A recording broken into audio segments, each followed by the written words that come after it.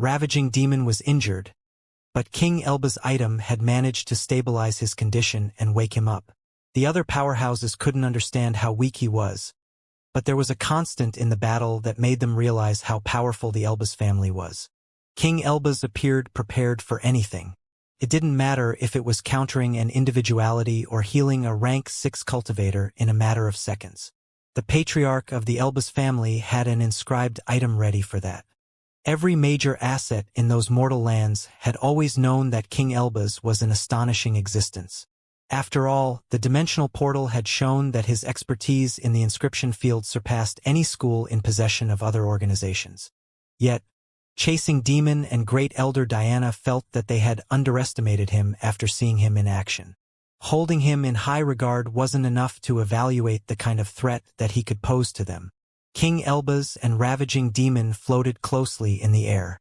It wasn't possible to target only one of them anymore, mainly since Diana couldn't rely on her precision at the moment. Launching an attack toward Ravaging Demon would involve King Elbas too, which went against what Chasing Demon and Great Elder Diana had tried to avoid for the entirety of the battle. It was time to decide how far they were willing to go to prevent the Royals faction from acquiring a second powerhouse. Chasing Demon had taken his decision previously, but he didn't discuss the matter with his natural ally. Great Elder Diana could decide to continue with her offensive, which would force the Patriarch of the Hive to help her. The two of them exchanged a long glance after they analyzed the scene. The powerhouses were too far away to interact through their consciousnesses, but one of them had already shown his stance. It was up to Great Elder Diana to decide on their next step. Nevertheless, King Elba's patience had reached its limits by then. He had to waste 2 inscribed items in the 6th rank and even use his black blood twice to save Ravaging Demon. The value of a powerhouse was far above that of his creations. King Elbas could always make more of them, while he couldn't decide when a new rank 6 cultivator would appear. Even the miraculous pool was a variable since it would generally kill half of the experts that immersed themselves in its oily waters. With the Shandal Empire out of the political scene, the Elbas family needed another organization as an ally to match its enemies. Otherwise, it would have to face their suppression, which would ultimately lead to its destruction. Powerful inscribed items could only slow down that outcome. After all, the Empire had relied on many miraculous formations but had ended up in a poor situation anyway. Inscribed items and formations could support the cultivators and tilt the scales of a battle on one side, but they couldn't win wars on their own. There had to be powerful assets using them and exploiting the chances that they created. King Elbas waved his hand, and multiple disposable weapons appeared in the air around him. There were swords, spears, orbs emitting various radiances, and even puppets with intricate formations on their bodies. Also, each one of those items radiated the power of the 6th rank. King Elbas didn't activate the weapons, but he spoke with an annoyed tone to announce his stance to the 2 powerhouses targeting Ravaging Demon. This is only a fraction of my assets. It was needless to say that the sight of so many powerful weapons made Chasing Demon and Great Elder Diana hesitate. Each one of those items was able to match the power of their spells. Some of them even had mysterious effects that the powerhouses couldn't discern in that situation. Of course, both Chasing Demon and Diana had inscribed items of their own. They were still cultivators that had reached the last stage of the heroic ranks and had accumulated riches for the entirety of their long lives. Yet, they weren't sure if they could match the accumulation of the best expert in those mortal lands. Silent moments passed while the 4 powerhouses eyed each other with a mixture of hesitation and annoyance. They wanted to get out of that situation after they made sure that they would have the upper hands in the next years. However, it didn't seem possible to reach that result without investing many resources. The atmosphere became tense as the seconds passed, but a 5th powerful aura appeared in the area before the rank 6 cultivators could act. Attack now, and this part of the continent will sink, God's left hand said as she rose above the blue dome. This goes against our negotiations. King Elbas, I'll join the battle if you unleash those items. It's in my right to do so. God's left hand's appearance surprised the powerhouses and the rank 5 assets in the distance. The leaders of the armies didn't have time to describe the negotiations to their allies due to Ravaging Demon's sudden appearance. but they nodded when questioning gazes landed on them. The next exchange could destroy those regions once and for all, leaving only the blue dome intact. King Elba's disposable weapons would be already enough to make most of those shattered lands sink underground. Their clash with his opponent's offensive could remove that entire area from the old continent. Nevertheless, that would go against the pact sealed between the invading forces and the Empire. The only organization outside of those negotiations was the ravaging demon sect, but it didn't have the power to affect that situation. God's left-hand stance was clear. She eyed ravaging demon and King Elba's while battle intent spread through her aura. It was evident that she had decided to side with chasing demon and Great Elder Diana. King Elba's revealed an ugly expression. He felt that he could defend against 3 powerhouses if he were to fight in his domain, but he could only rely on his inscribed items there. He wasn't worried about his life, though. He had so many life-saving methods that made him confident in surviving the clash with a god, even if only for a few seconds. The problem was ravaging demon. What if they start to attack? King Elbas asked as he eyed the powerhouses at the edges of the battlefield. They would have broken the pact then, God's left hand said without any hesitation. I will side with you in that case. King Elbas nodded at her words and stored his weapons back in his space ring. Then, he started to fly away from the battlefield, and ravaging demon followed closely behind him. Noah gazed at the expressions of his patriarch and knew that the battle was over. Everyone lost that day, and the various organizations had only set the foundation for future wars. Flying Demon and Dreaming Demon glanced at him, and the 3 of them exchanged a cold gaze that carried a deeper meaning. They knew that they would raid the ravaging demon sect next. The assets of the various factions started to leave the battlefield. The powerhouses moved with them, and the 3 organizations regrouped in different areas under God's left-hand's stern gaze. Noah glanced at the battlefield as chasing demon flew toward him. The terrain had become black due to ravaging demon's flames, and cracks filled every region around the blue dome. Devastation spread in every corner of what had once been the home of the most powerful organization. The area appeared even more wrecked than the central regions of the new continent after they saw the battle against the quasi-rank 7-winged beast. Couldn't be helped. The old continent was frilier than the new one. The amount of damage that the powerhouses could do there was immense, and even a few spells could turn entire regions into wastelands. Noah's gaze went on the various cracks only to notice that not even a drop of blood had remained on the ground. Those regions had seen the death of countless cultivators. Yet, the battle of the powerhouses had erased every trace of their existence. Elder Austin, Danielle, and Amos had disappeared during Ravaging Demon's sudden attack, and no one had seen them after that. Of course, everyone in the hive knew that they had died. Daniel's divine item had managed to save only the elders near him, and Noah had survived the first flames because Ravaging Demon wanted him alive.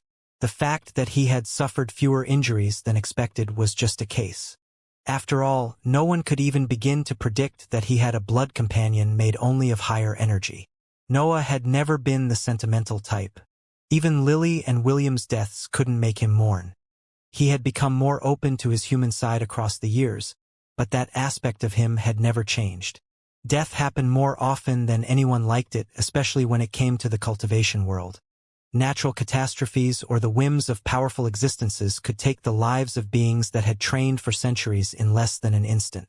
Some called that fate, but Noah knew that it was a matter of luck.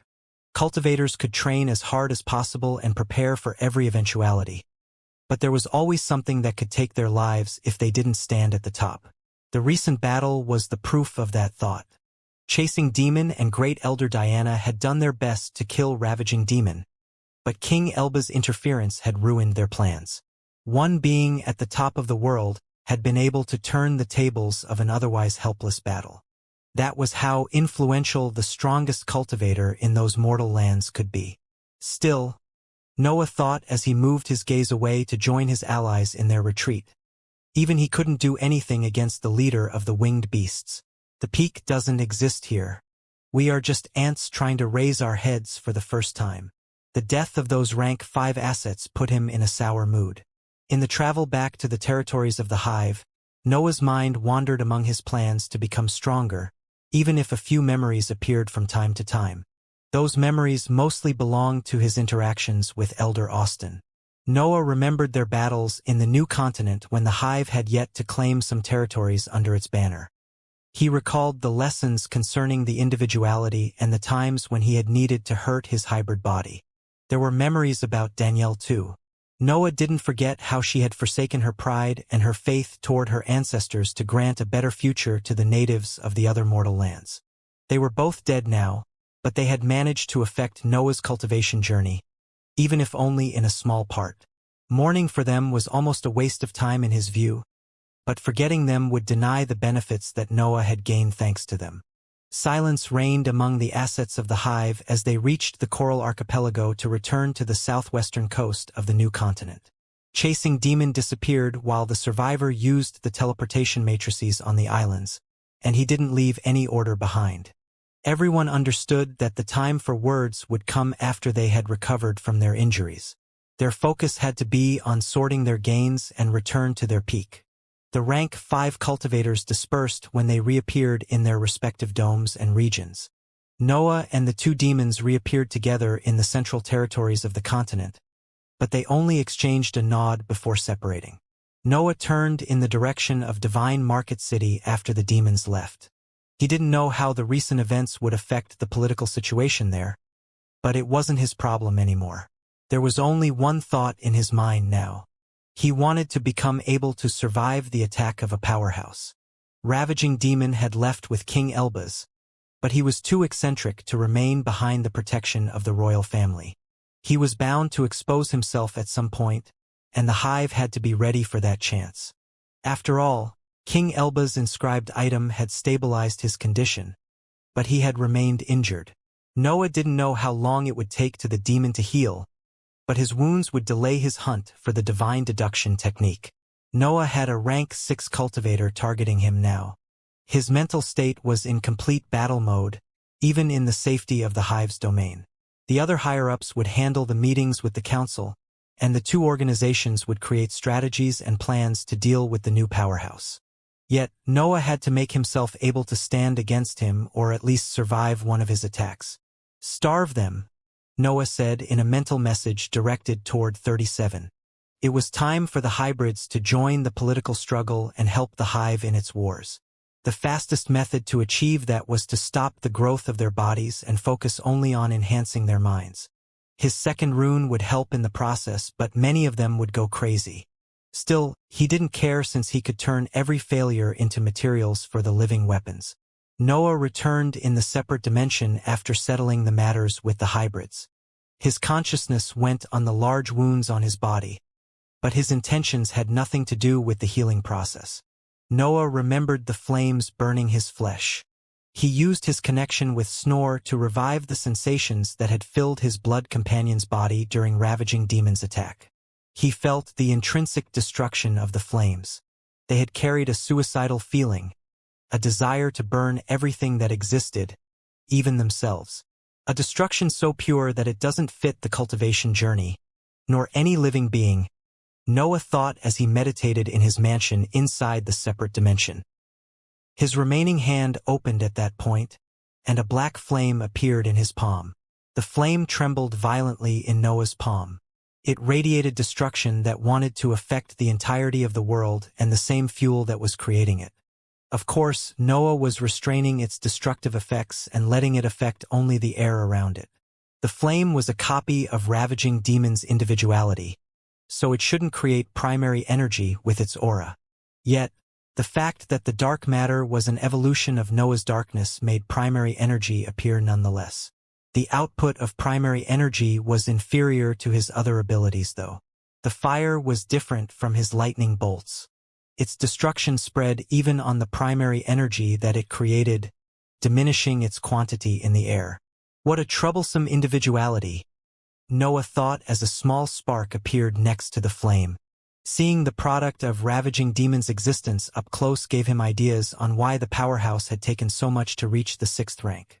Noah didn't know about the Elbaz family's pool, so his first guess was that Ravaging Demon had needed a lot of time to overcome the natural flaw of his individuality. His flames were a power that couldn't go along with any form of life, and his destruction was too pure to belong to someone that wanted to grow. There was destruction in Noah's individuality, but that aspect of himself came from heaven and earth's mistake and his magical beast side. It wasn't something that could hurt him. The primary energy that it created was the main nutrient of his body. Instead, ravaging Demon's individuality could only lead to one outcome, could only burn everything. The black spark became bigger and started to interact with the flame. To Noah's surprise, the two elements didn't attack each other. Instead, they began to exchange part of the dark matter that made their form as if they were trying to fuse. Countless ideas surged inside Noah's mind. He had expected the two elements to destroy each other due to their conflicting individualities, but they appeared attracted to each other. Their structures even started to merge in some spots. The flame and the spark managed to fuse only a small part of their dark matter but continued to interact without hurting their respective structures. Noah felt that something was missing when looking at them. That seemed to be the reason why the merging stopped. Noah activated the divine deduction technique at that point, which made him consider an exciting option. I've initially thought about the dark matter as the material to create a personal world. Noah thought as countless options appeared in his mind. What if I need to replicate all the elements to reach that result? That reasoning seemed to lead him in the direction of the first spell that made use of his higher energy. That ability would be different from Snore since Noah wouldn't have to build anything beforehand. For now, it was mostly speculation in his mind. However, Noah could imagine how he would eventually become able to deploy his world whenever he wanted once he managed to copy all the elements. As for its effects, Noah couldn't predict them. It was all in his head anyway, so he quickly put the matter aside to focus on other pressing issues. A rank 6 cultivator was hunting him. Every second had to be used to improve his battle prowess. He couldn't waste time daydreaming about the potential of his abilities. His body was still recovering, and it would take a few months to return to his peak. Even Divine Demon's drug couldn't hasten the healing process too much due to the immense requirements of a hybrid. Still, the same would apply to Ravaging Demon due to his high cultivation level. The powerhouse was bound to need a few years to heal from his injuries completely. Also, Noah had no intention to stay put in that period because of his injuries. One of the perks of being a hybrid was that he could focus on many projects, even in his poor state. Noah couldn't resume the creation of martial arts because he had a few missing limbs, but he could analyze them with the divine deduction technique to complete the theoretical work. Meanwhile, he could apply his new flames to his battle style and handle the growth of the hybrids. Those beings would suffer a lot in the next period because the Hive desperately needed powerful assets to replace the losses sustained during the war. Starving the hybrids to focus on improving their mental capabilities would make many of them go mad. But that was the fastest approach to obtain valuable warriors. As for his new flames, the fact that he lacked an arm didn't hinder his ability to forge. He could implement them into Snore's body and improve its overall strength. Months quickly passed while Noah remained in his mansion inside the separate dimension. Elder Julia would contact him from time to time to update him on the political situation of the outside world. Still, she only reported a tense atmosphere, without any actual fight among the organizations. It seemed that every force was dealing with their losses and preparing for the inevitable clash that would happen in the future. There was no news about Ravaging Demon, but the Hive held many meetings with the higher-ups of the Council to seal a lasting alliance. Among the three invading forces, the Council had suffered the most from the powerhouse's actions. Ravaging Demon didn't only kill many powerful assets during his sudden attack. The sects under his banner had even revolted and claimed a part of the Papal Nation, undermining a large part of the Council's foundation. A third of all the sects under the Council had abandoned its rule. They had created independent regions inside the Papal Nation, creating a force similar to the Coral Archipelago in the days after its independence. The only difference was that it had far more assets since they belonged to sects that had thrived for a long time inside one of the strongest organizations. Also, it had the backing of the Elbas family, which provided that new force with inscribed items meant to defend its borders. As for the Shandal Empire, it delivered the resources promised during the negotiations for its surrender. They covered many battle formations and some inscription methods that had disappeared from the world for millennia. However, the Empire didn't give the Second Life formation, and the invaders had limited leverage since the Blue Dome would make the Empire survive for many years anyway. A few spells of the darkness element arrived at Noah too, but he didn't analyze them while he was busy recovering and improving Snore. Even his demonic sword needed to heal, so he didn't manage to cultivate much in those months. Yet, Noah started to leave the separate dimension often once his body and sword returned to their peak. Improving Snore was something that he could do in his spare time, but he needed to complete his fusion of martial arts and spells, other than refilling his stash of magical beasts' corpses. Noah completed the improvements on Snore's body between his hunts and his experiments with the martial arts. The thought of focusing on recreating other elements had crossed his mind, but he eventually suppressed it. He didn't know what triggered his ability to recreate elements. There wasn't any fixed pattern. It was a sensation that started from his instincts and dawned upon him once it could take the form of thoughts. That field was too vague to explore when he had so many projects ready for him. His stash of corpses returned to its previous state quickly since the domain of the hive was incredibly large by then. The hybrids that failed to maintain their reason helped refill his space ring too, since the creation of living weapons was still on hold. As for his martial arts, Noah had chosen to create forms that could match the merging spell to add a powerful device to his survivability. Having a movement technique that could match the might of the second form of his martial art would be a great addition to his arsenal. Finishing to improve the Blood Companion gave him time to inspect the spells obtained from the Shandal Empire. They were 2 diagrams with power in the 5th rank and meant for darkness cultivators, but only one of them appeared suitable for his darkness. The first spell had healing effects. Its name was Dark Womb, and it enveloped a cultivator in a thick membrane that accelerated the recovery of tissues and centers of power. However, Noah's individuality didn't fit that ability at all. He had initially thought that the healing properties inherited by the Een body would help him activate the spell, but his darkness appeared incapable even to create the membrane. Of course, Noah didn't give it to the inventory of the hive even if he couldn't use it. His higher energy had just started to show its true potential. There was a chance that it could become a fuel capable of activating spells that didn't match his individuality. Yet, Noah would have to modify the diagrams of the spells and rebrand them so that they could use his dark matter. That was something akin to creating a new inscription method, which was impossible now since his higher energy had yet to reveal all its properties. The second spell made use of a peculiar property of the darkness element. Its name was Black Mark, and it worked as a venom capable of weakening any living being over time. It was different from the Death Area spell. The Black Mark spell added a layer of toxic breath to every ability and affected the centers of power of any existence once it entered their system.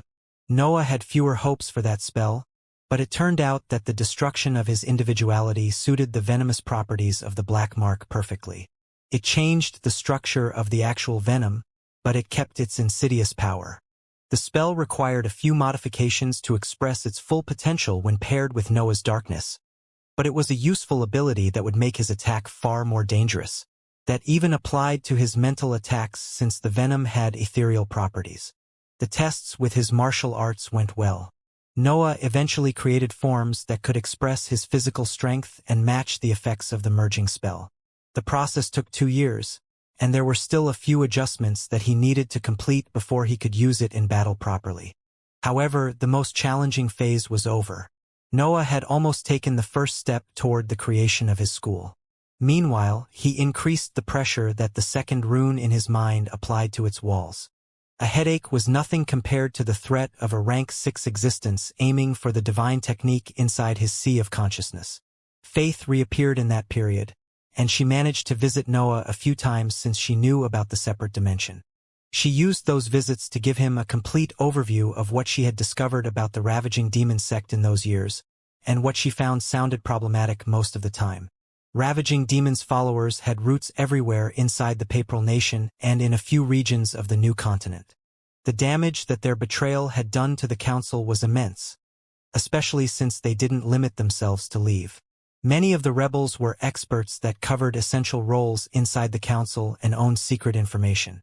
They had used their knowledge to raid important buildings and places inside the new and old continent to seize as many resources as they could. Also, The fact that the old continent had seen a continuous emigration of assets for the new continent allowed them to claim a large area of the papal nation under their banner. Faith believed that Ravaging Demon would reappear there once his issues were gone, and she agreed to ambush him with all their firepower at that point. However, the Elbas family's protection made the task quite dangerous, especially after losing so many resources. The two of them even talked about June. She had yet to reappear since the end of the war against the Empire, but Noah understood her actions. Every asset under the royals was busy preparing for the imminent clash, and she couldn't disappear for a few years anymore. Those times were too tense. Even the smallest clash would bring the organizations back into an all-out war. Still, none of them would be able to seize a complete victory due to their poor state, rendering all their struggles pointless. It would take a while for Noah and June to see each other again, and they would probably stand on opposite sides of the battlefield by then. Something unexpected happened in that period. Elder Julia received a sudden communication from Chasing Demon that led her to join a meeting that saw the powerhouses of both Hive and Empire. When she returned from the meeting, she contacted Noah and the two demons in a hurry to reveal that the Empire had asked to be part of the destruction of the Ravaging Demon sect. That was an odd request for an organization that had just lost a war. The Empire even had restrictions when it came to its influence on the political environment. Still, God's left hand didn't hesitate to reveal why she wanted to help the Hive. The powerhouse of the Empire had been discreet with her communications, and she didn't even release her plan. However, she admitted rather quickly that she wanted to work with the Hive only because of Flying Demon. God's left hand had seen Flying Demon in action. She could immediately link his individuality to the god that had left her to follow God's right hand in his journey in the Immortal lands. Hence, seeing Shandal's individuality again gave her a hint on the current situation. Two identical individualities couldn't appear in the Cultivation world, but Flying Demon's aura had features that only Shandal could have. So, God's left hand could guess that he had met her patriarch somewhere. The Hive wasn't worried about God's left hand's offer. The negotiations for the surrender of the Shandal Empire didn't allow it to attack any of the invaders. Also, it limited the influence that it could have on the political environment of the world. The invaders had cut it off from any event, allowing it to survive only inside the Blue Dome and in the wrecked regions around it. That wasn't an ideal solution for the Empire, but preventing its destruction was already an outstanding achievement. The Blue Dome had even allowed it to retain many powerful assets and resources, making its situation less dramatic than it looked. Noah and the demons discussed God's left hand's offer in private. Chasing Demon had already agreed to send them in the Blue Dome to see what the Empire could give them, but the trio wanted to set their story straight first. The matters of the separate dimension under the Audionation were a secret that only the higher-ups of the Hive knew about. The fact that Shandal's resided in a palace filled with divine items wasn't a piece of information that they could share with the rest of the world. God's left hand's interest in Flying Demon hinted that she wasn't aware of the separate dimension. Revealing to the powerhouse of the Empire that her patriarch had enough items to save his organization didn't seem the best approach. Yet, the three of them didn't have a way to justify Flying Demon's individuality. It made them wonder if Chasing Demon had revealed something already and whether they could speak openly to the powerhouse of the Empire. Any message directed to Chasing Demon remained unanswered in that period.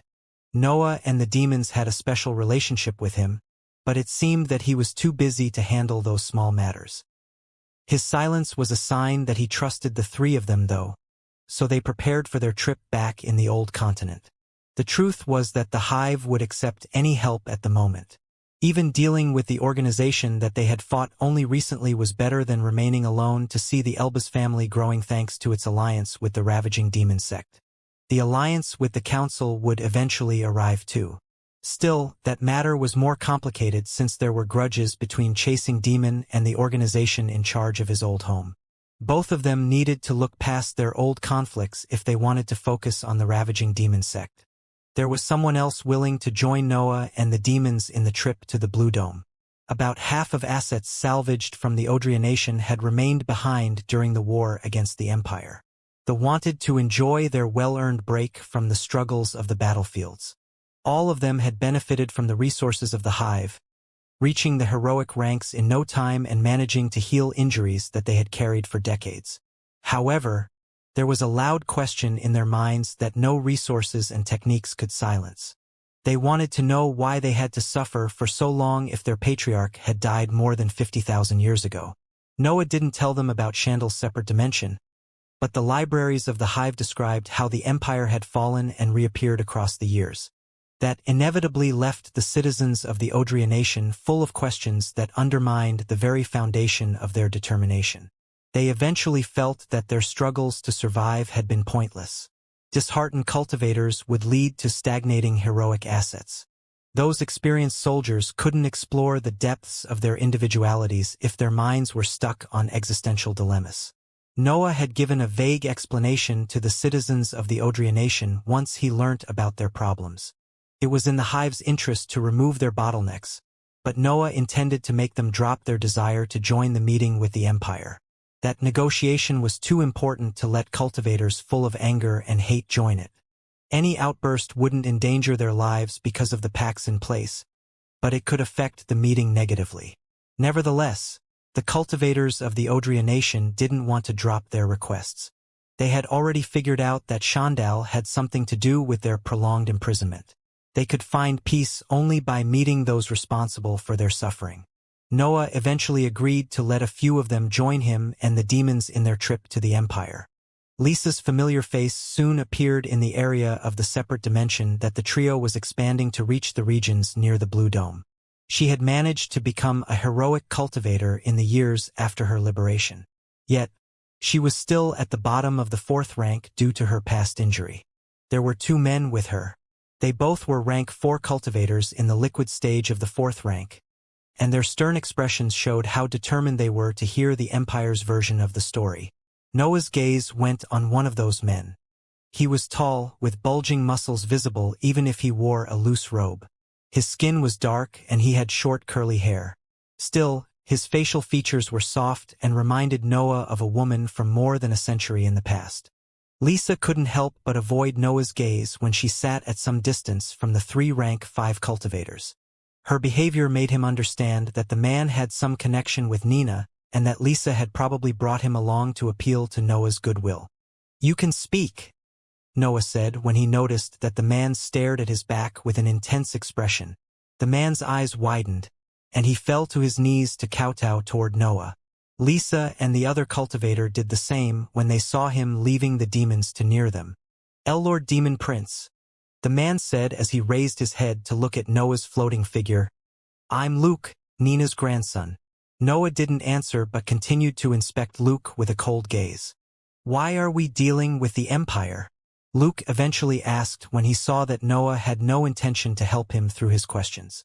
"Why aren't we avenging the countless deaths that have swept out home due to the whims of a god?" Noah didn't answer immediately. He knew that it was hard for such a young heroic existence to accept Chandal's actions, but there wasn't much that he could say to lift his morale. The unfairness of the human world was something that he had accepted even before transmigrating. There were no real answers to Luke's question. "Because we can't," Noah eventually said. "Find your peace or the power to claim your vengeance. Anything else is a waste of your breath." Noah was about to turn then, but he added something with a voice that was a mixture of human words and growls before rejoining the demons. "Be sure to behave there." Noah's threat silenced the 3 cultivators from the Nation. Still, they didn't feel angry about it. The sole fact that he had used his precious time to answer their questions made them appreciate their savior even more. The truth was that they knew their place. They were just pawns caught in the middle of a game played by a god. They were the nameless casualties that any war had, and they could only blame their bad luck for that. Joining the meeting with the forces of the Empire served the sole purpose of freeing their minds from the emotions that clouded their path. The other cultivators saved from the Nation shared their feelings and wanted to see their envoys face the force that had kept them imprisoned for years. Noah and the demons stretched the separate dimension until they reached the area under the Blue Dome before contacting the forces of the Empire. After receiving their answer, they set up a door that led to one of the large fissures in those regions.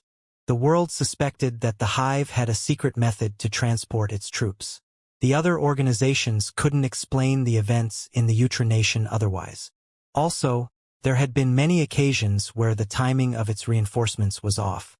Nevertheless, suspecting something was different from being sure of it. The Hive could turn a deaf ear to any accusation since the other organizations didn't have any proof. Resurfacing at the bottom of one of the fissures served that purpose too. Placing the exit under the blue dome would give unnecessary hints to the Empire. Noah and the demons dug their way toward the dome and sent another message to their contact. A tunnel appeared in the ground inside the light at that point, and 6 heroic cultivators appeared behind the protection, radiating a divine aura. They were 3 women and 3 men, and they gestured to the group from the Hive to step forward. The blue light didn't hinder their passage, and a new world unfolded once they crossed the borders of the dome.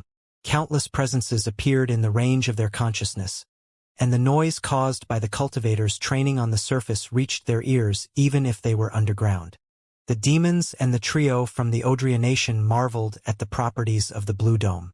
That divine defensive method appeared to block any noise and aura from its insides other than preventing any consciousness from inspecting those areas. Noah stopped once all those inputs reached his mind. He wasn't stunned by the sudden flow of information. Instead, the aptitudes of the 6 cultivators at the peak of the 4th rank that had welcomed them left him speechless. The demons didn't understand the reason behind his behavior at the beginning since they couldn't discern their aptitudes as fast as him. Noah wouldn't be able to do it either in standard cases.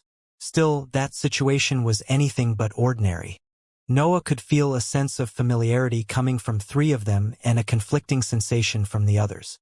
It didn't take him even a second to realize that he was facing cultivators with light and darkness aptitude. Did you think you and Daniel Yudi were the only ones in the world? A familiar voice resounded in the underground tunnel, and Icy Stare's figure soon became visible to the group.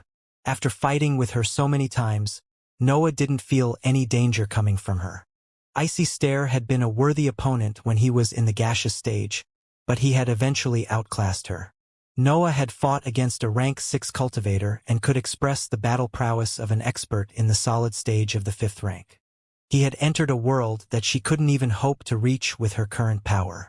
Why did the Empire keep them hidden? Noah asked. Having cultivators with the rarest aptitudes could enhance the image of any organization, especially if they had managed to reach the heroic ranks. Why bother revealing them? Icy Stare said as she neared them. They are below average when compared to other cultivators.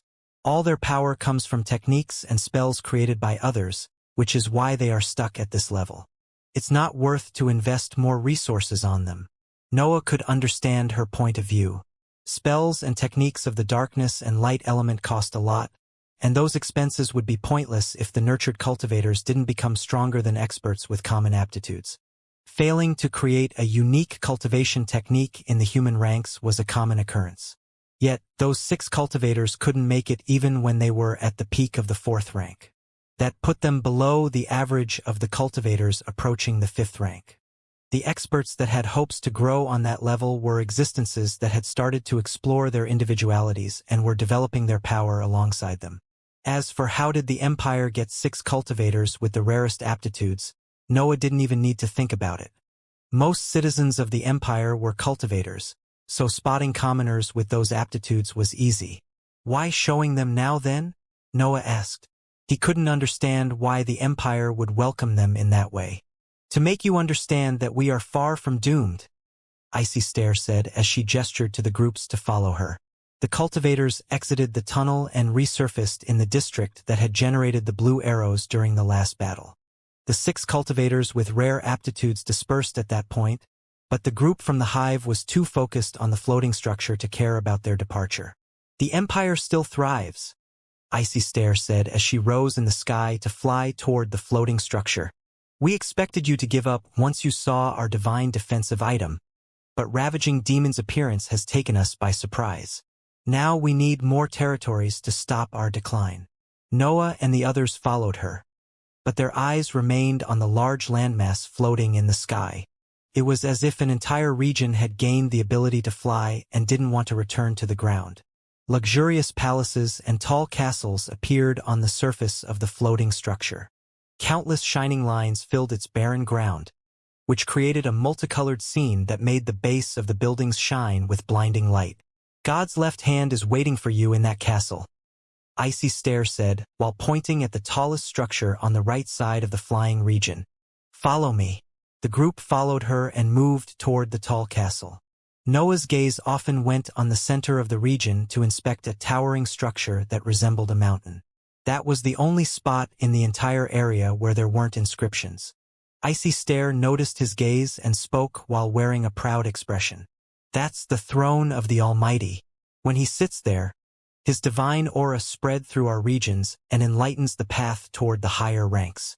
The scene from above the floating structure was breathtaking.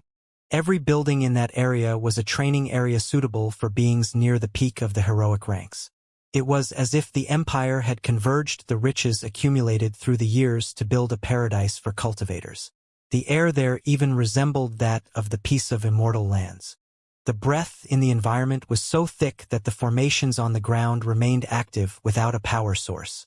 3 structures stood out from the rest of the buildings.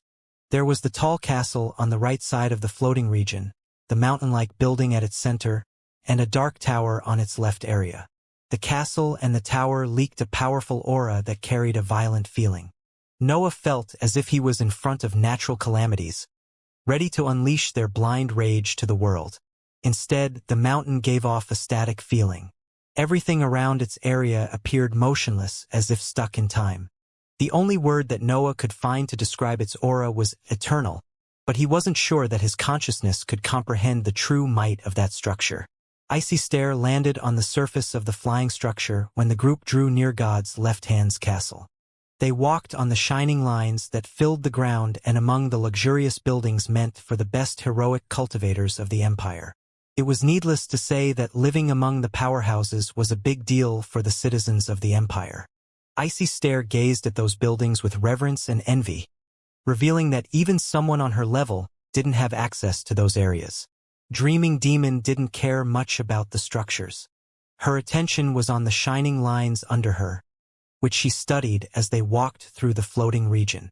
Her expression soon showed amazement and zeal, and her eyes darted among the various lines in a messy attempt to memorize them. "Don't bother," Icy Stare said when she noticed the demon's actions. "This is a replica of the second life formation already. It barely works as it is. Copying a few lines won't even produce effects." Noah and Flying Demon's eyes went on the ground at her words. The miraculous formation that had created so many problems in the war was right under their feet. They couldn't contain their curiosity. "How did you manage to deploy something so complex in the new continent?" Dreaming Demon asked. "We didn't," Icy Stare answered. "We increased the range of this structure so that it could reach those lands." Icy Stare's reply appeared honest, which surprised the 3 rank 5 cultivators. Yet, they understood why she didn't bother to hold back pieces of information. The lines on the ground were so intricate that even their powerful minds found them hard to memorize. The leaked complex auras too, which made them impossible to understand on the spot. Icy Stare knew that Noah and the demons had no chance to learn something from that scene. King Elbaz was the only existence in the world that could understand something from those short glances, but even he would have to struggle to memorize it. A few sparse auras appeared from time to time as they walked. There were some cultivators currently living there, but they didn't seem interested in meeting the group from the hive. Noah and the others didn't ask anything either to preserve some politeness. They just took note that there were even rank 4 cultivators on that fantastic structure. The Empire probably rewarded those habitations to soldiers that had accumulated significant battle merits, without minding their cultivation level. Noah sensed a familiar aura at some point. His head turned toward a building filled with windows that showed a cultivator immersed in a cylindrical container filled with a dark red liquid. "You pulled a nice trick on him," Icy Stare explained. "The second life formation has brought him back, but his existence can't find the right harmony since you took away his dantian. He has yet to wake up." The man inside the container was Iron Feathers, the solid-stage cultivator that Noah and Elder Julia had killed in the last battle against the Empire. Iron Feathers had his eyes closed as he floated inside the dark red liquid. He appeared to be in a coma even if his aura flickered from time to time. Icy Stare continued to explain as they walked past him. His consciousness is trying to wake him up, but his survival instinct stops him at the last second. We are trying to rebuild his dantian with the studies about the hybrids. Noah felt that she had directed her last line toward him, but he ignored it. His expertise in that field was only for the hive to use. He would benefit if the other organizations were to waste resources in endless experiments. The group eventually reached the castle only to discover that its insides were less flashy than they expected. There was barely any furniture, and the most peculiar aspect of the main hall was the strong wind blowing inside it. The wind grew more intense as the group climbed a series of luxurious stairs to reach the upper parts of the castle. It soon started to gather in the form of small tornadoes that flew into different rooms before disappearing from their sight. It was a system of gales that created windstorms that disappeared inside the castle. Noah and the others could guess that the system was part of God's left hand's cultivation technique, but the oppressing aura coming from the top of the castle claimed the entirety of their attention. Icy Stare escorted the group until they reached a large door that stood at the end of the staircase. A whistling noise came out from the empty spaces between the door and the walls, signaling the presence of strong gales on the other side. "I can't proceed further," Icy Stare said as she gestured to the group to cross the entrance. The door opened when Noah and the demons touched it, revealing God's left hand's figure sitting on top of a massive tornado in a cross-legged position. The gales leaking from the tornado pushed the rank 5 cultivators backward, but they deployed their auras to fend off that pressure and protect the trio from the Audionation. The storm calmed down when God's left hand opened her eyes, and the winds slowly dispersed as she floated back on the floor where a throne waited for her. "Please sit, envoys of the hive," God's left hand said as a series of praying mats appeared in front of her. "We have much to discuss and a lot to plan. Let's not waste our time." Noah and the demons stepped forward, followed by the trio from the Audionation. However, they didn't sit straight away to stick to the approach that they had planned. "Speaking of wasting time," Noah said while wearing his usual cold expression, "what is the Empire willing to offer?" The group from the hive knew about the restrictions on the Empire. That organization didn't have many ways to interact with the political environment. They couldn't even attack any force thriving in the rest of the world. The hive would be happy to receive any help. The only issue was that Noah and the others didn't know how the Empire could improve their situation against the ravaging demon sect and the Elbas family. That was why Noah had chosen to start the negotiations by asking what the Empire was willing to pay. It was pointless to hear its requests if it didn't have anything valuable to offer. God's left hand felt surprised when she saw the trio in the 5th rank staring at her without any fear. Noah and the demons were too conscious about their advantage in that situation to show any form of weakness. However, the powerhouse of the Empire had lived for a long time, and she had managed most of the political matters since she was the weakest rank 6 asset in her organization. Her experience when it came to negotiations far surpassed that of his guests. As expected by the cultivators chosen by the Almighty's will, God's left hand said as she laid a series of delicacies and wine on the praying mats, "You have abandoned any formality because I can't touch you. Nice guts." Noah and the others disregarded her praise to focus on her first line.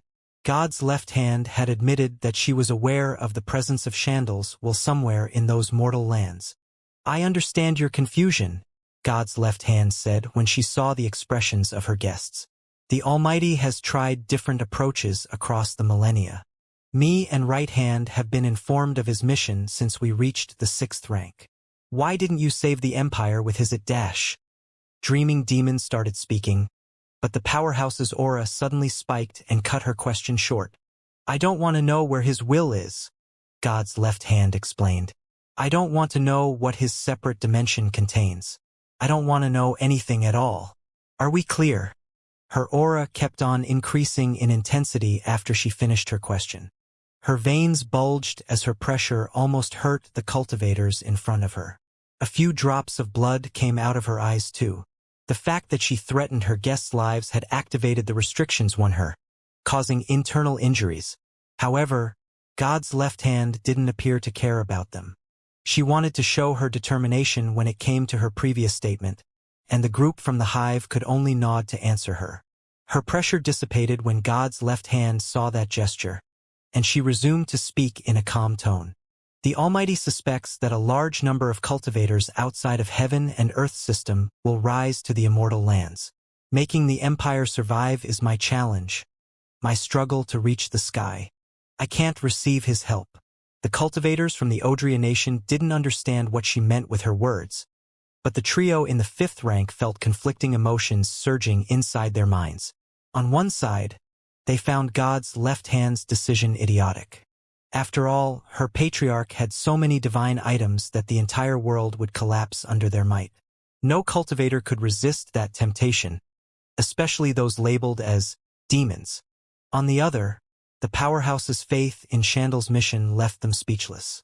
She was willing to let her organization fall apart to abide by the task of her patriarch. Facing the hurdles that the world put in front of her without help would surely help her individuality. Still, the other option didn't prevent that from happening. "Did you have the chance to save your people?" Luke said at some point. He didn't understand the most of that conversation, but it sounded that God's left hand was purposely refusing to make use of a powerful asset to improve her individuality. The powerhouse looked toward the trio from the Audionation with a curious expression. She felt surprised when she saw rank 4 cultivators with Noah and the demons, but understanding dawned upon her when she took a second look at their faces. "I see," the powerhouse said. "You have helped the Almighty greatly. Your perseverance is commendable. Those of you who survived have received the best reward." "What reward?" Lisa exploded at that point. She had seen too many of her warriors die and too much suffering to hold back in that situation. "We gave our lives countless times over a lie, over the sick game of a failure of a god." God's left hand's eyes darted for a second when she heard the insult toward her patriarch. However, she quickly remembered that any action against the rank 4 cultivators could kill her. As her mind calmed down, her aura went on her throne, which sent breath through one of the shining lines nearby. After a few seconds, a bright circular glass came out of that same line, and the powerhouse threw it toward Lisa. "The Almighty recorded his mental state," God's left hand said. "I've isolated the emotions that he felt when he looked at the Audionation. You'll see how your struggles have stirred the determination of a god." The trio from the Audionation touched the glass and closed their eyes, ignoring everything around them. Noah glanced at them to make sure that the glass was harmless before speaking again toward the powerhouse. "My question is still the same." Noah didn't care that the powerhouse knew about Chandal's will. His position in that negotiation remained the same. It was pointless to hear her conditions if she had nothing valuable to offer. "The Empire can give you 5 uses of the second life formation," the powerhouse said. 20, and the expenses are on the Empire," Noah replied. "Also, this offer can only open the negotiations. I hope you weren't betting everything on the formation." God's left hand scoffed and revealed a smile before continuing with her offers. "The Almighty has explored this world. The Empire knows all its secrets, and it is willing to share a few of them." "We'll take all of them," Noah promptly replied. "What more?" God's left hand's smile slowly faded as the negotiations continued. Noah would always ask for more than she offered, and he always requested her to add other assets on her plate. Dreaming Demon and Flying Demon would intervene whenever the powerhouse mentioned items that Noah wasn't knowledgeable about. A decent offer formed as the trio did their best to rip the Empire off. God's left hand massaged her temples when her side of the deal was over. She felt a headache rising at the thought of the massive amount of resources that she was about to give away for her simple request. "The Empire can't fight to conquer other lands," she said when it was her turn to list her requests. "Yet, our restrictions say nothing about empty territories. We only want you to leave the regions of the Papal Nation without an owner." The restrictions on the Empire declared that it couldn't attack any of the forces on the world. Those limitations applied even to the ravaging demon sect, even if it wasn't one of the invading forces. With all the world's territories divided among the organizations and powerful packs of magical beasts, The Empire was bound to remain confined in the small area around the Blue Dome.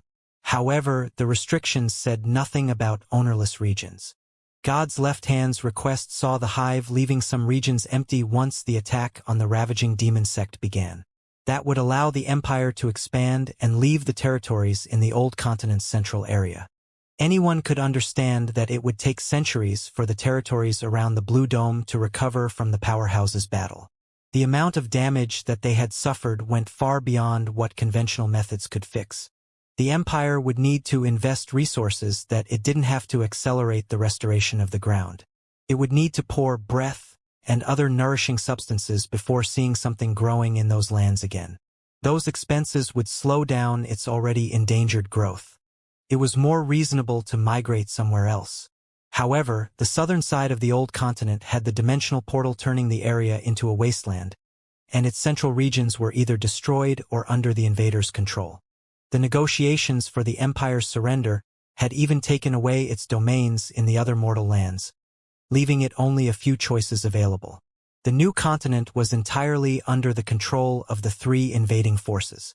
So, the Empire could only migrate in the other world and clear some danger zones, or exploit the imminent attack on the rebellious sects in the Papal Nation to expand. The group of the Hive had yet to discuss the number of regions needed to comply with the Empire's request, but they were hesitating already. Accepting those conditions would help the Empire grow again, opening it to possibilities that the invaders had removed with the war. The Hive's group didn't know if their enmity with the ravaging demon sect was worth the risk of helping one of the biggest threats in the world recover. That was a choice that could lead to awful consequences in the future. It might endanger the well-being of all the invading forces. After all, it concerned the return of powerful organization into the political environment. Of course, the Empire would be restricted even if it was to expand. Yet, it was unclear for how long the restrictions applied on it could stick. Noah and the demons discussed through mental messages while they pondered over the situation. The advantages that the Hive would receive from that negotiation were immense, but they didn't know if they were worth the risk of saving the Empire. Nevertheless, they agreed to that condition in the end. The group's decision didn't take into consideration the entirety of the world. It was a selfish act that saw only the benefits that the Hive would receive. "Is this good for you too?" God's left hand asked the trio from the Nation after the rank 5 cultivators accepted her terms. They raised their heads to nod toward the powerhouse before diving back into the piece of glass. It was possible to understand from their expressions that their mental state had improved after taking a peek at that item. The only strange aspect was that they were crying, and their tears resumed to flow once their minds entered the glass again. The group from the Hive remained in that hall for a few hours to review the details of their agreement and enjoy the delicacies offered by the powerhouse. They eventually had to abandon any claim over the Papal Nation to force the Empire to agree to everything they had set before. They didn't swear an oath when the negotiations ended. There was no need to waste a precious inscribed item to handle those matters. The Empire would give only half of what it had promised and slowly send the rest of the resources as it gained territories. After the meeting ended, the group from the Hive returned on the fissure, where the entrance for the separate dimension was with only part of the promised goods. The Empire would send the rest after it organized the complex matters like preparing the second life formation for the new cultivators. The Hive wasn't committing any crime by setting secret agreements with the Empire, but Noah and the others wanted to avoid claiming the attention of the other forces anyway. It was better for such pacts to remain concealed for as long as they could. Noah initially had some reservations about using the formation.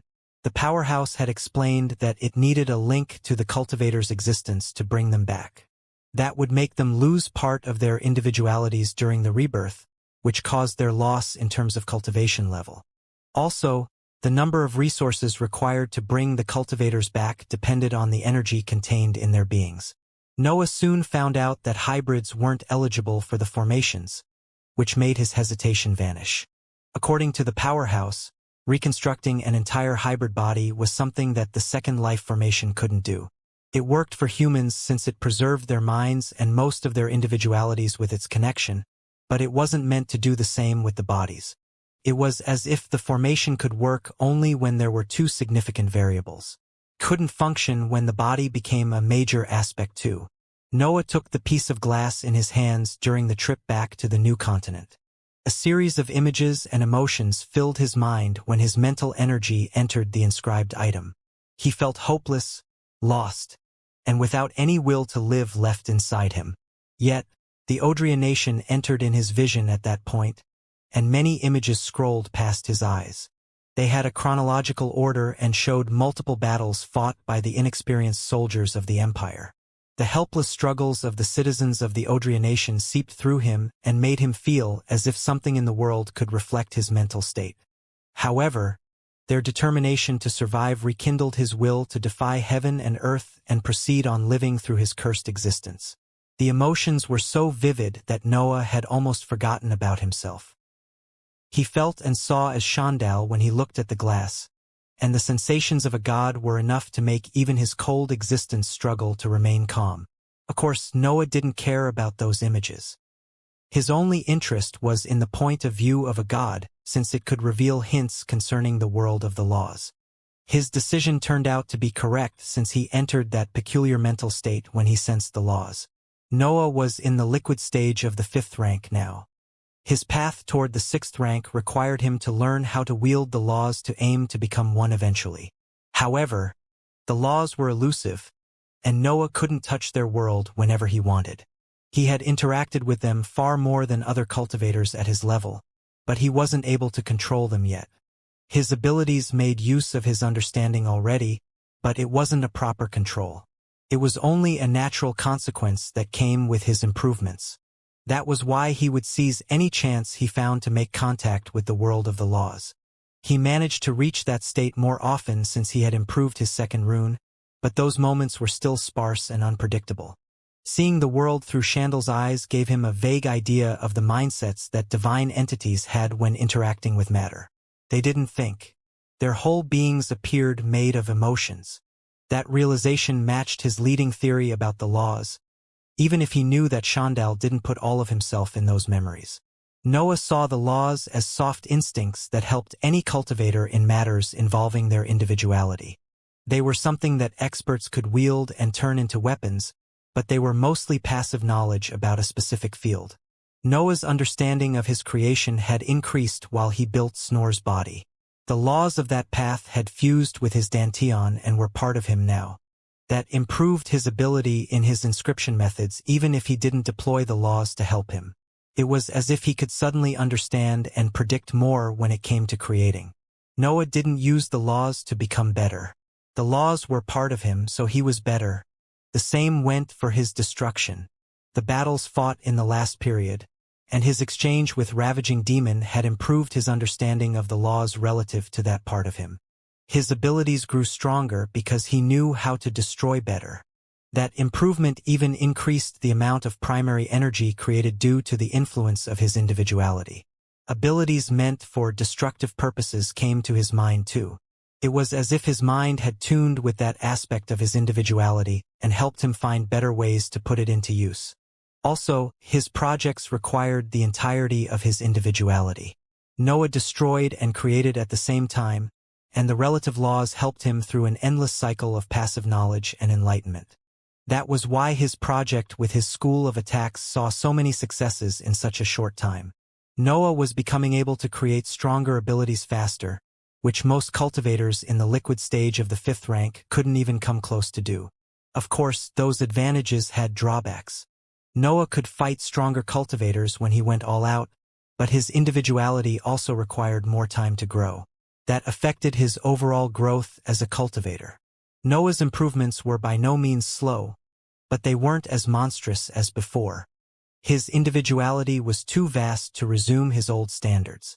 Noah remained immersed in Shandal's memories until the group returned to the new continent. He gave the piece of glass back to the trio from the Audionation at that point and left with the demons to sort the gains obtained in the negotiations. The Empire had yet to give everything that it had promised, but the hive should receive what it had established by the end of the week. After all, the most delicate matter concerned the 2nd life formation. The others were just about transcribing old books and gathering many resources. Since Noah had lost access to the formation even before he could decide upon that matter, He felt eager to see the pieces of information that the Empire had amassed thanks to its god. Noah knew that there were a few rank 6 danger zones, but the sea's fauna remained unclear, and there were bound to be many valuable places hidden somewhere. His expectation turned out to be on point when the detailed map of those mortal lands arrived through an orb that the Hive had chosen to communicate and exchange items. Noah and the demons could see how the Empire had described the danger zones of both landmasses in great detail. The focus mostly on the level and peculiarity of the creatures habiting them. The same went for the sea. The danger zones there didn't have many fixed borders, but the Empire had used the hunting area's width to make an educated guess. The Empire had even listed the rank 6 magical beasts confirmed in the sea. There were 7 of them scattered through the waters, with only the 2 Mosasaurus sharing the same hunting zone. The map said that there could be other creatures on that level in the sea, but Xianxia didn't bother to explore it in detail. Most of his knowledge came from casual strolls that he would make every time his boredom got the best of him. The magical beasts weren't the only exciting aspect of the map. Those drawings described even many peculiar areas that Xianxia found too low-level to investigate in depth. There were descriptions about the 2 danger zones that divided the old continent into 3 parts. It had vague comments in other areas like the valley previously habited by the albino snake and its pack. According to the map, Toolboya Cliff had a high density of breath because a calamity had killed all the magical beasts. That left a series of powerful corpses on the ground, which eventually fused with the rocky terrain there, creating an area with a high density of breath. That land had lost its value due to the dimensional portal in the Nation, but the map had mentioned it nonetheless. The Hive could rely on that resource to look for possible sources of income that Xianxia had ignored through the millennia. Noah and the demons' focus was on the sea since they had already seen the most secret place in the entirety of those mortal lands. There was nothing more hidden than Divine Architect's separate dimension, and they had already taken everything they could before its destruction. The sea had a few areas with peculiar features, but they were always near the hunting areas of the creatures in the 6th rank. Only one of them was far away from any reported monster, but Xianxia described it as a tunnel that would probably bring more troubles than benefits. It was needless to say that Noah's curiosity spiked when he learnt about that tunnel. However, he had to help the Hive with the ravaging demon sect before pursuing his desires. The Hive was still waiting for the Council to answer their offer and create an alliance. After that, they would start a war against the new force that was trying to climb the political ladder. Reports about the situation in the Papal Nation accumulated while the Hive and the Council were busy negotiating the terms of their alliance. The whole world was going through a period when all the organizations re-established pacts to define their political sides. Noah went back to his mansion inside the separate dimension after parting ways with the demons. He knew that Elder Julia would try to keep him away from the imminent attacks at the ravaging demon sect since he was a high-value target. Yet, he wanted to fight, which meant that he had to prepare for the eventual fight against a powerhouse. His tests with his new school of attacks proceeded steadily. His mind frequently touched upon the laws as he studied forms that he could pair with some of his spells. Noah perfected the technique that made use of the merging spell and moved his research forward. He soon learnt how to diversify his creations. After all, each martial art could use multiple spells, which increased their power according to how harmonized they were with the basic form. The demonic form spell and the black mark spell could virtually suit any martial art since they added general enhancements to every ability. The consumption for each technique increased when Noah activated both spells, but power output reached insane levels. Noah felt that he wouldn't have any problem fighting a solid-stage cultivator in the 5th rank if he became experienced with his current project. His offensive was slowly entering a realm that liquid-stage experts shouldn't even begin to consider. Also, Noah felt that he was finally obtaining tools suitable for his species. He could feel all his strength being put to use when he performed the techniques from his new school. The new techniques allowed him to express the entirety of his existence, without holding back any of his unique features to suit the human standards. Years passed as all the organizations in those mortal lands reorganized and established new alliances. Their main priority was to recover from the losses suffered during the war, but that didn't stop them from planning the next battles. The Council and the Hive managed to abandon their past grudges and seal a lasting alliance that saw them cooperating for the next 3,000 years. That alliance was different from the pacts signed whenever a significant crisis or opportunity appeared. It was an agreement that featured detailed laws connected to a series of punishments for any transgressor. The Hive and the Council even created teams of powerful cultivators with the sole task of overseeing and enforcing those rules. Such teams had cultivators from both organizations and featured leaders who had authority over both forces' assets. They couldn't order rank 5 cultivators around, but their influence in the alliance wasn't little. The alliance even saw the possibility of both organizations to fuse in the future. That outcome was unlikely, but it improved the relationships among the sects and the invisible domes, creating a more friendly environment. Only time would tell if those pacts would lead to a genuine friendship between the two organizations. All they could do for now was focusing on the destruction of their common enemy. Once the Hive and the Council finished handling the matters connected to their alliance, it was time to attack the ravaging demon sect. The rebellious sects had taken control of most of the Papal Nation during the years after Ravaging Demon's appearance. Their patriarch didn't show himself since the battle near the Blue Dome, but they had continued to expand their domain even without him. The Council had suffered too much to deploy troops to defend those poor territories. The war and the rebellion had taken away almost half of its assets, which prevented it from starting long battles right away. However, it could start pressuring the Ravaging Demon sect to draw out its patriarch now that the Hive was on its side. The higher-ups of both organizations held long meetings meant to prepare a solid battle plan. Still, it soon became evident that a massive mobilization of troops could only trigger the Elbas family's reaction. Another all-out war would hurt everyone, both attackers and defenders. Claiming vengeance was necessary, but resorting to expensive plans that would hurt their growth wasn't worth it. The meetings went in a different direction after that realization. Both organizations would rather use small groups made of powerful experts rather than risking their already suffering foundation. The idea came from the Council, but it had taken inspiration from the Hive's attacks on the Utra Nation. The guerrilla-style battles seemed the best tactic to use against their enemy. That approach would make it hard for the Elbas family to send reinforcements, and it would force the sects under Ravaging Demon's banner to assemble. The Alliance could launch a massive attack at that point and end the Ravaging Demon sect once and for all. The plan worked perfectly in theory. The rank 5 cultivators chosen for the attacks could always destroy the regions if they didn't manage to win against the enemy forces. Any outcome would lead to a victory since they would be fighting over the enemy's territory. It was enough to create chaos, kill a few elders, and run away to complete the attacks. There was a problem with that plan though. The guerrilla-style attacks had worked for the Hive because it owned Divine Architect's separate dimension. Boundaries and defenses were powerless against that tool. The Hive could take any force by surprise, ignoring any protection in place. Almost no one was safe against the separate dimension. Still, that meant revealing the existence of the separate dimension to the Council or giving some clues about it, at least. It had been different with the Yudi family and Faith. The nobles couldn't break the pact with the Hive, and Faith was Noah's friend. There was no risk of exposing the separate dimension. However, the situation was different when taken into consideration the Council as a whole.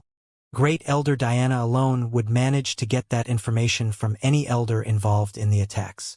The Hive had to give up something to proceed with its plans. It didn't reveal the separate dimension, but it took upon itself the task to create items capable of suppressing their allies' consciousnesses. In that way, the elders of the Council could make use of the separate dimension without being able to learn anything about it, even if it forced the assets of the Hive to accompany them. It didn't take much to ideate the item required for their cooperation. 37 and his disciples came up with a blueprint in a few months and perfected the product in little more than a year. The inscribed item came out as a helmet capable of cutting off any external input once worn. It worked as an oath though, meaning that the cultivators had to accept its effects for them to activate. After the Council and the Hive surpassed that last hurdle, they could finally divide their most potent assets into teams and start their raids on the Papal Nation. As for Noah, he chose to attack alone. Noah walked through the tunnels of the separate dimension alone. There was a map provided by the council in his hands which depicted the territory of the papal nation in great detail. The map covered even the area of influence of the nation. It spanned the regions from the end of the mystical fog to the beginning of the sea on the northern coast. Some regions had a few red dots marked on them, which resulted from the council's investigation and hypotheses. They indicated the rebellious sects and the important structures conquered during the rebellion. His target was a new sect that had appeared during the last 500 years. Its name was True Mountain Sect, and it had gained fame quickly among the council's ranks due to its members' power. The sect was the result of an internal fight that happened in a major sect. A rank 5 cultivator in the liquid stage named Elder Marco had taken the best disciples from the original organization with him and founded the True Mountain Sect. After ravaging Demon's appearance, Elder Marco joined the revolt against the council, revealing that he had managed to reach the solid stage in those years. It was needless to say that the Alliance's higher-ups had expressed their complaints when Noah had chosen to go after such a powerful cultivator alone. However, his status in the political environment and his many achievements forced the elders to accept his request. They didn't like that he wanted to go alone either, but Noah had his reasons for that. His battle prowess had increased in those years, and he wanted to test it without foreign eyes on him. After all, the Alliance required for the cultivators of the hive to accompany those of the council due to the inscribed helmets forced on them. Noah's companion would have been an elder of the allied force, and he didn't want to make his strength famous so soon. The hive left 37 the task to perform the calculations required for those precise attacks. The automaton had even linked the map to the separate dimension so anyone could know which exit to use. Of course, the hive had placed incomplete exits beforehand. The cultivators in the separate dimension only needed to pour breath in their lines to make them appear in the outside world. Noah reached his destination in less than an hour and proceeded to sort the insides of his space ring. There was no need for hoods or covers in those attacks. The ravaging demon sect had to know who was after it. Coldness started to come out of Noah's eyes as his darkness went on the lines under him. His breath completed the exit, which illuminated the area and engulfed him in its white halo. When Noah's regained his vision, he was in the middle of a mountain path, with a dozen human cultivators starting at him in confusion. "Is this the True Mountain Sect?" Noah asked, and the pressure radiated by his sea of consciousness forced those cultivators to answer. They limited themselves to nod since the air had become too suffocating for them to speak. Noah sensed the presence of a few rank 4 cultivators coming in his direction. He wasn't using any concealing technique, so the whole sect became aware of his arrival. Another powerful aura burst from the peak of the mountain. Noah sensed that it belonged to a solid-stage cultivator in the 5th rank and that it was about to converge toward him. However, before it could touch his consciousness, Noah waved his hand, and a series of instabilities shot in various directions. A dense black gas surrounded his figure as the instabilities detonated. They were his improved, disposable weapons created with his higher energy. Each of them had power in the upper tier of the 5th rank and had equally strong saber-shaped runes as their spikes. The amount of destruction that they unleashed was immense.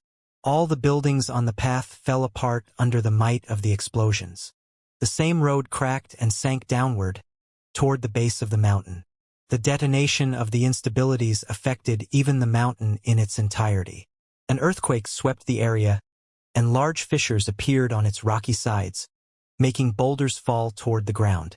The sect's defensive measures took care of external threats, but they couldn't handle a sudden attack coming from behind them. Also, Noah's instabilities were powerful. Any standard protection would have crumbled under their might. The explosion propelled the saber-shaped runes, which shot forward and created an array of flying blades that filled the entire mountain. The few lucky cultivators that had managed to escape the detonation of the instabilities had to face the fury of the runes, which ended their lives in a few slashes. Of course, the few survivors were heroic cultivators. The human experts had died as soon a whiff of the weapon's aura spread in the environment. Noah remained inside the protection made of dark matter as destruction spread in every corner of the True Mountain Sect. The area was bound to have some protected training areas that his instabilities didn't manage to affect, but he didn't care enough to search for them. His focus was on the solid-stage cultivator, whose aura was still on the mountain peak. It seemed that the expert didn't dare to chase after him while his runes filled the sky. When the storm of blades ended, Noah came out of the dark matter and rose in the sky. The result of his destruction appeared in his view while his consciousness remained fixed on the mountain peak. The sect once had hundreds of buildings built inside the mountainside, but the instabilities made everything fall apart. There was only a messy pile of rubble there now, and no one would be able to guess that a powerful sect had once habited in that area. To think that you came to me willingly. A deep voice resounded in the area, and a figure flew from the mountain peak to descend toward Noah. Patriarch's reward will be incredible. A middle-aged man with short black hair and a small scar that ran vertically through his mouth appeared in front of Noah. He didn't have any beard, and his description matched the elder described in the council's map. Noah had already deemed words pointless by that time. Black smoke started to come out from his body, and his dark matter began to condense under him. He was going all out. He couldn't underestimate a cultivator in the solid stage even if he had the means to kill him. Nevertheless, his innate awareness suddenly sensed danger coming at high speed from behind him. Noah's hand shot backward and grabbed the cause of that sensation. It turned out to be a spear made of ice that fell apart once he applied some pressure. A second powerful presence appeared at that moment and revealed a rank 5 cultivator in the liquid stage. It was common for such a powerful sect to have more than one rank 5 cultivator. But Noah didn't sense the second presence until the attack reached his back. Noah turned to stare at the woman that had appeared on the ground. She was tall and had long blonde hair falling behind her back. There was a thin layer of ice covering her exposed skin and robe. It seemed that she had already activated a defensive spell. A perfectly square opening in the ground behind her radiated a faint blue light that Noah connected to inscriptions. He could guess why he didn't sense her presence before. The opening probably led to a training area that had many protections. "Are you regretting this already?" Elder Marco said as he flew toward the other elder. He placed himself between her and Noah with the intent of stopping the invader from focusing her first. "Carmen," Elder Marco continued as he tilted his head to look at the elder under him, "sees any opening. I'm more than enough for him, but I don't believe that the hive will send him alone in a mission without protections." Elder Marco didn't transmit that conversation through his consciousness. He used his voice and made sure that Noah heard it. Elder Carmen nodded at his words and prepared a series of icy spears that floated behind her back as she waited for the battle to start. Her eyes remained fixed on Noah, who had turned into a fiending creature wearing a scaled armor by then. Snor's body had solidified too. The enormous snake protectively coiled around Noah and unfolded its feathered wings before hissing menacingly. He was ready to fight. Elder Marco felt completely confident since he knew that Noah was weaker than him by a full stage. Yet, his opponent didn't try to escape even when Elder Carmen appeared. Also, the fact that Noah had come alone gave him a bad feeling. He couldn't believe that the hive had accepted to send its demon prince without informing him that a solid-stage cultivator ruled the sect.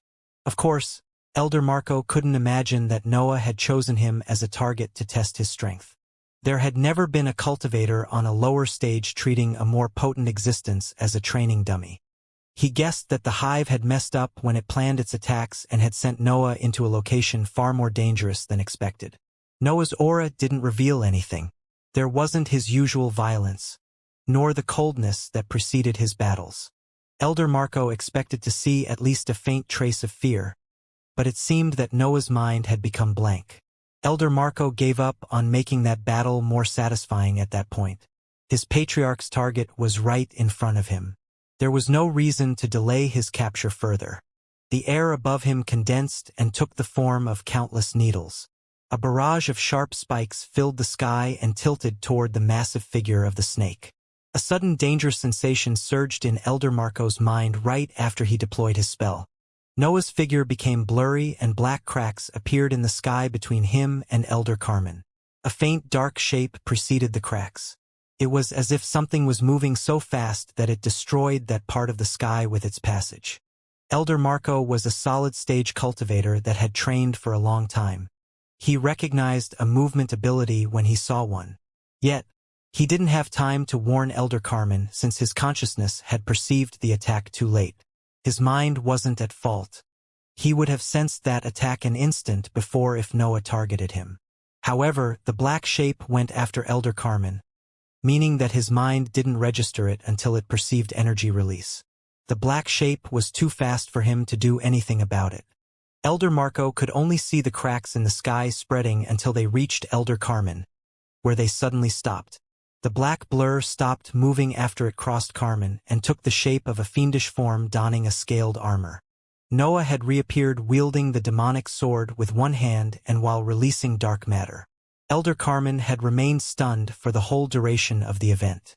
The intensity of the danger in her mind was so great that her consciousness had frozen out in fear.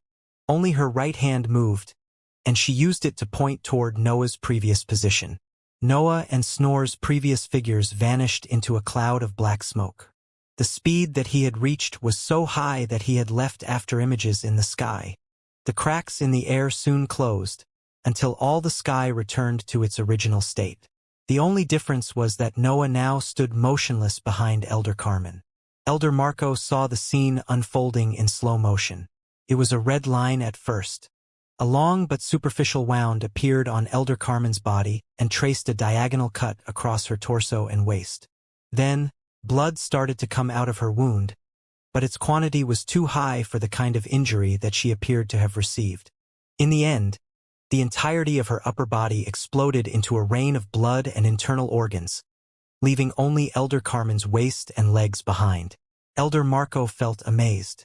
He had never seen a battle between existences at the same level being so one-sided. Elder Carmen couldn't even react in time, and her protective layer of ice crumbled completely at Noah's passage. As for Noah, his hand quickly shot toward the insides of her low waist to seize her dantian. He ate it in one bite, but he didn't remain immersed in the sensations that it caused. There was Elder Marco still in front of him. That wasn't the time to evaluate how much he had improved.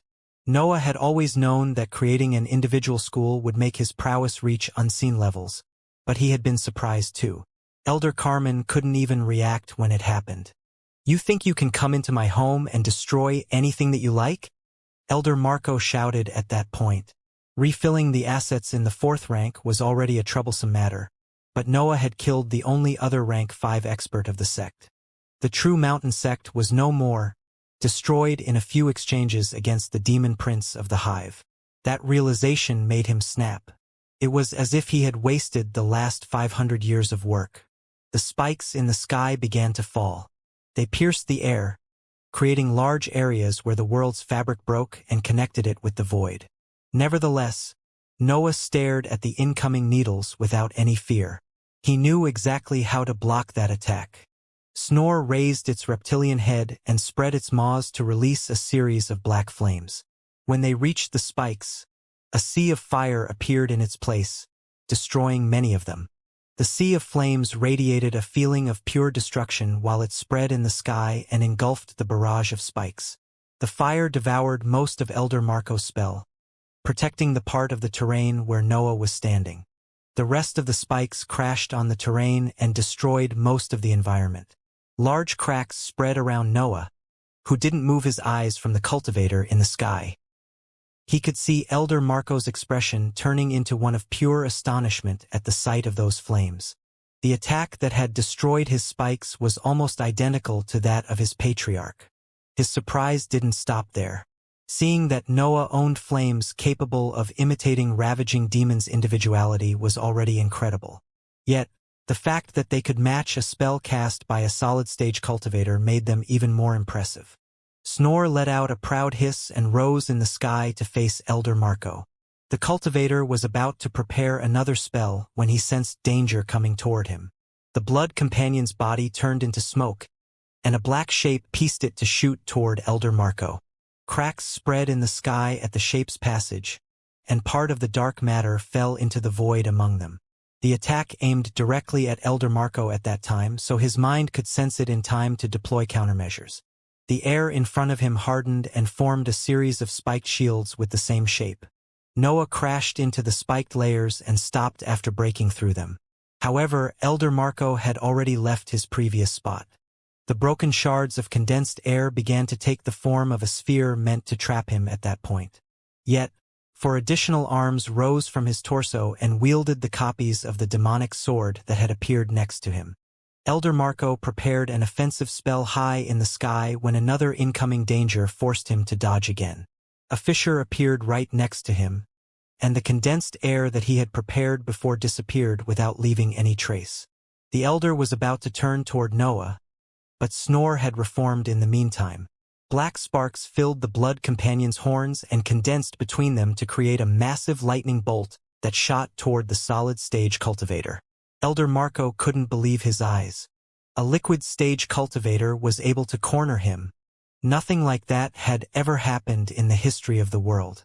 Even the most monstrous cultivators had managed to fight head-on with experts on higher stages only thanks to particular items of favorable situations. Instead, Noah was fighting him fairly. He didn't use any sneak attack or troublesome tactic. The Demon Prince of the Hive was deploying his best techniques and gaining the upper hand in the battle with them. Elder Marco felt a tinge of respect surging inside him.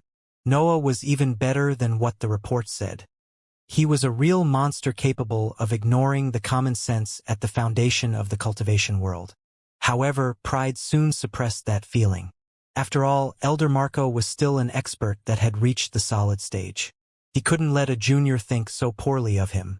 "Don't die on me too soon," Elder Marco shouted before releasing a loud laugh.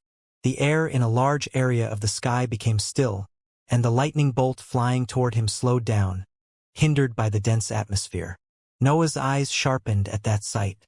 His mind sent warnings coming from every direction, but he couldn't pinpoint the exact nature of the attack. The lines of the divine deduction technique began to consume mental energy to improve his mind's capabilities. Noah knew that he was insanely strong for his level, but he couldn't underestimate a cultivator in the solid stage. His consciousness couldn't understand what Elder Marco was planning even after activating the divine technique. Noah decided to resume his offensive at that point, but a sharp pain suddenly spread from his chest. Noah quickly retreated as his mind analyzed the insides of his torso, and blood filled his mouth. He soon discovered that the air inside his lungs had turned into sharp spikes. They had pierced his organs and were trying to reach for his heart. His higher energy expanded to fend off the threatening spikes, and Snore reformed around him, covering half of his body with its gaseous properties. A roar came out of his mouth too, and the world lost its light for a second. Noah spewed a trail of flames toward the dense atmosphere to destabilize the Elder's spell and clean his lungs with that tainted air. The truth was that he didn't expect Elder Marco to have access to such a powerful ability. Noah had never imagined that even the air inside his body could become a weapon under that old monster's influence. He knew the reason behind his miscalculation, though. Noah rarely found himself fighting cultivators that had a mental sphere more advanced than his. The improved awareness due to his hybrid status gave him a keener perception too. However, Elder Marco had cultivated for far longer than him. He had taken his time developing an alternative training method for his sea of consciousness that put his mind above his Danteon in terms of advancement in the 5th rank, far above Noah's level. The Elder had even hidden his strategy. Increasing the density of the air around him had been part of his plan. It made Noah unable to realize that the air inside his lungs was turning into spikes since his mind sensed too many threats. Elder Marco didn't let go of that chance. Spikes formed everywhere around him and destroyed the lightning bolt still in place. Then they gathered to take the shape of gales that shot toward his target. Noah had suffered injuries twice already. The first time had been when he had slammed on the spiked shields, and the second one in the last exchange. His understanding of a solid-stage cultivator's actual prowess in the 5th rank expanded as the battle continued. He had always known that those existences wouldn't be easy to kill, but he couldn't be sure about how hard they were to fight. Most of that came from his lack of experience in battles at that level. However, he was gaining a raw estimate of where he stood compared to those old monsters. "I fall a bit short," Noah thought as the feathers on Snore's wings rose to point at the incoming gales. Black sparks also appeared on its horns, and dark flames gathered at the top of its throat. But this doesn't mean that I must lose, Noah calmly concluded inside his mind as Snore launched its attacks. A series of lightning bolts and violent flames crashed on the gales made of sharp spikes, and feathers chased closely behind them, ready to destroy anything that survived that offensive. A loud crash of powerful attacks happened in the sky above the remains of the true mountain sect. The lightning bolts pierced the gale's loose structure and destroyed many spikes before exploding into crackling dark sparks. The flames swept the artificial winds too and enlarged, covering a large chunk of the sky with their destructive might. Only a few gales managed to survive those clashes, but they soon found a barrage of sharp feathers in front of them. Noah didn't build Snore's wings to help it fly better. They increased its agility mid-air, but that wasn't their main purpose. Each feather was an improved version of the saber-shaped rune that used large quantities of dark matter. Noah had to build them one by one before fixing them to Snore's body. They had become body parts of the blood companion once Noah perfected his creation. Still, they had remained disposable weapons that Snore would take a while to regrow. Of course, they were so troublesome to implement in the blood companion because their might was incredible. Noah had made sure that all of them had a starting level at the bottom of the solid stage and could grow as they absorbed the primary energy in the environment. Such a powerful attack would generally weigh a lot on his mind. However, Noah had limited their maneuverability to relieve part of their pressure. Also, Snore's consciousness shared part of that burden, making them even more comfortable to handle. Noah and Elder Marco had gone through a few exchanges already. Primary energy filled every corner of the battlefield and struggled to leave the area due to its high quantity. The feathers had an innate traction force due to Noah's greed. The primary energy converged toward them as they flew toward the gales and increased their power when it fused with their structure. By the time they reached the few surviving winds made of sharp spikes, their power had surpassed Elder Marco's cultivation level. The feathers overwhelmed the gales and continued to fly toward the incredulous Elder, who could barely understand what was happening. They pierced the remaining dense air around him and aimed for his figure. Some of them didn't manage to change their trajectory enough to hit him, and others had lost too much power due to the condensed air. Yet, many feathers still swept Elder Marco, who found himself engulfed in that barrage of sharp runes. Noah used that chance to deactivate the divine deduction technique. His mental sphere was still far away from reaching a critical state, but he had kept the demonic form active for the entirety of the battle. He couldn't afford to waste too much mental energy, especially since he had also activated the Black Mark spell. A sudden surge of energy appeared in Elder Marco's position. Noah sensed the power of the peak of the solid stage coming from that spot and saw a gray light coming out from inside the barrage of feathers. The runes slowly fell apart. Even the higher energy in their structure lost its stability and dispersed in the air, revealing a poor-looking Elder Marco that held a cracked talisman in his hands.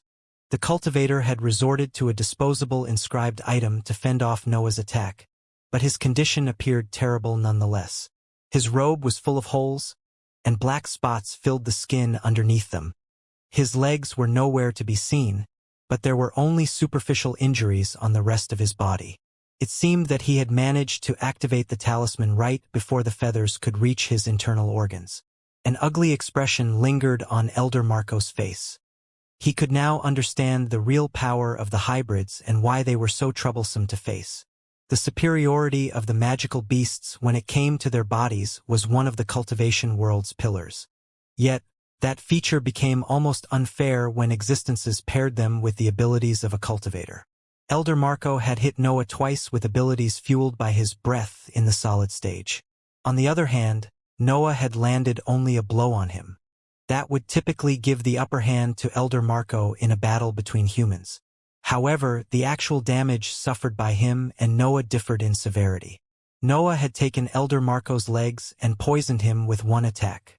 Those injuries were bound to affect his battle prowess, even if only slightly.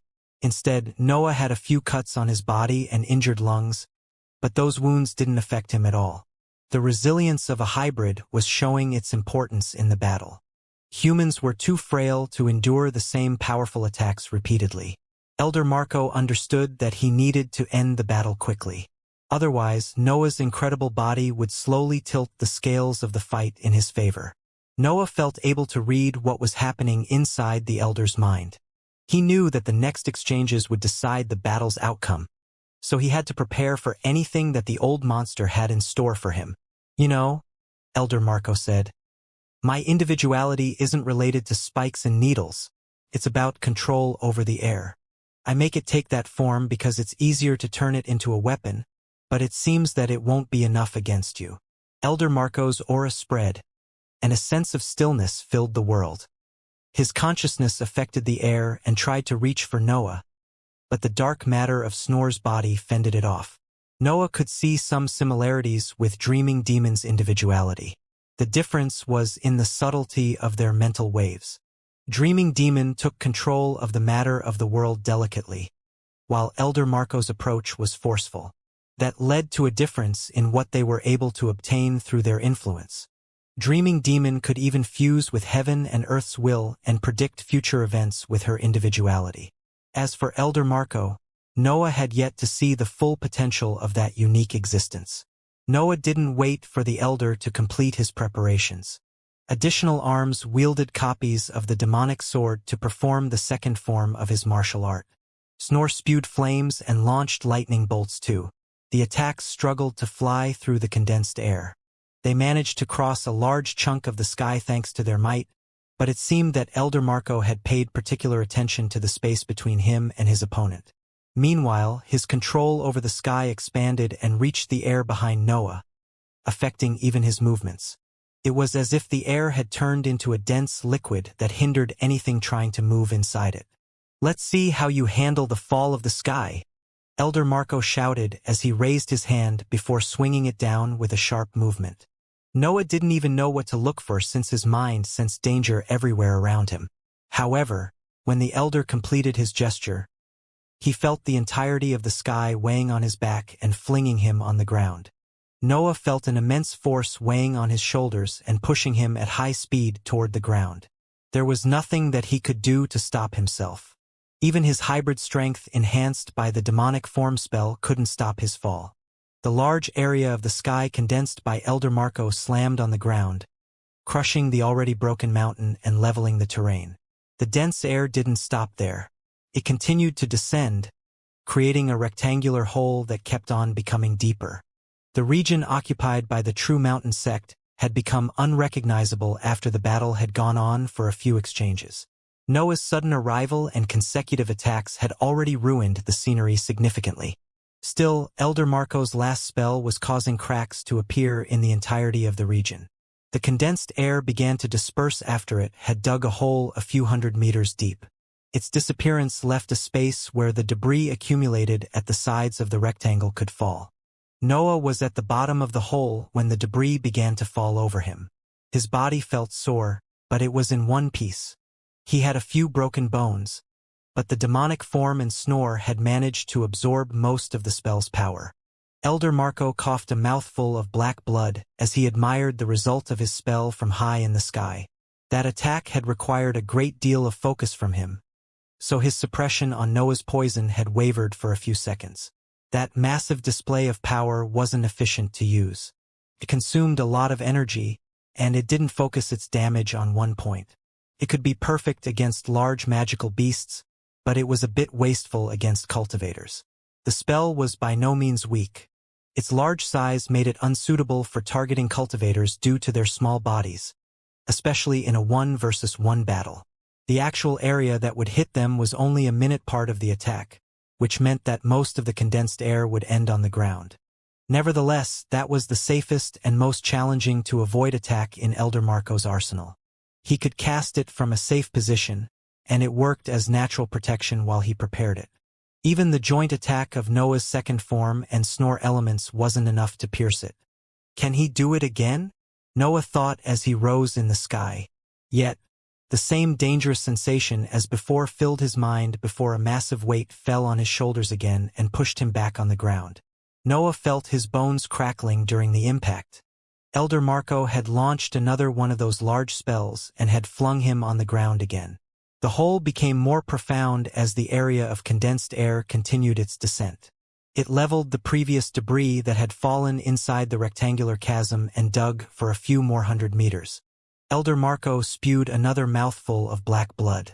Noah's poison managed to cause some damage every time he focused on casting that spell. Still, he inflicted more wounds on Noah in that way, so he felt satisfied with that outcome. The expert had found a way to avoid facing a hybrid body's troublesome features and suppress Noah. Suffering some minor wound to end the battle safely was worth it. On the other hand, Noah was in a pickle. He could feel that his black mark spell was continuing to damage the elder's body, but he knew that he was suffering far more. Also, he didn't know if Elder Marco was nearing his limits. He wasn't aware of a solid-stage cultivator's full potential, so he guessed that the expert could continue with that tactic for a while. Noah was still okay, at least when it came to the world of the hybrids. Many of his bones were either cracked or broken, and his internal organs felt heavy after enduring that pressure. Quick math in his mind revealed that Elder Marco could kill him if he had the power to cast that spell 9 more times. Noah would even become slower as time passed, meaning that most of his strategies would become useless. He felt that he had only 2 choices. He could dig a way out of that situation and call it a day, or try to defeat Elder Marco in the next attacks. The only problem with the second option was that he didn't have a promising offensive strategy. He had already thought about digging a tunnel only to sneak on him once he resurfaced somewhere else. Yet, Elder Marco was high in the air, and Noah didn't have anything to cover his presence. The Elder would notice the sudden attack and cast another of those large spells. After all, he only needed to sense the threat's origin to decide which area to flatten. The only approach that could make an attack successful saw him piercing the condensed air formed while the Elder cast the spell and reach for him with the movement technique. The issue was whether Noah owned an offensive capable of doing it. Any solid-stage cultivator can make me go all out then, Noah thought as a black sphere formed on his palm and began to float next to him. I guess thinking about killing them while being in the liquid stage is already a great achievement. The black hole spell had an innate gravitational pull that made the primary energy in the air gather around its form. Its power increased quickly, and it soon reached the standards of the solid stage. Elder Marco sensed that Noah was up to something. However, there was virtually no drawback in waiting for his opponent there in the sky. Also, there were various formations in the nearby regions so that Noah couldn't escape underground. Of course, the Elder didn't know about the separate dimension. He guessed that Noah was trapped there with him now. The territories nearby had sects under the ravaging demon sect too. There was no chance to escape with standard methods. However, Noah had no intention to escape. He had come there to destroy the True Mountain sect, and he would do it as long as he had a chance to succeed. For fuming arms wielded copies of the demonic swords. Yet they didn't fuse into one slash. Noah was waiting for everything to be ready before unleashing another new technique. The dark sphere in front of him started to morph at that point. It became an irregular shape that floated toward the various demonic swords and covered their form with its energy. The demonic form enlarged when that happened, but Noah didn't feel surprised since he had already tested the technique in private. The quantity of corrosive smoke released during that process was immense too due to that power-up. Another layer of a dark substance covered his weapons. That was Noah's black mark spell, which increased the overall power of the attack. Then, Noah rose in the sky and slashed with his weapons at the first sign of danger. Noah's scaled armor morphed when the power accumulated by the black hole spell converged inside it. It took a tall, irregular form that vaguely resembled a 6-armed dragon. Elder Marco didn't hesitate to relaunch his large spell as soon as he sensed Noah rising from the hole. However, a massive figure appeared in his vision when the air around him started to condense. It was a gaseous shape. It had 6 arms stretched forward with claws pointing in the Elder's direction, and a reptilian head with open maw between them. Its body was a cloud of violent black smoke that left a corrosive trail from its back. Still, its form condensed as it flew toward Elder Marco, and it slowly took the shape of a 6-armed dragon. The dragon clashed with the condensed air spreading to complete the spell. To the Elder's surprise, the creature broke through the dense atmosphere without any struggle and continued to fly toward him. Elder Marco felt threatened. He wasn't sure if the attack could reach him, but his mind warned him that direct contact with it would be fatal. The condensed air suddenly started to retract and accumulate in the space between him and the dark shape, slowing down its advance and giving him more time to evaluate the threat. Yet, lightning bolts soon flew toward him from a different direction, followed by dark flames that radiated a destructive aura. That was a proper siege. Elder Marco felt like retreating at the sight of those attacks, but his experience in battles at that level revealed a second option. He had already seen how Noah's abilities tended to assume draconic shapes. The many reports about him suggested that he had fused with a magical beast of that species too. When the Elder looked at the reptilian form breaking through his spell so quickly, he couldn't help but link its appearance to a variation of Noah's demonic form. After all, he couldn't believe that the demon prince could vanquish his attack without relying on his hybrid strength. An idea quickly formed in his mind. He could end the battle in one blow if he managed to kill Noah while inside the six-armed dragon. The attacks of the winged snake would vanish as a consequence of its owner's death. He didn't need to escape or defend. Elder Marco only had to destroy the main spell of his opponent. The condensed air changed shape under his will. Most of it had already accumulated between him and the dragon, so it was easy for him to create something powerful in a few instants. A massive drill formed in front of the dragon and started to rotate. Its motion created storms all around its shape, which applied a pulling force to the environment's air. Winds gathered around the drill, increasing its shape and its rotating speed. Even the black smoke that made the dragon began to waver as it flew toward the tip of the Elder's spell. The two attacks clashed, and shockwaves flew everywhere as pieces of both spells fell apart in the impact. Cracks that led to the void filled the sky around them, and a large area became an unstable mess that very few cultivators would dare to cross. Elder Marco focused all his consciousness in increasing the rotation speed of the drill. His attack became stronger even as the six-armed dragon marched through its dense shape. Noah's attack eventually lost too much smoke, and its stability wavered, giving a chance to the drill to destroy it in one go. Elder Marco prepared himself to restrain the demon prince at that point, but his expression froze when he saw no one inside the dragon. His consciousness quickly spread to find Noah. He couldn't believe that the prince was capable of such might without putting his body on the front lines. Nevertheless, it was already too late. Elder Marco found his target only when a dark shape appeared on the corner of his eyes. Time slowed down for him in that situation. His eyes became able to make out Noah's blurry features breaking the sky. The Elder could only condense the air around him in a desperate attempt to survive before his vision went dark. Elder Marco's head exploded as Noah stopped behind him. His hands shot to stop his corpse from falling and stabbed his low waist to seize his dantian. "I did it!" Noah couldn't help but shout in his mind. The battle had been close, but he had successfully defeated a solid stage cultivator in the 5th rank on his own. He had to resort to a little ploy though, and luck had played a part in his victory too.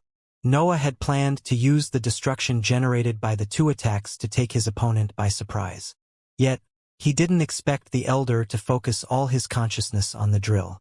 That made it easier for Noah, who had planned to repeat the process until his enemy's condition reached a critical point. The Elder had made a mistake during the exchange, and he had paid the price with his life. Noah believed that he would have won anyway if the Elder didn't have other disposable items or secret abilities. Yet, managing to kill him without suffering additional injuries was the best outcome that he could hope for. Noah threw the bloody dantian in his mouth and seized the Elder's ring. He was about to fly toward Elder Carmen's corpse to find her storage item too, when his stomach became tense and forced him to bend. Vomit came out of his mouth. Noah spewed the Elder's organ pieces along with the breath contained inside the center of power. He continued to spit for a while. His body didn't seem able to relax until it expelled anything belonging to Elder Marco. An oily liquid rose from his throat at some point, and Noah joined his palms to let it fall there. His condition improved as the oily liquid left his body. That substance was the cause behind his state. Noah wanted to analyze it and understand the reasons for the violent reaction of his body. A smelly scent filled his nose as Noah spit the liquid inside his joint palms. It didn't resemble anything peculiar. He couldn't sense any breath or aura coming out of it. However, his mental energy became restless when he tried to investigate its fabric. Some foreign understanding tried to enter Noah's mind at that point, but he promptly cut his connection with those tainted mental waves. The lines of the divine deduction technique began to shine as he kept on looking at that strange water. His brows furrowed as his mind tried to recall any memory that could help him understand the nature of that substance. Noah came up with a vague hypothesis after a while. There were unanswered questions when it came to the behavior of the Elbas family. There were only rumors when taken on their own. Still, they formed a pattern when pieced together, starting with the royals claiming that they could force breakthroughs in heroic cultivators. June had told Noah that there was a mysterious pool at the end of the royal inheritance. The claims that the Elbas family gave the chance for breakthroughs to the nobles came right after June's team found it. The war against the Shandal Empire then revealed that some nobles had experienced sudden breakthroughs. That phenomenon wasn't limited to them either. Some royals had advanced faster than expected too. In the end, there was the cooperation between the Elbas family and the ravaging demon sect. The fact that a rank 5 cultivator stuck at the peak of the solid stage for so long had managed to advance right after the first sign of their alliance was suspicious too. It was safe to assume that even Elder Marco had gone through the same process. After all, even his breakthrough had been equally surprising. Everything seemed to fit the idea forming inside Noah's mind. The foreign understanding that had tried to reach him was even another clue that supported his hypothesis. The pool retrieved in the royal inheritance appeared to have the ability to force breakthroughs in heroic cultivators. Yet, Noah's body found its waters toxic, which was why he decided to refuse the understanding that they gave.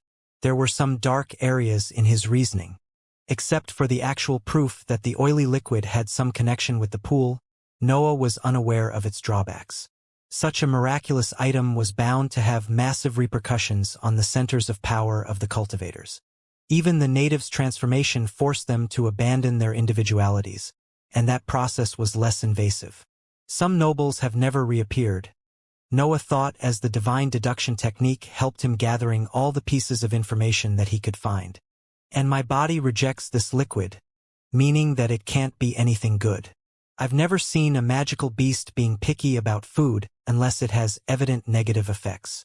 An inscribed bottle appeared in his hands, and Noah stored the liquid inside it before putting it back in his space ring.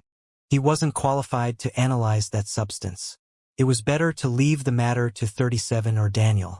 The destruction caused by his battle against the true mountain sect appeared in his eyes when Noah moved his focus back on the environment. He expected to see reinforcements coming soon, so he didn't want to remain in the area for much longer. Noah dived toward the ground and searched the spot where Elder Carmen had died. He quickly found her space ring, and he returned in the location of the separate dimensions door after seizing it. He had no time to look for the secret areas of the true mountain sect. They would be troublesome to find and open due to the defensive inscriptions there. The Alliance had predicted that the entrances to the separate dimension would break during the raids. It was part of its plan to deploy 37's disciples in each location to keep them functioning so that the attackers could retreat at any time. In Noah's case, the destruction had been so thorough that the disciple in place had to rebuild the exit multiple times to keep it active for the whole duration of his battle. The door released a light that enveloped Noah's figure when he activated it. The scenery of the separate dimension soon appeared in his eyes, as well as a familiar face that he didn't see for a long time. "Demon Prince," Elder Roy said as he performed a polite bow. "I hope your hunt was fruitful." Noah's consciousness swept Roy's centers of power to check on their state. Many years had passed since the Elder had recruited him in the Chasing Demon sect, and many events had filled that long period. Elder Roy was still a rank 4 cultivator, but he had managed to reach the solid stage. Noah had outclassed his growth, but the Elder had found his path only after 37 joined the hive. Noah nodded. That casual meeting reminded him of how much he had grown, especially since he had just overpowered a solid-stage cultivator. "Get to the 5th rank," Noah said as he walked past him. "The hive needs to recover from the war." There wasn't much more that he could say to him. Their relationship had become stale since the hive claimed its independence. Noah had been too busy becoming stronger than anyone in his generation to mind social interactions. However, seeing that the older generation's experts were catching up eased his worries about the hive's situation. There were still many promising assets, and its foundation was finally on par with the other organizations. With the hybrids, the cultivators from the Nation, and the many recruits that joined every day, it was only a matter of time before the hive reached that level. It only had to turn that foundation into powerful elders now. The insides of the elders' space rings appeared in Noah's mind as he walked toward a specific teleportation matrix. There were riches of various kinds inside them, but they mostly suited his two victims' elements. There were a few valuable items, especially in Elder Marco's ring, since he was the sect leader. They consisted of inscribed weapons and some scrolls, but nothing surpassed the 5th rank in terms of power. That amount of riches was average for rank 5 cultivators. Only cultivators that had encountered inheritances or were in similar lucky situations could get their hands on items that surpassed their power. Noah didn't know if the true mountain sect's secret areas hid something else, but he wouldn't risk his life to look for them. What he had obtained was already enough, and it wasn't even the main goal of his mission. He had obtained what he wanted. The ravaging demon sect had lost 2 rank 5 cultivators, and he had tested his new abilities in a real battle. Also, he had seized essential pieces of intel from the elders, which would help create a complete picture of the enemy's situation. Noah returned to the gathering point of the Alliance after using a series of teleportation matrices. It was a structure built in one of the destroyed areas under the control of the hive. A series of amazed glances landed on his figure when he entered the large hall filled with elders from both organizations. There were large maps that depicted the territory of the Papal Nation and piles of notes next to them. The outcome of the first raids had already become a public domain for the most part. After all, there were many eyes on the ravaging demon sect. Also, some of the elders that had rebelled had done so to become spies for the council. Reports arrived continuously on a large crystal placed at the center of the room that created an ethereal screen where it listed all the major news. There were even kill counts when it came with the experts directly involved with the raids. Noah could see his name on the screen. He was almost at the top of the list, second only to Flying Demon and Dreaming Demon. Elder Marco and Elder Carmen's names stood next to Noah's. He felt amazed to find that the Alliance had become aware of his kills so quickly. Still, the matter became doable when he thought about how the council used to habit those lands a few years ago. There were bound to be remains of investigative items and formations in the Papal Nation. One of the strongest organizations in those mortal lands couldn't give up to their domain without activating some countermeasures. Dreaming Demon and Flying Demon's names were above his. They stood on the same line and top of the list, and they had 4 targets next to theirs. Noah recognized them from the data gathered about the ravaging demon sect in that period. The demons had killed 1 cultivator in the solid stage, 1 in the liquid, and 2 in the gaseous. The demons had been among the cultivators that had suffered the most from ravaging demons' betrayal. Their anger wasn't something that they could vent with a few raids. They had chosen to attack without bringing elders from the council, and they had targeted a region that had 2 different sections. No one in the Alliance had dared to complain about their plan either since they knew their identities. The council found it necessary to accommodate the demons as much as it could. After all, part of their suffering was its fault. The sole fact that they had managed to forsake their past grudges to focus on ravaging demon was already a great result. Noah couldn't help but apply his previous discovery to the current assets of the ravaging demon sect. It had been part of the council, which had many heroic cultivators at the apex of its power. However, its number of powerful assets was abnormal, and there were a few cases of sudden breakthroughs when it came to old cultivators. Noah didn't think much about it at the beginning. They were just targets that he had to kill to make ravaging demon come out. Yet, now they had become part of a ploy that had been in place for many years, probably decades. He could see the strings of the Elbaz family behind the power of the ravaging demon sect. There was a chance that everything was only the product of his imagination. Still, many clues stated the opposite too. "Where are Flying Demon and Dreaming Demon?" Noah asked, breaking the silence that his arrival in the hall had created. "They went out again," Elder Regina said after she saw that the other elders in the hall hesitated to reply. She even threw a small orb in Noah's direction to update him about the other raid's results. Noah caught the orb and inspected it with his mental energy. A list of all the achievements and pieces of information gathered after the battles appeared in his mind. Some of the attacks of the Alliance had failed. The ravaging demon sect had deployed powerful defenses in essential locations, and the raiding teams there couldn't find a way to cross them in a short time. Those weren't common defenses placed at the borders of each domain. The separate dimension would directly ignore them in that case. Instead, they were formations placed directly at the center of each sect and capable of hindering any intruder. The Alliance knew that the ravaging demon sect didn't have that kind of inscriptions. It wasn't a field that the Council specialized in. Also, those defenses seemed to target the effects of the separate dimension. It was as if the ravaging demon sect knew that its enemies had access to that tool, even if it had never suffered from the separate dimension before. All the clues led to the Elbas family again. The Royals were the only force capable of creating those defensive items in a few years and predicting the kind of attacks they had to stop. "Notify me if something changes," Noah said before leaving the structure. He was still tired from the previous battle, and his injuries had just started to heal. Noah had only changed his robe before visiting the structure, but there were many things that he wanted to before fighting again. The first one was healing, and the second was analyzing his current power thoroughly. The recent battle had given him a clear idea of where his battle prowess stood compared to solid-stage cultivators.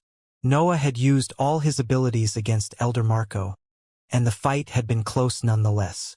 "I can face weaker solid-stage experts," Noah concluded as he returned in the separate dimension. "As for the stronger ones, I can only rely on my body for now." Noah gave the bottle containing the oily water to 37 before returning to his mansion. The images of his battle against Elder Marco filled his mind for the entirety of the trip, and he couldn't help but feel satisfied with his new abilities. His movement ability fused the merging spell with a martial art that used a mixture of brute force and a specific rhythm. Noah's legs would imitate the effects of the merging spell to enhance them and rely on their physical power to push his speed to the limit. The acceleration that Noah obtained with that technique was incredible. Its only issue was the lack of maneuverability due to the momentum that it was capable of providing. He could make sharp turns, but he couldn't curve his trajectory accurately. Snor's flames and feathers were incredible too, especially the latter since they weren't limited to its level. The Blood Companion revealed itself to be a fantastic helper, with the only difference that Noah had finally removed the limitations on its growth.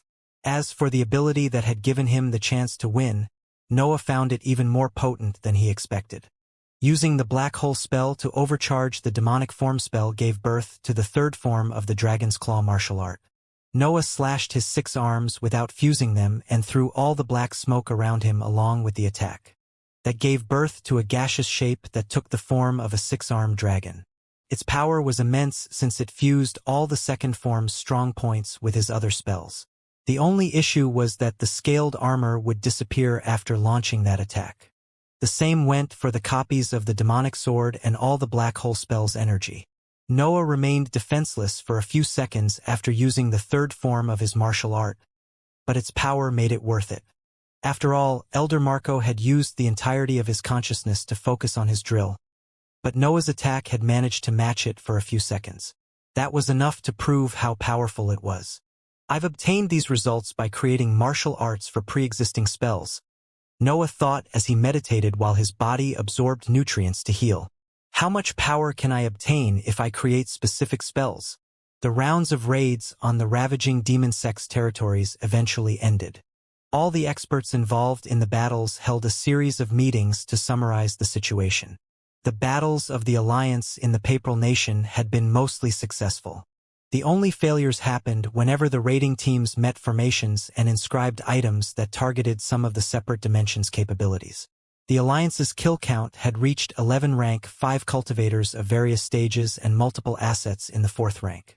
The losses of the ravaging demon sect had been immense. It lost half of its strongest experts in just a few attacks. Of course, the Alliance didn't expect that trend to continue. The raiding teams had exploited the subtlety of the separate dimension well, but its enemy was bound to resort to countermeasures. The spies inside the Papal Nation reported that most sects were moving in the locations that had survived the attacks. All the ravaging demon sects' remaining assets amassed in 3 regions to prepare for the next waves of attacks. The rest of the Papal Nation became empty of humans, and the packs of magical beasts didn't hesitate to swarm them now that their enemies had disappeared. It took only a short period before those regions fell into a wild state. The forces of the Alliance remained silent in that short period. Their enemies moved through teleportation matrices, which prevented eventual offensive operations. Also, some of their assets had to recover. Noah didn't fight anymore after the battle in the True Mountain sect. His injuries weren't severe, but the damage on the bones required some time to heal. His position on the leaderboard fell by a few spots, but he didn't care about it. He didn't need fame. His priority was on the path ahead. The demons claimed the first spot, though. Their fury against the ravaging demons' underlings was boundless, and they vented it even on sects that didn't have any rank 5 experts. However, even with all the separate dimensions' advantages, their enemies still had many powerful cultivators in their ranks. Simple sneak attacks could only make the raids easier. The ravaging demon sect had inherited part of the Council's strength after the rebellion, but it could only retreat in front of the Alliance. The Hive still had fewer experts than the other organizations in the world, but they were so strong that no one would consider it inferior. The Hive was a relatively young organization. It was normal for it to have fewer assets in the higher ranks. Yet, no one could match the quality of its experts. Noah alone raised the standard. After all, he was a cultivator capable of defeating existences on a higher stage. The reappearance and battle prowess of the demons declared that the Hive owned the most talented cultivators. The only organization that could claim that spot was the Elbaz family, but its fame mostly came from the incredible King Elbaz.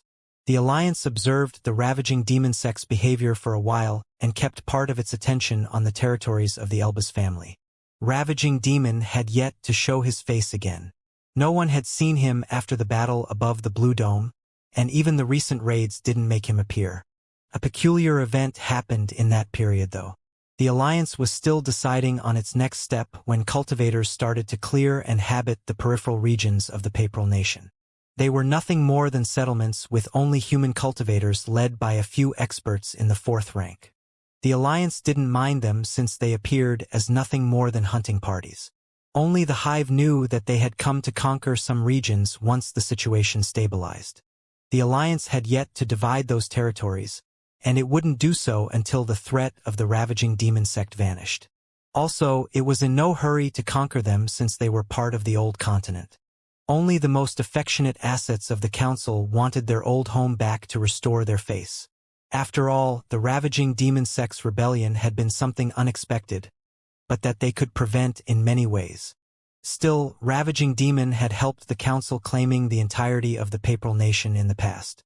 The losses that they had suffered during his betrayal had come after many advantages seized thanks to him. The Alliance decided to assemble the armies once every expert had recovered from their injuries.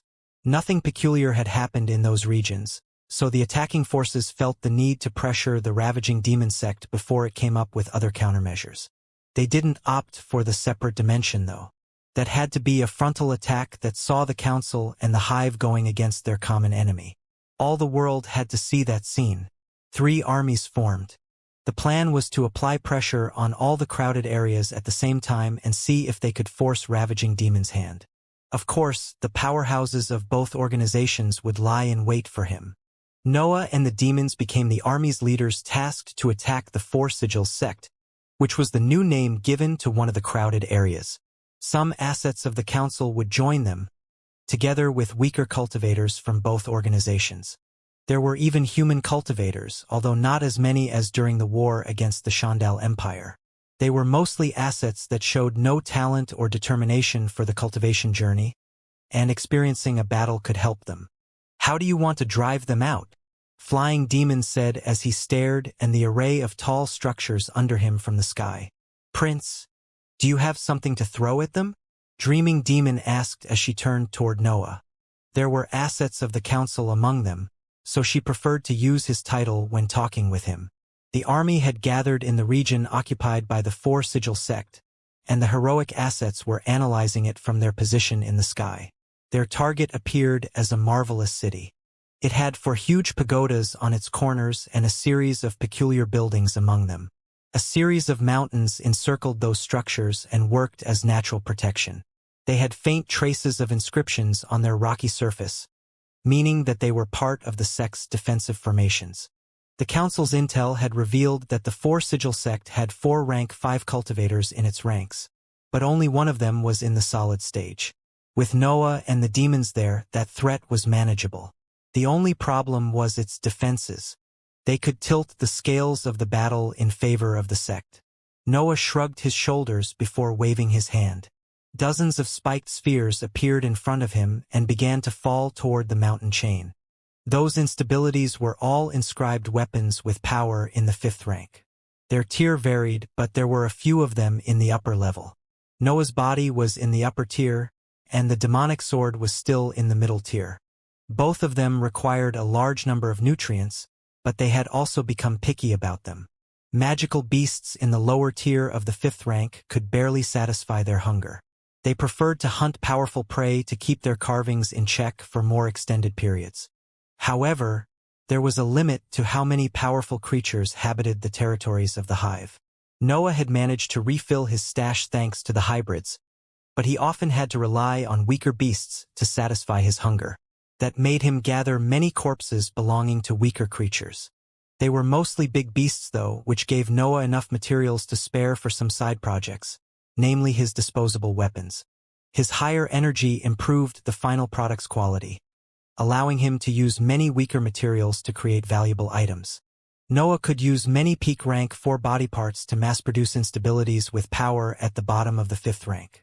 Also, the saber-shaped runes used as spikes didn't depend on the material used. Noah tuned their level according to how much the sphere could hold, making the weapons threatening even if their overall power put them in the lower tier. Noah could refill his stash of instabilities by sparing a few tissues from his meals, and he gladly did it since it improved his expertise with the dark matter. They were simple creations, but the experience was something built through countless hours spent training. The instabilities fell toward the Four Sigils sect under the cold eyes of the demons. They watched as the mountain chain around that large city lit up to create a defensive shield. Inscribed arrows shot from some buildings too. The arrows destroyed some bombs, but there were too many of them. Noah's instabilities fell on the golden shield, covering the city to release their destructive might. The bombs hit by the arrows exploded too, and a barrage of fuming spikes spread on the sky above the Four Sigils sect.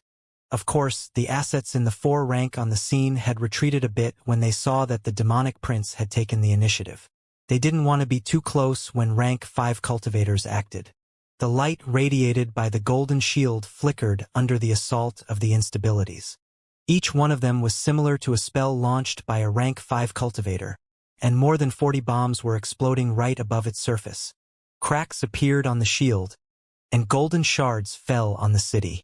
Some saber-shaped runes even passed through the fissures and aimed for the buildings below. The arrows stopped them, but the explosions still raged in the sky, and the light of the shield dimmed as cracks accumulated. Then, the light completely vanished, and the mountain chain returned to its natural state. The storm of spikes flew toward the city at that point. Countless saber-shaped runes with the power of the 5th rank threatened to crash on the structures on the ground and unleash destruction among the cultivators inside them.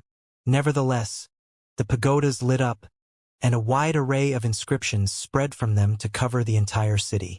A series of golden beams then shot from the 4 tall structures and aimed for the spikes, destroying them at the slightest touch. Noah's eyes sharpened at the sight of the beams, and the demons turned toward him to nod.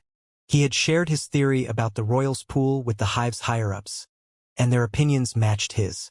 Still, there was a lack of actual proof since both 37 and Daniel were having issues analyzing the oily water.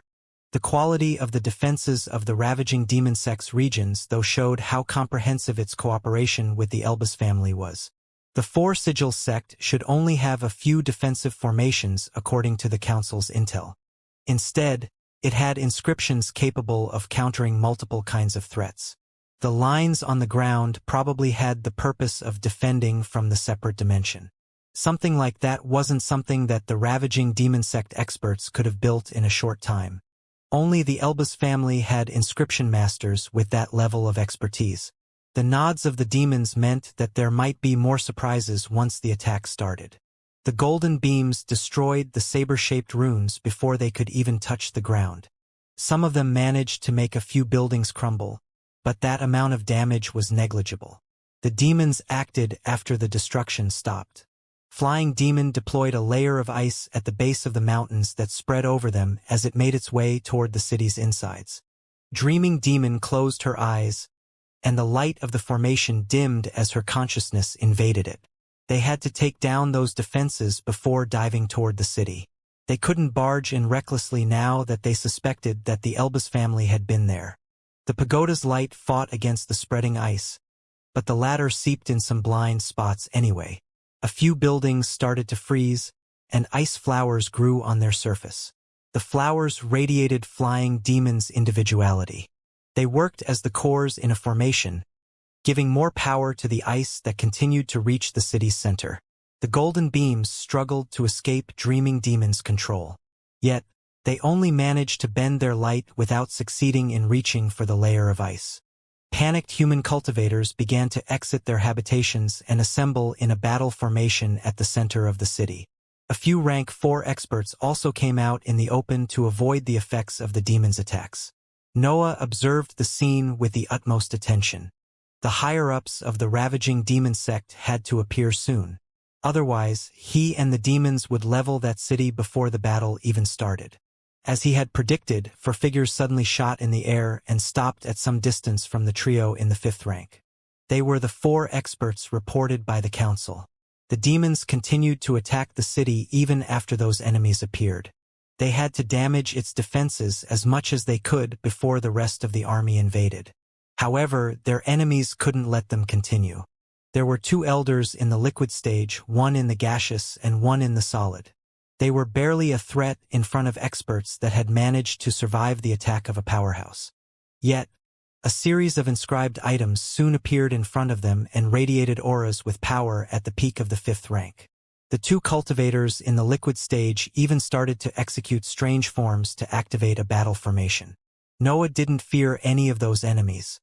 His current battle prowess gave him enough confidence to fight all of them at the same time even. He didn't know if he could defeat them, especially since they had powerful inscribed items. Still, he was confident that he could slow them down to buy some time for the demons. A faint smell reached Noah's nose and reminded him of the taste of Elder Marco's dantian. A smirk appeared on his face when he identified the origin of that smell. The auras of the 2 liquid stage cultivators spread that carried that hateful scent everywhere they went. Noah wouldn't have been able to sense it before the battle against Elder Marco. Yet, his body could now perceive the presence of the oily water after it had a taste of it. After all, it was something that it hated, much like the heaven tribulations. Noah's body had developed natural awareness against it. The forced breakthrough didn't come with evident advantages, but Noah knew that individualities couldn't express their full power if the enlightenment weren't natural. The 2 liquid stage experts were bound to have flaws in their battle prowess, and he wanted to exploit that. Black smoke came out of Noah's skin as his figure became blurry. The ravaging demon sect didn't gather much intel from the raids due to their abruptness, so his abilities were still unknown to the enemy forces. Noah sprinted forward, leaving cracks in the sky behind him. He reached the 4 enemies before the scaled armor could even form, but his demonic sword was ready to slash at the 2 liquid stage experts. A faint golden light had begun to shine around the 2 cultivators since they had started to execute the battle formation. An array of scales had formed around them by the time Noah reached their position. The other 2 cultivators activated their peak rank 5 items too. The black cube in the solid stage expert's hands expanded to create a large form that the sunlight seemed unable to illuminate. The last enemy threw a blue powder in the sky that surveilled the area, taking various shapes as it floated. The golden scales cracked under Noah's attack, but the black cube's expansion blocked it and pushed him backward. A metallic sound resounded in the sky as the slashes slammed on that dark fabric, leaving no marks on it. Noah's legs landed on the cube, delivering two powerful kicks that didn't manage to slow down its expansion for even a second. He wanted to remain there and deploy all his attacks, but the blue powder went after him, taking the shape of a giant eagle in the process. The world lost its light for an instant, and a wave of half-white, half-ethereal flames came out of Noah's mouth and engulfed the blue eagle. The creature changed form during the impact. Trails of dense blue powder came out of the flames and turned into a series of small snakes that pounced at Noah. The demonic form's corrosive smoke hindered their advance, but a few of them managed to pierce the spell to reach for him. Still, they only found a cracked sky waiting for them. Part of the blue powder fell into the void as Noah sprinted away. He analyzed the expanding black cube as he flew around it, but he couldn't find any weak spots in its structure. The situation didn't bother Noah too much. The demons could continue to damage the city's defenses, while the four experts were busy activating those powerful items. However, he still wanted to test his strength. After all, it rarely happened that something could resist his brute physical power so easily. Four additional arms wielded copies of the demonic sword as Noah executed the second form of his martial art. The air in the trajectory of his attack disappeared, but the black cube remained in place, and only a few cracks appeared on its structure. A clinking sound echoed in the sky again after the impact. Noah remained still when he saw that even his second most powerful attack couldn't pierce the cube. He felt something strange inside that metallic material, but he couldn't understand anything else from that simple observation. Still, he opted not to use the divine deduction technique, since he didn't know how the battle would unfold. Buildings started to fall as flying demons' spells spread through the entirety of the Four Sigils sect. The golden beams became dimmer too as dreaming demons' consciousness damaged the sources of their power. Panicked human and heroic cultivators filled the streets of the city. All the sect's assets had come out in the open by then, but their only hope was in their leaders. The defenses were slowly falling apart, and the rest of the attacking army stared at the process in awe and eagerness. Their moment was about to come, and everything had been possible due to the experts fighting above them. The blue powder came after Noah again, but its power had fallen since some of it had ended into the void. He felt almost tempted to ignore it and continue to focus the cube. Yet, he ultimately decided to sprint again and continue his assault in another spot. The powder radiated the power of the peak of the 5th rank, but it wasn't too scary.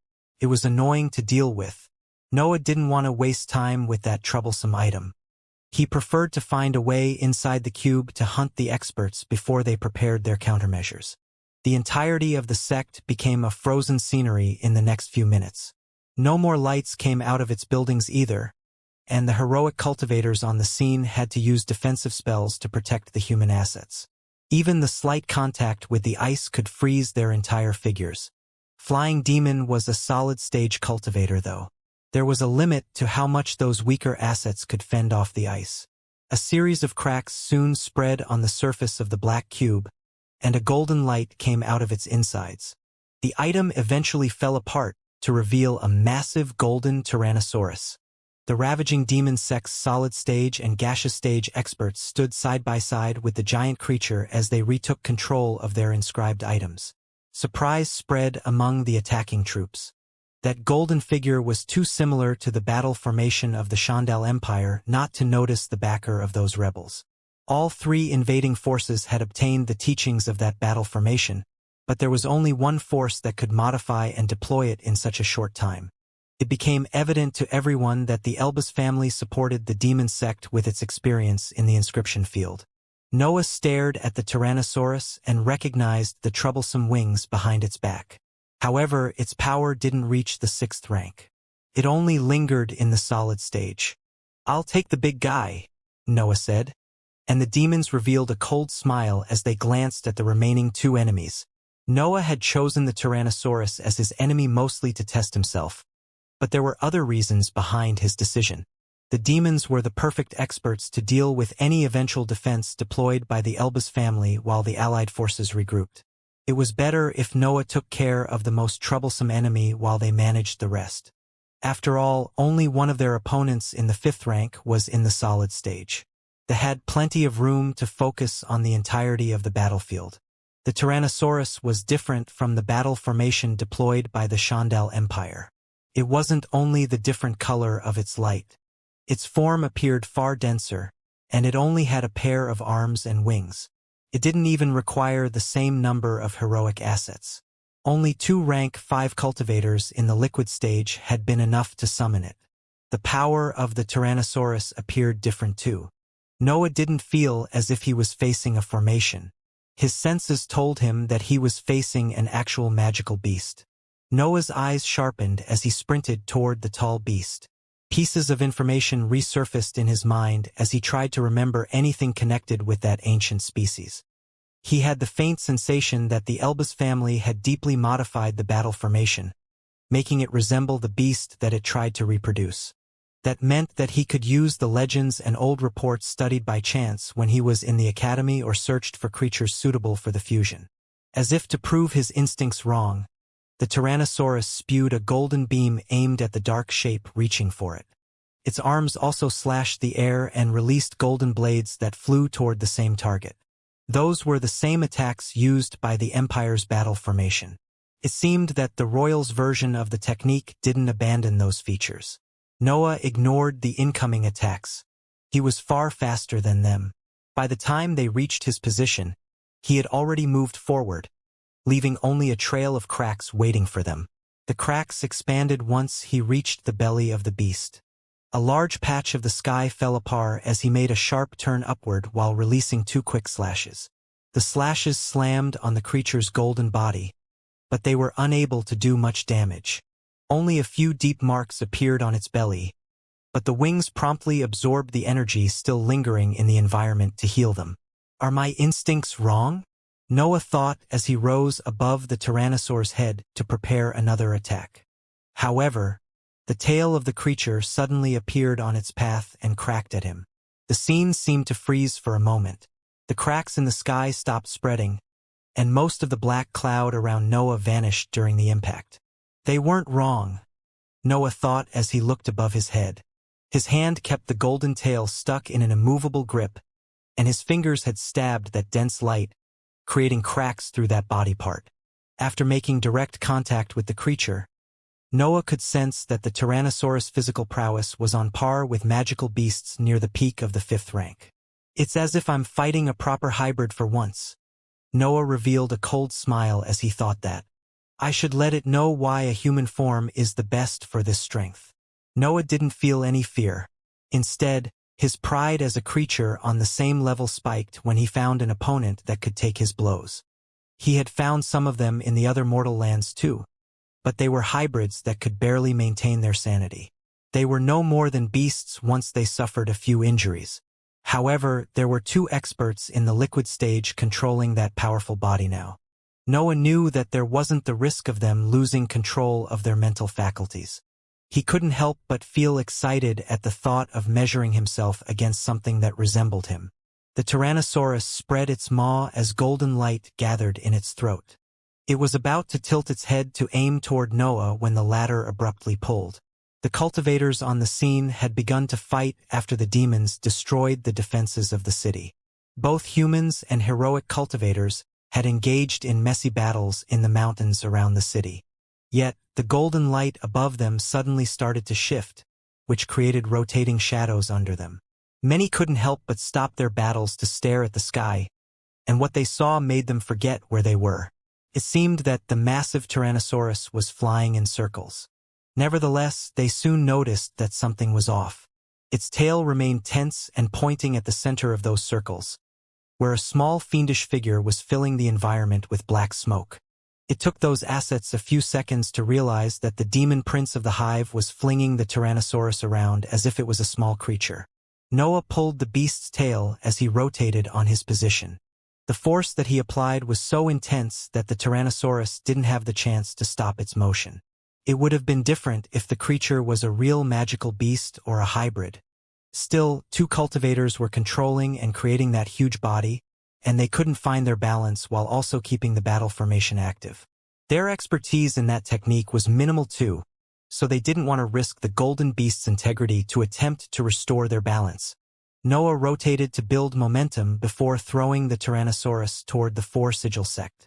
A golden meteor fell under both armies' incredulous eyes and slammed on the frozen buildings, spreading earthquakes that affected even the territories after the mountain chain.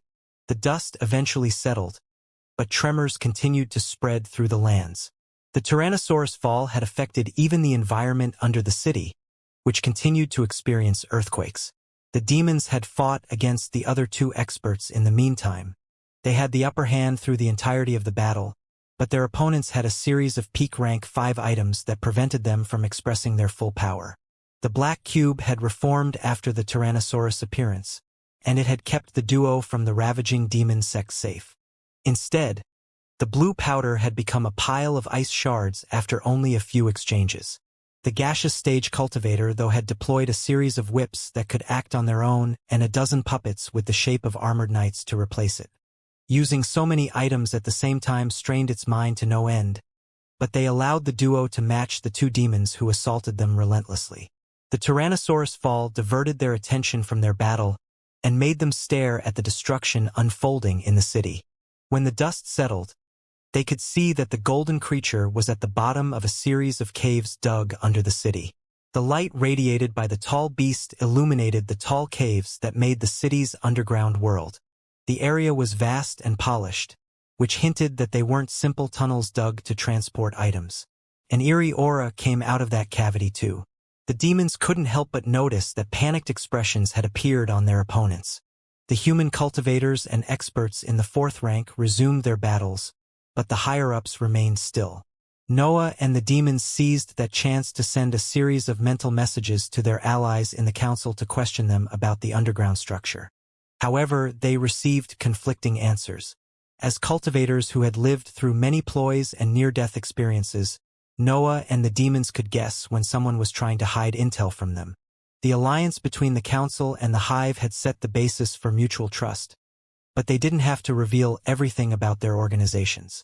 Secrets had to exist, and the trio from the hive felt that they had found one of them. Noah moved his attention to the eerie aura. A calming sensation accompanied it and filled the entirety of the underground structure. It spread on the 4 sigils sect too, since there was a large fissure at its center now. A series of defensive formations activated after the breach. Layers of golden shields and armored puppets appeared on the surface of the city to protect that entrance. Noah and the demons had found themselves in a similar situation many years in the past. They were in Divine Architect's separate dimension, under the reigning heaven tribulation, when they saw the mortal palace appearing. Their instincts as lone cultivators had made them ignore the danger and go after that mysterious place in the past. They didn't even have to look at each other to make the same decision in the present. They could avoid the tribulation in the past. Now they had to defeat their enemies first. Their greed for resources couldn't overcome their anger toward ravaging demon. Noah had no intention to chase the Tyrannosaurus inside the hole. The defensive formations would put him at too much of a disadvantage, even after his improvements. The Tyrannosaurus didn't want to remain down there either. Noah could decide to help the demons and come after it together with them if it didn't help its companions in the sky. The two liquid stage cultivators inside the golden creature had understood that they weren't a match for Noah in a melee battle. The Tyrannosaurus' physical strength was above his, but they didn't know how to use it properly due to their inexperience. Noah's body was part of his existence, while the golden creature was only a weapon in those experts' hands. There was an intrinsic difference in how much maneuverability they could have. It was only normal for Noah to be able to express far more power than his opponents.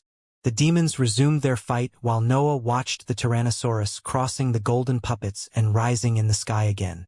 There were cracks over its body due to the last impact. Still, they were already healing due to the energy absorbed by the wings. Noah had understood that his normal tactics wouldn't work against his opponents. The fact that the liquid stage cultivators relied on a battle formation made them quite hard to kill. It wasn't a matter of abilities. Noah could dodge all the attacks of the creature, and his strongest technique could match its offensive. The only problem was its regenerative ability. The pair of wings absorbed the residual energy of every spell that passed near it. That allowed the battle formation to keep an intact structure and fight as long as the cultivators controlling it had enough energy. That gave a chance to the tyrannosaurs to last more than Noah when it came to exhaustion. Noah knew that very well. The third form of his martial art could create a mess there, and his saber-shaped runes could try to sever its wings. Yet, he felt that he had a more straightforward method to deal with that creature. The Tyrannosaurus waved his arms to launch a series of golden slashes. But Noah had already started sprinting by that time. Cracks spread in the sky as he dodged the incoming attacks and reached for the maw of the beast. Noah delivered a powerful punch on the creature's head, and golden shards shot everywhere as cracks appeared on that spot. The demonic sword left his grasp and stabbed those fissures to increase the amount of damage inflicted. The Tyrannosaurus tail tried to crack at him again, but Noah had predicted that attack. He sprinted away as soon as the demonic sword spread some corrosive smoke inside the creature and reached for another part of its body. Noah reappeared on the right side of its torso, and his fingers arched to form claws that ripped off the beast's golden scales. The demonic sword quickly stabbed that spot again before Noah grabbed it to sprint toward another body part. The Tyrannosaurus couldn't keep up with Noah's speed, and all its attacks were unable to touch him. Also, relying on his physical strength prevented the accumulation of energy in the air, which negated the wing's ability. Noah roared, punched, and stabbed as he sprinted around the massive beast. Cracks appeared and vanished as he continued to move in different spots to damage and destabilize the battle formation. That was a battle style suitable only to hybrids. It was an approach that allowed him to release only a small amount of energy while inflicting a good number of injuries. Noah was relentless in his offensive. Golden shards fell toward the frozen scenery as he kept on ripping the Tyrannosaurus apart. The mighty and scary figure had turned into nothing more than a maimed and broken creature after a few minutes. Signs of destabilization began to appear in its shape. The golden scales started to tremble as Noah's assault continued, and many of them lost its solid form to return to a state of pure light. Noah noticed that phenomenon but continued with his offensive until a clear opening appeared in the beast's body. The experts inside the battle formation were so busy trying to stabilize the technique that they didn't notice the different smoke that had begun to enter the Tyrannosaurus. They only took it as Noah's usual corrosive gas. However, they froze in place when they saw the massive reptilian head solidifying right next to their position. Their survival instincts spiked at that point, but it was too late for them to do anything. Snore released a wave of flames and a sword-shaped lightning bolt right in the center of the Tyrannosaurus, and the golden beast's figure exploded into a storm of shards. A gray cloud followed the shards, but Noah quickly waved his hands to disperse it and catch the experts' falling space rings. As for their bodies, only a few bloody patches of tissues had survived the last attack. Noah shook his head when he looked at the two space rings in his grasp. The number of resources inside them was decent, but his thoughts were on the two liquid-stage cultivators that had died under his attacks. They had relied on a battle formation that they couldn't operate fully to improve their chances of survival, but the variety of their attacks had diminished due to that decision. Noah would have had a harder time dealing with multiple spells of various natures. Yet, the two experts would have died far sooner without the protection of the golden scales. Battle formations, inscribed items, and similar methods were helpful to cultivators. Still, there wasn't much that they could do if the existences using them were weak or had evident flaws in their individuality. Power comes from within. Noah gave to the matter one last thought before moving his attention elsewhere. The demons had ended their battle before Noah. It had taken them some time to get past all the protections and weapons of their opponents, but they were too experienced not to win that fight. Noah turned toward them only to see Flying Demon throwing two frozen human figures in his direction. He winked at him before focusing on the protected area in the middle of the city. Flying Demon's ice had sealed the breath inside the dantions of the two experts, preventing it from dispersing in the environment. Noah immediately ate them to obtain their nutrients. Noah's focus went on the underground structure too. The golden shields prevented the eerie aura from leaking on the surface, but a strange sensation still lingered around the area. The human cultivators and experts' battles in the fourth rank continued even if the fight was virtually over. The trio from the hive could use that moment to focus on the caves before someone from the council intervened. After all, that territory was the target of the army led by Noah and the demons. The council couldn't claim the entirety of its resources if the trio were to seize them in that situation. The defenses in place to defend the underground structure were powerful.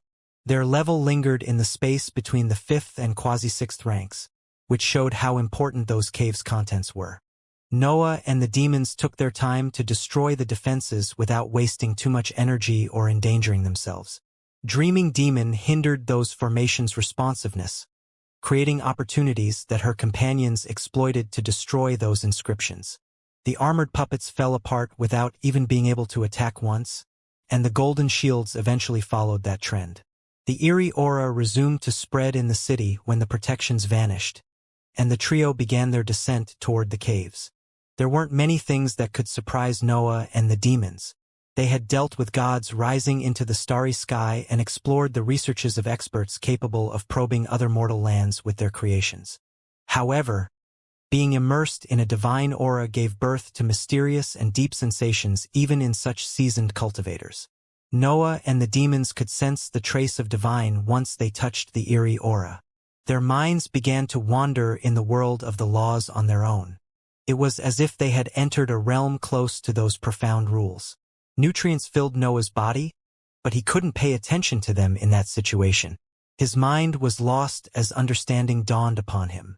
The feeling was similar to when he touched the winds in Chandal's dimension, even if it was far softer and gentler. A general idea about the cave's nature was already forming in Noah's mind, but Dreaming Demon solved any doubt when the trio touched the ground. "Divine Elder Tabitha," Dreaming Demon said in a soft tone.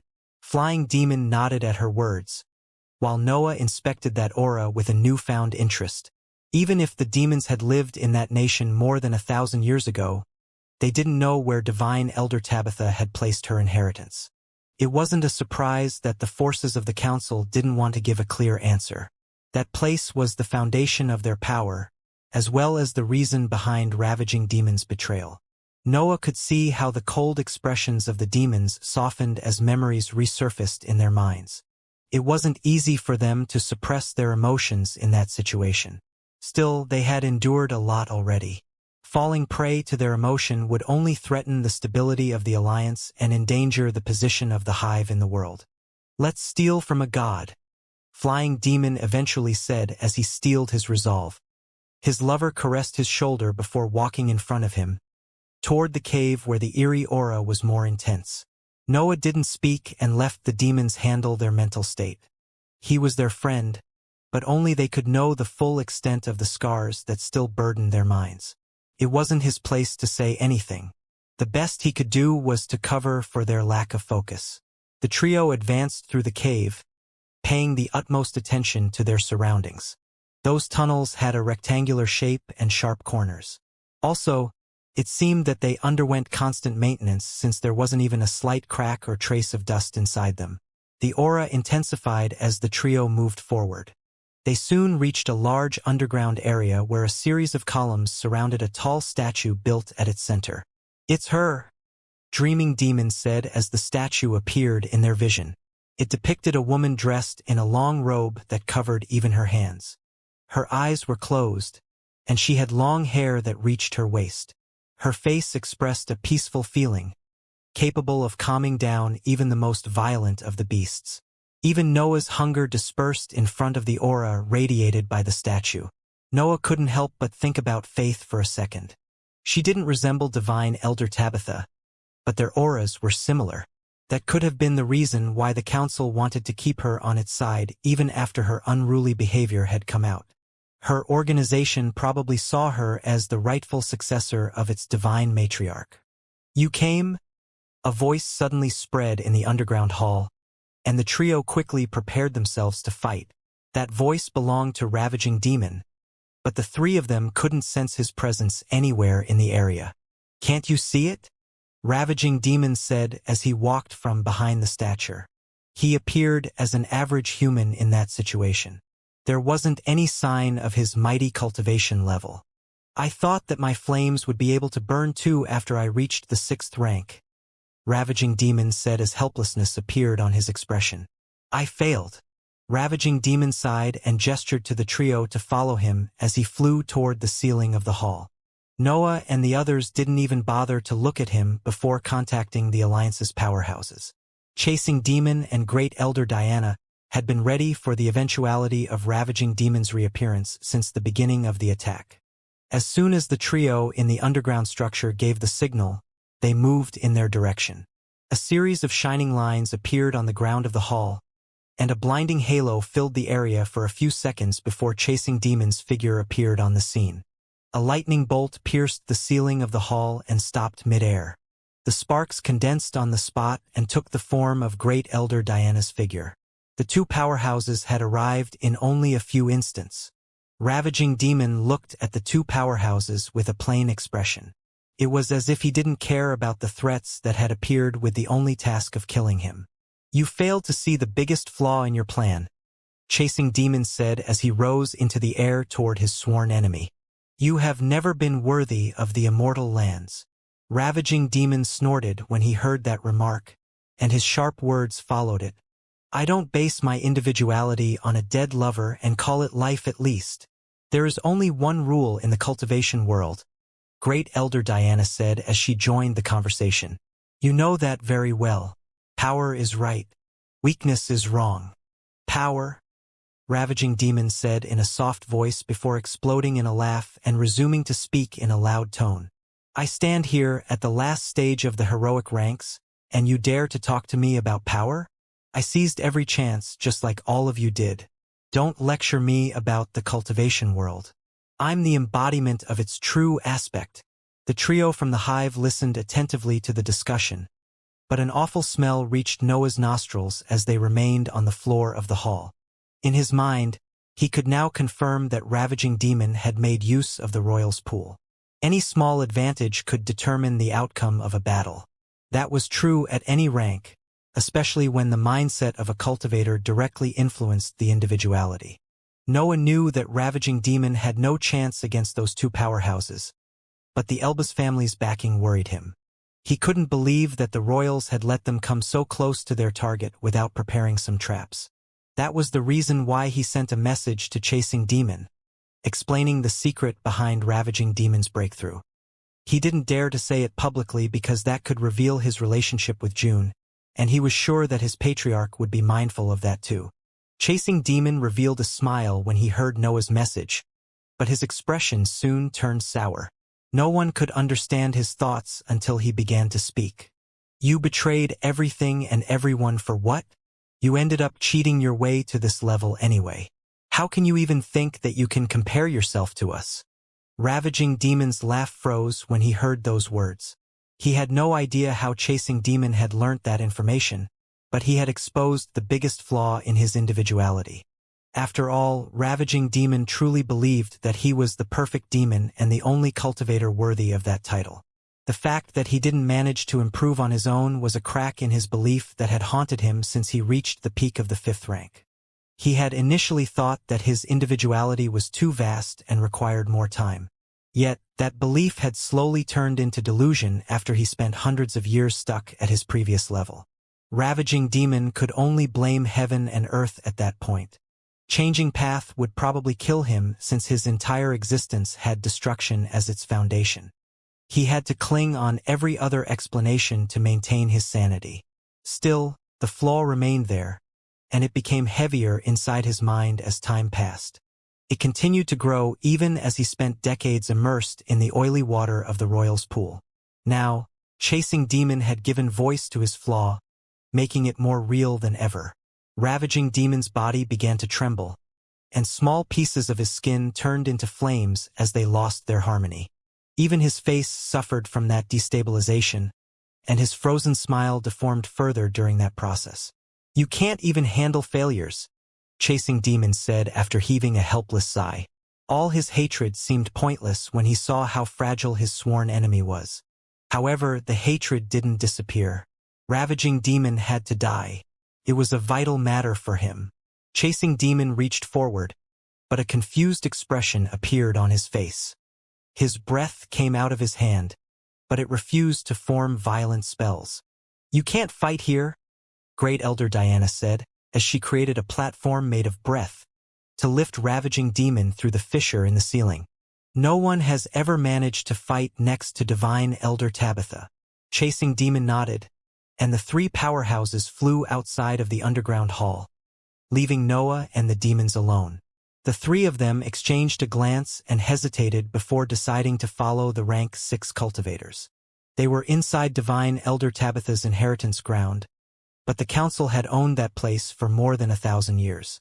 The Ravaging Demon sect had done the same in that period. It was unlikely that those strong organizations had left resources laying around for the trio to take. Instead, spectating a battle among cultivators in the 6th rank could provide significant insights into the law's world. The three of them could see how the powerhouses wielded their laws according to their individuality. Noah and the demons resurfaced and found themselves in a thick forest.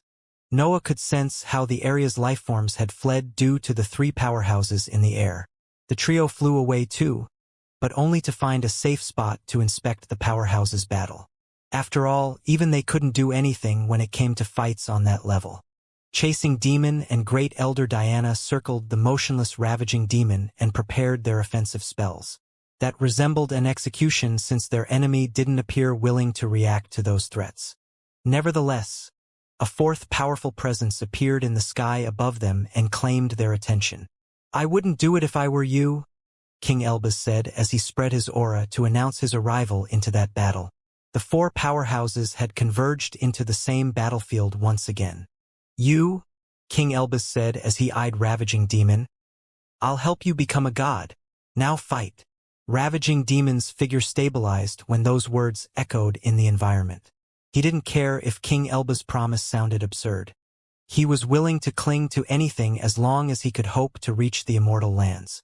"You owe me one," Great Elder Diana said as she flew upward to face King Elbas.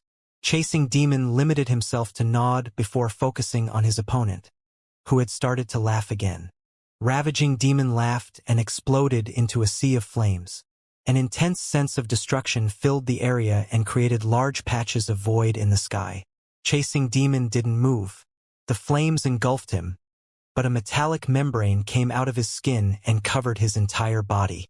When the flames retracted and condensed to retake Ravaging Demon's shape, the membrane around Chasing Demon broke and revealed that he didn't suffer any injury. The metallic shards of the membrane fell on the ground as Chasing Demon observed his opponent without revealing the slightest tinge of emotion. There was only coldness in his eyes as he looked at the man that he had hated for more than 1,000 years. The ground rose after the metallic shards stabbed the terrain. Hundreds of humanoid golems formed and flew in the sky as they punched toward Ravaging Demon. The gravity around him increased too, and pressed on his form, slowing down the spreading of his flames. Ravaging Demon managed to turn into a sea of flames right before the golems reached him. A few of them exploded in the impact, but many endured the fire and waited for their caster's orders. The metallic membrane protected Chasing Demon again, and its shards fell to the ground to create more golems. Meanwhile, Ravaging Demon reappeared higher in the sky, closer to the battle between Great Elder Diana and King Elbas. King Elbas had a series of long fiery snakes around his figure. They spewed long trails of flames that aimed for the elusive Great Elder Diana. Great Elder Diana danced in the sky as sparks cracked under her feet. The snake's flames couldn't touch her due to her high speed and sharp turns, and she launched small lightning bolts whenever she stopped. Her attacks landed on the snakes circling King Elbas but were unable to reach him. The two powerhouses exchanged attacks, defenses, and dodges without gaining the upper hand on their opponent. Of course, they weren't trying their best. They were only preventing each other from influencing the battle between the two demons. King Elba's words toward Ravaging Demon had hinted that he wouldn't help him against Chasing Demon. So, it was pointless to waste resources to gain the upper hand over Great Elder Diana. Their fight was necessary, but it was more of a probing than a proper battle to overcome their opponent. Ravaging Demon glanced at their battle before focusing on his opponent again. An army of golems flew toward him while Chasing Demon scattered more metallic shards on the ground. The forest had turned into a messy pile of debris and holes due to the golems that had formed. There didn't seem to be a limit to how many of them Chasing Demon could create. Ravaging Demon spread his hand forward, and a violent flame appeared in his palm. That was his third fire already, and it was remarkably stronger than his previous attacks. Before the golems could reach him, Ravaging Demon's fire exploded into a sea of flames again, destroying dozens of those rocky puppets. That generated more explosions, though, which dispersed a large part of his attack. Ravaging Demon reformed again in another spot only to see that there were even more golems going after him. Chasing Demon wasn't giving him any chance to recover. His complexion had already paled due to the many detonations. Ravaging Demon wasn't immune to damage when he turned into flames. His situation could only become worse. The destructiveness of Ravaging Demon's flames was increasing as he cast spells. Still, the number of golems under Chasing Demon's control had never stopped growing either. The more golems fell apart, the more detonations would happen. Ravaging Demon could only continue to suffer more injuries if he kept on fighting in that way. A large crystal suddenly appeared in Ravaging Demon's hand before he expanded his fourth flame. His fire converged into that item and shot toward Chasing Demon in the form of a crimson beam. The attack surprised Chasing Demon. Even as a powerhouse who had cheated his way into the 6th rank, his opponent still had a power worthy of that level.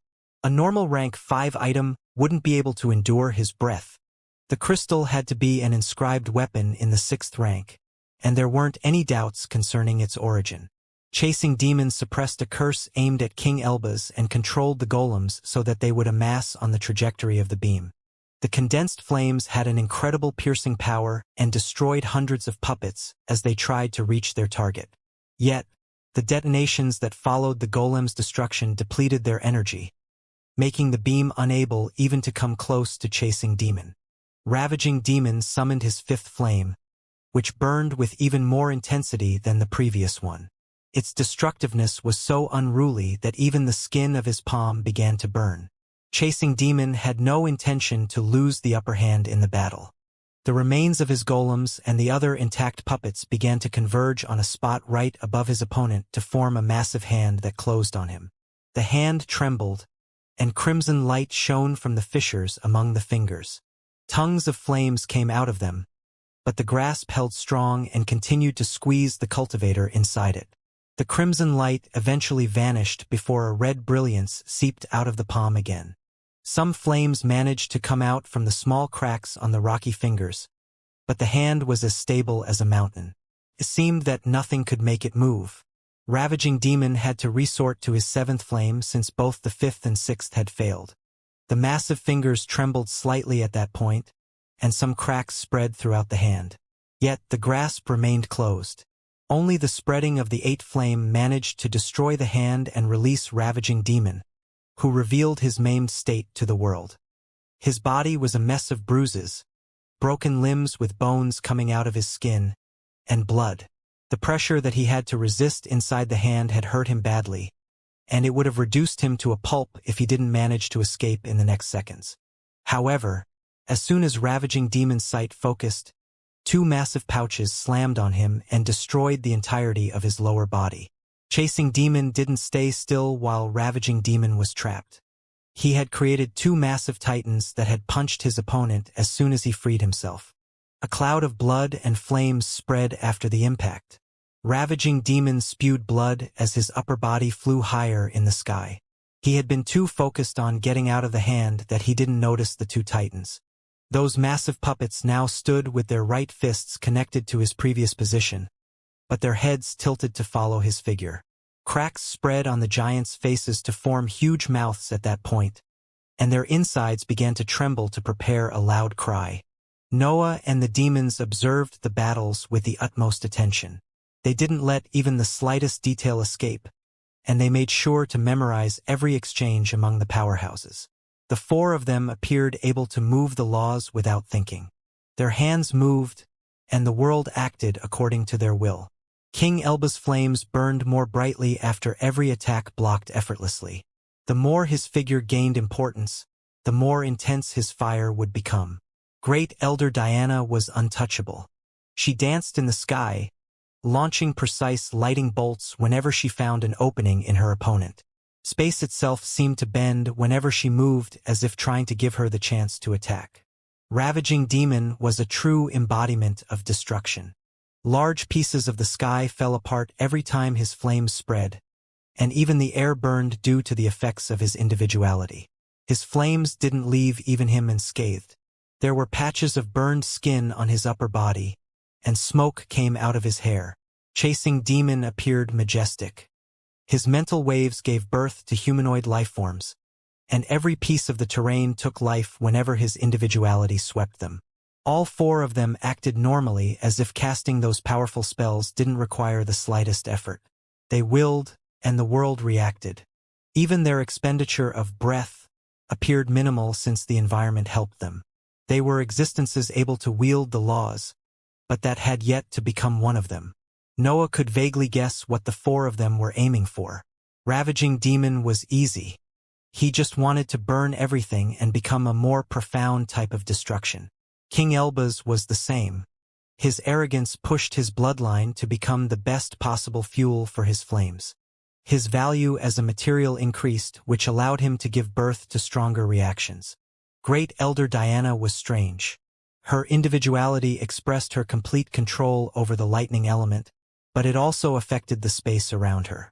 Noah could only make various assumptions when looking at her. He couldn't understand anything specific nor the law that she wanted to become. Chasing Demon's individuality gave life to inanimate objects, but it wasn't as simple as it looked. His aura radiated a peculiar craving, something far more profound than merely shaping and controlling humanoid puppets. He didn't give life. He desired someone's life so intensely that the inanimate matter took life when his individuality touched it. His aura conveyed that desire, and the ground replied, shaping itself in golems that obeyed his orders. It wasn't a secret who was the cause of Chasing Demon's desire. Ravaging Demon had understood that since their first exchange, and Noah didn't take much to comprehend that too. Chasing Demon desired Charming Demon to be alive so intensely that his entire individuality had grown using that feeling at its foundation. As for which law he wanted to become, Noah didn't know. His guess was on something related to resurrection and similar fields, but he couldn't be sure. Nevertheless, Noah could relate with Chasing Demon, even if in a far milder way. His approach toward death had always been too radical for his mind to fall prey to such emotions. Still, he felt them. Also, his creation belonged to similar fields for what concerned the laws. He had even given birth to lifeforms already. Noah's fingers tingled as he understood Chasing Demon's individuality. He wanted to isolate himself in a training area right away to vent that eagerness, but the battle of the powerhouses kept him glued on the spot. Ravaging Demon floated in the sky without a clear goal. The lower part of his body was no more. The Titans had destroyed it along with his Danteon. The only force keeping him alive was his sea of consciousness, but that was a temporary fix. His life hung on a thin thread, and he needed to stabilize his body if he hoped to survive. Of course, his potential as a cultivator was no more. His Danteon was gone. The only method capable of solving that issue was the transformation of the natives of the other world, but even King Elbaz couldn't replicate that easily. What a disappointment, King Elbaz said when he saw the poor state of his ally. He even managed to destroy the fire prism. That was one of my first creations to reach the 6th rank. King Elbaz snapped his fingers, and a peculiar reaction happened in Ravaging Demon's maimed body. Trails of flames came out of his figure and converged in the royal's position where they fused with his skin.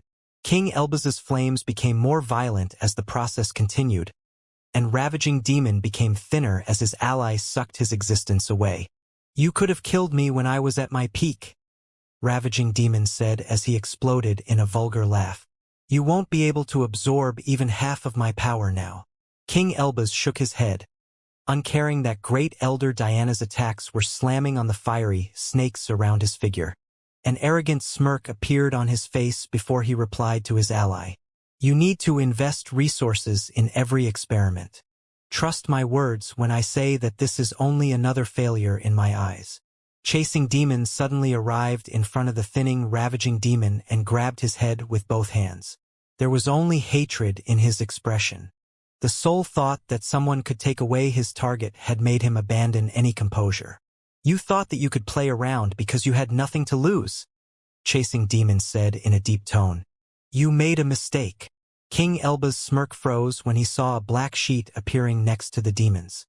His expertise in the inscription fields made him understand the purpose of that item in an instant.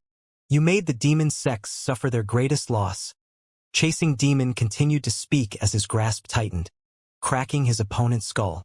It's only proper that you spend eternity protecting them. A faint substance came out of Ravaging Demon's head and entered the sheet when Chasing Demon broke his skull. A small version of Ravaging Demon's figure appeared on the black item and began to move while wearing a panicked expression. The trails of flame converging toward King Elba's dispersed, interrupting his absorption of power. Chasing Demon had killed his opponent with his last move, removing the owner of that energy and dispersing it in the environment. Chasing Demon glanced at the figure inside the black sheet. Ravaging Demon screamed and slammed its ethereal arms against the item's fabric, but nothing came out of it. The patriarch of the hive had trapped his consciousness. As for what he would do with it, only he knew. Great Elder Diana and King Elbaz stopped fighting at that point. There was no reason to continue that battle unless the leader of the royals wanted to make the world fall into war again. The three powerhouses didn't move after Ravaging Demon's death. Chasing Demon stored the sheet and joined his ally in her stare toward King Elbaz.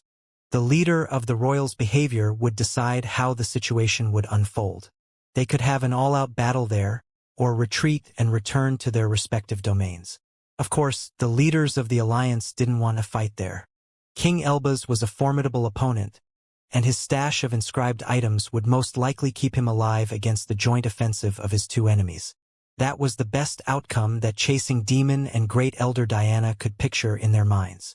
There was the chance that King Elbaz could overwhelm both of them.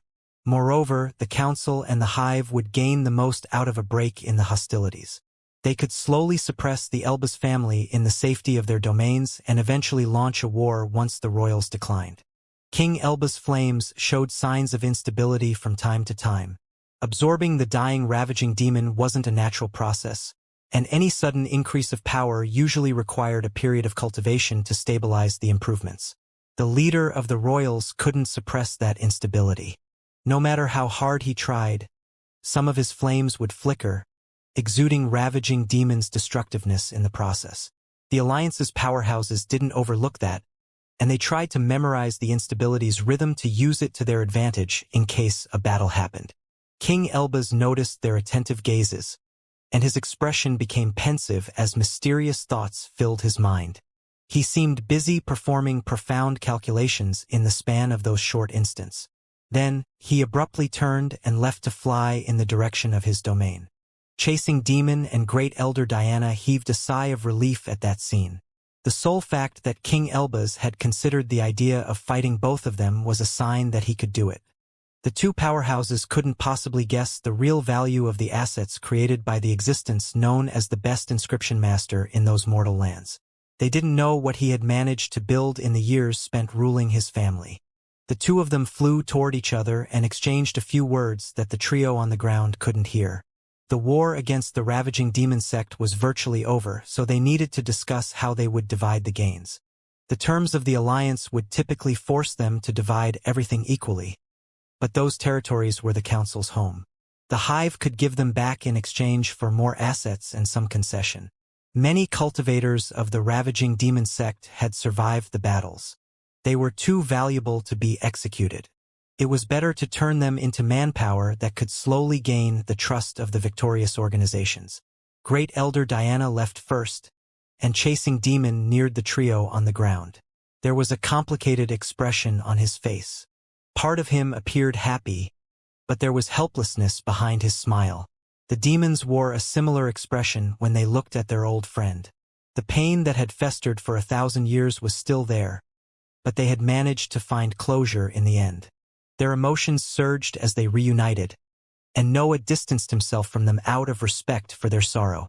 Since no one had given him any explicit order, he flew back into the underground hall to meditate in front of Divine Elder Tabitha's statue.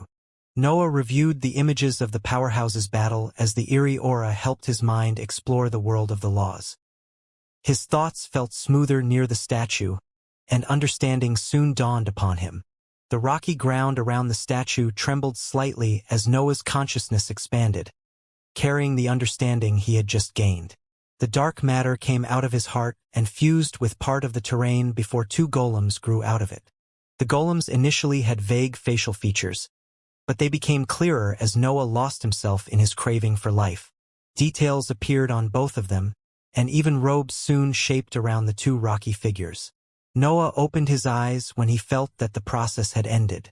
The innate coldness in his reptilian eyes vanished as he turned toward the two golems to inspect them. They were different from Chasing Demon's powerful puppets.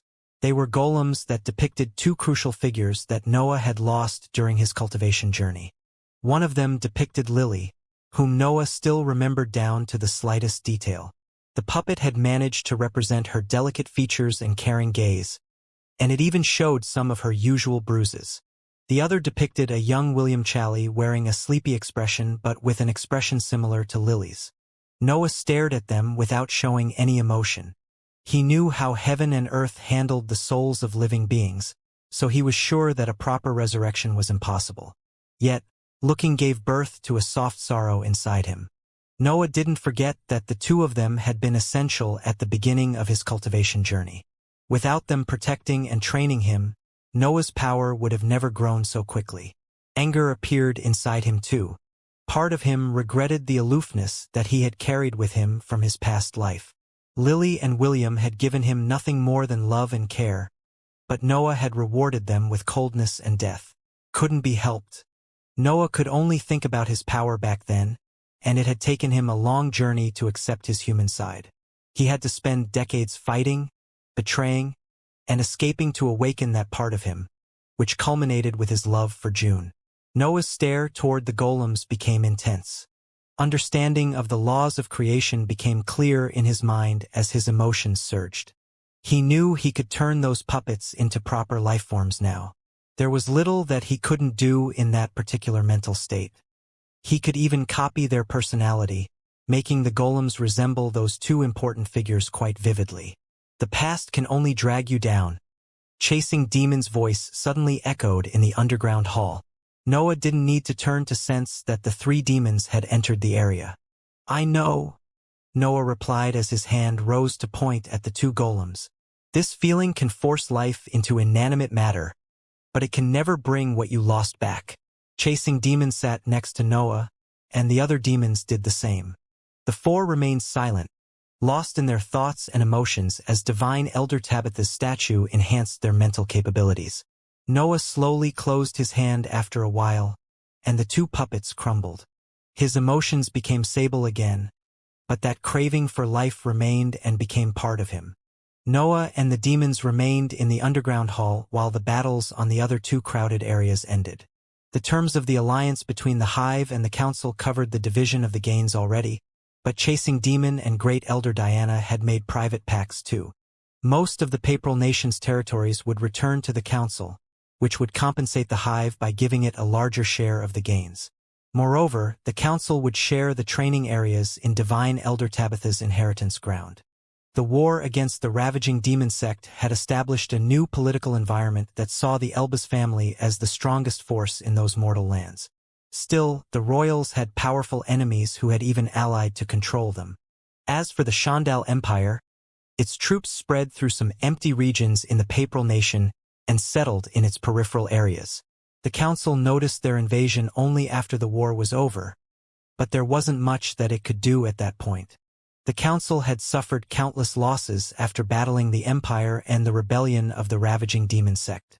It couldn't afford another war, mainly since many higher-ups of the Empire had survived thanks to the Second Life formation. The Hive wasn't willing to help it either.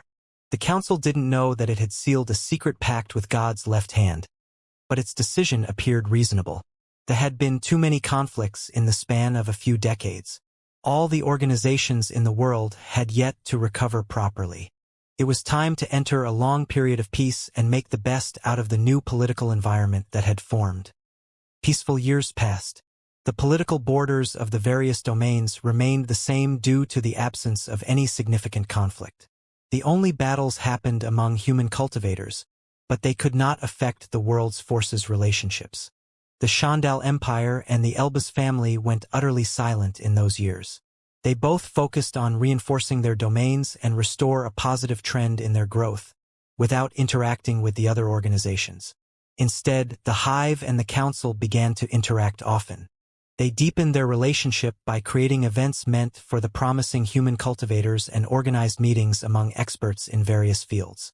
More neutral structures appeared in their domains.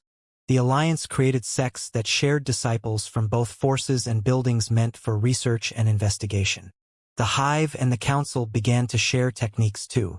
They used their accumulated knowledge in the inscription fields to research and exchange spells, martial arts, and peculiar creations. Of course, they didn't share their secret and most valued techniques. The most precious items in the trades were the living weapons, but the Council had to pay a hefty price for each one of them. Both organizations flourished during those years, and their growth improved as their cooperation covered more fields. Flying Demon and Dreaming Demon would often recall the old political environment of the Papal Nation when they saw that, but they had found some peace after Ravaging Demon's death. They could wholeheartedly focus on the positive aspects of that cooperation now. Most of the higher-ups of the Hive entered a long period of seclusion in those years. The world's political matters didn't require their presence to focus on their cultivation again. Noah did the same, even if his needs as a hybrid and his duties inside the Hive forced him out of his quarters more often than his peers. He had a few visitors too. Daniel, Faith, and the demons would often come by his mansion in the separate dimension to share some wine and insights concerning the law's world. The four of them were busy with their matters, but they liked to spend time with Noah, especially since Shandal revealed that his existence went against heaven and earth system. The demons came more often since they didn't have any specific task. They visited Noah whenever they needed a break in their training and intimate time. Daniel came once every few years. The other mortal lands were the perfect research field for an alchemist due to the peculiarity of their life forms. He would often travel there to study and handle the faction of the Hive settled there. Faith could remain for days inside Noah's mansion, since she didn't have any real relationship in the council. Also, the rumors that she and Noah would eventually marry and reinforce the alliance's stability scared many of her pursuers away. Noah had become even more famous after the wars. His battle prowess ignored any common sense and placed him near the top of the 5th rank even if he was still in the liquid stage. No one would dare to mess with him. Faith's pursuers could only accept that the demon prince of the Hive had conquered the most beautiful woman in the world. Of course, that was the complete opposite of the truth. Faith could be at ease around Noah because she knew that he only saw June as his partner. As the relationship between the Alliance and the Elbas family worsened, Noah found no chance to meet June. Faith couldn't even visit her to gain information about her location.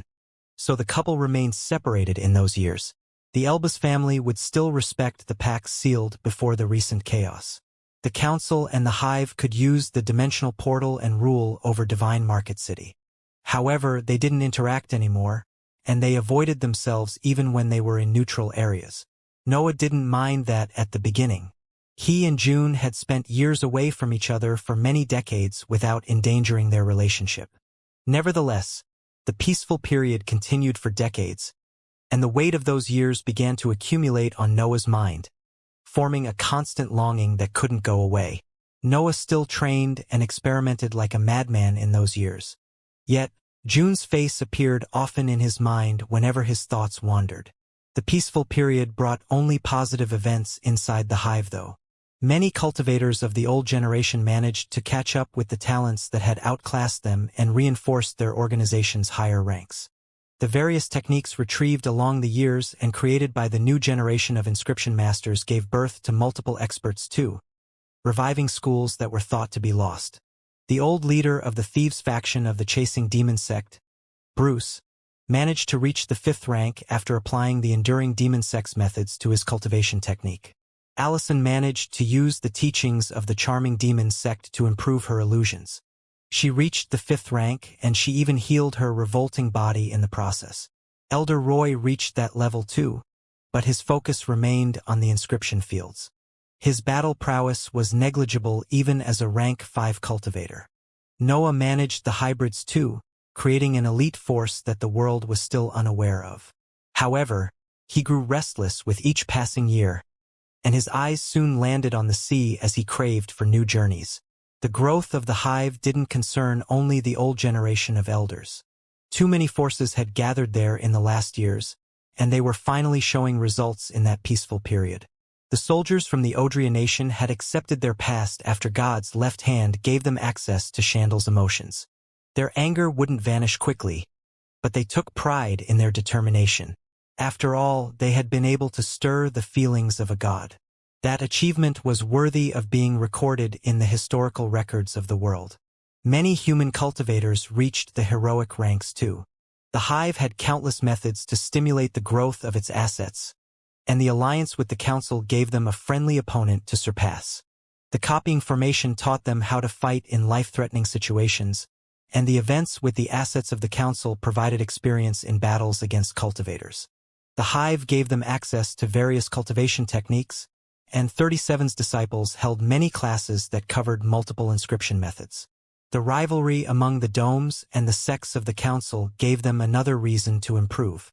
The hive had reached the point when it could create small conflicts among its forces to stimulate its overall growth.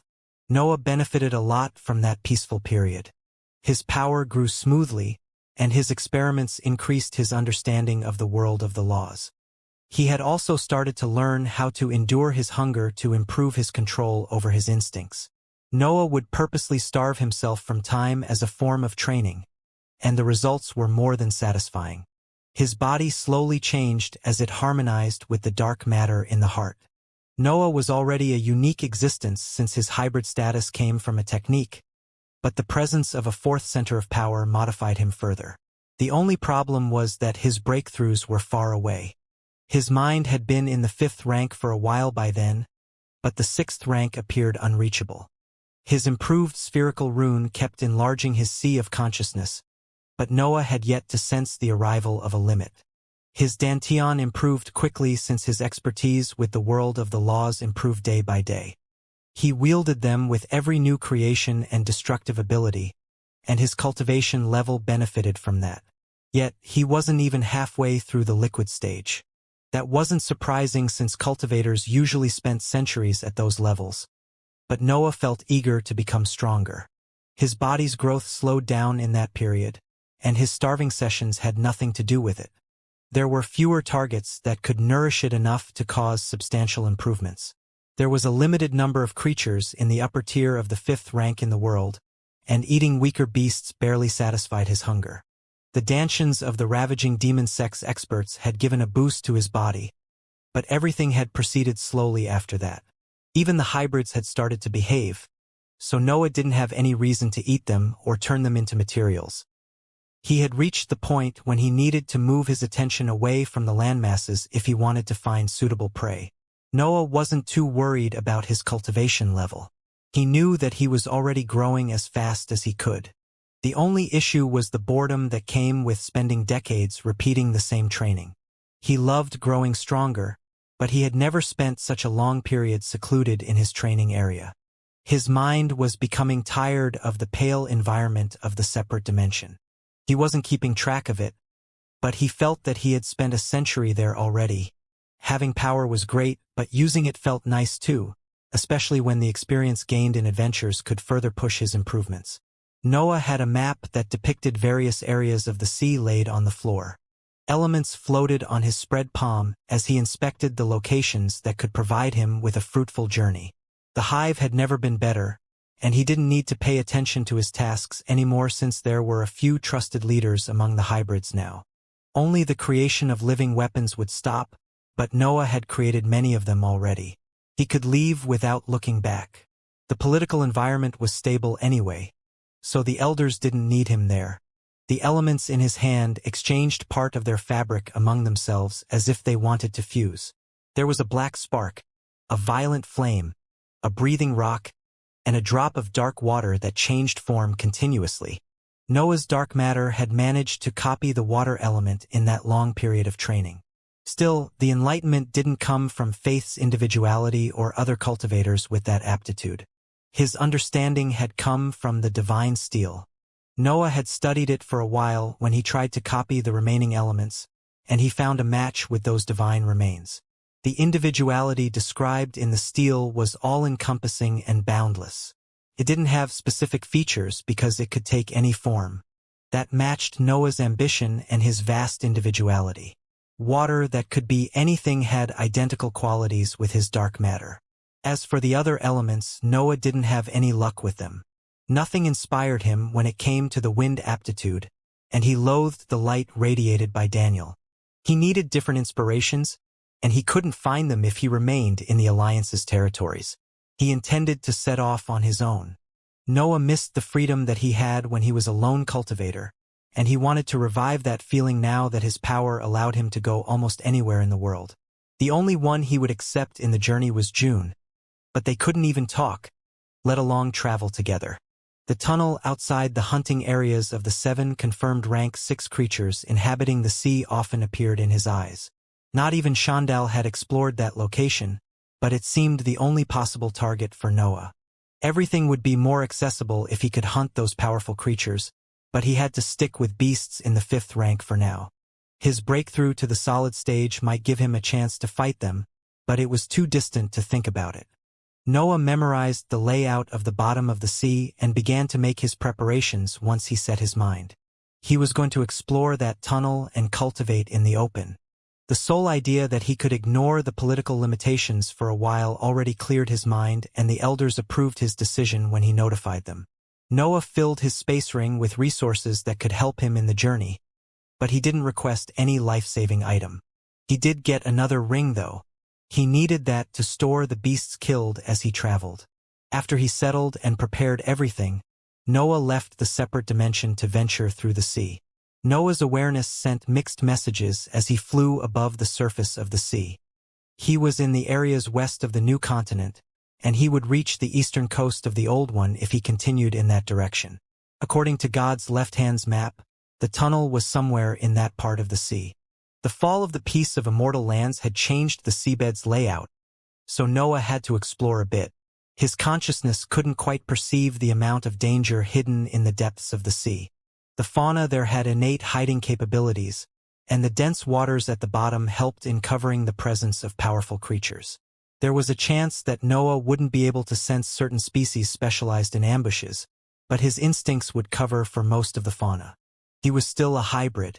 There weren't many creatures capable of catching him by surprise. Noah dived inside the sea and ignored any magical beast that he found on his way to the bottom.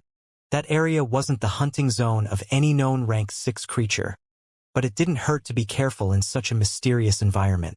The seabed was rocky, and deep ravines appeared from time to time as Noah's exploration continued. He ventured in the gorges that his consciousness couldn't fully cover, but they were mostly empty or inhabited by magical beasts' packs. Noah spent days exploring the bottom of the sea. His breath allowed him to remain underwater basically endlessly, so he didn't resurface at all during that time. A small cavity eventually appeared in his view. It was narrow, but it stretched for kilometers, and it seemed to lead toward deeper areas. This fits the description on the map, Noah thought as he analyzed the entrance further. In the beginning, the rocks were of the same color as the rest of the seabed, but they became darker in the deeper areas. Lava, Noah guessed when he saw that feature. There was bound to be a scorching core at the center of that world, so it wouldn't be strange if the tunnel reached the layers of magma. Noah's cultivation level had reached the point when he could walk on fire and endure the fall of mountains. He didn't fear those calamities. The only issue was whether he could remain trapped underneath the rocky layer above the magma. Noah was still analyzing the entrance when his consciousness sent warning signals to his mind. He quickly hid inside the tunnel and remained in wait to see the cause of that sensation, only to see a massive lizard-like creature walking at a few hundred meters away from his spot. God's left hand's map gave a general description of the 7 rank 6 creatures inhabiting the sea, but none of them resembled that giant beast. The lizard had the head of a crocodile, but it had long legs and a muscular body that showed only a few patches of scaled skin. Its teeth laid outside of its mouth when it kept it closed, and a dark substance came out of them, leaving a black train where it passed. Noah didn't recognize its species. It probably was one of those ancient magical beasts that the world had mostly ignored since it lived in the sea. The creature was a beast in the 6th rank, but it didn't seem able to sense Noah. It didn't even try to hide its presence and walked through the seabed as it looked for prey. 8 confirmed creatures. Noah noted that beast in his mind. He had to prepare for when his body reached the 6th rank, so he had begun to make a list of the possible prey that could satisfy his hunger once he was at that level. Noah relaxed after the lizard disappeared and resumed his analysis of the area. His consciousness couldn't reach its end, but the temperature rose as he went downward. Tremors suddenly spread, and the dangerous sensations from before reappeared in his mind. Noah stopped moving and focused on hearing to understand whether the lizard had returned for a specific reason. The tremors caused by the walking beast converged in the area above the tunnel before silence fell again. Noah could feel it. The lizard was right above him at that moment. Noah condensed his consciousness and retracted his breath. He tried to conceal his presence as much as possible so that the creature above him wouldn't create a mess in the area. His eyes moved left and right as he waited in silence, and they eventually noticed that some of the black substance released by the lizard had entered the tunnel. When the substance entered in Noah's field of view, the intensity of the dangerous sensation inside his mind exploded and forced him to act. Noah quickly jumped backward, and a giant mouth pierced the rocky seabed, destroying the tunnel in his previous spot. The lizard had directly stabbed the terrain, but it had kept its maw sealed. The lizard spread its mouth, and Noah saw how the tunnel began to crumble as a large hole formed there. It works as a sensor, Noah thought as he kept on retreating. The lizard's attack had been too precise for it to be a lucky guess, and the only variable in the area was the substance released by its teeth. It seemed connected with the creature's mind, and it used the substance to scan the area as it looked for prey. More hypotheses appeared in Noah's mind. He could guess how the creature's speed was only average among its peers, so it needed to sneak on its enemies to make up for it. However, all those ideas were mostly useless at the moment since Noah had no chance to fight a being in the 6th rank. Those were just pieces of information that he noted because he expected to hunt the beast at some point. Noah continued to run along the tunnel while the lizard lifted its head to stab another spot. The creature's giant mouth missed Noah by a few meters, but only because he had resorted to his movement technique at the last time to sprint away. The lizard had calculated where he would be. Its only mistake was not knowing Noah's actual speed. Noah felt lucky to see that the lizard wasn't resorting to any innate ability. The dark substance seemed the only skill in its possession, but he didn't take that for granted. The temperature rose as Noah descended. Smoke appeared as the rocks around his became utterly black. A red environment eventually appeared in his view. The lizard had stopped its offensive because its head couldn't reach Noah's position anymore, but he had continued to explore since he didn't dare to go back anyway. Noah crossed the tunnel's exit only to find himself flying above a sea of magma that had a few floating rocky platforms on its surface. The tunnel connected the seabed to an immense underground area filled with magma. The ocean's water mixed with the scorching liquid and formed large rocky platforms where it managed to lower the temperature. The crimson light radiated by the magma shone on Noah's face and revealed the metallic properties of his skin. The breath around his body prevented him from breathing the air there, but he was sure that it was scorching. Tremors still swept the areas above him. It seemed that the rank 6 lizard was unleashing chaos now that it had lost its prey. The rocky ceiling in that immense underground chamber threatened to fall every time it shook. Noah didn't want to remain there. He wasn't afraid that the lizard could catch up with him, since it would have to dig through hundreds of meters of sturdy rocks. A rank 6 creature could do it if it put enough effort, but he would be far gone by the time it reached the magma. The real issue was the stability of the ceiling. The water and magma were in a fragile harmony, and an earthquake could generate an eruption or worse. Noah had already accepted that he would have to find another way back to the surface when he decided to return. Still, he didn't want even that area to change completely. Noah knew where he would resurface with that route, but he couldn't say the same if he changed location. Now what? Noah thought as he spread his consciousness to analyze the area. His plan ended there after founding the tunnel. He didn't know what to expect from that point onward.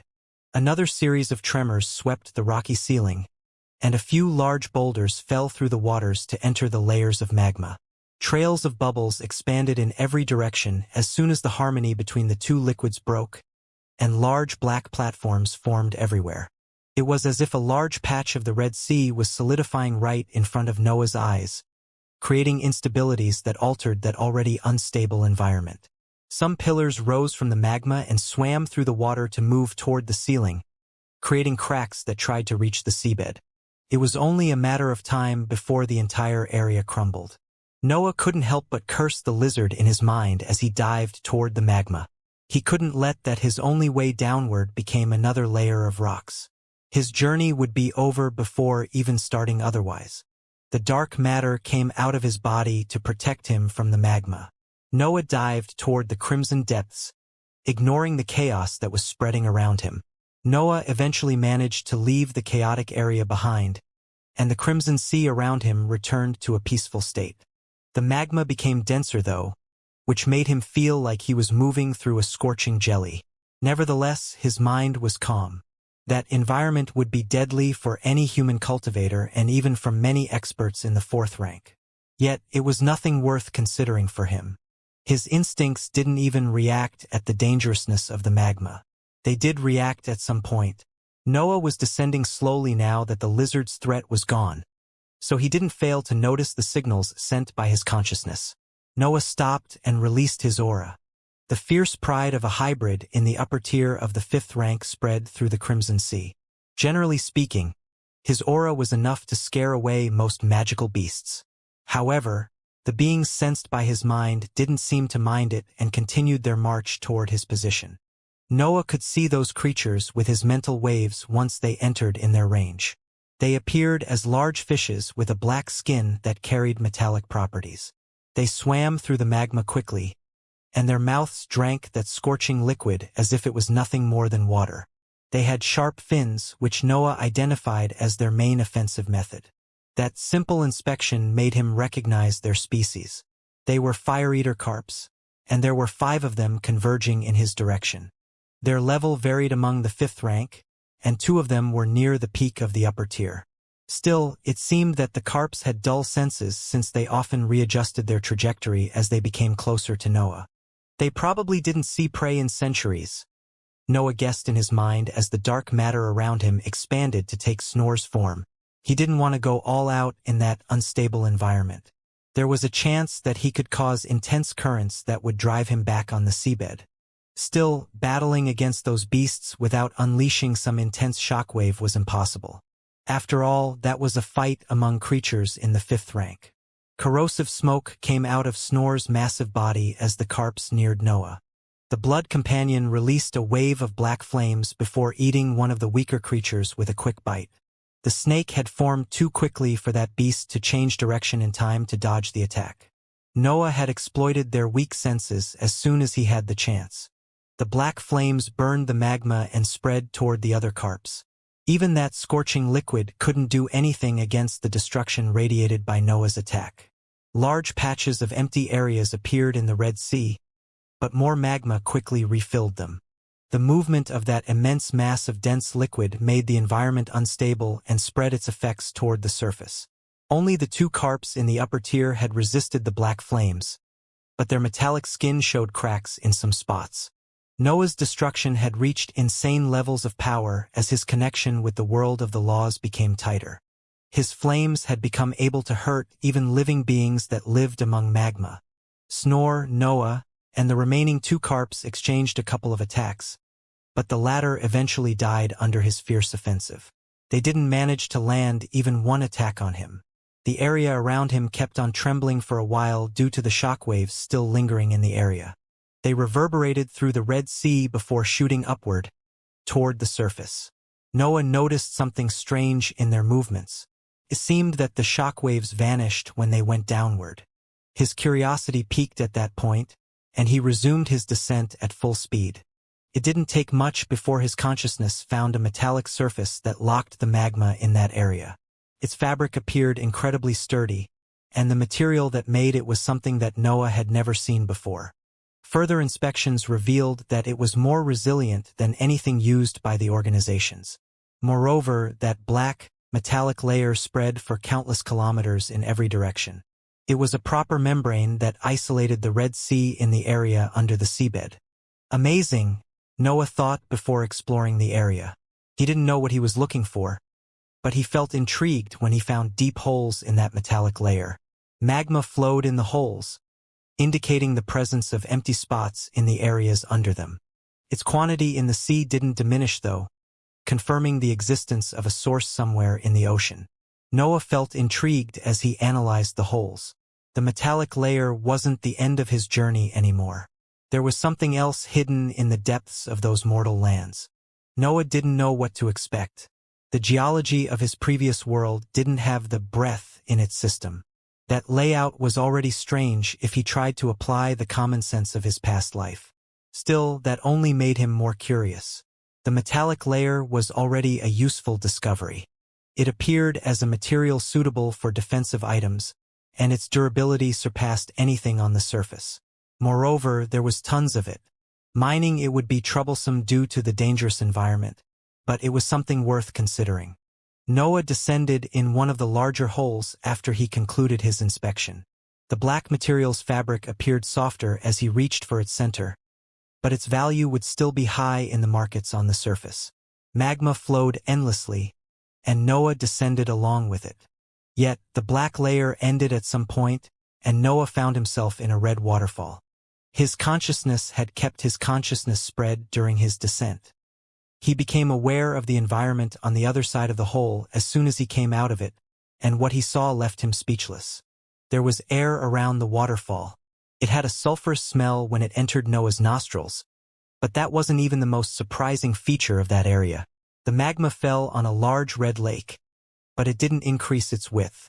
A small whirlpool near its bottom drained it due to another hole that connected that area to even deeper worlds.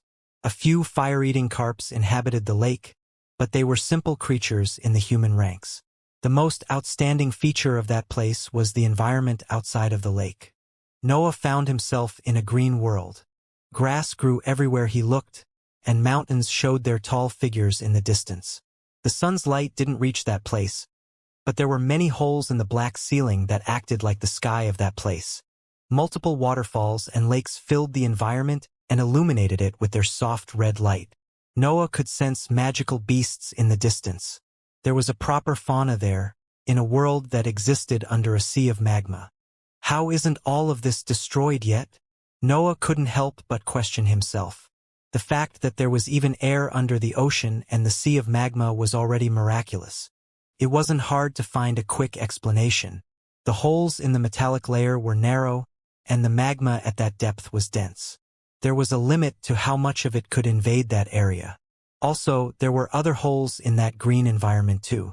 The magma never had the chance to accumulate over a certain level. The plants there provided with clean air, and the metallic layer offered constant protection from the Red Sea on the other side. It was worth pondering who dug those holes, but Noah was more interested in the fauna to bother with it. He was already placing the black material on one side of a scale and the fauna on the other in his mind. If he didn't find anything interesting, he would let that environment drown to seize the sturdy metal. Noah left the waterfall and began to explore those unknown lands. He started with the plants there before moving toward lifeforms in the distance. There didn't seem to be magical plants nearby, but Noah guessed that he would soon find some of them. He didn't believe that the breath didn't influence any of them. The region where he descended appeared mostly empty of magical beasts. Noah quickly linked that to the presence of so many waterfalls. The temperature was already high everywhere, but it was even higher near the lakes. Noah experienced another surprise when he reached the first pack of magical beasts. They were small reptiles that ran on 2 legs and a couple of short arms. They resembled a small version of the Tyrannosaurus, and their scales weren't nearly as strong as that tall creature. However, they belonged to the same historical period. They were beasts that the surface thought to be extinct. Dwarf raptors, Noah thought as he inspected that pack of creatures in the human ranks. The fauna here didn't suffer from the changes that have swept the surface. It stagnated. I wonder how this place even came to be. There didn't seem to be anything natural about that environment. The metallic sky alone appeared as something unnatural and too perfect for the survival of that hidden world. Still, Noah couldn't notice any trace of cultivators. There was only a wild and peculiar life everywhere he looked. Noah killed some raptors and stored them inside his ring before moving forward. He did the same with every other peculiar creature that he found along the way, and he confirmed that most of them were species that had disappeared from the surface. The number of waterfalls diminished as he explored other regions, and more magical beasts appeared in the environment. The density of breath in the air increased too and surpassed the standards of best areas in the old continent. Noah could vaguely guess that he was flying under the old continent by then, but he didn't know if there was a connection with the lack of waterfalls. Magical beasts in the heroic ranks began to appear as the density of breath increased. Noah collected many specimens that he would study later to improve his knowledge in that field. The exploration quickly lost its initial excitement since Noah couldn't find anything beneficial to his cultivation. The place was incredible due to its peculiar location and fauna, but they alone weren't enough to stir his complete interest. This can become a secret hideout or some special training area, Noah thought as he flew above that strange land. Still, the separate dimension already covers those. It might be better to drown it after seizing some samples. Noah's idea remained the same in the following days since he didn't find anything that could surpass the metallic sky's value. Yet, he wouldn't call that world worthless until he explored it in its entirety. Then, he saw something that made him throw his previous idea away and never think about it again. As he flew above a mountain, he saw 2 packs of ape-like magical beasts fighting over some tree. They were all creatures in the human ranks, barely worthy of his attention. However, his consciousness tensed when he saw familiar runes on the furry skin of the specimens of one pack. Noah didn't even think. His mental waves went downward, and all the apes in the other pack exploded. No one could hurt the most valuable magical beast with him there. Noah descended toward the mountain as his aura enveloped the pack of apes. His pressure as a hybrid forced those beasts to stay still, leaving them barely able to breathe. The sole presence of a creature in the heroic ranks was able to suppress them altogether. In Noah's case, he could make them yield with the most superficial thought. The apes trembled as Noah neared them to analyze their bodies. Disbelief was everywhere in his expression. That was the most unexpected discovery that he could find in that hidden world. Is this the Xianxia species? Noah questioned himself even if he had clear proofs right in front of his eyes. The apes had black fur covering almost all their bodies, but there were strands of white hair that formed complex runes on it. Noah couldn't possibly fail to recognize those runes. He had their copies floating at the center of his sea of consciousness, right above his half-transparent figure. The strongest specimen in that pack was a creature in the 3rd rank, and it had 3 white Xianxia runes on random spots of its body. The other apes had similar white hair that created several Xianxia runes according to their rank. They didn't have a fixed spot. The runes appeared in random places of the fur, but they always followed the order that cultivators used to train their seas of consciousness. All the rank 1 apes had the first Xianxia rune, and those in the 2nd rank had the 2nd one. The 3rd rank specimen had the 3rd rune, which made Noah confident that the Xianxia species followed that trend. He knew that already due to the legends spread on the surface, but he had learnt that history rarely told the truth. The Nation's events had taught him that things rarely were what they appeared, mainly when they belonged to a distant past. The runes on the ape's fur couldn't affect his mental sphere because he had already memorized them, but Noah could sense the pressure that they radiated. Cultivators could train their minds by staring directly at those beasts. The value of a single specimen of the Xianxia species was immense. Powerful organizations would pay a fortune even for an ape in the first rank because they had the resources to nurture it. That would go out of proportion when it came to a couple of them. The possibility of making those creatures reproduce neared the value of the traces left by divine beings. Building a pack of Xianxias meant having an endless supply of Xianxia runes. The world had enough of them when it came to the lower ranks, but things changed in the 5th rank already.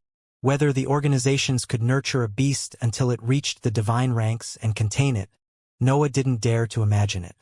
Still, that hidden world had suddenly become too precious to destroy. A valuable material couldn't match the Xianxia species in terms of value. How can I bring them to the surface? Noah thought once he confirmed that those apes were the real deal. There was a significant issue with that world's location that he didn't know how to solve. The sea of magma above the metallic layer was a massive barrier that could stop any weaker being. Those creatures were too weak to swim past that, and Noah couldn't even protect them. Anything about his existence radiated intense destruction. Noah's spells and techniques would kill the apes before they could even reach the magma. I need to find a stronger specimen, Noah concluded in his mind. The stories on the surface said that the Xianxia species' battle prowess was quite remarkable, so there was a high chance that they were in the upper parts of the food chain there. What should I do with you? Noah thought before punching a hole in the mountain to create a small cave. A growl came out of his mouth, and the apes moved inside the cave. Noah threw some of the beasts he had hunted during his previous days of exploration among the apes and made the entrance crumble while giving voice to another growl. His voice was bound to scare them enough to remain in the cave for a few months. Noah didn't think that those specimens were the only survivors of the Xianxia species, but he wasn't going to risk losing them. The tree contended by the 2 packs appeared as a magical plant that gave birth to large yellow fruits. Noah could sense that they had some particular property, but he couldn't guess their actual value. Moreover, the magical plant gave off the aura of the 3rd rank. Even when Noah ate one of the fruits, his body didn't experience any reaction. Noah left the mountain and resumed his exploration toward more populated regions. He stored some of the fruits and put that matter in the back of his mind. The Xianxia species had the priority at the moment. The world became darker as fewer red waterfalls appeared on his path, but the variety of creatures increased. More ancient and extinct beasts filled the environment, and some even reached the heroic ranks in power. The appearance of creatures in the heroic ranks was only the beginning. More powerful beasts and plants began to fill those lands, and larger packs ruled over entire regions. Noah felt amazed to see that those areas were even more crowded than some of his favorite hunting zones. The absence of cultivators didn't limit those creatures that thrived without ever having to face clearing operations. Packs of Xianxia specimens appeared from time to time. Their place in the food chain matched Noah's guess since they often ruled any region they inhabited. Noah stopped holding back after he confirmed that those apes wouldn't become extinct anytime soon. He started to hunt them, paying the utmost attention to protect their fur. His gains culminated when he killed a Xianxia ape in the 5th rank. That single kill had given him 2 runes in the heroic ranks other than the valuable meat on that level. Something unexpected happened after he killed the rank 5 ape. His consciousness sensed movements coming from under him, and the ground opened due to the effects of a spell. Noah didn't move. The beast's blood still ran down his arms while a series of humans came out of that hole and looked around the area wearing excited expressions. They were all human cultivators, except an elderly-looking man who radiated the power of the aura of an expert in the 4th rank. The expert noticed Noah, and his eyes widened when he sensed his cultivation level. His legs suddenly gave up due to the intense emotion, and he quickly kowtowed when he managed to calm down. "Thank you for killing the king of the region," the man said without raising his head. "My tribe and I will gladly join the insurrection. May the humans reign over the apes once again." Noah didn't answer the expert in the 4th rank at all. He had been surprised to realize that cultivators inhabited those lands. But the words of the elderly man gave the final blow to his mind. His consciousness went in the depths of the hole to explore its insides. Noah saw beds, chambers, and large halls built underground to create a structure that could contain at least 100 cultivators. A red light came out of the hole. It seemed that the structure reached the layer of magma under the hidden world. Also, he noticed how there were more rooms than cultivators. Noah didn't know if there was a deeper reason behind that detail, but he felt confident that he had misunderstood a lot about that world. "What do you mean by reigning over the apes?" Noah asked after long moments of silence. The elderly man raised his head at his words. There was a bit of confusion in his eyes, but he didn't dare to show any disrespect toward Noah. Moreover, the idea that he was an outsider didn't even cross his mind. "Oh, mighty expert," the elderly man started to explain as his head went down again. "You probably come from regions that have managed to free themselves from the apes.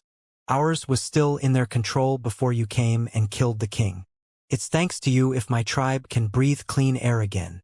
Noah understood nothing from that except the fact that there were more humans there. Yet, he couldn't believe that magical beasts had managed to overwhelm cultivators. There was an expert in the 4th rank right in front of him, which meant that those tribes didn't lack techniques. Generally speaking, that was enough for humans to defeat any magical species, no matter the number of its specimens. However, it appeared that the cultivators had lost that battle there since they lived underground. That location alone could be deadly to those in the human ranks, but they had dared to come out only after he killed the rank 5 Xianxia ape. How is this even possible? Noah questioned himself. He had tested the battle prowess of the Xianxia species on his skin. Those apes were strong due to the variety of attacks that they could deploy with their mental waves. Still, that could only match part of a cultivator's strength. "How did you lose the surface?" Noah asked, uncaring that he was losing the chance to disguise himself as a native of those regions. There wasn't anything to gain from lying about his identity, and the humans there couldn't possibly have valuable items due to their poor situation. It was better to give them hope by revealing that he came from a better place. "Don't you know?" the elderly man asked in disbelief. "Has your tribe forgotten about our past?" The leader of that tribe didn't seem able even to consider that Noah came from the surface. He preferred to justify his ignorance by blaming his tribe or the environment where he grew. Nevertheless, Noah had enough of that exchange and decided to show his cards with his next words. "I come from the surface. Tell me everything that you know about this place." "Surface?" the elderly man asked, showing his confused expression again. Even after Noah's direct phrase, he still couldn't consider that possibility. "Surface," Noah said as he pointed toward the metallic sky. Realization slowly descended upon the elderly man who started to stutter as he tried to give voice to a line. Noah couldn't even begin to imagine how fragile his mental state was since that simple revelation made him lose any dignity as a heroic cultivator. The elderly man eventually managed to calm down, but his excitement still filled his next words. Did you find us? Are we finally going to leave this place?" Noah's expression remained cold and aloof even when that expert pointed out one of that place's issues. The layer of metallic material and the sea of magma blocked any mental message, which meant that no one could come in his aid. The hive didn't know his exact location since he had moved a lot once reaching the Red Sea. The lizard had even made a mess with the tunnel, so his last known place was useless too. There was no way to organize an extraction team, and Noah didn't know how to set the separate dimension. Moreover, he wasn't sure if the magma would hinder its correct functioning. Noah was alone. His best option was to resurface on his own and send the hive's forces there later on. Yet, he wanted to have a complete understanding of the world before leaving it. "Explain," Noah said as he released a whiff of his aura. The man's excitement froze when he understood how dangerous his savior was, but his fear didn't stop him from completing his task. Everything happened after humans managed to turn the white fur of those creatures into a training method. The expert spoke, and Noah didn't miss the regret in his tone. The entire species was on the brink of extinction, but we didn't want to stop anyway. The man was still kowtowing, but Noah wasn't going to permit him to raise until he solved all his doubts. "We thought to know the Xianxia species so much that it couldn't reveal other surprises," the man continued. "We were wrong. Those apes have an innate survival instinct that only appears when the species' entirety is at risk. It allows them to sacrifice their runes to another being to make it stronger. Like a sort of fusion? Noah interrupted the speech only to see the man raising his head and nodding at his question. Then he lowered it again to speak. The old leader of my tribe told me that we chased the Xianxia species to this place only to discover that a god had arisen among the apes. Noah sensed the helplessness in the man's tone, but his mind was elsewhere. If that man was speaking the truth, there was a magical beast in the 7th rank in that place. Of course, Noah didn't believe him immediately. Who knew how much time had passed since the birth of the ape god and if it had existed? After all, the events with the Xianxia species had happened in a distant past. Moreover, there was a high chance that the ape god had ascended in that period. Noah believed that the current situation was mostly the result of years spent in fear of that memory. How do you know that the ape god is still here? Noah asked. Even as a scared cultivator that had grown hearing legends, that expert was a cultivator in the 4th rank. He was bound to have some common sense. The elderly man pointed at his head without raising it before speaking. The ape god summons all the humans in these regions every 50 years to leave a mental brand. I saw that creature a bit more than 45 years ago. The ape god left a mental brand every 50 years, and 45 of them had already passed since the last gathering. Moreover, the expert claimed to have seen the ape god, which turned the situation extremely serious instantly. There was a chance that the scared expert had misjudged a powerful beast for a god. But Noah wasn't willing to bet his life on the weakness of those inhabiting those lands. A series of fast thoughts surged and vanished in his mind in a matter of seconds. The truth was that no countermeasure would work against a being of such power. Even if only as a magical beast, a god was still a god. "Stand up," Noah eventually said as he turned toward the expert. "I want to know everything about this summoning and mental brands." The old cultivator explained everything he knew and even added his name, Winter, to the list. The ape god spread peculiar mental waves that forced all the humans in their range to converge in its lair. The brands forced every cultivator to respect the Xianxia species' authority and prevented them from attacking any of those beasts. Winter said that the hatred of the ape god knew no limits. It passed down some of its emotions when it set the brands, and the cultivators could understand how intensely it loathed humans and the reason behind that.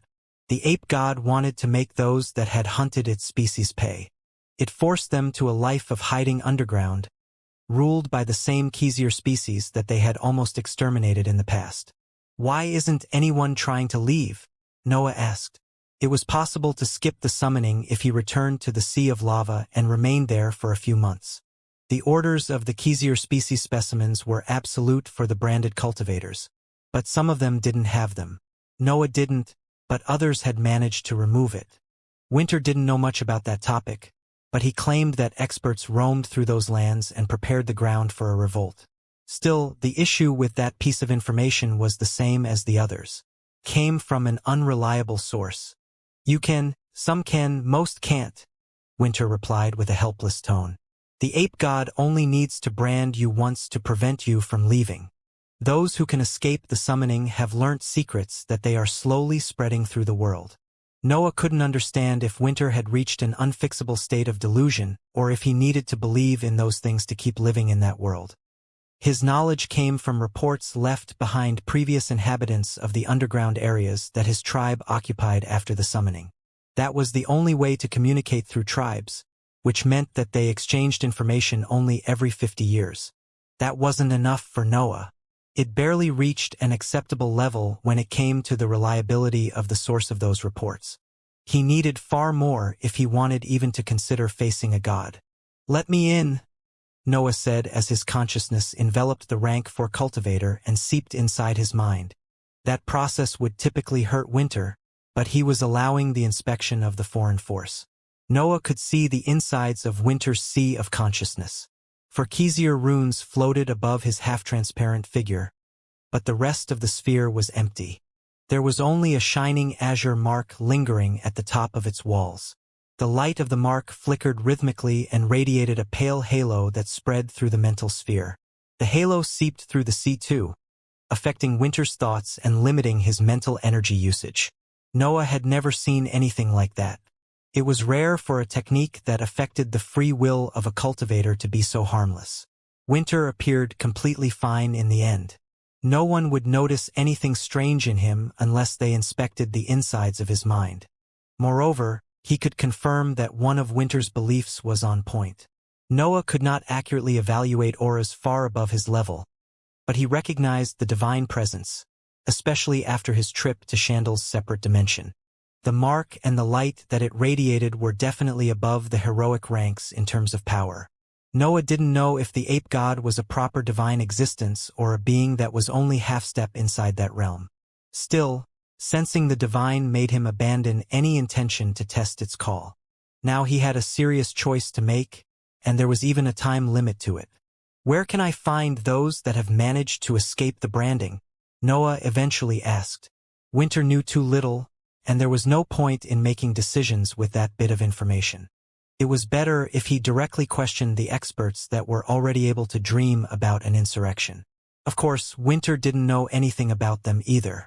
He was a simple cultivator that dreamed about escaping that cycle of tortures, but he didn't have the power to do it. He even refused Noah's offer to look for other rebels together. Winter was set on trying to ignore the summoning before joining any unruly act. Otherwise, the ape god would see all his plans and deploy its soldiers to stop them. Noah left on his own. He had less than 5 years before the next summoning, and he wanted to discover everything that the world had to offer. However, finding cultivators that were capable of hiding from a god was the opposite of easy. Noah didn't have any luck and spent those years flying and cultivating. He kept the red waterfalls nearby and paid attention to the passage of time though. He couldn't risk touching the aura of the god. He did find something that made him settle on a region until the day of the meeting.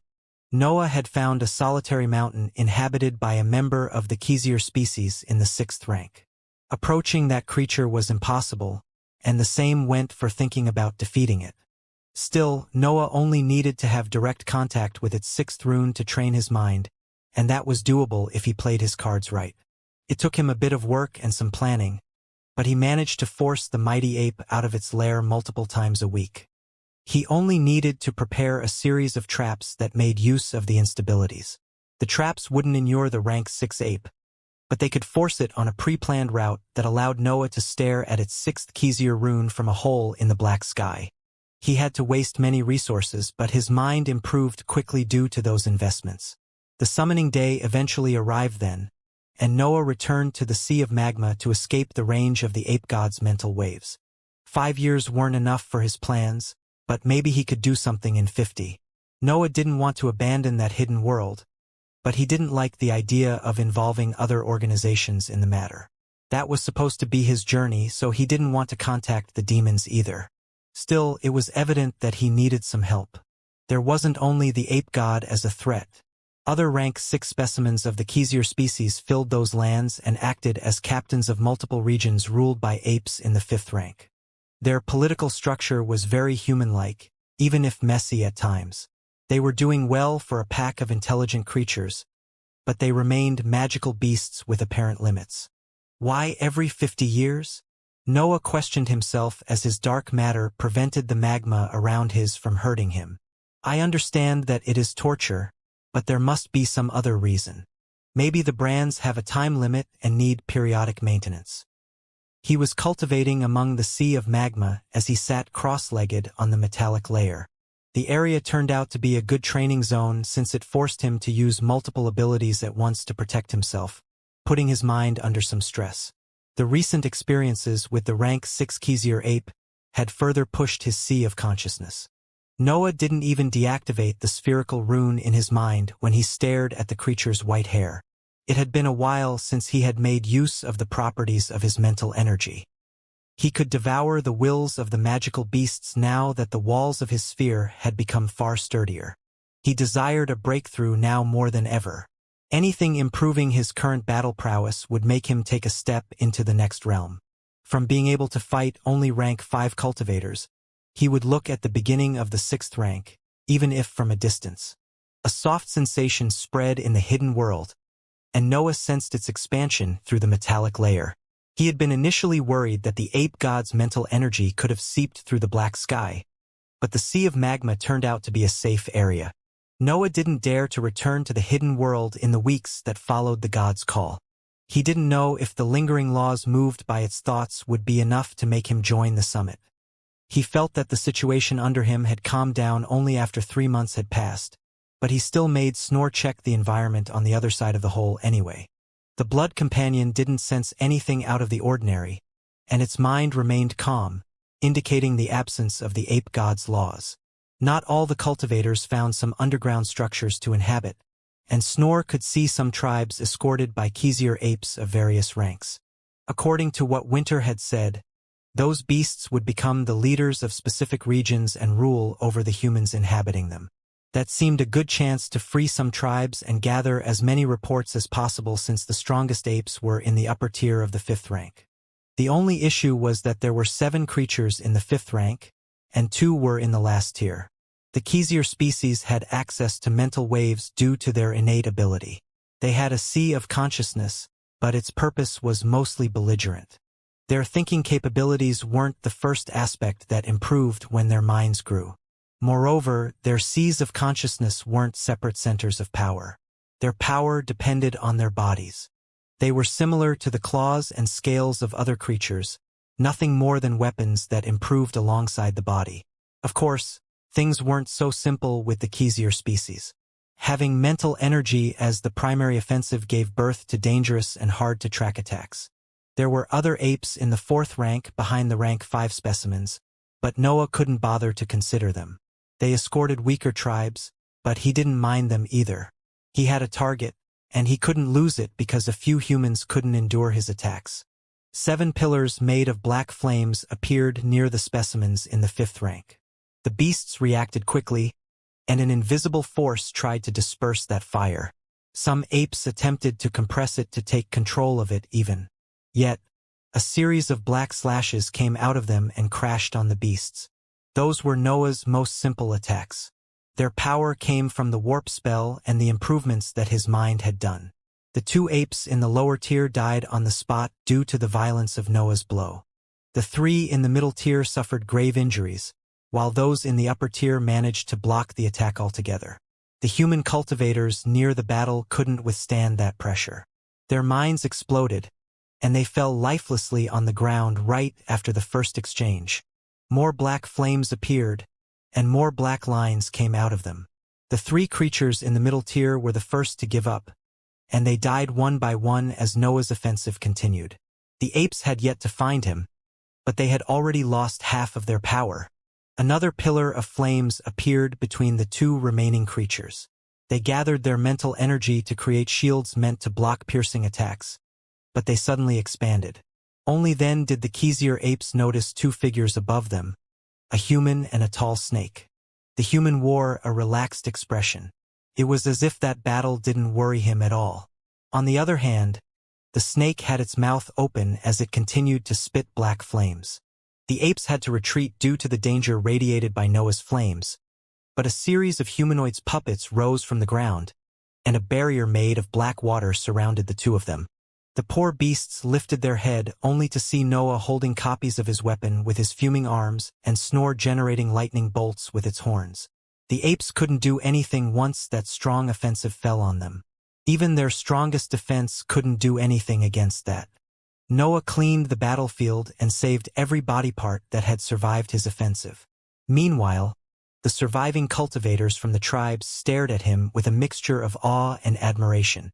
Someone had saved them from the control of the Xianxia species by killing 7 rank 5 creatures in a matter of minutes. Noah appeared as a monster in their eyes, but a monster that was on their side. The cultivators in the tribes weren't the only ones that had watched Noah's battle.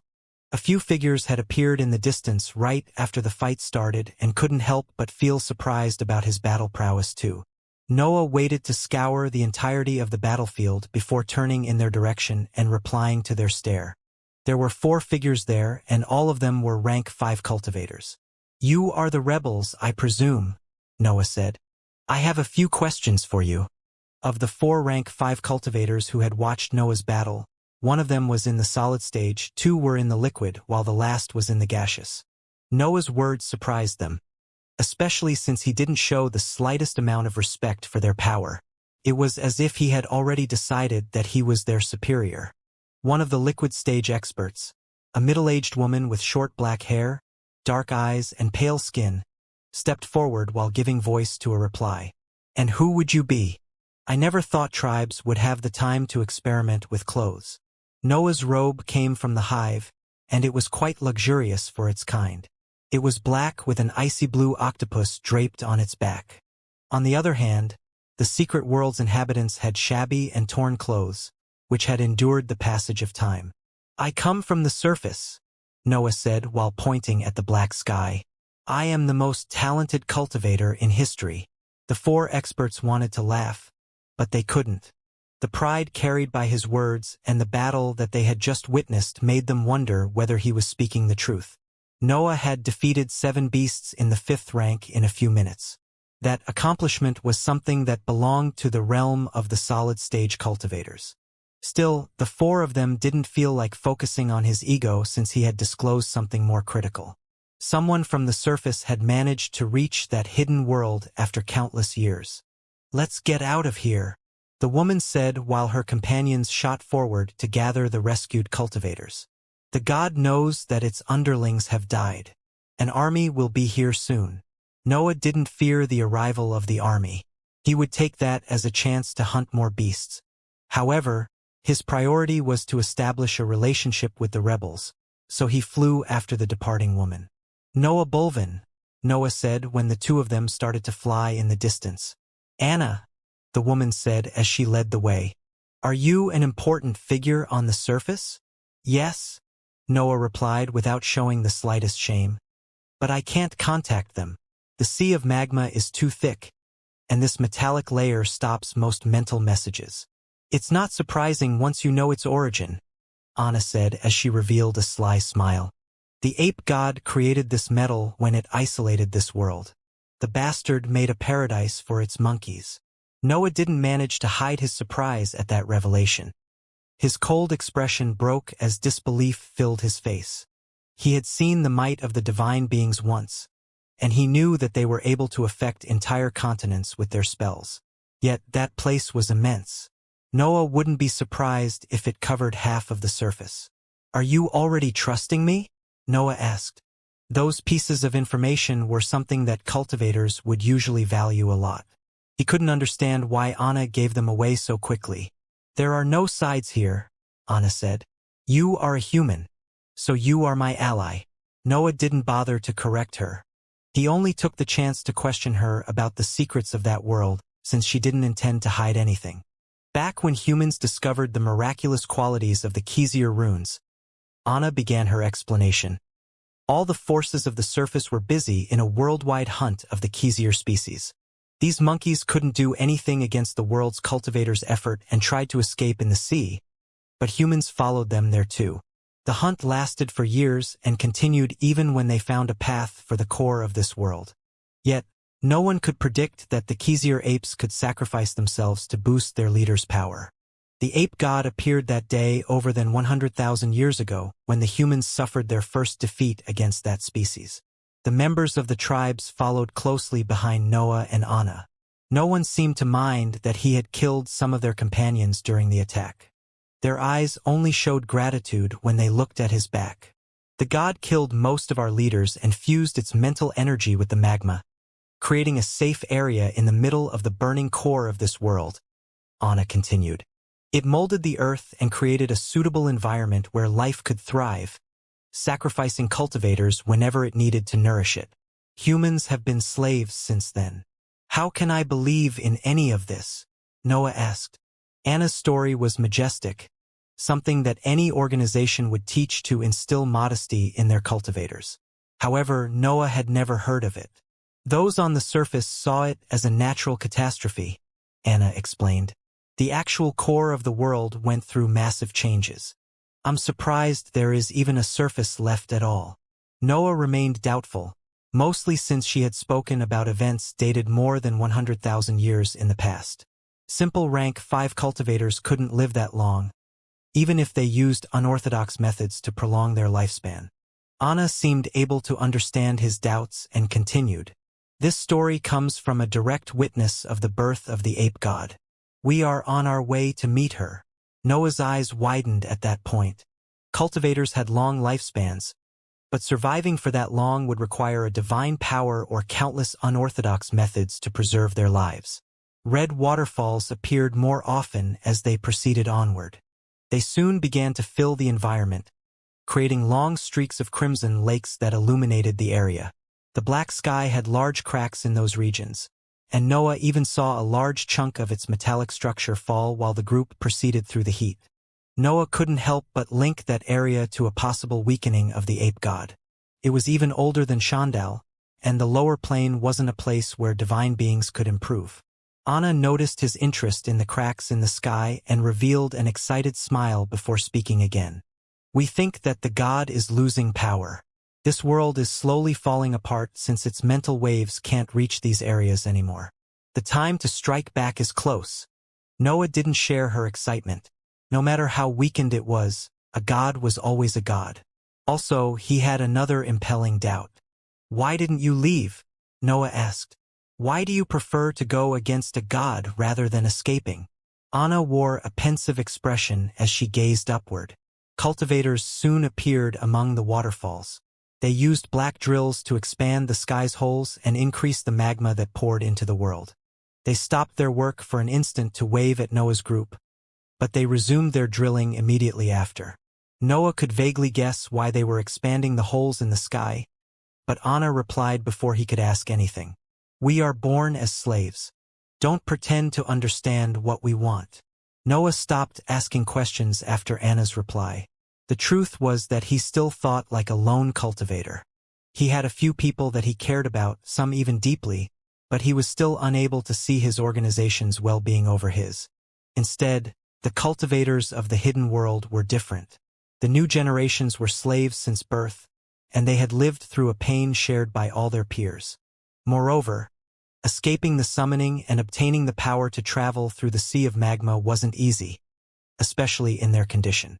The natives passed down their techniques orally, which strengthened their connection with those in a similar situation.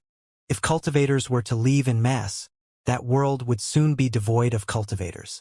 There would only be commoners with no chances to cultivate, and those who had benefited from that system didn't want to leave them in that state. Reaching the surface to look for help wasn't an option either.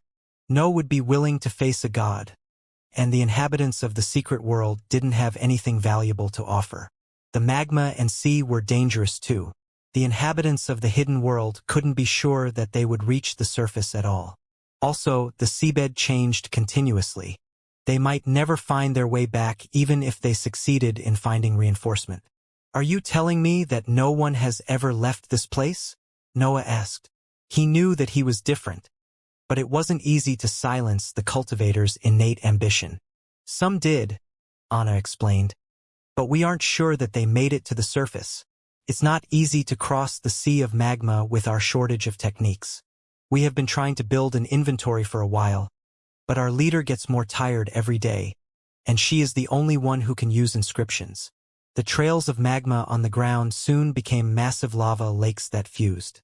Noah felt that he was staring at a red sea filled with crimson waterfalls connected to the black sky. That scenery was something that only heroic cultivators could witness. No human expert could survive in that scorching environment, and even those in the fourth rank struggled due to the high temperatures. The tribes that Noah had saved didn't advance further, and only the 3 cultivators that were helping them along the way followed him and Anna across the Red Sea. A black structure soon appeared on the horizon. It was a palace with 2 tall towers placed on its short sides. Its edges and corners seemed to have gone through years of corrosion since none was even remotely sharp. It wasn't corrosion, though. The structure seemed to be incomplete in some spots, as if the maker couldn't bother to finish it. This metal is hard to mold even when the ape god's mental waves leave it, Anna explained when she saw Noah looking at the imperfections in the structure. The structure stood on a rocky platform made of rocks and black metal, which floated on the Red Sea without a set destination. There were rank 5 cultivators on the edges of the ground controlling its direction and making sure that it remained away from the shore. Noah and the 4 experts descended on the platform and crossed the half-finished doors of the structure. There wasn't even the slightest trace of inscriptions in the palace. It was a simple bulk of metal molded in the form of corridors and rooms. The five of them walked past rooms full of sheets and incomplete diagrams with cultivators studying them. The sheer number of experts in the fifth rank surprised Noah, but his instincts barely reacted when he met them. They must be below average in terms of battle prowess, Noah thought after they arrived in a throne room. Anna had hinted that before, but he didn't know that the situation was so bad. Noah didn't feel anything when he looked at the tall black throne built at the hall's center. A skeleton sat there, but countless holes filled those bones and clear signs of corrosion covered them entirely. "Where is this expert?" Noah asked, but the skeleton suddenly moved, and the aura of a rank 6 cultivator spread in the hall. The skull turned toward Noah, and its jaw opened right before a female voice echoed through the black walls. "I haven't seen one of those in ages." The voice was quite lively, almost childish, but the experts next to Noah performed a bow toward the skeleton while wearing their most reverent expressions. Noah didn't take long to understand the situation. He had never thought that something like this could exist, but the breath opened countless possibilities, and one of them was the ability to being alive with only your skeleton left. "What are you talking about?" Noah spoke without showing any respect. The skeleton powerhouse had surpassed even Shandal in terms of resilience, but it had lost 2 centers of power in the process. She was barely even a cultivator anymore. "Your space rings," the skeleton answered. "Those apes took away every inscribed item when they enslaved us. I almost forgot that humans had even created them." The skeleton would always end her lines with an exclamation. It seemed that she used her voice to balance the lack of vitality of her body. Noah felt interested in the technique that she used to remain alive with a body in that state, but he mostly felt disappointed.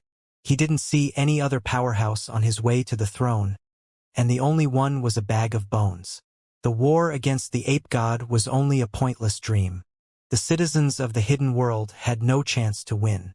"Why don't you tell your people to leave?" Noah asked. "I respect your unity. I find it idiotic, but I respect it. Still, you can't free everyone. Most of them would die anyway once the sea of magma fills this world." "I see," the skeleton said.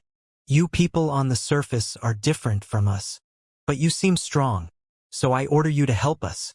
The skeleton's aura became thicker, and a deadly sensation began to fill the hall. Noah's instincts felt the danger too, but that wasn't his first battle against a powerhouse. Black smoke came out of his body. Part of it took the form of a tall snake, while the rest became a scaled armor that kept on releasing corrosive gas. His demonic sword roared as it split.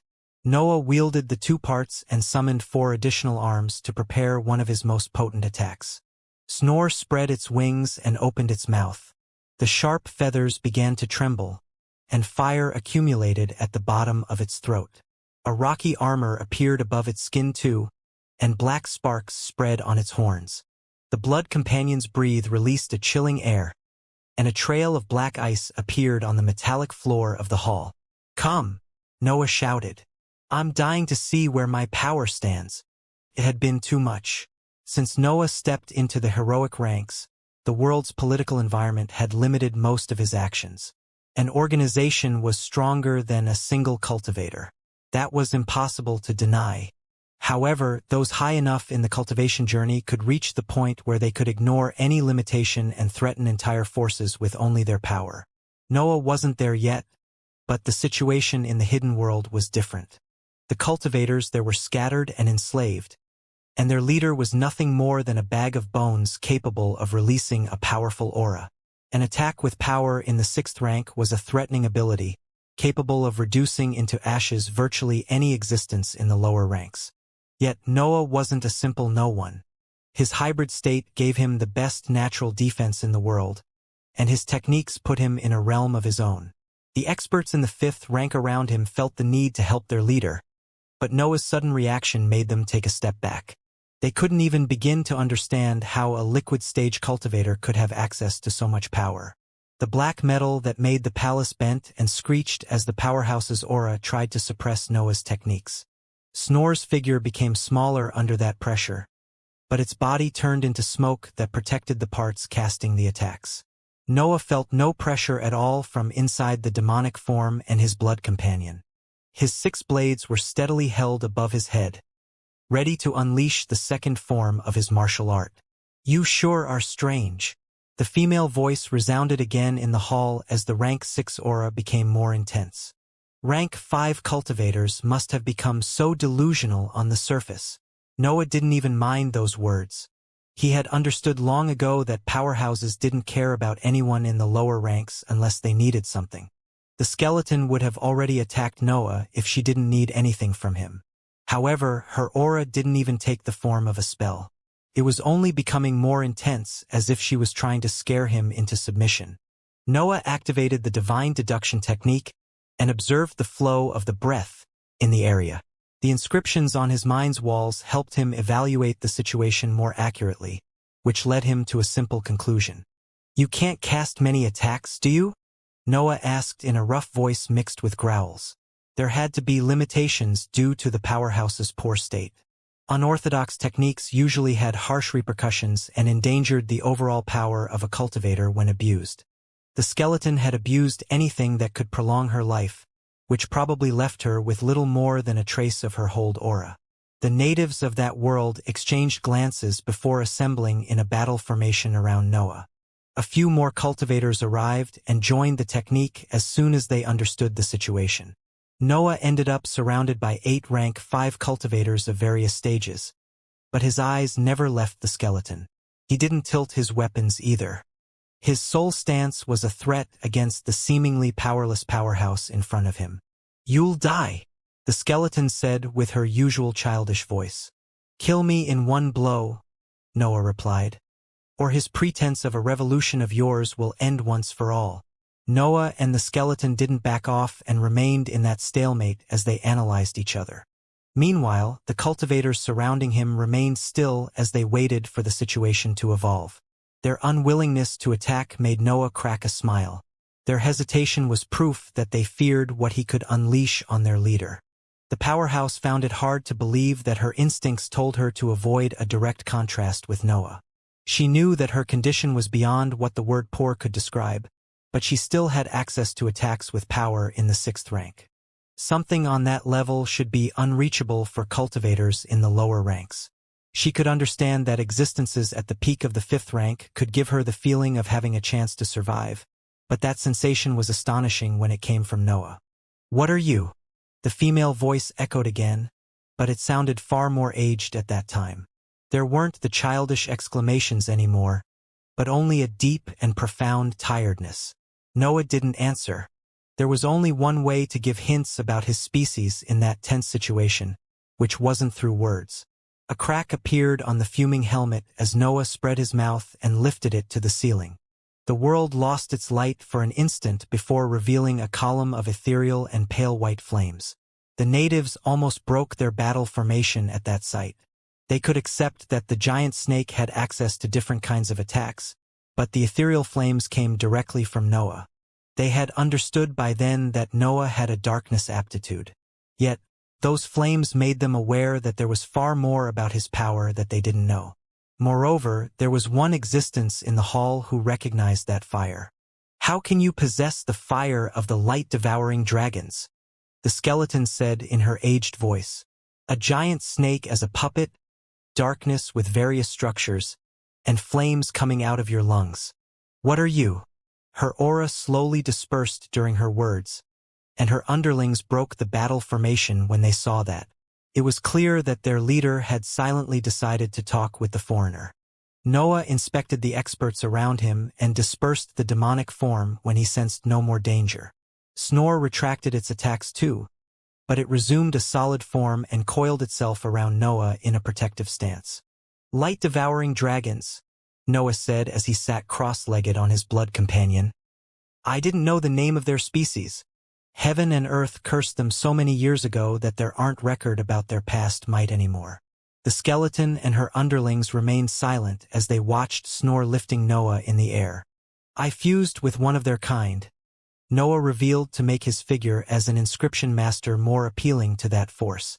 "I'm the first artificial hybrid in the world."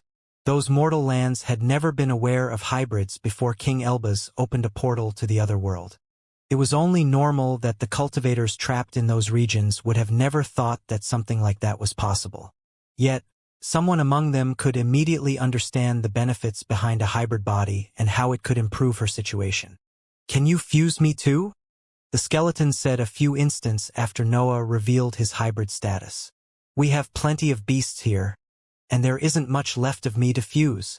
Noah revealed a cold smile when he heard the childish voice resounding again, and he couldn't help but reply in an aloof tone. "I believe you need to offer something first." Noah wouldn't bother to list the many dangers connected to the fusion with a magical beast before hearing what the skeleton could offer. As far as he was concerned, the only valuable assets in that world were the Xianxia species and the metal that isolated the sky. Anything else was appealing only for its historical value, but it couldn't compare with the resources of the piece of immortal lands. "Is it possible?" the skeleton said with her aged voice. Noah was beginning to understand in which moods the powerhouse would switch voice. She was using her mature one now, so she was taking the negotiation seriously. "It is," Noah said as his eyes skimmed through her bones to evaluate their status.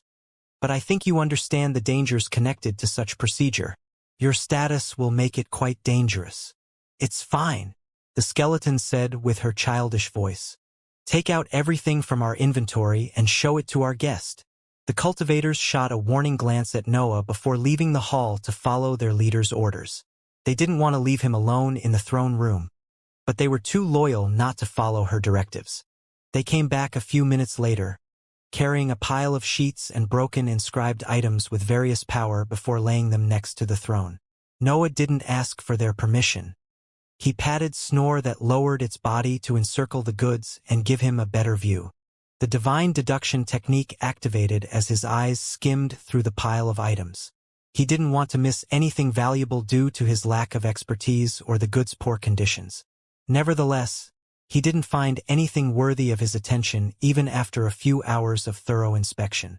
"I can obtain better versions of any of these items on the surface," Noah thought as he put down the last scroll of the pile. "These might be good in a second-rate force, but the hive can provide them freely." The offer didn't move him at all. Performing the fusion wasn't a process that required many resources on his side, but he wasn't going to give away his expertise in exchange for resources that didn't help him. "This is worthless," Noah said without even trying to be polite. "These resources don't even come close to a satisfying price." "This is everything in our inventory," Anna complained. "We accumulated these resources in countless years of oral transmission and exploration of underground structures. It's nothing compared to what we have on the surface," Noah explained. "Do you want to rob us because we are ignorant about the inscription methods of the surface?" Anna continued. She had begun to suspect that Noah was trying to exploit their situation to his advantage. However, that was quite far from the truth. Noah was the only inscription master capable of performing the fusion between a magical beast and a human.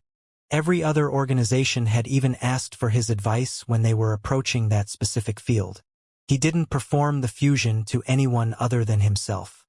The skeleton would be his first commission, and the natives of the hidden world didn't even know how unique that chance was due to their ignorance. "I've invented this procedure," Noah said, and his figure began to express the pride that he felt about that accomplishment. "To this day, I'm the only one capable of performing it." The rank 5 cultivators around him had no proof that Noah was speaking the truth, but the steadiness of his aura made them believe him. They even felt temporarily dizzy as his pride became more intense. It was as if Noah's mental waves were trying to affect their minds. Still, no one gave that event too much weight since the powerhouse decided to step in the negotiation. "Come with me," the skeleton said in her aged voice. The powerhouse was different from her underlings. She had seen the surface and lived among experts. Her knowledge concerning the inscription fields was old, but cultivators had tried to harness the magical beast's innate abilities since the dawn of cultivation. Noah was an astonishing rank 5 cultivator, and she had never seen anyone wielding so much power at his level. Even if she were to consider his hybrid status a fluke, there was much more than met the eyes in her guest. When she added his ability to accomplish what even the experts in her past couldn't do, Noah appeared as an unparalleled monster. The powerhouse's underlings understood her silent orders and moved to the edges of the throne to lift it. They then moved toward one of the corridors, and Noah followed closely behind them. Noah had no idea where they were going, but the corridor went downward even if they were already on the ground floor. A red light shone on his face as they neared the point where the lava lake began, but a heavy aura came together with it. Noah felt some familiarity with that aura, but he couldn't recognize it. It was as if his mind couldn't comprehend the signals that it was receiving. The rank 5 cultivators carrying the powerhouse stopped moving after the last trace of the black metal disappeared, and drops of lava reached their position in the corridor. They gently dropped the throne on the floor and turned toward Noah as they waited for their leader to speak. "You can lift this alone, right?" the skeleton said, and Noah shrugged his shoulders as he neared her. His hand went under the throne and lifted that large chunk of metal easily before putting it on his shoulder and proceeding down the corridor. The aura became heavier, but it wasn't hard to withstand. It seemed unable to affect the mental spheres in that state. "I forgot my name," the skeleton said with a mature voice before resuming with a childish one. "But you can call me Scully." Noah ignored her and continued to carry the throne down the corridor until he reached the lava lake's underground shores. There was a whirlpool at the beginning of the lake, and a large chunk of black metal became visible after it. "You want to take only a glance," Scully said. "Leave me here. I don't want you to break what remains of my body." Noah finally felt interested in that force's resources and left the throne there before venturing farther into the tunnel. His walk turned out to be short since white lines soon appeared on the large chunk of metal. The lines appeared harmless at the beginning. Yet, a sudden pressure invaded Noah's mind and threatened to make it explode when he saw the first corner. Noah promptly closed his eyes and buried his head on the ground as he condensed his consciousness inside his mental sphere. Everything trembled in his view, but he managed to shout one line to the powerhouse before losing his connection with the outside world. "What was that?" Scully replied with an aged voice. "An authentic divine item. The patch of the fur containing the 7th Xianxia rune of the ape god." Everything trembled inside Noah's mind, but he managed to make out Scully's words before the world around him disappeared. His consciousness pressed on his walls to stop the tremors, but the violent pressure continued to make a mess of his sea of thoughts. The sea under his half-transparent figure raged, and waves surged. They slammed on the floating runes and Snor's ethereal shape, flinging them away toward the walls. The impact gave birth to more tremors, which slowed down the stabilization of the sea of consciousness. Noah feared that cracks would form soon, but the wall's sturdiness managed to suppress the shaking before any injury happened. Luckily for him, he didn't resort to the innate ability of his mental energy yet. His mind was at the peak of its sturdiness after it underwent a long training period with the spherical rune and the Xianxia ape in the 6th rank. Noah took a while to stand up, but Scully waited patiently. She didn't speak, and the cultivators at some distance didn't even mock him for his poor performance. There was only a helpless understanding in their expressions. It was as if they knew what it was to be in Noah's condition. Noah stood up and coughed a couple of times before all his functions returned to normal. His face was a mixture of disbelief and greed, and Scully's words echoed in his mind as if they were a perpetual mental message. "The 7th Xianxia rune," Noah shouted in his mind. What Scully had revealed didn't concern only the most desired item in the lower planes. It also opened the chance for a real victory against the ape god. "What do you mean by a piece of fur?" Noah asked in a hurry. "Don't tell me that this is the actual 7th rune of the ape god." "It sure is," Scully said with her childish voice. "I was there when that monkey took away its fur and fused it with the magma to create the black sky. It's almost poetic that it would be the first piece to fall. It's not even close to its full power then," Noah replied as calculations appeared in his mind. He recalled every piece of information and legend concerning the Xianxia species in a few seconds, and they all led to the same conclusion. The Xianxia ape's power depended on the number of runes on their fur. If the 7th rune was there, then the god should have a rank 6 battle prowess. Don't let your mind run so fast, Scully said in her ancient voice. I was here when the first trail of magma gave light to this world. I saw the seventh rune fall, but the god touching everything with its mental waves anyway. I think that its peculiar ascension has eliminated some of the known weaknesses of the species. Scully's speech made sense, and Noah understood it almost immediately. The ape god wasn't a normal divine entity. It had ascended through the sacrifice of multiple beings, shifting its evolution process on a different path compared to ordinary beasts of that species. The ape god might have retained some of its original power even after losing the seventh rune. Noah felt that he understood the rebels' hopes now. As long as the rune remained away from its original owner, the god would keep on losing power, and destroying the black sky quickened that process. I'll perform the procedure if you help bring it back to my organization, Noah said after thinking about it for a moment. I need to warn you. The mortality of the fusion is quite high, and I can reach a positive percentage only when it's on myself. I turned myself into a skull to stay alive, Scully said. I sacrificed my dantian and gave up to any feeling or ability to move only to remain alive and guide the new generations. I know the price of power. What I need is a chance to fight. You can take the damned rune if you give me my revenge. It seemed that Scully's condition was far worse than Noah had predicted. However, he respected that such an old monster still had the will to fight. Only really talented cultivators would last for so long in that condition without giving up on their ambitions. Noah activated the divine deduction technique as he neared the throne. A pale light came out of his vertical pupil as he analyzed the old bones to inspect how much of the original cultivator had remained after many millennia. The rank 5 experts in the distance felt the need to intervene at that sudden act of disrespect. But Scully's aura stopped them from moving further. She knew how an expert worked. Noah was treating her as nothing more than a material now. She has sat on this throne for so long that her bones have gained part of its properties. Noah thought as countless ideas filled his mind. I might be able to fuse some of the metal in her to improve her foundation before the fusion. Is it possible in my condition?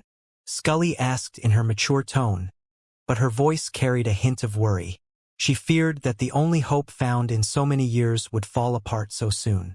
It's not impossible, Noah said while continuing his inspection. Hard, dangerous, suicidal if you will, but possible. I would probably need to perform multiple procedures before approaching the actual fusion, but I should be able to try at least. Noah was speaking the truth. There was hope for the ancient powerhouse. However, he still needed more data. I need a list with your preferences, tastes, and various details about your personality, Noah said. You must be honest about everything. The slightest discrepancy between you and the specimen can cause the failure of the procedure. There is no need for that, Scully said. I've spent so much time studying the Xianxia apes that I've learned to behave like them. I've lost my old personality, my name, and most of my memories, but I've created a new one by living in this slavery. Only those apes can be my match. Noah thought about it for a while before agreeing with her. She even lacked a dantian and focused everything on her mental sphere. Both she and the apes had a wind aptitude too. There was only one problem, and Noah had to request something from the native forces to solve it. Your body is a rank 6 material, Noah said. Even in this destroyed state, it still retains the qualities of that level due to the unorthodox techniques applied over the years. I can't fuse you with a magical beast on a lower rank. Scully remained silent for a few seconds before answering in her childish voice. I guess you need to hunt a rank 6 Xianxia ape then. Any living being would become an unparalleled existence once reached the 6th rank. That was the peak of the heroic ranks and the power limit of the lower planes. Divine beings would usually leave the weaker worlds unless they were in peculiar situations. Magical beasts in the 6th rank would be easier to hunt compared to cultivators and hybrids on the same level, but that didn't make them simple prey at all. Moreover, the forces in the hidden world weren't ideal for the task. However, a hunt was different from a regular battle. Hunters could prepare the territory and their weapons before approaching their prey. As for studying the target, the cultivators in the hidden world had dealt with the Xianxia species for ages. Each one of them was akin to an expert when it came to those apes. Noah stared at a simple mountain peak surrounded by a series of red waterfalls. That region was close to the rebels' headquarters, but it was still inside the range of the ape god's mental waves. According to Scully, the black sky helped the god spread its influence so the rebel forces mined it. The lava lake where they lived was a blind spot in the divine beast's sight, and its summoning didn't reach there. Scully had confirmed that the best target would be there. Those were the edges of the ape god's domain. Any reinforcement would take at least a day to arrive, giving Noah and the other forces enough time for their plan. Noah had eventually agreed to fuse Scully with a rank 6 Xianxia ape, but he had taken his time to prepare. More than 15 years had passed since that agreement, marking Noah's 21st year since his discovery of the hidden world.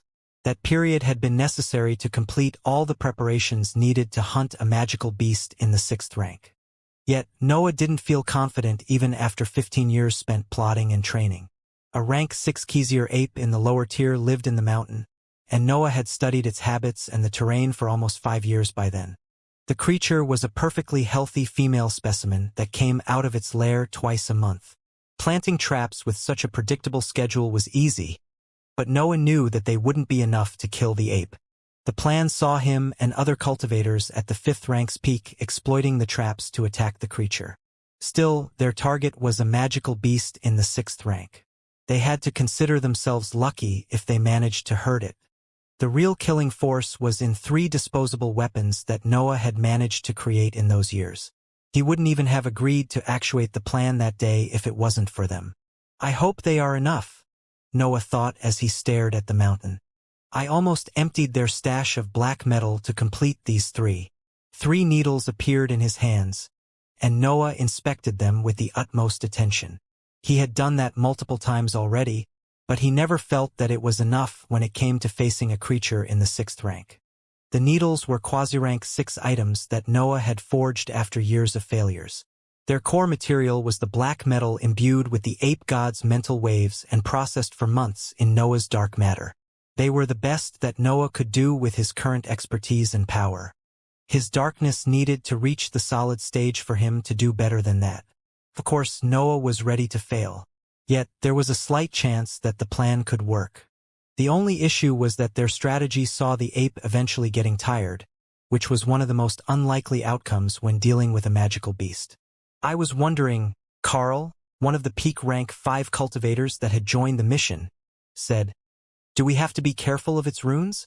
I don't want to ruin the leader's body." Noah turned toward Carl and saw that even the other 4 cultivators in his team looked at him with similar worries in their expressions. His eyes couldn't help but cold at that sight, and his aura became violent. "If I catch any of you holding back," Noah said as growls fused with his human voice, "I'll switch to Plan B and use each one of you as bait." There were 5 peak rank 5 cultivators in his team, but all of them felt a lingering fear rising from the back of their mind. They didn't show any surprise at that feeling, though. They had become used to the fact that Noah could scare them even if his centers of power were on a lower level. A silent nod from their side ended the matter, and the group of 6 returned to stare at the mountain from their hiding spot nearby, waiting for their target to appear. A tall ape with 6 white runes on its fur eventually came out from one side of the mountain and floated toward the ground as expected by its usual routine. The beast landed and walked toward a hole in the terrain. That was the entrance to a tribe's underground home. The ape had the habit of taking a bite from one of the humans living under its domain. However, a loud explosion happened as soon as it stepped on the edges of the hole. The detonation shook the earth and opened large cracks that spread toward the mountain, spreading tremors even on its rocky surface. Noah and the others had come in contact with the tribe by digging long tunnels during the years of inspection. They had used the underground area to plant instabilities at the peak of the 5th rank during the last week to minimize the chances that the ape could notice their actions. A storm of saber-shaped runes came out of the black cloud that formed after the explosion. They raged in every direction, but clinking sounds echoed from inside the corrosive smoke. Noah had improved the instabilities before the hunt. He had added the threatening properties of the demonic form and the black mark to increase their power. The core material used was the black metal once again. There seemed to be nothing that it couldn't withstand, so Noah had used it in all his creations. The cloud suddenly froze, and its smoke began to condense into a small sphere. The figure of the rank 6 Xianxia ape became visible again, and the hunting party could see that the explosion didn't even burn its fur. The sphere descended into the hole, and the ground under the ape's feet opened as if moved by an invisible force.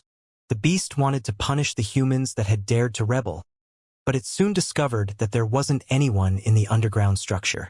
When Ape expanded its consciousness to look for its assailants, all the tunnels detonated, engulfing it into a vast cloud. Scully's knowledge had been crucial in the preparation of the plan.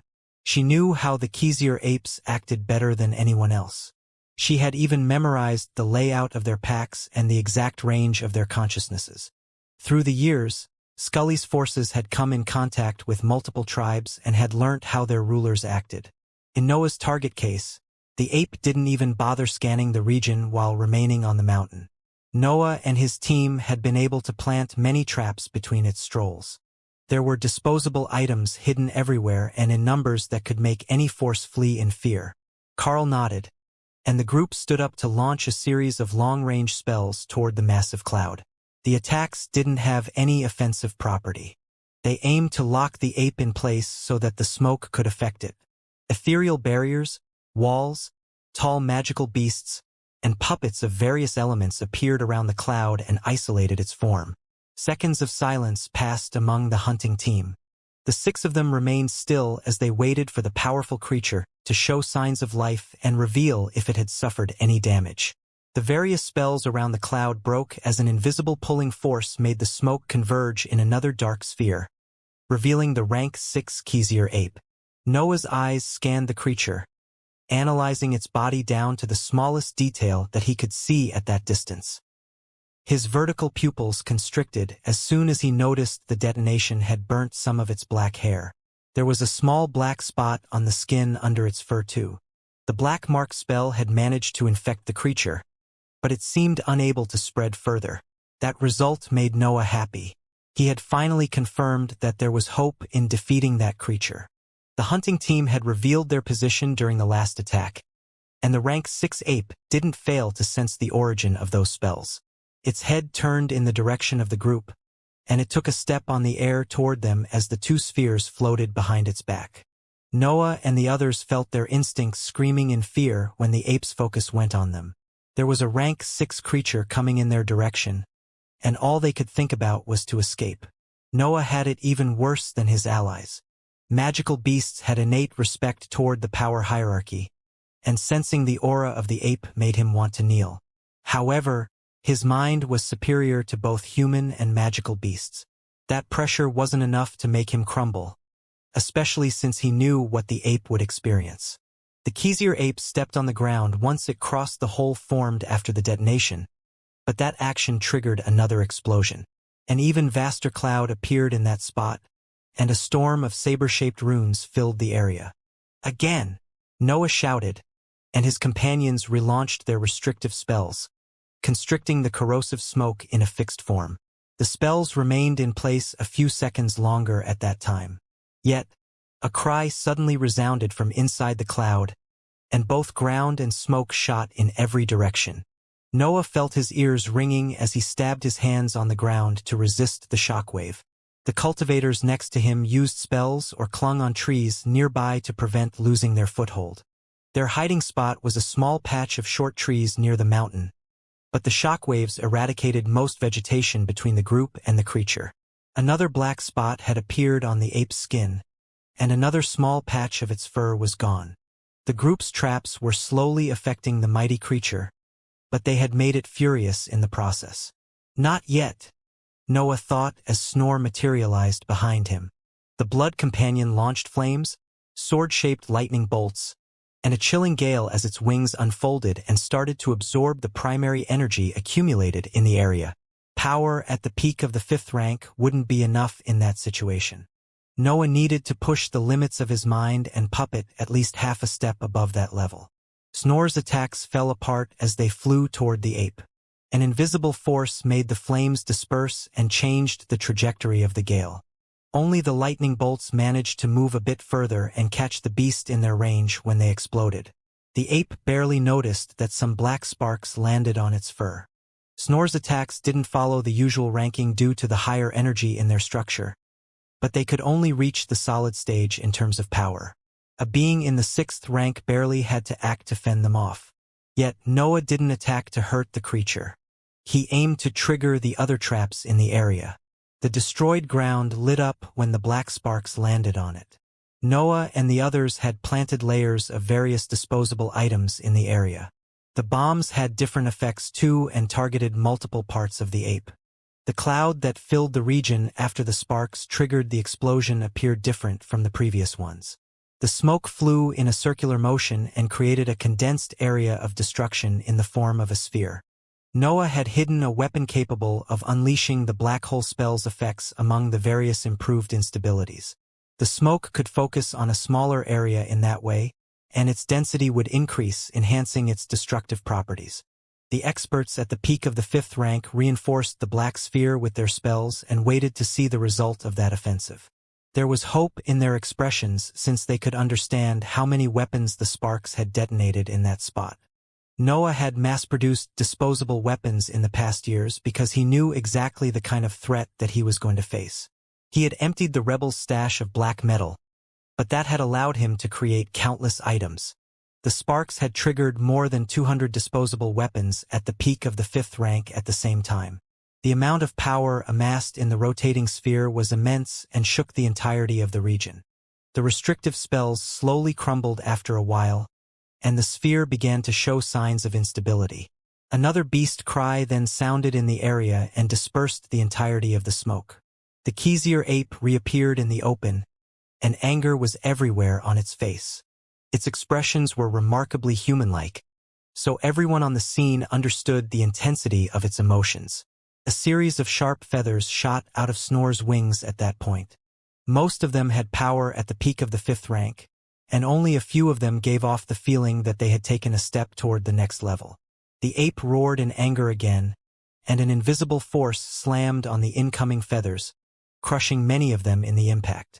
Still, there were hundreds of them, and some were more powerful than the others. The stream of feathers engulfed the beast and slammed on its body, releasing clinking sounds that echoed in the area. Most of them shattered when they touched the fur, but a few of them managed to leave white marks on the skin underneath it. One even pierced its skin when it hit the spot affected by the black mark. The poison in the disposable items had spread further after the last detonation, successfully weakening the ape's body by a bit. There were now sensitive spots on its skin, and the poison could only keep on spreading since the hunting team didn't give the beast any time to recover. The Xianxia ape roared in anger when it saw the feather stabbed on its chest. The wound wasn't deep, but it felt humiliating to allow weaker beings to hurt it. Its mental waves went crazy and released shockwaves that spread everywhere around it. The ground and the sky fell apart when that violent force swept them, and the trail of feathers either crumbled or changed direction during that chaos. Nevertheless, a slim figure maintained its trajectory even among the storm of mental waves and landed directly in the ape's right eye. The beast was still roaring when a black needle stabbed its eye and exploded as soon as it found a body tissue that it couldn't pierce. The mental waves stopped raging at that point, and Noah could control the remaining feathers to aim them back at the ape. He had hidden one of his quasi-rank 6 disposable weapons in the gale of feathers and managed to decide accurately on its trajectory thanks to Scully's knowledge. If it weren't for her telling him exactly how the ape would react when attacked, Noah would have never hoped to land such a precise blow. Noah and his allies didn't waste that chance and launched their most potent spells toward the stunned creatures. A trail of multicolored spells flew together with a fuming 6-armed dragon and crashed on the defenseless ape. The ground never stopped trembling during that battle, and the sky struggled to close the cracks that the many abilities caused. The last attacks worsened that situation, especially since the ape released a condensed beam made of mental energy toward the hunting team. Noah and the others were ready for that reaction and left their spots. Yet, the beam was too fast, and Carl's right leg vanished as he performed his evasive maneuver. The expert clenched his teeth and shot a glance toward Noah, who had eyes only for the creature in the distance. Seeing him in one piece made Carl breathe a sigh of relief. After all, the plan would be a failure without him. Noah kept his gaze on the ape while a cold smirk lingered on his face. His aura became sharper whenever he saw a new injury appearing of his prey. He couldn't help but enjoy seeing that his power was finally allowing him to fight beings in that realm. The ape sensed his challenging gaze and launched another dense mental beam before shooting forward. Noah performed another evasive maneuver and commanded Snore to cast lightning bolts aimed at the creature's path. Snore's attacks triggered more traps, and the same rotating sphere made of corrosive smoke and threatening saber-shaped runes appeared around the ape. The rest of the hunting team quickly reinforced it with their spells and grouped again as they prepared themselves to activate the next traps. The ape roared to no end as it struggled to destroy the sphere. The smoke eventually dispersed due to its mental waves, but more black spots had appeared on its body by that time. The hunting group retreated and triggered the traps planted beforehand as the ape chased after them. Noah had created enough disposable weapons to arm entire nations in those years, and he had deployed most of them to kill the rank 6 specimen. Cycles of explosions, spells, and retreats repeated themselves as Noah and the others weakened the beast. Almost 1,000 bombs with power at the peak of the 5th rank had exploded by then, but there seemed to be no end to it. A second quasi-rank 6 needle eventually found its way toward the creature's left eye and exploded after it stabbed the organ deeply. Noah had managed to predict the precise moment when the ape vanquished the smoke to catch it by surprise. Another series of powerful spells landed on the ape right after the needle detonated inside its skull. The hunting team wasn't giving it any time to breathe, which prevented it from attacking. Noah and the others could remain safe most of the time in that way, and the ape was slowly reaching its limits. The beast's fur was a mess, and only the 6 runes had remained intact. Its skin showed numerous cuts, some even deep enough to reach its internal organs.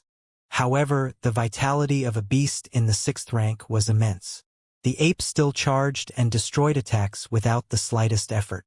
Only Noah's attentive eyes could notice the small changes and delay in its reactions. The plan was working, but they needed the 3rd needle to deliver the finishing blow. The first 2 had managed to hurt the ape quite severely, but not enough to kill it. Noah's eyes became resolute when he realized how deeply the poison was affecting the ape. There was a high chance that he could create an opportunity for his allies. "Aim for the brain," Noah said as he passed the last needle to Carl and shot toward the ape. A layer of black ice and rocks covered his figure before the corrosive smoke turned him into a fiend. Snore's figure enveloped him too as he marched toward the beast. The ape unleashed a gale of mental waves when it sensed Noah's presence, but those ethereal attacks weren't enough to pierce his defensive methods. Also, the beast was nowhere near its peak, which affected the power of its attacks. More traps detonated, and more spells landed on the creature as Noah marched forward and released roars. He was challenging it to a physical battle right on that spot. The ape's mind was a mess of anger and pain, and Noah's roars triggered its most basic instincts, making it shoot directly at him. It didn't even bother to use its mental waves during the charge. Noah executed the second form of his martial art, and a deep cut appeared on the ape. Still, the beast didn't stop its charge and used its long fingers as claws as it slashed its arms at him. Noah quickly raised his arms and blocked the blows, struggling to resist the immense force trying to reduce him into pieces. He didn't even have any remaining power to launch flames. Yet, the ape suddenly went limp and kneeled in front of him, showing a fuming hole on the back of its head. Noah stared at the corpse of the rank 6 Xianxia ape for only an instant before storing it inside his second space ring. That wasn't the time to lose himself in the overwhelming pride that was filling every corner of his body. There were still many procedures to perform, and he couldn't let the material suffer even more damages. Carls couldn't help but tremble in excitement as he watched the ape disappear from his sight. It had taken all his determination to approach the beast from behind, and he almost didn't believe that the small needle had dealt the fatal blow. His hands shook at the thought that he had killed a being in the 6th rank. He was a powerful expert, but he had always known that he was ordinary for his level. The success of the hunt made him feel something that he had never experienced before. There were deeper emotions hidden under that intense sensation of power, and the other 4 experts felt them too. Since birth, the natives had lived under the Xianxia apes' rule, and now they had managed to kill one of their strongest specimens. That achievement made them feel as if their revolt was finally starting. Noah's spells dispersed, revealing the poor state of his robe. Even with all his protection and the ape's weakened status, the last attack had affected his body. The skin on his forearms showed large bruises, and his arms felt sore. His shoulders let out cracking sounds when Noah moved, and his waist felt stuck in place. Approaching a rank 6 magical beast had been a reckless move, but Noah had done his math. The black mark had given him a general understanding of the ape's condition, and his many spells had ensured his temporary safety. It was a calculated risk that Noah had been willing to take to create an opening in the creature's defense and test his current prowess. Now he knew that there was still an abyss between him and the 6th rank. However, he had understood that it wasn't out of reach. It would be enough for any of his centers of power to experience a breakthrough to shorten that distance by a lot. Noah quickly suppressed the thoughts concerning his power to focus on the impelling issue. He had obtained the corpse needed for the fusion, but Scully was unable to undergo the procedure. "Noah!" Carl shouted before the other experts aligned next to him. "You have my deepest gratitude." Carl bowed toward Noah, and his companions did the same. Their gesture was a simple demonstration of gratitude toward the expert that had made such an incredible feat possible. "It's a pity that you have so little black metal," Noah said as he turned toward the rebels' headquarters. "We could have started a proper invasion otherwise." The hunting group remained speechless at that claim. They had helped Noah planting the many disposable weapons, so they knew how many resources they had used to kill a single rank 6 magical beast. Noah had used most of the black metal that the natives had mined since they first rebelled to create the inscribed items deployed that day. He had kept a few of them for himself, but everything else had gone into the hunt. However, Noah didn't seem to care about the expenses or the dangers of the hunt. He acted as if he could repeat that extraordinary deed easily as long as he had enough resources. There were a few unexploded traps in the area, but the hunting team could take care of them. Noah had to return to the headquarters to prepare the rest of the procedures. The road back to the Black Palace floating on the lava lake was uneventful, and Noah went directly inside the room that he had used in the past years during his experiments.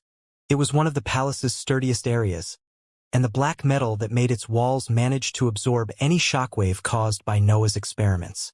The metal had power varying between the peak of the 5th rank and the middle tier of the 6th. That depended on how much time it had spent on direct contact with the sea of magma above. The longer the magma tempered it, the harder and more powerful it became. Noah had to rely on his dark matter to loosen the metal before he could use it during the forging. The procedure wasn't too tricky with the parts at the peak of the 5th rank, but it took time when it came to the more challenging pieces. The same went for the Xianxia ape's corpse that he had just obtained. Noah didn't have the power to mold it as it was. He needed to loosen it up before he could make the necessary modifications. The modified version of the black hole spell appeared in his palm, and Noah threw it toward the center of the empty room as he poured his darkness into the environment. The area's temperature was high already, so Noah only had to release enough breath to create a dark star right in the center of the room. The gravitational pull was intense, but Noah had become used to working in that environment by then. The corpse of the ape appeared in his hands, and he threw it directly inside the star. The dark matter moved as the corpse entered the sphere and began to float at its center. It remained suspended mid-air, right where the higher energy had the highest density. That was the method that Noah had used in the past to loosen up the black metal. The dark matter was peaceful at the star's center, but the gravitational pull imbued it inside the materials. In that way, Noah would have some control over the processed item's internal structure, and he could use them even if his level wouldn't usually allow that. Noah walked through the dense dark matter and inspected the ape's corpse. Most of its black fur was gone, and even its 6 Xianxia runes showed some damage. Its skin was a gory mess, and its eyes were beyond saving.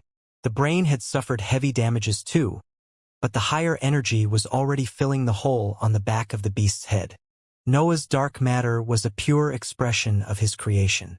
It could theoretically replace any material and enhance its natural properties. However, that didn't apply to materials on a higher level of the dark matter. Noah's higher energy couldn't create something stronger than itself. Still, it could make some patches.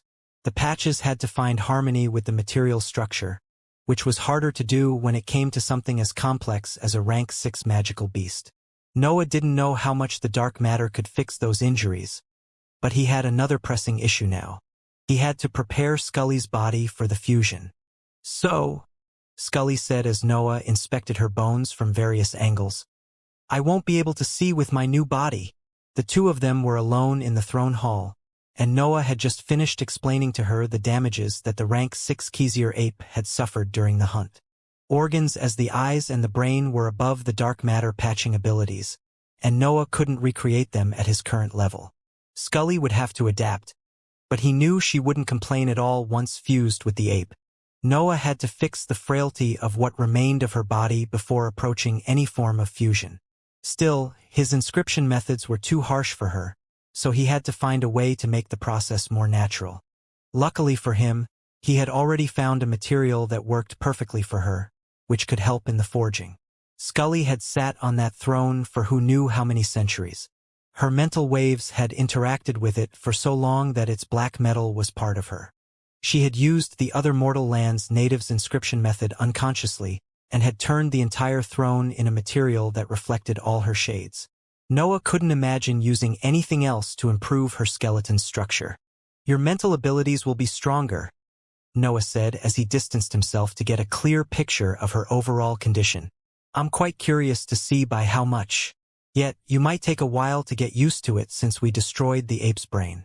"That's fine," Scully said in her childish voice. "I missed the training during the years stuck in this form." Noah could only sigh at the sight of that excitement. The powerhouse didn't know how many things could go wrong when using the elemental forging method, and she had to undergo 2 of them. Moreover, there were polishing sessions on both bodies to complete. Noah couldn't leave them in the way they were, mostly since there were many incomplete body parts.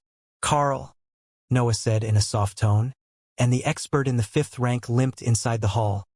"Prepare the team to move her. I need to work on this throne." Carl performed a bow and limped back outside the hall. He could fly, but he needed to become used to his regrowing leg. There were only a few alchemists among the natives of the hidden world, but their level of expertise was far below average. They couldn't concoct drugs powerful enough to heal Carl's leg in just a few days. The cultivators in the Black Palace had initially been doubtful about Noah's presence among them, but the recent hunt had improved his status by a lot. Moreover, the news that he was giving another body to their leader had improved their mood. He wasn't a foreigner anymore in their eyes, but they wanted to know if he could do what he claimed before worshipping him as a savior. Carl returned with a group of peak rank 5 cultivators that used their most soft spells to lift Scully's skeleton and empty the throne. Noah waited for them to leave the hall before processing the throne's black metal with the small star made of higher energy. All he had to do now was waiting for both Ape's corpse and throne to absorb part of the dark matter and give Noah some power over their structure. It took a few months for the throne's fabric to give up and let the higher energy affect it. Noah sensed it immediately and prepared himself for the next phase of his plan. The expert at the peak of the 5th rank prepared a room where they laid Scully on a metallic table. There were old traces of inscriptions around it, but they were too consumed to work. Noah reached the room carrying a large slab of black metal carved out of the processed throne. There was dense smoke seeping out of it, but the item appeared harder than before. The experts backed down when Noah neared the table and placed the slab right next to Scully, who seized the chance to mock him. "Imagine killing me right in front of my men." Noah ignored her line and placed his hands above the skeleton and the slab. The dark matter came out of his body and created an incubating chamber around the table, isolating it from external eyes. "It's a good thing that you can't feel pain," Noah said as he hinted that he was about to start. "Yes," Scully said. "Years of suffering to obtain my dreamed ape's body. I hope it will be worth the wait." Noah didn't hesitate any further and began to control his darkness so that it activated the dark matter inside the slab and forced it to liquefy. An intense sense of life filled the room as soon as Noah's imbued breath made its appearance. That sensation was so fierce that Carl's healing speed increased by a bit. The liquid metal floated toward the old and destroyed bones and began to seep in their structure. Getting inside them was easy, but fixing them was a slow and methodic procedure. Noah controlled the metal so that it filled every hole in the bones and improved their overall structure. A black layer even appeared over them, showing how more resistant they had become.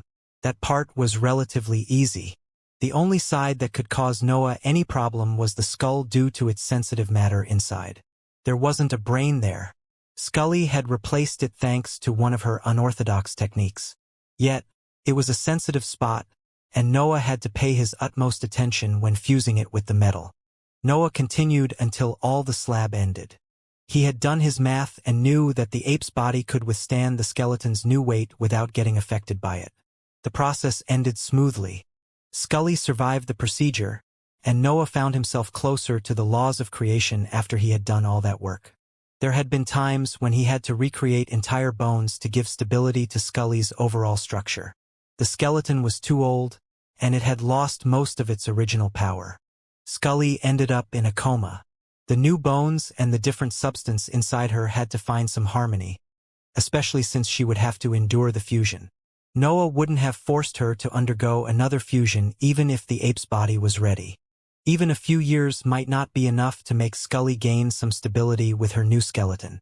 A couple of years had to pass for both Scully and the Xianxia ape's corpse to be ready for the fusion, and Noah decided to wait a few more months anyway after that point. Then, he brought Scully and the body into his training area, ordering everyone to leave them alone.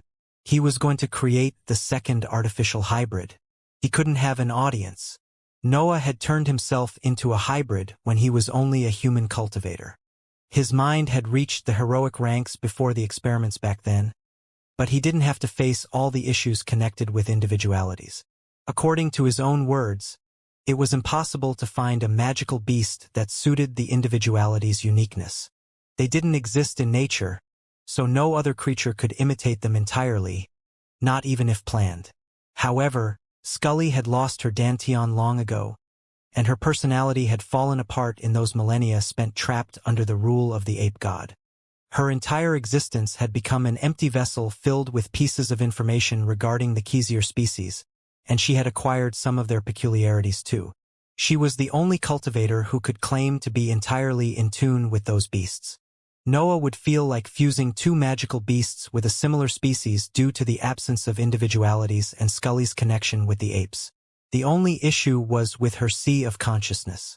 Unlike his fusion, Noah couldn't use Scully's body as the core item because it was nothing more than bones. He had to use the ape as the primary material and fuse the powerhouse inside it. That meant transferring Scully's mental sphere inside the ape and make her use its brain once she became a hybrid. Noah knew that there might be complications in that aspect of the fusion, but he was ready to prevent them.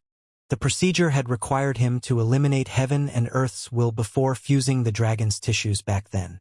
Yet, Scully barely had any breath on her skeleton, and Noah's expertise was on a whole higher league compared to the past. The innate destruction radiated by his darkness had removed any trace of heaven and earth's will from her skeleton during the first forging. What remained to do now was clearing the remaining strands of the ape's consciousness before starting the fusion. Noah placed a finger on his forehead, and a ghostly humanoid figure came out of it when he pulled it away. The shape was an almost transparent will that had his facial features. Scully inspected the scene with her consciousness as she lay on a large metal table next to the ape's corpse. She could sense the violent energy inside the will, and the intense hunger radiated by its form. But there was something strange too. The will didn't have breath in its structure, but something far more volatile, and that worked with laws that she didn't understand. The powerhouse couldn't possibly know that Noah had used primary energy to build that will. As the expression of his destruction, that energy was the perfect tool to eliminate the remains of the ape's consciousness. Noah inserted the will in the beast's body. The greed inside enhanced his mental wave's intrinsic properties and devoured any remnant of its consciousness, leaving only the laws that ruled its tissues intact. Noah left the will inside the corpse for a few hours. Scully's mind would probably take over any remnant trace of the beast's thoughts once fused, but he didn't want to risk it. Moreover, the ape was a rank 6 creature, which left Noah with no choice but to be thorough with that procedure. The will came out stronger after coming out of the ape due to the pieces of consciousness devoured. Noah could use it to improve his mind, but he limited himself to store it for now. The dark matter came out of his heart and enveloped the large table, isolating both Scully and the ape. Noah then lifted the skeleton and placed it over the beast as it gave the powerhouse one last inspection. Scully's existence had harmonized with the black metal in her skeleton by then. Those dark bones were part of her and carried traces of her mind. There was a limit to how much Noah had managed to polish both bodies. His higher energy had filled most injuries and patched eventual missing tissues, but it couldn't alter rank 6 materials too much. Everything else would be up to Scully once she became a hybrid. It would be up to her and her evolution as a new existence to determine what she could fix and change. "I'm going to start," Noah said as he placed his hands on the membrane made of higher energy. He was about to begin the procedure, but Scully wanted to say a few things first. "Noah," Scully said in her ancient voice, "don't forget about us if I die." Noah opened his mouth to speak but eventually decided otherwise. It wasn't the best choice to give his cold answers to someone about to experience the fusion. He had already decided that he would rely on the hive if he didn't manage to handle the situation by himself. Noah's darkness activated the higher energy, which forced Scully's body to liquefy and fuse with the corpse under it. He wasn't in a hurry at that time, so he could proceed slowly and double-check his every move. There wasn't enough of Scully to fill the ape, so he had to distribute her parts across the beast's core spots. Only her skull fused entirely with the creature's brain to ensure the powerhouse control over the body. That wasn't a perfect fusion by far. Scully would have to slowly expand her control over her new body by using those core spots. When considering that she didn't have a body for millennia, hers was a rehabilitation. The black skeleton eventually disappeared, and only the ape remained. Noah fused even the internal tissues and adjusted their harmony before stepping back toward the area's exit. He had fused everything. Scully and the ape's tissues had become one. However, the only way to know if the procedure had succeeded was to wait for the hybrid to wake up. "Prepare the defenses," Noah said as his back touched the door connected with the rest of the palace. "She should be weaker than our prey." The sound of steps resounded behind him. Noah had warned the peak rank 5 rebels that the fist awakening after the fusion was usually traumatic. There might be the need to fight until Scully regained control of her mental faculties and kill her if she didn't. "Noah," Carl said from the other side of the door. "Black clouds are gathering inside the sea of magma. You were right. A heaven tribulation is coming." Noah smiled hearing that. He didn't want to fight another rank 6 being that he couldn't eat. The tribulation could help them, exhausting Scully until she regained consciousness. A thick aura spread from the large table and covered the entirety of the structure. Noah sensed the aggression contained inside those mental waves and exited the room before a deafening cry resounded in the area. Scully had woken up, but that roar didn't contain anything human. "She's hungry," Noah said in a cold tone as he pointed at the sky. "Let's drive her upward. Let Heave and Earth handle this one." Noah and the rebels had decided to use the metal palace for the fusion even if they knew that a heaven tribulation would arrive. They didn't know how Scully would wake up, so they preferred to use the palace for its defensive properties. They could always bait the hybrid outside if it awakened in a violent state. Noah, Carl, and the other peak rank 5 experts that had remained inside the palace during the fusion exchanged a glance before their auras spread outward. The dense pressure originating from Scully's room pressed on their minds, but it didn't focus them. It was an innate act of a powerful creature in a confused state trying to become aware of its surroundings.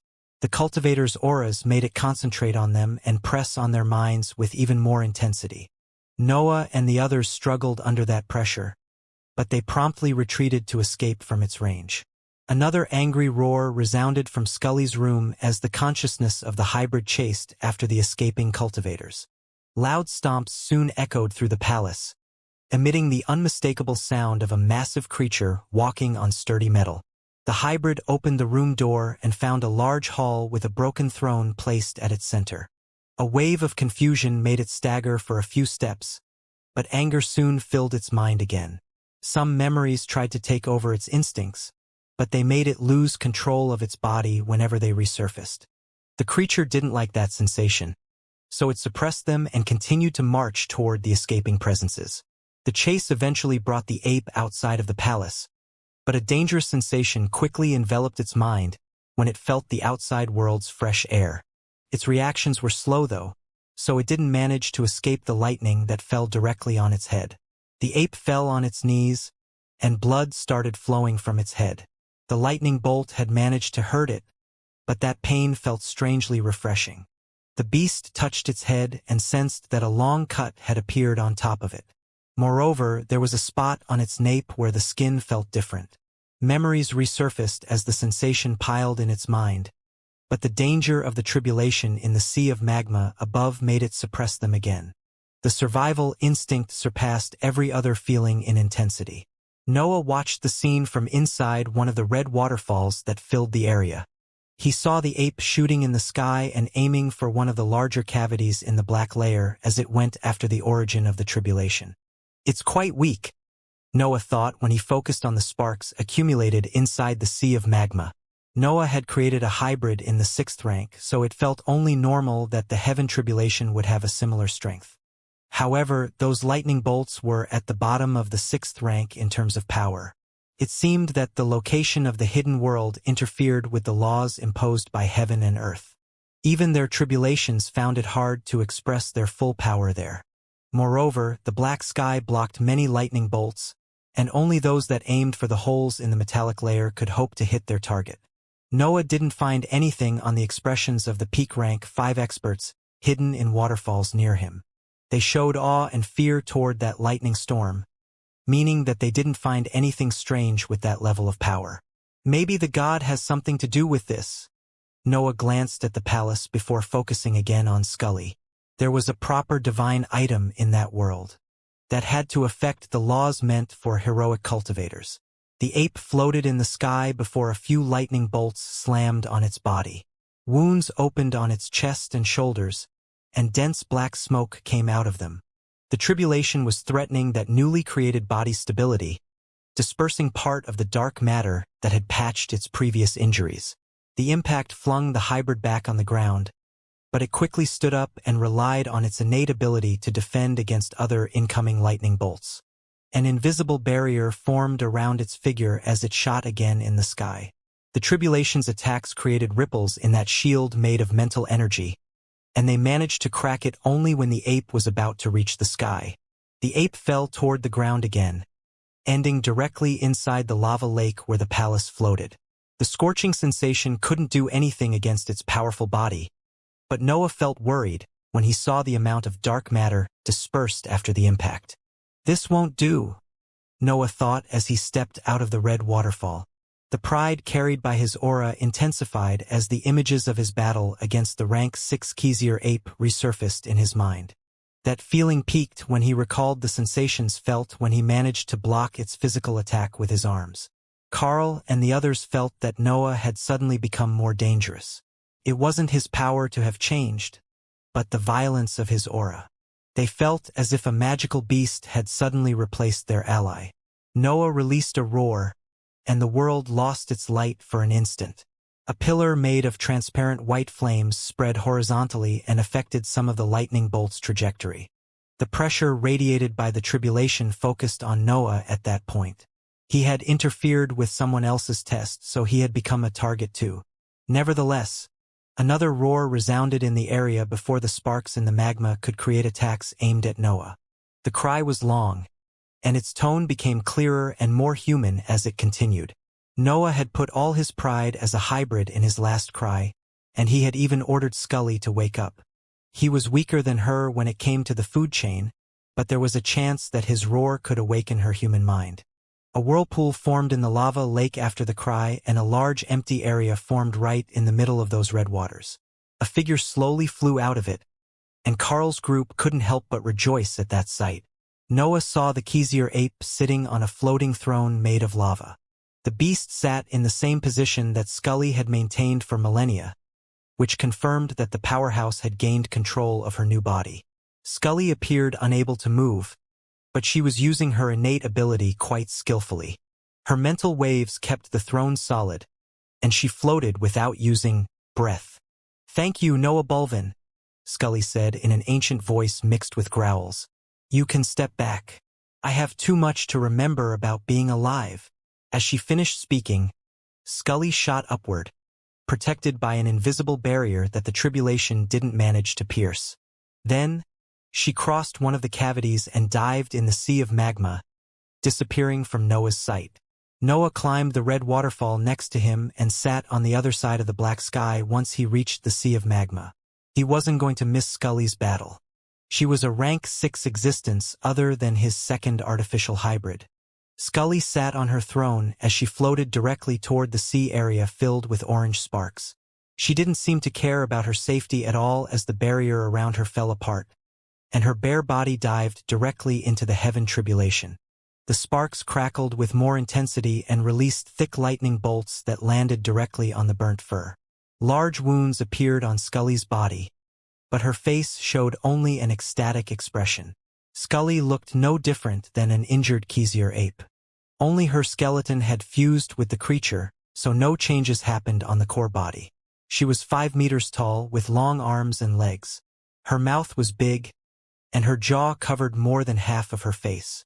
Her eye sockets were empty, and most of her fur was nothing more than a charred mess. Cuts and injuries filled her body too. Noah's higher energy didn't manage to fix many of them. Moreover, dark matter leaked out of Scully's skin whenever a lightning bolt hit her. The harmony that the Black Star had enforced was slowly slipping away as she suffered more damage. Some of the injuries that the period inside the Black Star had managed to fix reopened. Blood even started to leak from her eye sockets as the tribulation raged on her. Nevertheless, a smile never left Scully's ape face. The sole fact that her skin was able to feel something again made her ecstatic. Scully had come to accept her poor condition after millennia spent as a skeleton. She had completely given up on herself and had used all her knowledge to gather as many rebels as she could. It wasn't a case that the rebellion had many experts in its ranks. Human cultivators could only inhabit a few safe areas, but the experts in the heroic ranks could live near the Black Palace and benefit from her knowledge. They would then spread such knowledge in other underground structures during the summoning and free as many tribes as possible. That provided a constant stream of experts, even if most of them ended up falling for the gods' calling due to the limited area of the safe zone. Only those who managed to reach the 5th rank and survive the lava lake's environment could completely escape the calling. Anyone weaker than that would have to return to the tribes and train until that level. However, Noah's arrival had given Scully hope. She had regained a body together with the ability to join her revolt. She just had to overcome the tribulation now. Scully continued to smile as the lightning bolts crashed on her, but her aura slowly changed. She had yet to learn how to move her body, but her mind felt freer than ever. Scully could sense all the matter around her, and she felt sure that she could move it at will. Her thoughts resembled countless tiny hands that spread from her mind and reached everything in her range. More lightning bolts flew toward her as her aura changed. The tribulation didn't care that she had finally decided to act and continued its relentless assault. Yet, the bolts suddenly stopped when they were about to crash on her. They even tried to explode to catch her in their detonation, but an invisible force suppressed their entire form. The heaven tribulation didn't stop, and more lightning bolts flew towards Scully only to remain stuck in place when they were about to hit her. The invisible force blocked all of them and prevented their detonations. The situation reached the point where the immobilized lightning bolts hit Scully's figure from every angle. It was as if she had created an array of uneven spears to defend herself. A dangerous feeling surged in the back of Noah's mind at that sight. His instincts told him that something massive was about to arrive, and he didn't hesitate to descend into his hole. He remained inside the red waterfall, though, and his consciousness continued to inspect the powerhouse's battle. Scully felt the limit of her mind approaching and decided to release the lightning bolts outward, creating a series of explosions that made a mess of the magma controlled by heaven and Earth's will. The shockwaves spread through the entire area and created violent currents that made the waterfalls overflow. The pressure was so high that the holes in the sky enlarged as pieces of black metal broke and fell into the lakes below. The amount of magma pouring into the hidden world was so high that the main lake expanded until it engulfed many smaller ones in its tides. The catastrophe didn't stop there, since the waves made of lava submerged even the nearby territories, expanding the lake outside of the safe area.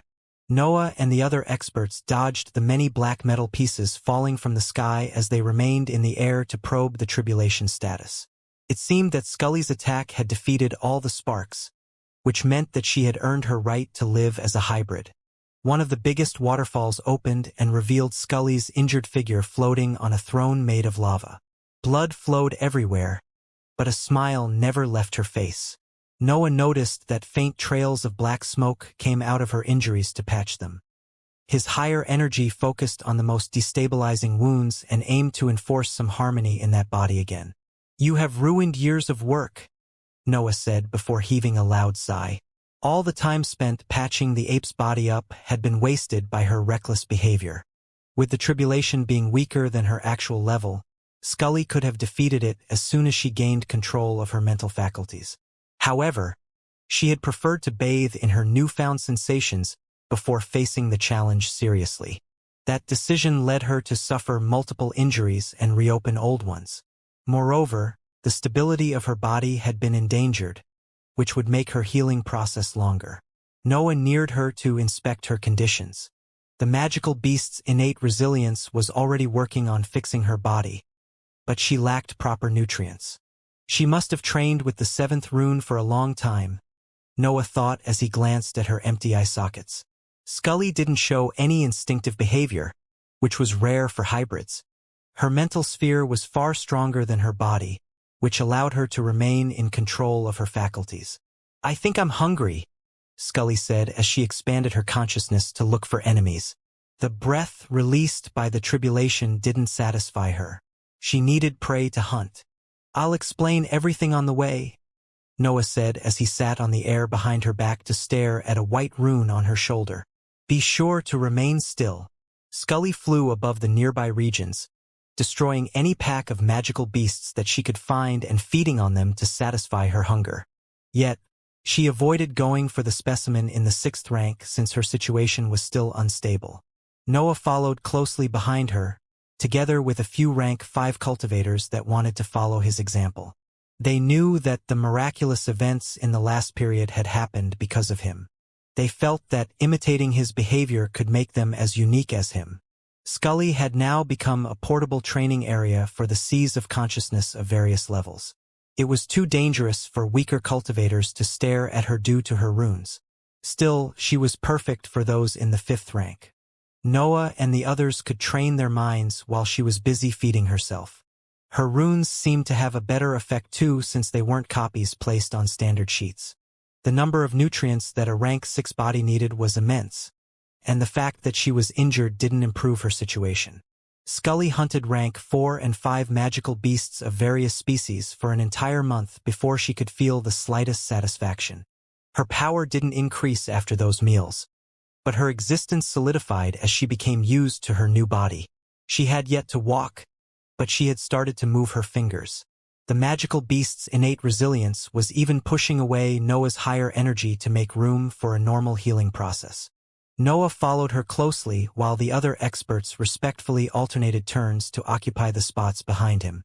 No one dared to complain about his favorable position, nor about the fact that he collected all the Xianxia runes left behind. Noah took the time to analyze the changes in Scully's body, while his mind expanded at an incredible speed. She was a pool of information regarding the creation of hybrids in the heroic ranks, so he wanted to study her thoroughly. The procedure had been relatively smooth, but Noah knew that he wouldn't find the same extraordinary conditions if he were to perform it again. Scully didn't have an individuality, and her personality was so fragmented that she suited the Xianxia apes perfectly. She still needs the higher energy to remain in one piece, Noah thought as he followed the powerhouse. It's a pity for her dantian, but maybe I can fix that after a few breakthroughs. The hunting team didn't go easy on the rank 6 ape. Its body had many injuries that would generally make it unable to function. Yet, Noah's higher energy was replacing some essential tissues until it healed. As for the dantian, Noah could create weaker versions of that organ, but he couldn't link it properly to the rest of Scully's existence. Placing an improvised center of power in her would do more harm than good. The rebels and Noah returned to the Black Palace after the hunting session was over. The mood among those forces had changed now that their leader could act again. The discussions concerning revolutions never stopped, and some even called for an all-out invasion of some regions. Of course, most of those ideas were delusional dreams of cultivators that had yet to realize how untouchable a god was. Still, there were some approaches worthy of being considered. The ape god's behavior was predictable. Its summoning happened every 50 years, but it didn't manage its species as a proper army. Most of the specimens of the Xianxia species formed packs that had no role in the summoning. The god left them free to thrive and controlled only some of them when it needed to escort cultivators. The only constant in their behavior was their hatred toward humans and their rule over them. Most heroic apes ruled over tribes out of their own will and even clashed with pre-existent packs to control those regions. That layout gave the rebels many chances to strike back and free more tribes. Creating a good army didn't seem so unreal anymore. The only issue was that they didn't have a place to stay since the safe area was too small and deadly for weaker cultivators. A couple of years passed, and the rebels had yet to come up with a proper strategy. They limited themselves to cultivate and prepare for any eventuality since their knowledge of the cultivation world was limited. They could only rely on Noah and Scully to find a solution. "I have something," Scully suddenly said as she waved her right arm. She and Noah were alone in the throne hall, with the former busy gaining control of her body and the latter staring at the 6th Xianxia rune on her fur. "About?" Noah asked with an uncaring tone. The way he saw it, it was better to free as many cultivators as they could and escape. Everything would be more accessible if he had access to the separate dimension, but the layers of magma and metal that isolated that place were bound to affect its functioning. Also, Noah didn't want to return to the surface to ask 37 for fear of losing any access to that place. There were almost 30 rank 5 cultivators among the rebels, and Scully was a hybrid powerhouse. The experts were weak and Scully lacked a dantian, but they were still a force that could bring the hive to the apex of those mortal lands. When considering the amount of Xianxia runes, apes' corpses, and the 7th Xianxia rune, Noah didn't have any doubt that retreating was the best option. However, Scully wanted to free the tribes and inflict a loss on the ape god. She knew that her idea wasn't feasible, but she still wanted to achieve something similar. She even had an iron will. The millennia spent as a skeleton made her lose any fear of death. Noah's threats to remove the higher energy from her body didn't faze her. He had tried to do that and failed already. "I recalled a method to create a habitable area," Scully said as she tried to turn without any success. "But I need years and resources." "Don't move," Noah shouted as he stood up to move Scully back in place. The 6th rune on her right shoulder had gone behind the throne during her failed attempt to turn, interrupting his training. "Did anyone ever tell you that you are a cultivation maniac?" Scully said in an ancient but friendly voice. Even if he had threatened her and used her only to cultivate, Noah was still her savior. Noah ignored her. His mind had never grown so quickly, and even his other centers of power were improving at an unbelievable speed. Only his body was a bit slower since he purposely suppressed his hunger. The breakthroughs that appeared so far away had finally shown their presence. Noah's existence had been ready to advance for a while by then, but Noah had understood it only when his mind improved. Now he only needed to train for a few decades to reach them. Noah's individuality had advanced by leaps and bounds since he had gained access to the higher energy. The many battles and his achievements in the inscription field had widened his existence and made it reach incredible depths. He had various elements at his disposal, a puppet capable of expressing astonishing power, a branch of techniques that only he could perform, and items able to take down a rank 6 creature. Both his destruction and creation had crossed the limits that his cultivation level could hold. The only thing that Noah lacked was the years of training required to improve his centers of power. His individuality had advanced so quickly that it had left the centers of power behind. That became clear as his mind grew. Training with Scully's rune made his sea of consciousness enlarge so quickly that it touched on the world of the laws quite often now. Nevertheless, even his improved understanding couldn't give him a precise estimate concerning the arrival of breakthroughs. That was a complex topic, especially when it came to matters related to the world of laws. His initial estimate had been that the first breakthrough would arrive in some decades, but the time of the summoning came without any of his centers of power advancing. Noah had followed Scully everywhere in that period, and he had even helped her managing magical beasts packs at times. Moreover, he had explained to her the many advantages of a hybrid body. Scully didn't have a dantian, but she had access to primary energy like him. Also, she could use the inscription method of the natives of the other mortal lands, but she had to modify the walls of her mind first. She could theoretically use martial arts in the same way as Noah. Her only problem was balancing the consumption of primary energy and finding a secret art that could give her access to it. As for the possibility of having a dantian, the two of them discussed the matter and agreed that they would wait for Noah to become more powerful. The population of Xianxia apes diminished rapidly in those years, but that event concerned only the regions near the lava lake. Scully didn't dare to get too close to the lair of the god. She had started to fight rank 6 creatures though. Her control over her new body had even improved so much that she could walk by herself. It wasn't a complete control yet, but she was getting there quickly. Noah spent the period during the summoning on the other side of the black sky. It wasn't that he didn't trust the safe area, but he didn't want to risk it. The ape god was bound to realize that something was happening in its blind spot, and Noah didn't want to be there to see it that affected its behavior. It's been more than 50 years already, Noah thought as he remained immersed in the magma, protected by a layer of dark matter. Noah didn't even realize that he was more than 300 years old most of the time. Entire months could pass in the blink of an eye, and years went by whenever he focused on his training. Almost 200 years had passed since he reached the liquid stage, and even more since he became a rank 5 mage. However, Noah barely felt the passage of time. He had lived longer than any human in his previous world, and that thought didn't even disturb him. He had become completely detached from the commoners, and he couldn't consider himself human. His aspect had barely changed even. He still looked as if he was in his 20s, but there was a mature vibe around him. Also, the features given by the light-devouring dragon made him look fierce. It's time, Noah thought as he felt the muscles around his dantian contracting. He released his grip on the demonic sword placed on low waist and waited for his body to do the rest.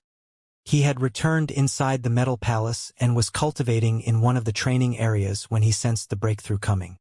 His excitement mounted at that point, and he let the demonic sword fly freely in the room as he focused on his dantian.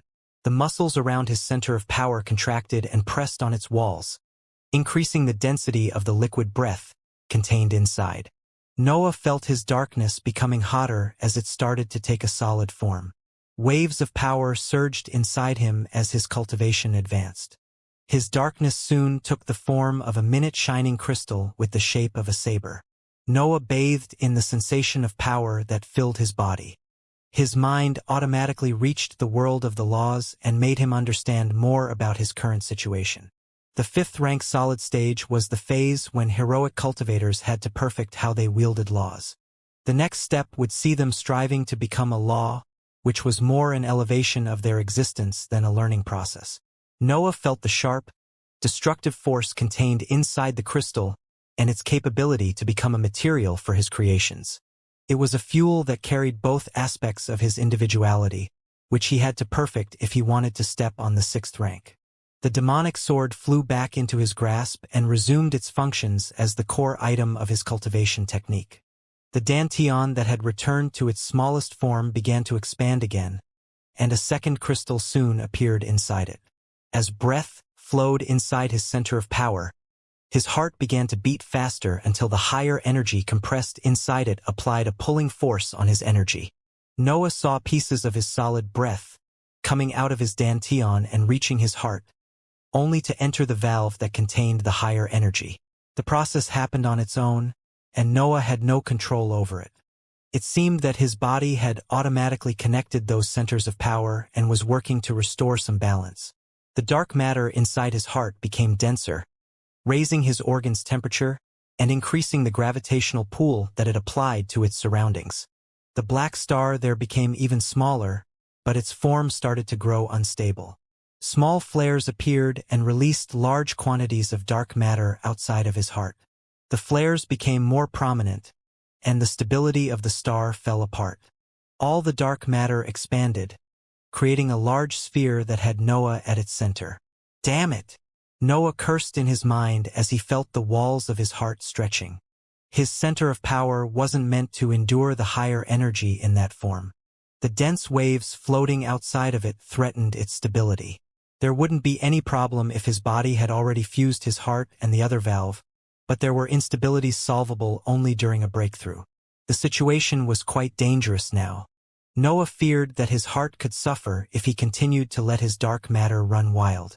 Noah didn't fear for his life, but he didn't want to risk suffering such an insidious injury and possibly lose his fourth center of power.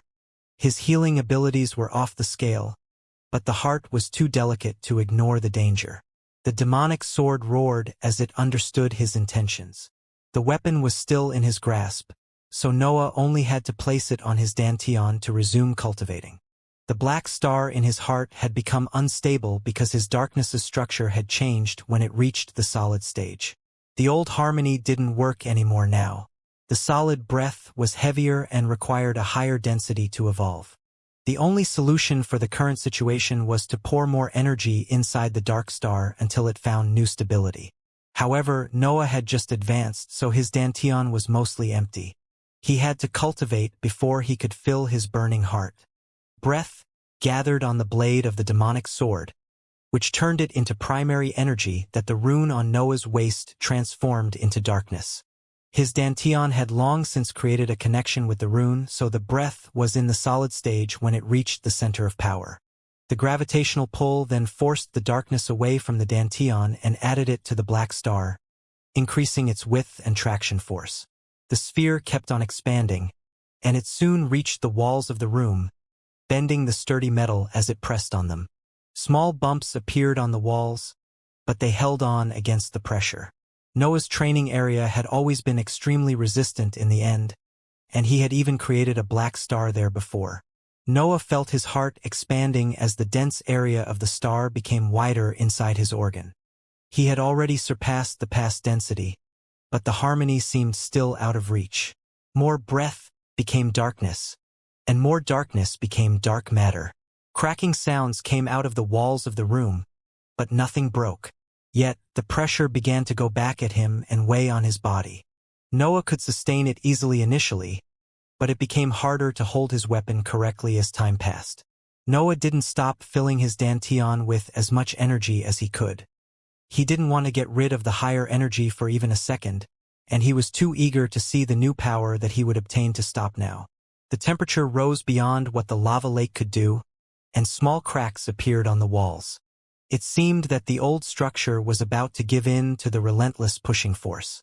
The star suddenly began to collapse on itself, relieving the room of some of the pressure that Noah had released.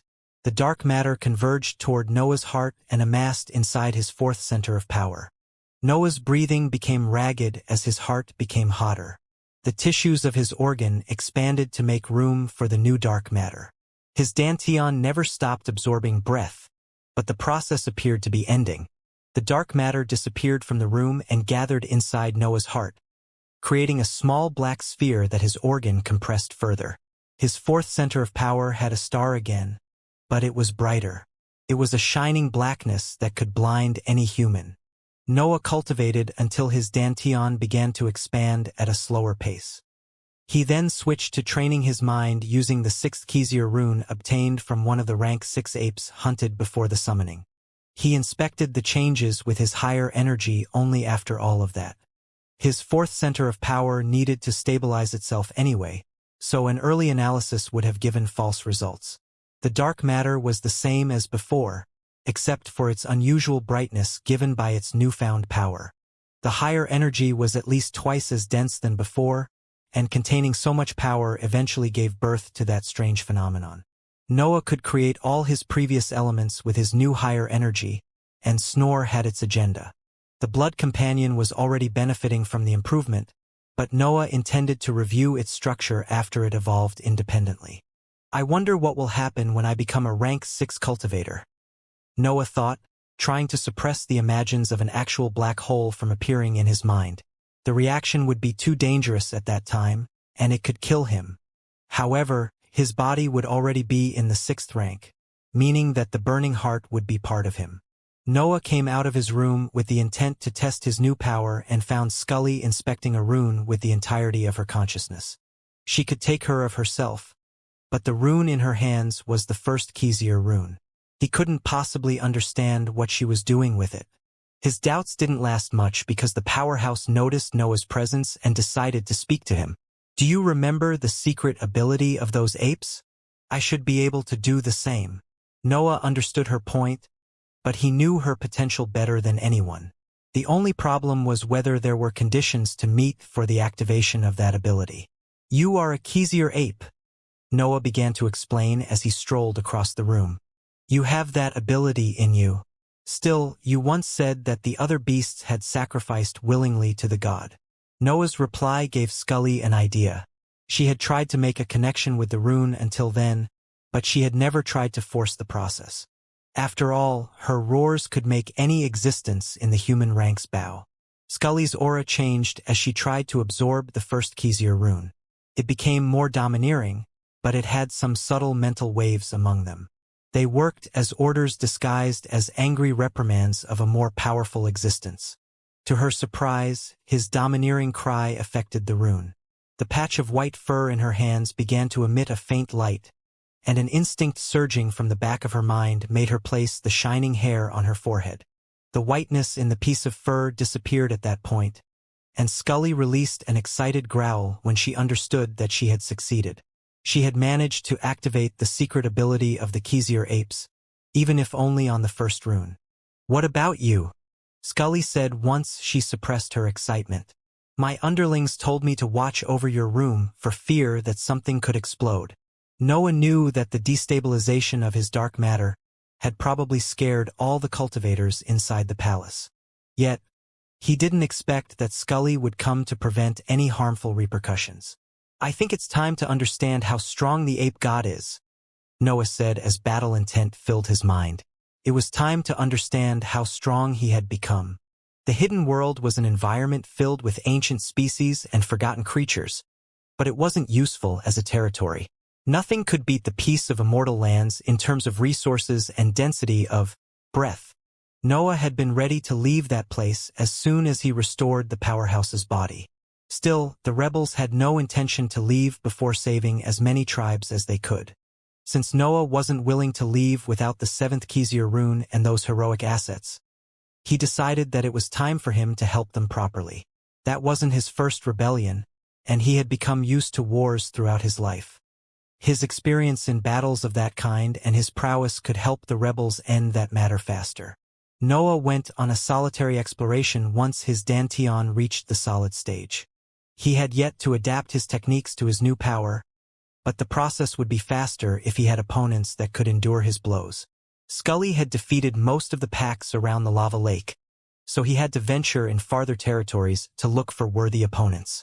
Still, that world didn't lack powerful creatures, so finding them didn't take him much. Noah descended toward a small lake where a series of deer-type magical beasts had set up their lair. There were 3 specimens in the 5th rank among them, with one at the upper tier's peak. Noah didn't recognize that species, but he could understand most of their qualities with a glance at their physical features. The deer had long and intricate brown horns made of a metallic material. The strongest creatures among them were 4 meters tall and 7 long. All of them had thick brown fur that stood up whenever they moved.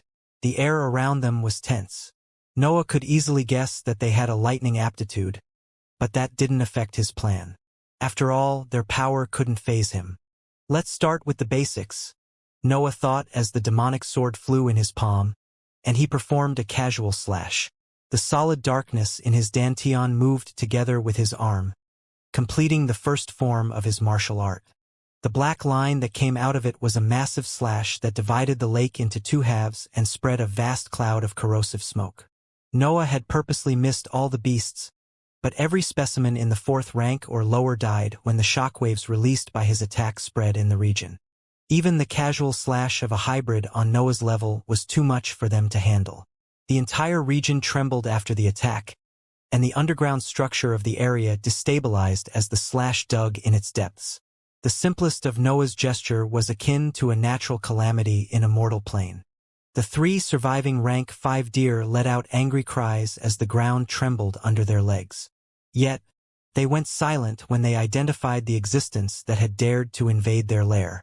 Noah's body had been in the upper tier's last phases for a while, but that wasn't the scariest aspect of his figure. His entire existence spread destruction that generated primary energy, and even the world's pale light dimmed around him. Everything about him appeared meant to destroy, and his reptilian eyes radiated the sharpness of his existence. His cold gaze was enough to scare away the weaker deer. The leader of the pack couldn't think of any way to defeat the flying invader. Its instincts told it to flee and never look back, but the pressure around it intensified when it was about to roar the order. Noah's eyes shone with a cold light as he stared at the leader. His simple glance was enough to make the creature understand that it couldn't go anywhere. Snore slowly took form after the deer gave up on escaping. The blood companion's size had increased since the denser dark matter began to flow into its body. Its dark shape even sparkled with a black light from time to time, showing that Noah's breakthroughs were affecting it. Its level had increased too. Snore had lingered on the lower tier of the 5th rank before, but it had suddenly risen to the middle tier now. Moreover, the new dark matter had yet to fill all its body, so that wasn't its limit. Of course, that classification was something that Noah used to understand Snore's growth better. The fact that the blood companion had higher energy as its fabric made its power impossible to classify with standard labels. Snore appeared majestic as it coiled around Noah. The albino snakeswool cheered as it sensed its new power and released a loud hiss to express its excitement. The flames should be enough, Noah thought as he sat on the snake's head. He didn't care about the creatures on the ground. All he wanted was seeing the destructive might that he could unleash now. Snore spread its mouth, and a column of black flames fell on the remains of the pack. The 3 deer could only lower their heads and accept their fate when they saw the attack coming for them. The land became a charred wasteland in a few seconds. Snore's flames didn't leave anything behind, and even the vegetation at the bottom of the lake became nothing more than ashes. Entire layers of the ground burned as the flames lingered on its surface. A massive black cavity replaced that once green environment. As for the 3 rank 5 creatures, only a few body parts survived the black flames. Even such strong beings couldn't do anything against Snore's attack. This is far better than I expected, Noah thought as he inspected the effects of the flames. The solid darkness had improved his battle prowess by a lot, but those boosts multiplied when it came to his higher energy. I might become a match for weaker rank 6 cultivators once all my assets become used to my new level, Noah pondered. Ravaging Demon's surprise attack had shown him how the higher energy was already making him ignore the gaps between the stages. Yet, he had now reached the point when he could begin to consider facing an actual powerhouse on his own. Noah gathered anything valuable from the area and returned to the Black Palace. He had decided to improve his techniques and hunt a rank 6 creature later to test his strength. A peculiar scene appeared in front of him when he returned to the throne hall. Scully sat on the floor, holding a piece of fur that had the 3rd Xianxia rune on its surface, while her mental waves surrounded it. The white hair turned black as her mind absorbed the power of the rune, but saliva drooled out of the corners of her mouth as the procedure continued. Scully's smile was strange too. She appeared to be wholly captivated by that sensation. "Don't tell me," Noah thought before Scully turned and looked at him with a hungry expression. He couldn't see any human emotion on her face. There was only hunger. "She has abused it," Noah shouted in his mind as he understood what had happened. He had learnt to know Scully during the past years. She was a wise and driven powerhouse, but her long periods spent as nothing more than a skeleton had left her with a massive flaw in her personality. The flaw didn't go away even after her mental state regained some stability. Scully had become addicted to the sensations that her new body gave her. Noah knew that there wasn't anything more addicting than sensing the centers of power improve. Scully had probably lost herself while she absorbed Xianxia runes, and she didn't stop even after her mind regressed to a wild state. "Scully?" Noah asked in a cold tone as black smoke came out of his body. He didn't want to fight her, but he would go all out if necessary. Scully gave voice to a deep growl as she crawled toward him on her four limbs.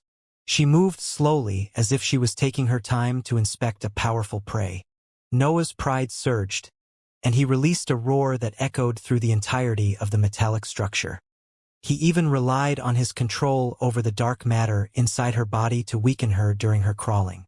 Scully staggered, and her arms bent all of a sudden, making her slam her face on the floor. Confusion appeared on her expression, but a wave of anger soon replaced that feeling. Scully roared, and injuries opened on her body as black smoke forcefully left her figure. Blood came out of her mouth, but that damage didn't stop her from getting back on her four limbs. Noah's eyes sharpened when he saw his higher energy leaving her body. Scully's condition had improved so much in the last period that she didn't need the dark matter to function anymore. A scaled armor appeared around him, and Snore took a solid form. The demonic sword released a draconic roar as it flew in his palm, ready to join him in the imminent battle. Carl suddenly arrived in the throne hall, but he froze in place when he saw that scene. He immediately understood that there was something wrong with his leader, but he didn't dare to interfere. All the natives of the hidden world had a limited number of spells and poor cultivation techniques. Scully had helped them when she recalled some inscription method, but their power mostly came from the struggles that they had survived and a prolonged period spent cultivating. Their battle prowess was incredibly low, and even the natural features of their individualities were only faint abilities in their auras. "Bring everyone away," Noah said without moving his eyes away from Scully. "I'll try not to destroy this place." Carl quickly nodded and left the hall. He felt relieved that Noah didn't ask him to help in the battle. Scully was still his leader and the only reason why all of them had lived for so long without a mental brand. Blood kept on leaking from Scully's mouth as she crawled near Noah. She then straightened her position when she reached Snore's body, but her consciousness's focus remained on him. Noah felt her mental waves trying to crush his mind, and he let them apply their pressure on him for a few seconds. When he sensed that there wasn't anything human inside them, a lightning bolt shot from Snore's horns and landed on her chest. Snore hissed, Noah roared, and the demonic sword released a loud cry as they deployed all their attacks. 6 fuming arms became one and slashed downward, and various elements came out of the blood companion. A loud explosion resounded inside the throne hall. The metal in the room bent and cracked after Noah's offensive landed on Scully, but a violent pressure soon covered the entirety of the palace. The cloud that had formed after the collision dispersed, revealing a cracked, invisible barrier that had protected Scully. Not even the second form of Noah's martial art had been able to touch her. A formless force reached for Noah, but it found only a crack in the air when it arrived on its position. Cracks spread around the hall as Noah used his movement technique to make the Scully lose track of him. Meanwhile, Snore pounced at the powerhouse, slamming on the cracked defensive shield and releasing its elemental attacks at close range. Its wings spread too, and their feathers stood up as they absorbed the primary energy in the environment. Noah had one crucial advantage. Scully acted as if nothing was wrong with her body, but he knew about damages that dispersing his dark matter had caused. Some of her internal organs were bleeding, and many of her joints had lost essential connections with her muscles. She was hurt, and her physical strength had almost diminished under the standards of a rank 6 creature. Moreover, Noah didn't want to kill her. He only had to beat some sense into her until she regained her mental faculties. The lack of killing intent in his blows didn't mean that he was holding back. It would be suicidal not to go all out against a being in the 6th rank. Noah sprinted until he felt sure that Scully had lost track of him before casting the black hole spell. All the primary energy created during the past attacks gathered in the sphere next to him and Snor's wings. Scully roared in anger as her mental waves became violent. The Blood Companion's body shattered in multiple spots when her attack swept it, but it didn't move. Even after part of its wings broke, Snore kept them unfolded and launched its feathers. Scully endured those feathers with her bare body, but a few injuries were on her fur that made them somewhat threatening. Another mental shield soon appeared between her and the winged snake, blocking its attack once for all.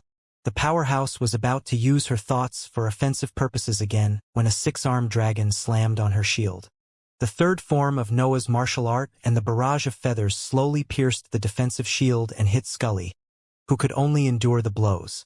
A loud explosion echoed through the palace again, and a hole formed in the black wall that had seen Noah's most potent attacks converge. Shards of black metal fell from the cracks spread everywhere in the hall, but a tense silence filled the scene. Noah activated his demonic form again as he waited for Scully to move. He knew that she was still alive, but he was unaware of the condition of her mind. Snore remained in front of the hole, and dark matter came out of Noah's heart to fix its maimed body. The Blood Companion returned at its peak in a few seconds, with only its wings lacking most of their feathers. Scully eventually moved and let out a pained groan as she supported herself on the wall's interiors. Her eyeless head moved in the room before she gave voice to a question. Did something happen?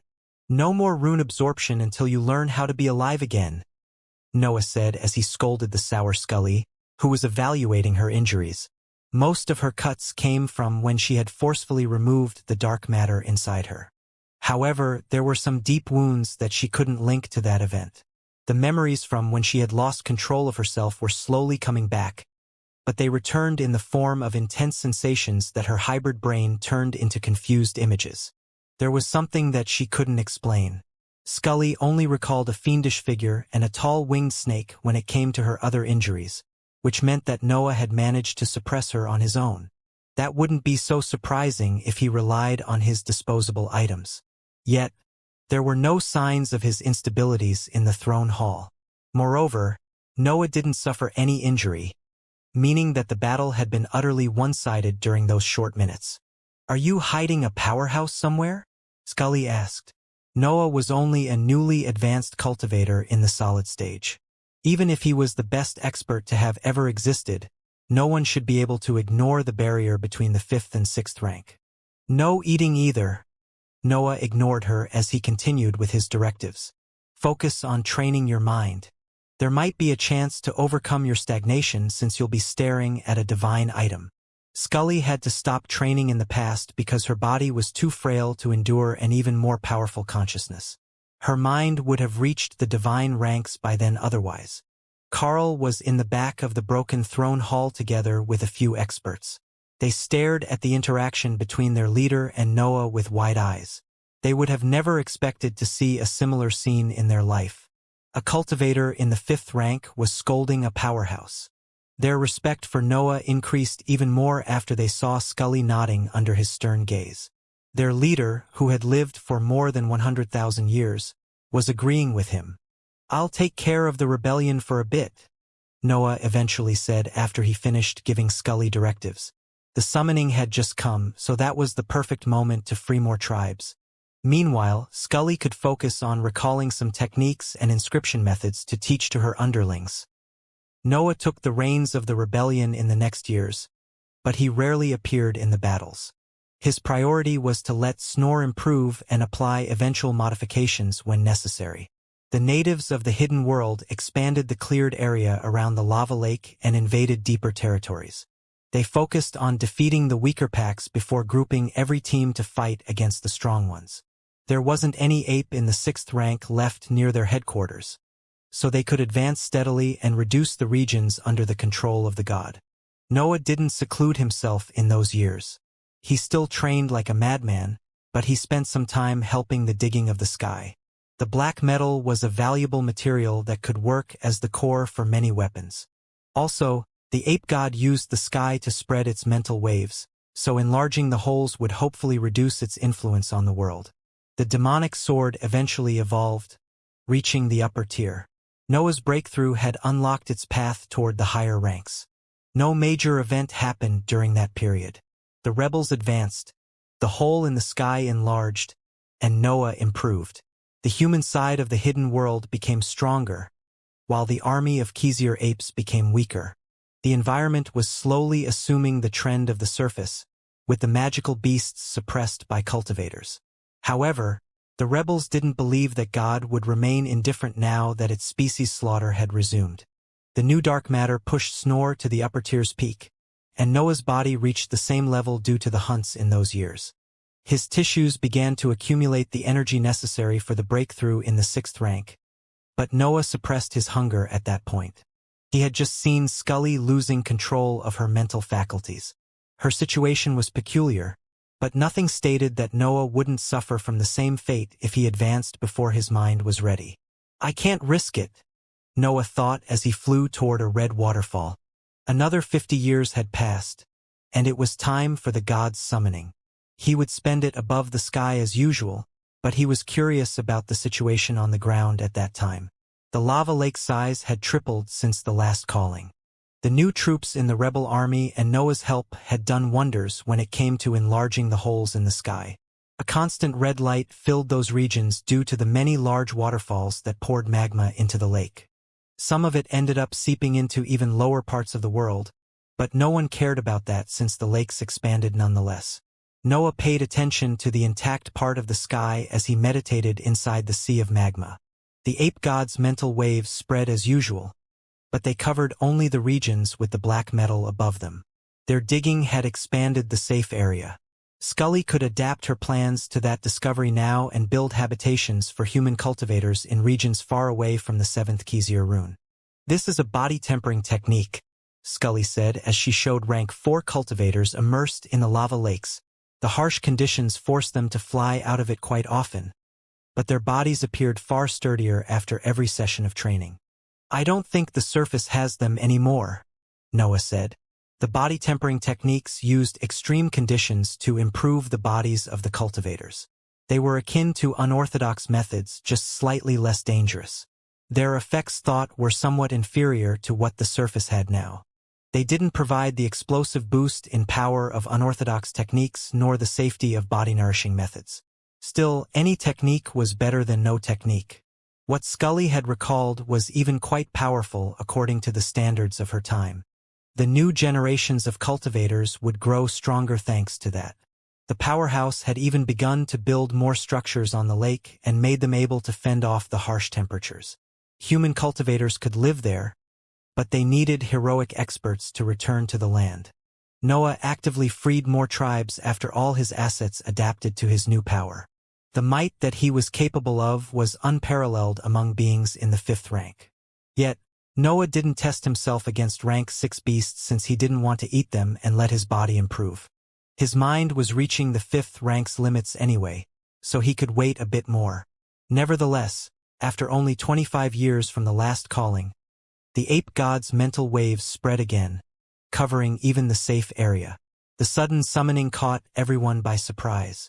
The natives of the hidden world, Scully, and even Noah had become used to the ape god's routine and capabilities, so they didn't take any precaution against that event. Noah was staring at the 6th Xianxia rune on Scully's fur when those ancient mental waves filled the world. He experienced the helpless feeling of having an unstoppable force taking control of his mind, leaving him unable to resist. Scully and Noah executed mechanical movements as they straightened their position and began to fly in the same direction. Other cultivators joined them as they advanced past the lava lake, and all of them had their same empty expressions. This is a god, Noah thought as his body moved on its own. His thoughts were free, but he didn't have control over anything else. Even his mental waves couldn't surge out of the sea in his mind. Noah didn't feel angry. He had done everything by the book and acted according to what cultivators had learnt in millennia living there. He couldn't predict that sudden surge of power from the god. To think that something so faint can turn me into nothing more than a puppet, Noah thought as his focus went on the force that was controlling him. The mental waves of the ape god were almost unnoticeable. They felt like nothing more than a whisper when they reached his mind, but his whole existence became powerless at that sound. The god's mental waves weren't heavy, but they carried meanings so deep that even Noah's mind didn't understand why it was listening to them. Still, they felt simple, as if they were just casual thoughts generated by a superior being.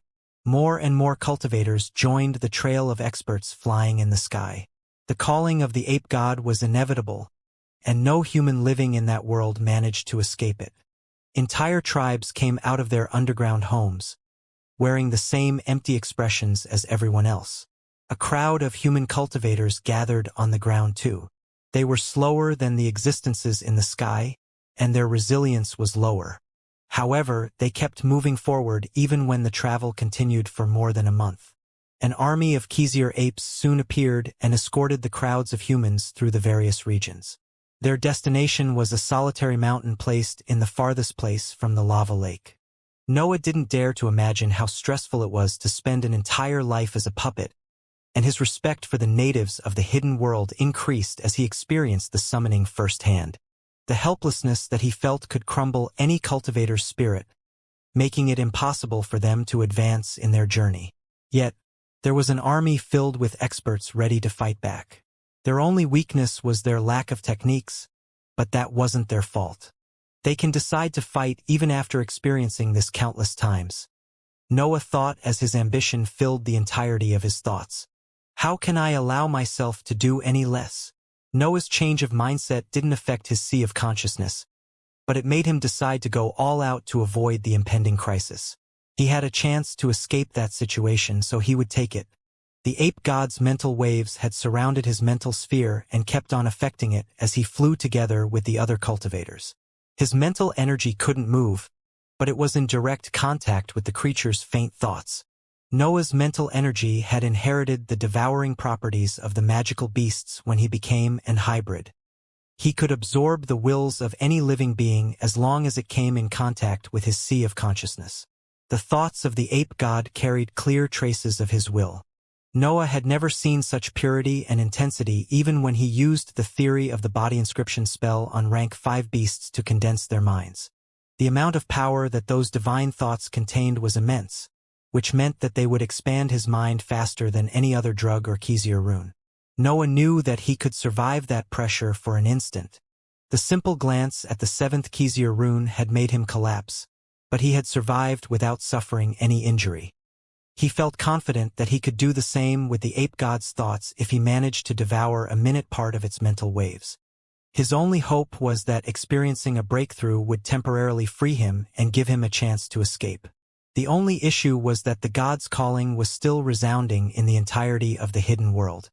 Gaining a few seconds of freedom wasn't enough to make him escape the range of its thoughts. A plan quickly formed in his mind. His tricks and assets appeared in his view, and developed an intricate strategy that gave him a chance to escape the mental brand. I have to reach the meeting, Noah concluded in his mind. Even after all his reasoning, he found only one approach that could give him a chance to survive. Yet, he had to admit that pulling that off would bring his destruction into another league. The cultivators reached the solitary mountain, and the Xianxia apes led them through rocky tunnels that led to its insides. An intricate array of passages unfolded in front of Noah's eyes, but his mind was elsewhere. He regained focus only when he reached an empty area at the center of the mountain, and his eyes moved on their own on a massive figure sat on a large rocky throne. Noah saw a 12 meters tall Xianxia ape sitting cross-legged on a refined throne carved out of the mountainside. The beast's hands formed a circle in front of its lower waist. It seemed that it was practicing a cultivation technique, but no breath moved around it. Its fur was black, but it shone with a mystical light. Noah's dark matter did the same, but they weren't even close in terms of intensity. 6 patches of white hair formed 6 Xianxia runes, but the purity of the aura that they radiated surpassed any other rune that Noah had ever seen. There was a missing patch of fur on the ape god's right cheek. Noah didn't even need to look at it to know where the 7th Xianxia rune had come from. Nevertheless, he didn't expect the god to turn toward him and speak human words with a strange accent that resembled an ape's cries. So, you are the foreigner that has started this chaos. I can see it in your soul. I can sense that your power is nothing more than a side effect to heaven and earth's mistake. Noah remained speechless. A magical beast was using human words to communicate with him, and it was speaking about the core of his individuality. Humans are all the same, the ape god continued. You think that you are stronger than any other being, but you are only lucky to be born in that species. If you were beasts, you would achieve less than worms. The ape gods insulted the entirety of humankind, but there was truth behind its words. Cultivators didn't choose to be born with 3 centers of power, and the magical beasts weren't guilty of having only one of them. Luck played an essential part in the cultivation journey, and its influence started as soon as a living being was born. The species itself declared the potential of a creature.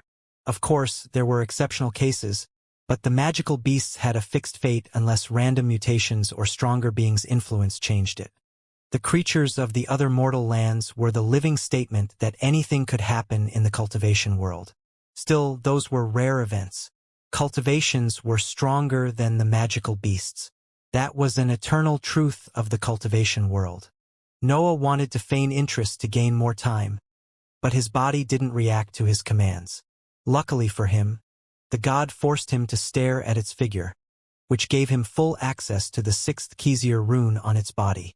Push as much as I can before devouring, Noah thought as he set his mind at ease in the hope that such behavior could improve his sea of consciousness faster. His plan to get out of that situation without a mental brand was dangerous, but its chances of working had increased when he heard the ape speaking. He could exploit its anger. Noah was ready to use any leverage when dealing with a divine creature. Heaven and Earth's decisions are completely random, the rank 7 Xianxia ape said before heaving a human-like sigh. This creates a broken system. I'll change it once I reach the immortal lands. I'll make it fair. Noah found the god's words interesting, but he maintained his focus on its 6th rune. His mind was improving more quickly, so he didn't dare to do anything else. You detain the power to cheat heaven and earth's system, the ape said. I need it. Give it to me. Noah's thoughts became tense at those words. He expected something to happen in the next seconds, but the ape remained still as if waiting for him to move. The god then released a laugh and waved its hand, freeing Noah from its control. The latter staggered as his mind restored all the connections with his centers of power. His breathing became rough, but he stabilized it in a few seconds. Noah cleared his throat as he glanced at the tall ape on the rocky throne. He didn't understand what the god wanted him to do, but he didn't waste that chance to stare at its 6th rune with even more intensity. No need to feign ignorance, the ape said again. I've already restored the mental brand to all the cultivators here. I know what you gave her. Noah's thoughts froze at those words, and his eyes looked around the empty area. Scully was next to him, while the rebels' experts stood on other platforms that had appeared at the end of their tunnels. That was the entirety of the elite force of the rebels. Scully's millennia of work had gone to waste as soon as the ape gods changed its routine. What would you like me to do? Noah asked when his gaze returned to the tall ape. He wasn't going to agree to any of its requests, but there was something that he needed to know before acting.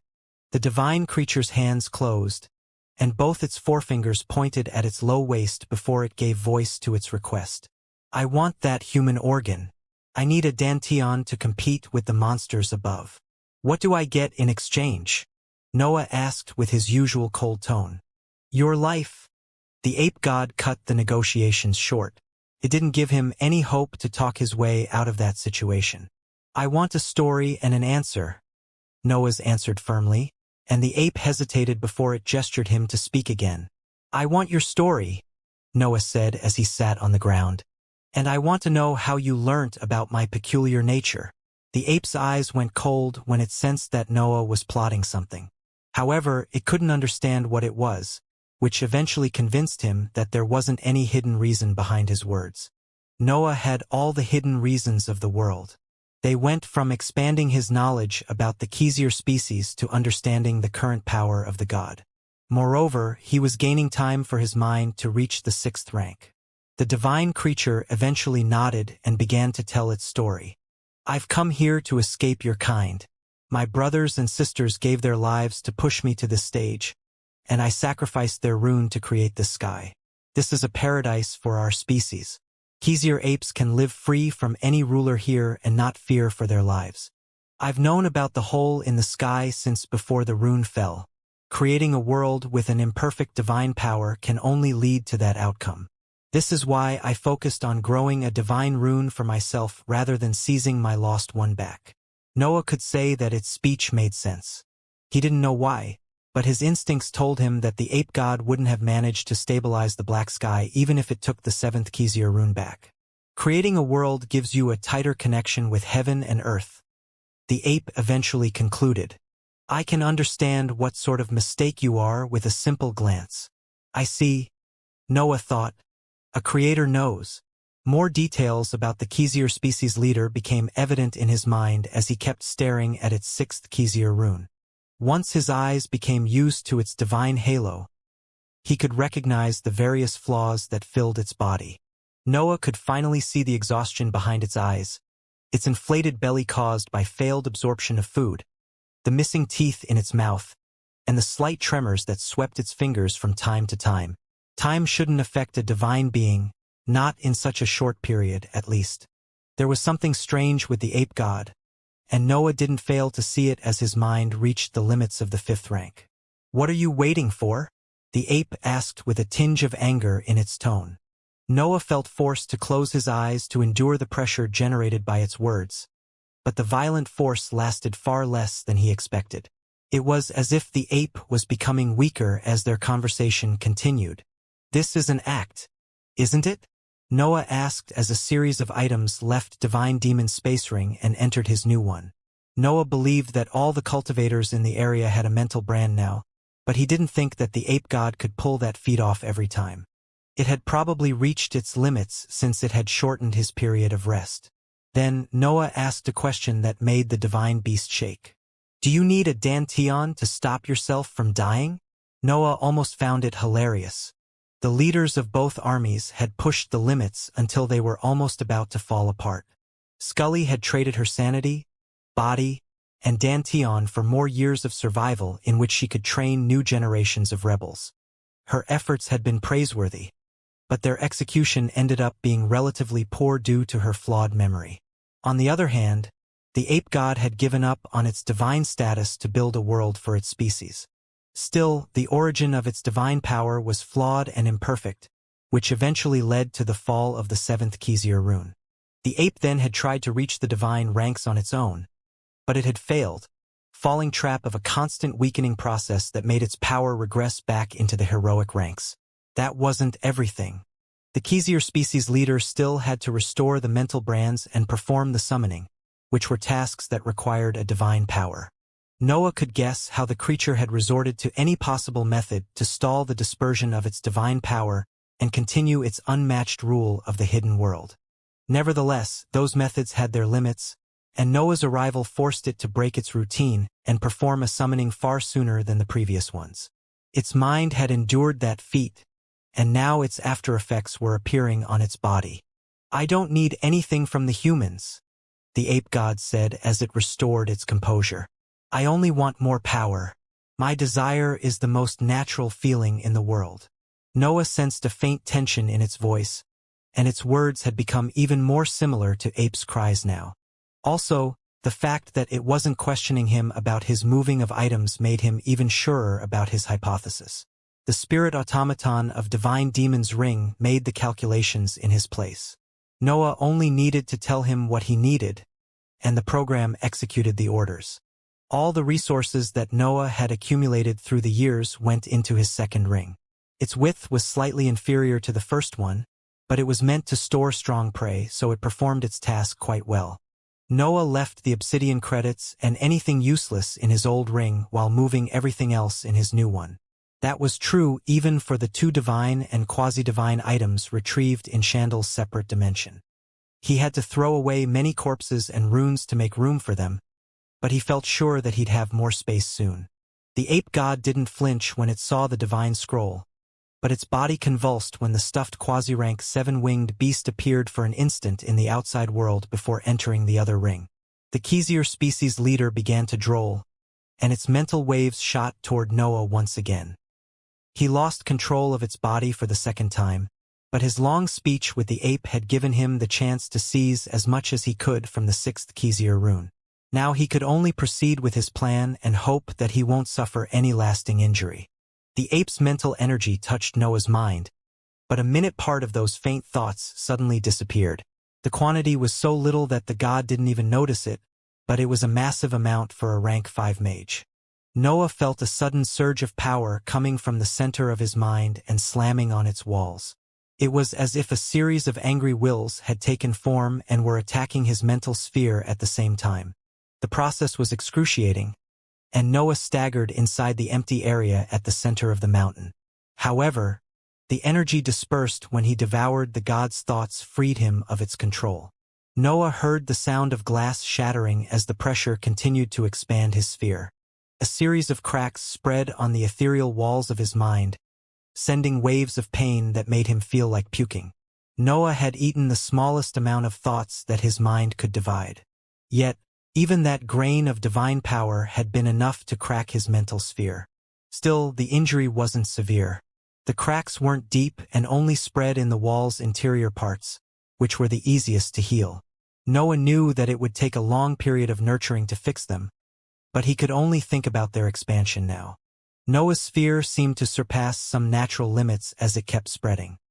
He felt profound thoughts concerning the world of the laws invading his mind and enlightening more about his path, but he also sensed that he had to review his plan's details. During the breakthrough, the feeling obtained suppressed the pain caused by the injuries on his mind and made him battle-ready. Yet, the ape god didn't care about any of that. "This is a useless act," the god said, without showing the slightest amount of worry in its tone. The fact that Noah had become a rank 6 mage could barely scare him. Its mental waves moved once again to take control of its body, but Noah's new awareness made him ready for that threat and allowed him to react in time. Noah snapped his fingers to fling Divine Demon's ring toward the rocky throne before his figure disappeared. Cracks spread between his previous position and Scully, and the rebel's powerhouse flew backward as Noah flung her away. He then shot toward the rocky walls of the mountain, uncaring of the fact that he had to dig his path for a few kilometers to return to the outside world. The ape god had initially wanted to put an end to that mess. Noah's new power made him fast, but it was still a god. Moreover, he had stopped to help Scully, which had slowed down his escape. However, Noah had perfectly evaluated the power of his assets. The god's mental waves could only stop chasing after the rebels and focus on the black ring flying in its direction since its instincts told it to activate some defensive measures. Noah flew for his life. The scaled armor formed around him, but its shape morphed as the black branches spread on the sixth Xianxia rune that had condensed at the center of his sea of consciousness. The black smoke radiated by his form became violent and raged in every direction as he shattered the rocky walls of the mountain and opened a path for the outside world. Scully was still under the god's control, but the latter didn't have time to give her orders, so she slammed on the mountainside and cracked the rocky layers with her bare body. Noah's physical strength had given her enough momentum to leave that place. Then, a deafening roar spread in the area, followed by a silence that preceded an earth-shattering explosion. The world began to tremble even before the explosion of Divine Demon's ring swept those lands. It was as if it had noticed that an earth-shattering event was about to spread in the area.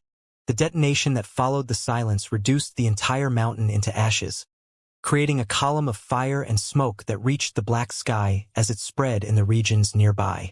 The metal and the ground didn't resist the explosion's might and fell apart, opening paths for magma that flowed from both above and under the hidden world.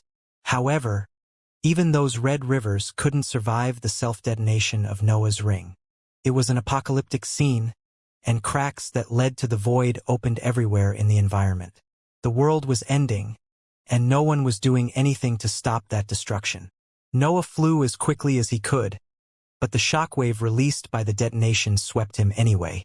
He had just come out of the mountain when that immense power landed on his body. The demonic form improved as the black branches spread on the sixth Xianxia rune inside his mind, and Snor's body covered him when he sensed the arrival of the shockwave. Noah's body became tense as the explosion pushed him forward. The mountain, the god's defenses, and the layers of smoke around him absorbed most of the blow, but some energy still landed on his back. His robe vanished, and the skin on his back became a bloody mess. The shockwave tore his muscles too, but it depleted its energy when it tried to touch his internal organs. Noah became a burning cloud of dark smoke as he shot uncontrollably through the sky.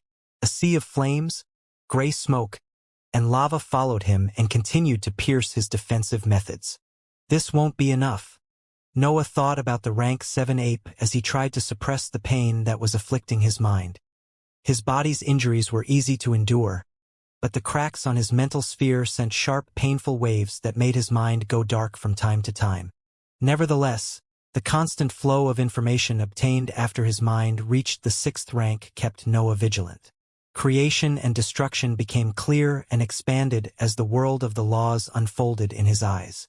He suddenly became able to see the laws everywhere. It was as if he had been colorblind through the entirety of his life, and he could finally watch the true appearance of the world now. The laws were everywhere. The matter didn't function without them. Yet, most living beings would spend their entire lives without ever gazing at them. Noah couldn't contain his astonishment as his consciousness kept on expanding. The laws that ruled the world appeared as the simplest energy in the entire existence, but they were so profound that no other complex force could match their power.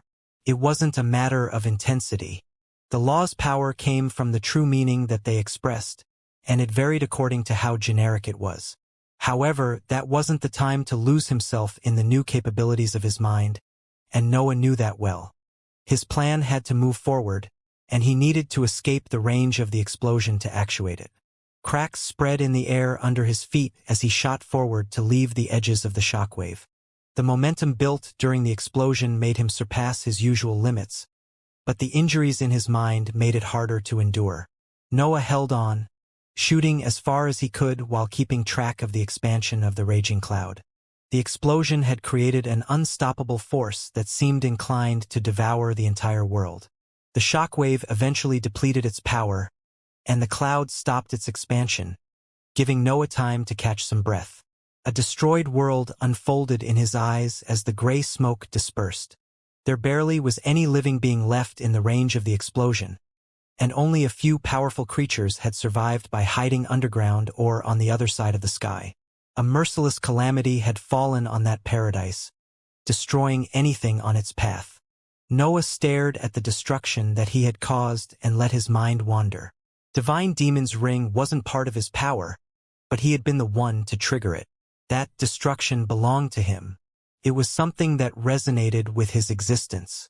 Noah spread his consciousness as much as possible, covering many of the areas affected by his reckless act. His back hurt, and his mind sent waves of pain, but he still lost himself at the sight of what he had unleashed. "This is what I am," Noah thought as understanding filled his mind. He felt the need to cultivate and let his existence grow, but he knew that he couldn't stop now. Scully's aura suddenly touched his consciousness, and Noah turned to see the powerhouse crawling out of a pile of rubbles. Injuries filled her body too, but theirs weren't as severe as Noah's. She had come out of the mountain before him in the end, and she had a rank 6 hybrid body. Scully glanced at Noah before turning to stare at the destruction behind her. That was her world, but now multiple regions were nothing more than ashes and cracks. A violent force spread from the spot where there had once been the lair of the god. Mental waves and an invisible power moved through the wasted environment as if searching for someone. Scully's expression became empty when she saw that energy. She performed a mechanical movement to turn toward Noah and speak in a voice that didn't belong to her. "What have you done?" Noah knew that the ape god was behind that act, but his attention never went on Scully. His eyes stared at the invisible force moving earth, air, and sky, destroying everything on its path. The force resembled countless thin gales that could move freely through any material. It didn't seem limited by its incorporeal form, and it could affect anything it wanted. When Scully looked at him, the force moved toward their spot.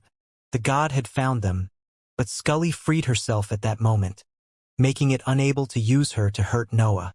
Get the 7th Xianxia rune and gather all the survivors, Noah said as the black smoke of the demonic form spread for hundreds of meters. Take a few Xianxia apes as captives too. What will you do? Scully asked. There was some hesitation in her eyes. After all, Noah had just killed most of her strongest underlings. She was unclear about their conditions, but only the luckiest of them could have survived the explosion. She knew that Noah had to choose between slavery and the current outcome, and she didn't blame him. Yet, she needed some time to accept that her life's work was gone. Noah didn't answer her. His aura became violent as he stared at the incoming force. An intense thought resounded among the pain coming from his body and mind. Enough with this shit. I'm a powerhouse now.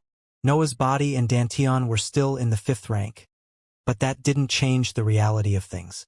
His battle prowess had lingered between the 5th and the 6th rank before his breakthroughs, but now it had finally reached the next stage.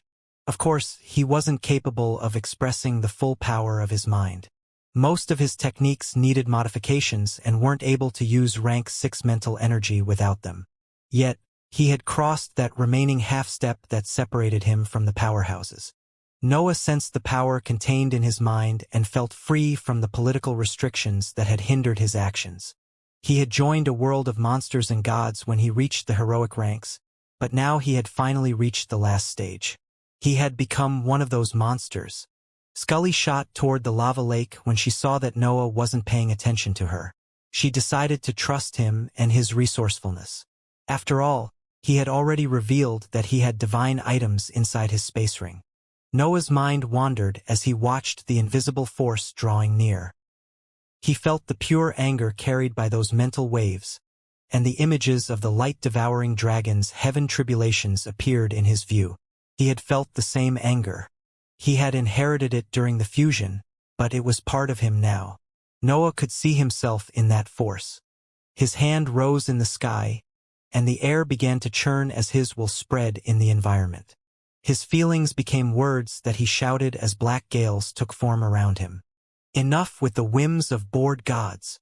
Noah shouted, but his words became articulate roars when they came out of his mouth.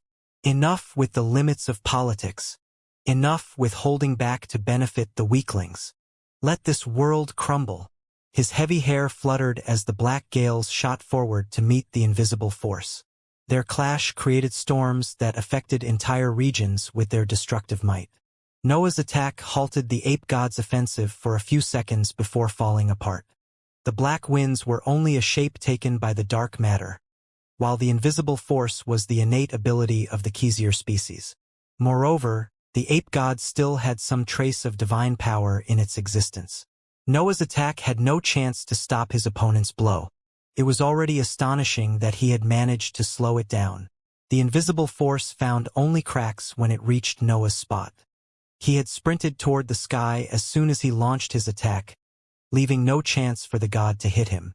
Noah arrived on the black layer that protected the hidden world transformed. His scaled armor had changed after his mind broke through the 6th rank. Fuming spikes had appeared over his torso, and his fingers had become claws as long as the demonic sword.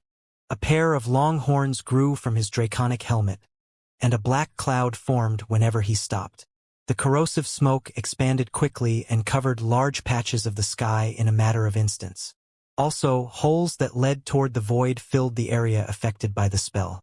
It was as if Noah had become a messenger of destruction. His whole being resembled an existence meant only to destroy in that form. The black metal of the sky resisted Noah's spell's effects, but its surface began to bend after it passed some seconds in direct contact with the black cloud. Noah waved his hand, and hundreds of instabilities at the peak of the 5th rank spread under the sky. The rebels had enlarged the holes in the last period, restoring part of their stash of black metal and allowing Noah to resume his forging.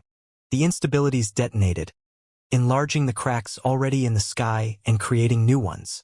Meanwhile, Snore formed and launched all the attacks that it was capable of toward those fissures.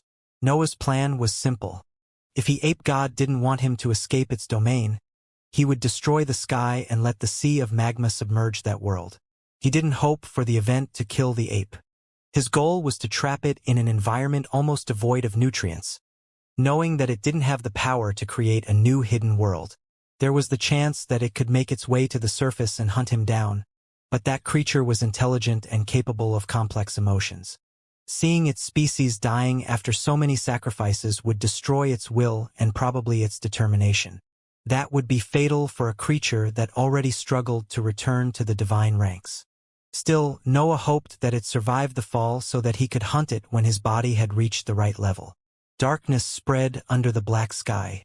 A wave of destruction unfolded everywhere, but Noah felt compelled to escape when he saw the invisible force coming for him again.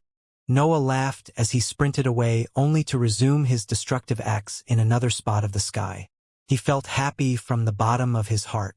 A god tried to catch him, but it could only watch its world falling apart by the hand of a smirking fiend. The feeling of freedom and power that filled Noah made him unable to hold back his laugh.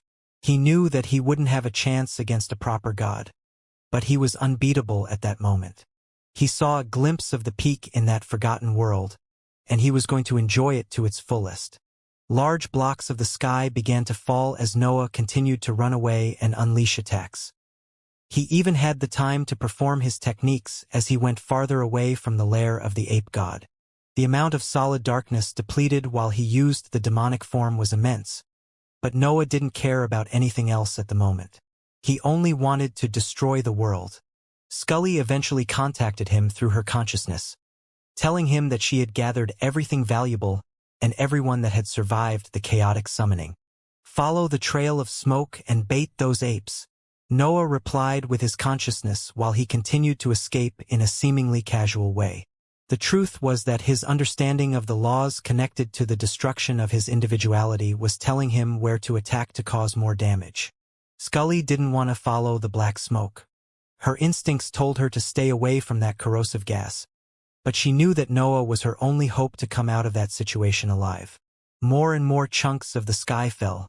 They pierced the ground and opened a path for the sea of magma under the hidden world. Huge red waterfalls filled the air, and an intense light filled that environment for the first time. Noah stopped attacking at some point and dispersed his spells. No one could mend the sky anymore. The hidden world was beyond saving. The remaining rebels gathered around Noah as the sky fell all around them and across the hidden world. They were mostly human cultivators since they had been too slow to reach the regions affected by Divine Demon's Ring's detonation. Yet, a few experts had survived thanks to the ape god's efforts to contain the explosion. Scully was in their lead. Her mental waves supported the human cultivators in the air, but there was only sorrow in her expression. Even if she had recalled a body-tempering method during the last period, most experts had been too weak to survive the catastrophic event. Those that managed to save their lives had suffered massive injuries, and they would probably carry them through their entire cultivation journeys. Scully's only hope was on the surface, but there was a difficult path between the hidden world and there. On the other hand, Noah felt ecstatic. His existence brimmed with power, and his individuality expressed its features through all his energies. It was as if destroying an entire world had renewed his life essence, making him appear livelier than ever. However, his injuries were there and threatened to control his mental function as soon as he stopped suppressing them. He was in deep need to rest, but the journey was still long. "What are you waiting for?" Scully shouted when she saw that Noah didn't move. The sky kept on falling everywhere around them, and massive quantities of lava were turning that world into a crimson hell. Yet Noah didn't act. He limited himself to stare at the destruction that he had caused with a dazed expression. Scully's shout forced him to come back to reality, but his intentions didn't change. It was too early to leave. Many specimens of the Xianxia species had survived since they didn't join the summoning, and they couldn't allow them to reach the surface. The threat of the ape god had to end there. No one could follow them. "Give me the goods," Noah said as Snor's body materialized and spread its maw. The rebels didn't bother to find new clothes, but they had gone to gather all the black metal they could find. Scully even had the 7th Xianxia rune and a few human specimens of the Xianxia species with her. "This is my insurance," Scully said as she pointed at the large piece of fur under her arm. "The rest can go with you." Noah didn't blame her for her lack of trust. He had chosen to sacrifice her people to maintain his freedom. His choice had been unavoidable, but his lack of hesitation spoke for his character. Snore suddenly shot forward. Its body turned into smoke and covered the heroic cultivators and the beasts. 10 of them were in the 5th rank, and more than 40 were in the 4th rank. Still, the blood companion could envelop all of them in its gaseous form. Scully was about to panic when she saw the smoke rising and taking the giant snake's shape around Noah. All the heroic cultivators were fine. Only their pieces of black metal had disappeared and the beasts. Moreover, Noah had poured some dark matter inside them. His higher energy helped to stabilize their wounded bodies and gave them new vigor right before the long journey through the magma. "Be ready," Noah said. "We need to stop them before leaving this place forever." Scully and the others remained speechless. Noah's intense aura, coupled with his recent gesture and his calm in that apocalyptic situation, made him appear as a perfect leader. The rebels couldn't help but nod and turn in his same direction even if they felt doubtful. They didn't know how he could be so sure that their opponents would come from that direction. Yet, they began to see a pattern in the sky as the destruction continued. Massive chunks of black metal fell everywhere randomly, but a path remained intact. That sight surprised the rebels to no end. After all, how could there be order among that worldwide event? A whole world was falling apart, but Noah had managed to effect his destruction so that only a safe path would remain. Black shapes appeared in the distance a few minutes after Noah's order. Xianxia apes in the heroic ranks flew right under the patch of intact sky as they tried to find a safe spot. Those in the human ranks walked on the ground, but their situation was pitiful. Sprays of magma fell on their bodies and burnt them to death. Only those in the 3rd rank managed to survive for longer, but they inevitably ended up submerged too. Noah's attention was on the specimens in the 5th rank. They were the only ones that could survive through the sea of magma, even if with some struggle. As for apes in the 6th rank, they had yet to appear. Noah pointed and the rebels acted. A series of spells shot from the group of cultivators and landed on the flying pack. Countless specimens died on the spot, and those that survived ended up outside of the safe path, in the middle of the pouring lava. The rebels didn't stop their offensive, but the safe path eventually broke, falling on the beasts that were still surviving their attacks. "Where are they?" Noah thought as he inspected the environment. Then, 2 presences appeared in the range of his consciousness. Noah sensed that 2 powerful creatures were walking on the other side of what remained of the safe path. Noah glanced at Scully, and she understood what to do when he pointed at that spot. The 2 of them launched their best attacks and destroyed that piece of the sky, uncovering the rank 6 apes hiding above it. Snore released a loud hiss and launched all its attacks against the 2 floating beasts. Noah joined it by creating a 6-armed dragon that shot in their direction. Scully didn't hesitate and materialized a series of wind slashes that flew toward the apes. The impact of those attacks destroyed the remaining safe area and left severe injuries on both creatures. Their lives wouldn't be in danger during normal situations, but the world was ending, and being wounded could make a difference in their survival. All the magma contained above fell downward at that point. It landed on the remaining charred ground and quickly burnt it to ashes, revealing the crimson sea below. The 2 seas mixed, and the temperature in the area rose. The magma coming from below was far hotter than the other, and the area's dangerousness increased as the 2 of them merged. Snore protected Noah and the captive beasts from the magma. His body could withstand that heat, but his back had suffered severe injuries, so he wanted to avoid worsening his situation. Scully protected the human cultivators with her mental waves, while the other experts deployed their defensive methods and supported each other to prepare for the journey. The group then looked above, toward the fuming figure that had caused such chaos, and waited for his orders. "Let's return to the surface," Noah said, leading the way through the sea of magma. Noah had left the hive for a little less than 150 years, but the situation on the surface had changed in ways that he couldn't predict in that period. Generally speaking, peace after every significant battle would last for a long time. They could even stretch for millennia if the balance of power among the forces didn't change. Noah had lived through 100 years of peace before leaving, and 100 more had to pass before the first sign of conflict appeared on the surface. It all began with a simple scuffle among human cultivators. Both the Hive and the Council were suppressing the Elbas family's forces on their respective borders, and casualties happened from time to time during those small battles. The Central Powers didn't care about them. Human cultivators' death rarely bothered the experts in the heroic ranks, and the forces deployed there didn't hold much value in the political environment. However, a young member of the Elbas family happened to be among a big battle once. The conflict saw some sects of the Council fighting peripheral forces of the Royals over a new habitable land that had appeared on the eastern side of Divine Market City. Those kinds of territories had begun to appear before Noah left. The presence of so many cultivators on the piece of immortal lands inevitably affected the density of breath, causing the creation of areas where even human cultivators could live without any protection. The higher-ups of each major force didn't care about those lands, but they were a big deal for human assets. That was their chance to colonize the new continent without the help of their superiors. The battle that happened that day involved many small forces and gave birth to quite a big battlefield in terms of human assets.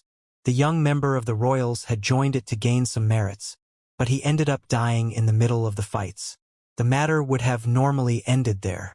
The best the Elbas family could ask for a human asset's death was a few hundreds of thousands of credits. Yet, the father of the young royal was a heroic cultivator, and he reacted by slaughtering the sects involved in the death of his son. That started a long series of conflicts that slowly involved even more powerful existences. No one wanted to turn the matter into an official war, but they didn't seem able to stop the hostilities. Those battles became a matter of face, and the Hive had to join them to support the alliance. The battlefield's width increased and involved more territories, forcing the three organizations to deploy more assets. Even rank 5 cultivators had to fight to defend the honor of their force. Those experts' battles affected entire regions, and it became impossible to ignore the obvious at that point. Another war had started. Such a significant event happened due to the past grudges between the Alliance and the Elbas family. They weren't fighting for any specific resource or territory. They were enemies, so they killed each other. The first political act happened 15 years after the beginning of the hostilities. The Hive and the Council had a sharp advantage over the Royals' forces, so they managed to kick them out of Divine Market City. The Alliance didn't waste that chance to cut the Elbas family off from one of the best training areas on the new continent. That city had even amassed some crucial resources through the years, so the Royals' losses weren't negligible. However, they had even greater power over the forces of those mortal lands. After a few years of meetings and battles, the dimensional portal suddenly went silent and stopped absorbing breath from the old continent. The Royals shut down the connection with the other world, cutting the Alliance off from the greatest source of materials and hybrids in that lower plane. Everything became more severe at that point, and even the 3 powerhouses had to join the battles to make sure that nothing too valuable went lost forever. Their negotiations went poorly though, and those meetings often ended up with a series of exchanges that lasted for a few minutes. Each of their exchanges gave birth to battles that involved the higher-ups of every force. Many famous experts had the chance to show the results of their training in them. Many elders of the Council had benefited from the Alliance. Faith was one of them, and she often joined the battles, showing her liquid stage cultivation level. Her figure appeared untouchable even when under torrents of attacks. It was as if the world itself wanted to protect her. The Hive showed all its new assets, revealing even the hybrids that had joined its ranks. Some of the older experts made their appearance too, and Daniel led them most of the time due to his peak liquid stage level. Nevertheless, the Elbas family's show of force was even above theirs. Countless new experts appeared in its ranks, and most of the old ones achieved battle merits thanks to the breakthroughs obtained in the past years. The Council couldn't understand how the Royals had gained access to so many powerful assets, but the Hive knew about the royal pool. It even seemed that the Elbas family had improved its success rate since Noah's report. June made her appearance in the political scene too. Her cultivation level had reached the liquid stage, but there seemed to be something strange about her centers of power. Her aura often experienced power surges that made her appear as a cultivator in the solid stage during her battles. Still, she managed to suppress those spikes almost immediately, even if she retreated as soon as she calmed herself. Her energy's strange behavior didn't go unnoticed, but most higher-ups linked that to her individuality going out of control. That wasn't too unusual, especially when it came to violent existences. Faith's decision to be her opponent was even stranger. The world saw the two of them as friends after the matters with Noah's training area. Yet, everyone witnessed how the two didn't hold back in the slightest when they fought. None of the higher-ups could imagine that Faith was helping June venting off some of her energy. She was the only one in the entire world that knew how complicated her situation was. The council struck first, King Elbaz said as the three powerhouses floated in the sky above a peripheral region to hold their usual meeting. It's only right that you restore my past domains and compensate my family. King Elbaz spoke with an uncaring tone. He had gone through those negotiations countless times already, and it had become apparent since the beginning that they would never reach an agreement. Your family messed up over an insignificant matter, Great Elder Diana said. I admit that you are resourceful, but you can't fight both of us at the same time. King Elbaz laughed at her words and glanced toward Chasing Demon before replying. You let that little demon escape too, didn't you? Noah's disappearance didn't go unnoticed, especially after decades of battles. Missing a war wasn't something that he usually did, and his eating habits made it even stranger since many experts had joined the fray. Chasing Demon pretended not to hear King Elbaz and created a series of small puppets that shot toward him and detonated right before touching his chest. A massive gray cloud formed, but flames burnt the smoke and revealed King Elbaz, who stared at the demon with an irritated expression. I thought we were over with the usual pretense, Chasing Demon said as he shrugged his shoulders. He had seen that conversation happening so many times that he had grown tired of it. The Hive had joined the war only because of the Council. Chasing Demon would have never chosen to start a long battle now that the Hive's growth was peaking. Yet, the terms of the alliance forced him to deploy some forces, so he took it as a chance to seize more resources. Yes, King Elbaz said as the flames condensed into a dozen giant fiery snakes that covered his body. We are done talking. The three powerhouses entangled themselves in a series of exchanges, but they soon returned to their domains to leave some space to their underlings. They had no intention to go all out for those petty battles. The other cultivators could defend the honor of their organizations on their own. Chasing Demon returned to the Hive with a pensive expression. King Elbaz had spoken the truth. Noah had disappeared, and the higher-ups only knew where he had gone. The Hive didn't send any search team. The elders trusted Noah and his resourcefulness, and they respected his desire to venture in that journey alone.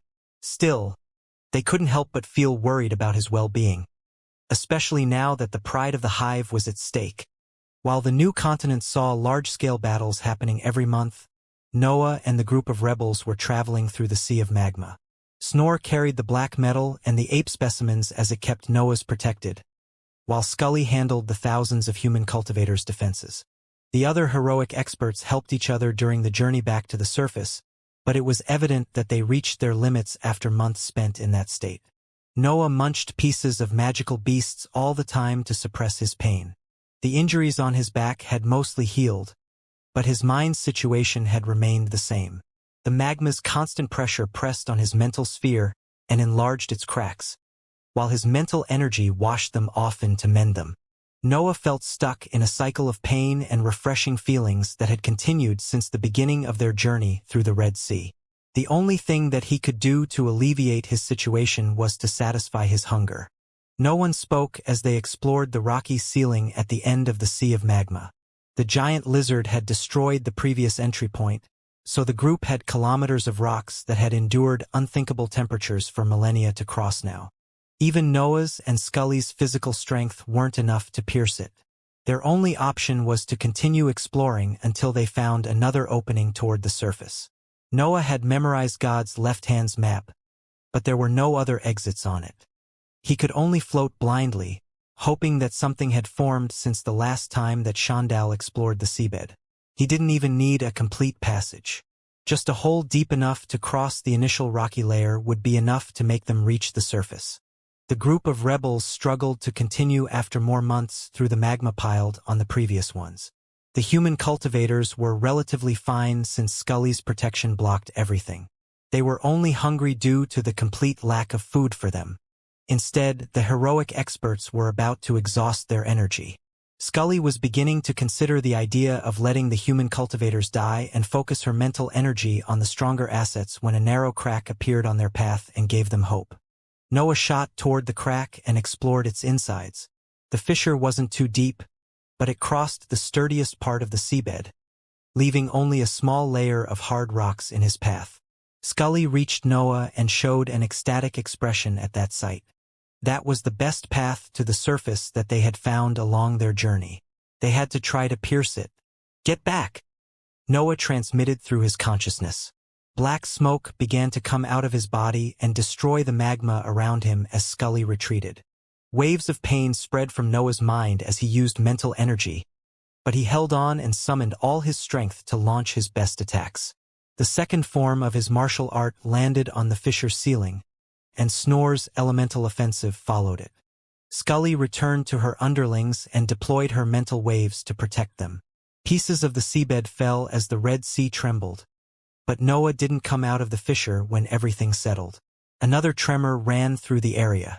Noah had attacked again, but even that didn't seem enough to pierce the sturdy layer since more impacts made the whole region shake. Noah was going all out to pierce the seabed, and the rocky stratum eventually crumbled under his relentless offensive. "Open!" Noah shouted through his consciousness, and Scully quickly mobilized the rebels. The group entered the narrow crack and saw Noah punching his way through the softer rocks. He had dispersed his demonic form, so the heroic cultivators and Scully swam forward to help him out. The group had to dig the seabed for kilometers for the first drops of water to land on their faces. The event made them even more determined to reach the real sea, and the last rocks that separated them from it soon fell apart. Noah closed his eyes when the cold water fell on his face. He had grown tired of the constant heat of the hidden world, and that refreshing sensation made him feel home. He had finally returned to the surface. He was back among the old monsters. The rebels saw the sea for the first time and remained speechless.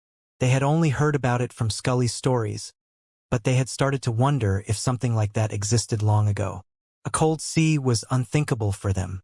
The magma was everything the rebels had ever seen.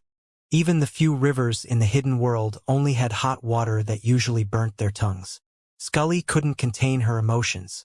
Her expression showed disbelief, sorrow, and joy in sequence. She was the one who had suffered from in the hidden world more than anyone else, but she had finally returned now. As for Noah, he thought only about returning to the hive and isolate himself to fix his sea of consciousness. However, he suddenly felt a dangerous sensation coming toward him. When he turned, he saw the giant lizard that had destroyed the tunnel again. "Why is it here?" Noah cursed in his mind. The journey through the magma had been uneventful due to the scary feeling that his group leaked in the environment. Yet the sea was different. Life forms were rare in the magma, and the species that lived there usually hunted solitary prey or resorted to cannibalism to survive. However, the sea was vast, and its depths hid dangers that even some powerhouses preferred to avoid. Still, Noah didn't believe that they had been so unlucky to find a rank 6 beast as soon as they resurfaced, especially when their situation was far from ideal. Noah was injured, and Scully was busy protecting the human cultivators from the pressure of the depths. The heroic experts were even exhausted after the long journey. The battle prowess of the group was basically at its lowest. Did it track me after so many years? Noah eventually considered that option, but he felt forced to suppress his thoughts because the lizard turned and began to charge toward them. "Bring them where they can survive and come down to help me," Noah conveyed through his consciousness as he shot toward the lizard. His mind sent waves of pain when he activated the demonic form, but he didn't dare to face a rank 6 beast without it. Scully shot upward after Noah's order. She swam through the sea without even admiring the environment that she had missed for countless years. The human cultivators carried by her mental energy either puked or fainted due to her speed, but she managed to reach waters where they could survive in less than a minute thanks to that. Scully quickly let go of her underlings and returned toward the depth. She was a bit faster at that time, but she could only feel speechless when she sensed how the situation had changed in that short period. Snore had immobilized the lizard with its tall body. The rank 6 beast found it hard to get rid of the blood companion's dark matter, since it became gaseous whenever it was about to endure a heavy blow. Noah attacked the creature with the second form of his martial art. Due to Snore's efforts, he could stay still and launch as many slashes as he wanted toward the head of his opponent. Scully didn't even know why she had been in such a hurry in the first place. Noah seemed to have everything under control. Actually, it appeared as if the lizard didn't stand a chance. Yet, she noticed how Noah slowed down his attacks after a while, which was strange for a hybrid. Scully would understand that if he had depleted his breath. Yet that didn't seem to be the case for him. Scully understood that there was something wrong with Noah. She had seen him acting strangely during the travel through the magma, but she didn't give the matter too much thought because he had always been quite peculiar.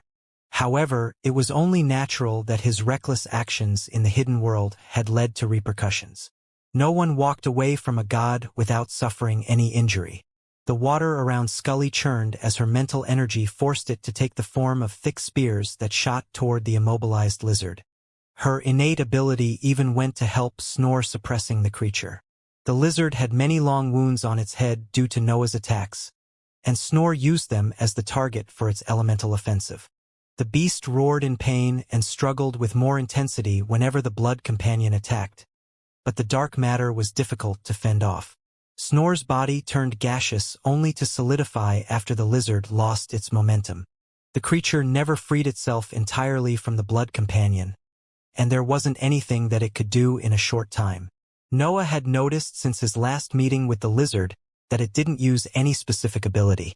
It appeared to be a beast that relied only on its body to fight.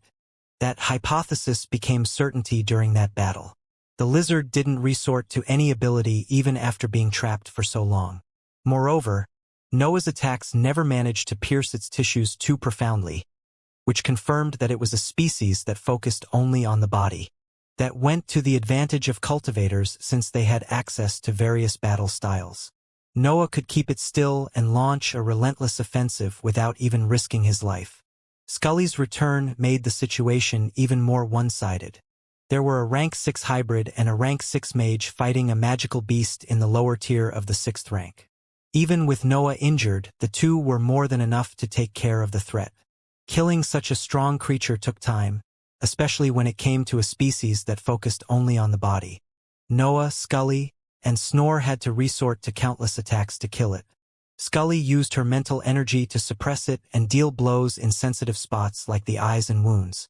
Snore would launch flames, lightning bolts, and a chilling breath on its injuries. Meanwhile, Noah slashed, creating fissures in the sea as they landed on the creature's head. In the end, Noah's corrosive smoke had the better over the beast. His demonic form could use mental energy in the 6th rank, so its power had benefited a lot from his breakthrough. The smoke seeped into the injuries and filled the insides of the lizard, hurting it over time and eventually putting an end to its life. Noah quickly dispersed the demonic form when the battle ended. The cracks on his mental sphere had spread due to the effort, and using spells only worsened his situation. That was the reason why he didn't rely on all his techniques during the battle. Most of them still needed the proper modifications to express his new power, and his mind couldn't endure too many of them at the same time. Noah felt the need to rest now more than ever. Every second that he spent in that state would make his recovery longer. Yet, he didn't forget to grab the corpse of the lizard before returning moving to resurface. Scully paid attention as Noah grabbed the lizard by its tail before dragging it upward. Her expression revealed the hunger that she felt in seeing such a large and nutrient meal going away right in front of her eyes. Noah noticed that, but he had other plans for the corpse. His mind had advanced, so he felt finally confident in approaching the breakthrough of his body. The best way to prepare for the chrysalis was to directly take the required energy from a creature that had reached the next rank. "You are on a diet," Noah conveyed through his consciousness before crossing the drooling Scully and swimming toward the surface, unaware that battles were filling the new continent. Daniel stood in front of an army of heroic cultivators above what had once been a poisonous swamp. Faith was at some distance from him, and hundreds of elders floated behind her. The Alliance had deployed both armies after the usual scuffle among the powerhouses, and the experts of the Elbas family had flown out to face them. Daniel and Faith looked at the massive army of the royals before exchanging a worried glance. As leaders of their respective troops, their mission was to contain the losses and come out victorious from the conflict. Yet, the Elbas family had deployed more heroic cultivators than their groups put together. That strange phenomenon had happened for a while by then. The royals would progressively increase the number of heroic assets deployed in each battle, making it seem as if there was no limit to their power. Faith cracked a quick smile before moving her eyes on her designed opponent. June stood among the royals wearing her usual orange robes, but a large hat on her head hid her expression. June had started to wear that inscribed item a few years after the beginning of the battles. Her power surges had become rarer since she had started using it, but she still experienced them every once in a while. Faith couldn't help but feel sorry for her friend. Since the events with Ravaging Demon, all the heroic forces of the Elbas family had remained inside its domains, unable to join political meetings and compelled to become stronger. June had never met her friends in those years, and the enmity between the royals and the Alliance stopped any negotiation or neutral event. She had been alone for almost 250 years.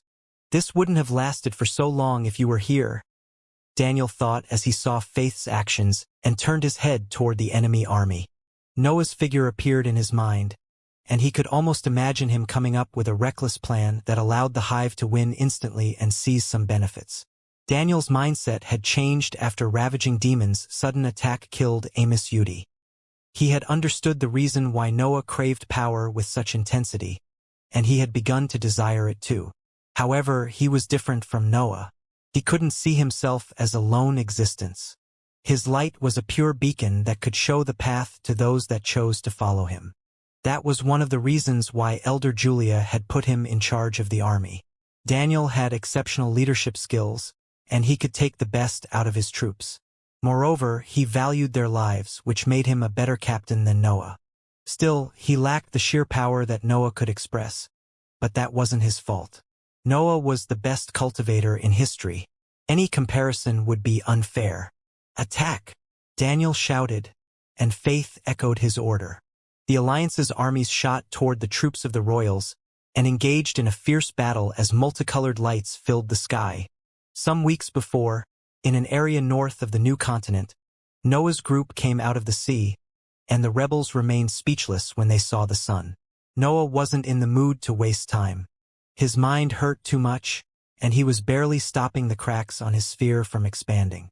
Scully's moved her attention between the environment and the lizard carried by Noah. Her hunger and happiness for her return fought inside her to take the spot of predominant feeling. Noah became aware of his position in a few seconds and pointed toward the new continent's northern coast before flying in that direction. The rebels wanted to stare at the blue sky, but they promptly followed him for fear of remaining alone in that foreign world. No one spoke during the flight, but surprised gasps resounded among the group as the coastline became visible. Noah quickly adjusted his direction to avoid the Elbas family's domain and fly over the mountain chain to return to the hive. The elders of the council couldn't miss his return. Noah and Scully's auras were enough to warn everyone in the nearby territories that powerful existences were flying above them. Yet no one dared to interrupt them. The elders recognized Noah, but any desire to greet him vanished when they saw the huge lizard hanging from his grasp by its tail. Noah's space ring was full and couldn't contain anything else. He had even left most of the black sky behind because of that issue. He could only carry the rank 6 creature with his hands. The effort didn't affect him, but those who witnessed that event remained speechless and grabbed their inscribed notebooks after he went away. The news spread quickly, but its details sounded unrealistic. The demon prince of the hive had returned, carrying the corpse of a rank 6 magical beasts with him, and followed by an army that featured a being in the 6th rank. Those who heard the news from their notebooks thought that the witnesses had suffered from some unorthodox techniques after effects. However, as more and more elders began to report the same event, the higher-ups felt forced to investigate the situation. It was needless to say that their reaction was the same and the others. Noah's uncaring attitude as he carried the lizard left them so astonished that they almost overlooked the powerhouse flying together with him. Noah mostly ignored the glances in his direction, but the rebels began to feel uneasy. They had never witnessed such incredible scenery, and it felt unreal to see so many cultivators shooting in the sky to stare at them. Why are there so few of them? Noah thought as he proceeded forward. He felt glad that no one was interrupting his return, but he understood that something was off. He had crossed most of the council's domain by then, but no welcoming party had arrived, and the hive had yet to contact him. The only conclusion he could reach was that everyone was busy with something else. Then, his innate awareness perceived the shockwaves released in the battle above the eastern coast. Noah sensed the sheer amount of power deployed on that battlefield, and he changed direction after giving a few orders to the rebels. A blinding white halo shone around Daniel as he floated across the battlefield. His light turned every spell aimed at him into breath, and purified the tissues of any cultivator in its range until only their bones remained. He appeared invincible in that form, but the other elders struggled due to the high number of cultivators on the enemy side. All their opponents even had a series of luxurious inscribed items that made them hard to kill. We might have to retreat, Daniel thought as he inspected the battlefield. But a violent aura suddenly covered the entire region and forced the fights to a stop. When the cultivators turned toward the source of that pressure, they saw a young man with furrowed brows carrying a giant lizard. "What's the occasion?" Noah asked as he massaged his temples. The hand holding the giant lizard rose as if it wasn't carrying anything, giving birth to a peculiar scene. The three armies stared at Noah in disbelief. The expert's eyes went up and down as they followed the movements of the beast's corpse. Something told them that Noah had forgotten that he was carrying such a large creature. Noah had come there in a hurry thinking that some significant event had caused the gathering of so many experts, but he couldn't see anything valuable in the region. What had once been a poisonous swamp had now turned into a smelly region with brown ground that gave off purple shades. Peculiar and strange plants grew there, and a research structure stood in the distance. Yet, Noah didn't sense anything worthy of such a massive battle. It was a strange succession of events. Daniel spoke calmly, even if his expression showed his astonishment toward what he was seeing. "We are at war now. What's the loot?" Noah asked. He couldn't believe that organizations at the peak of the world would have deployed some of their best assets over strange events. Of course, Noah was one of the few existences that would find it hard to understand the reasons behind the war. He had always thought as a lone cultivator, so topics like honor and face had never crossed his mind. Daniel showed a complicated expression at that question. He knew Noah, and he was sure that he wouldn't get what was going on. If he had to be completely honest, he would have never predicted that such small matters could have led to something so big either. However, no one inside the hive could deny Noah an honest answer. "We are fighting for the honor of the hive," Daniel eventually said. Noah thought that he had misheard his words, but Daniel's stern expression confirmed his previous statement. That left Noah speechless. He couldn't believe that he had delayed his rest over such a meaningless matter. "Well, I'm here now," Noah thought as he swept the enemy army with his consciousness. He had some unfinished business with the royals, and putting an end to that facade could only benefit his imminent seclusion. The cultivators of the royals' faction shuddered when Noah's mental waves went over them. They had begun to realize something when they saw the giant lizard, but the direct contact with his consciousness made them sure of his breakthrough. Noah was a rank 6 mage now. He wasn't a complete powerhouse, but the level of his mind put him far beyond what they could handle. "Wait!" Daniel shouted when he understood what Noah wanted to do. "There is a silent agreement to limit the battles to the liquid stage."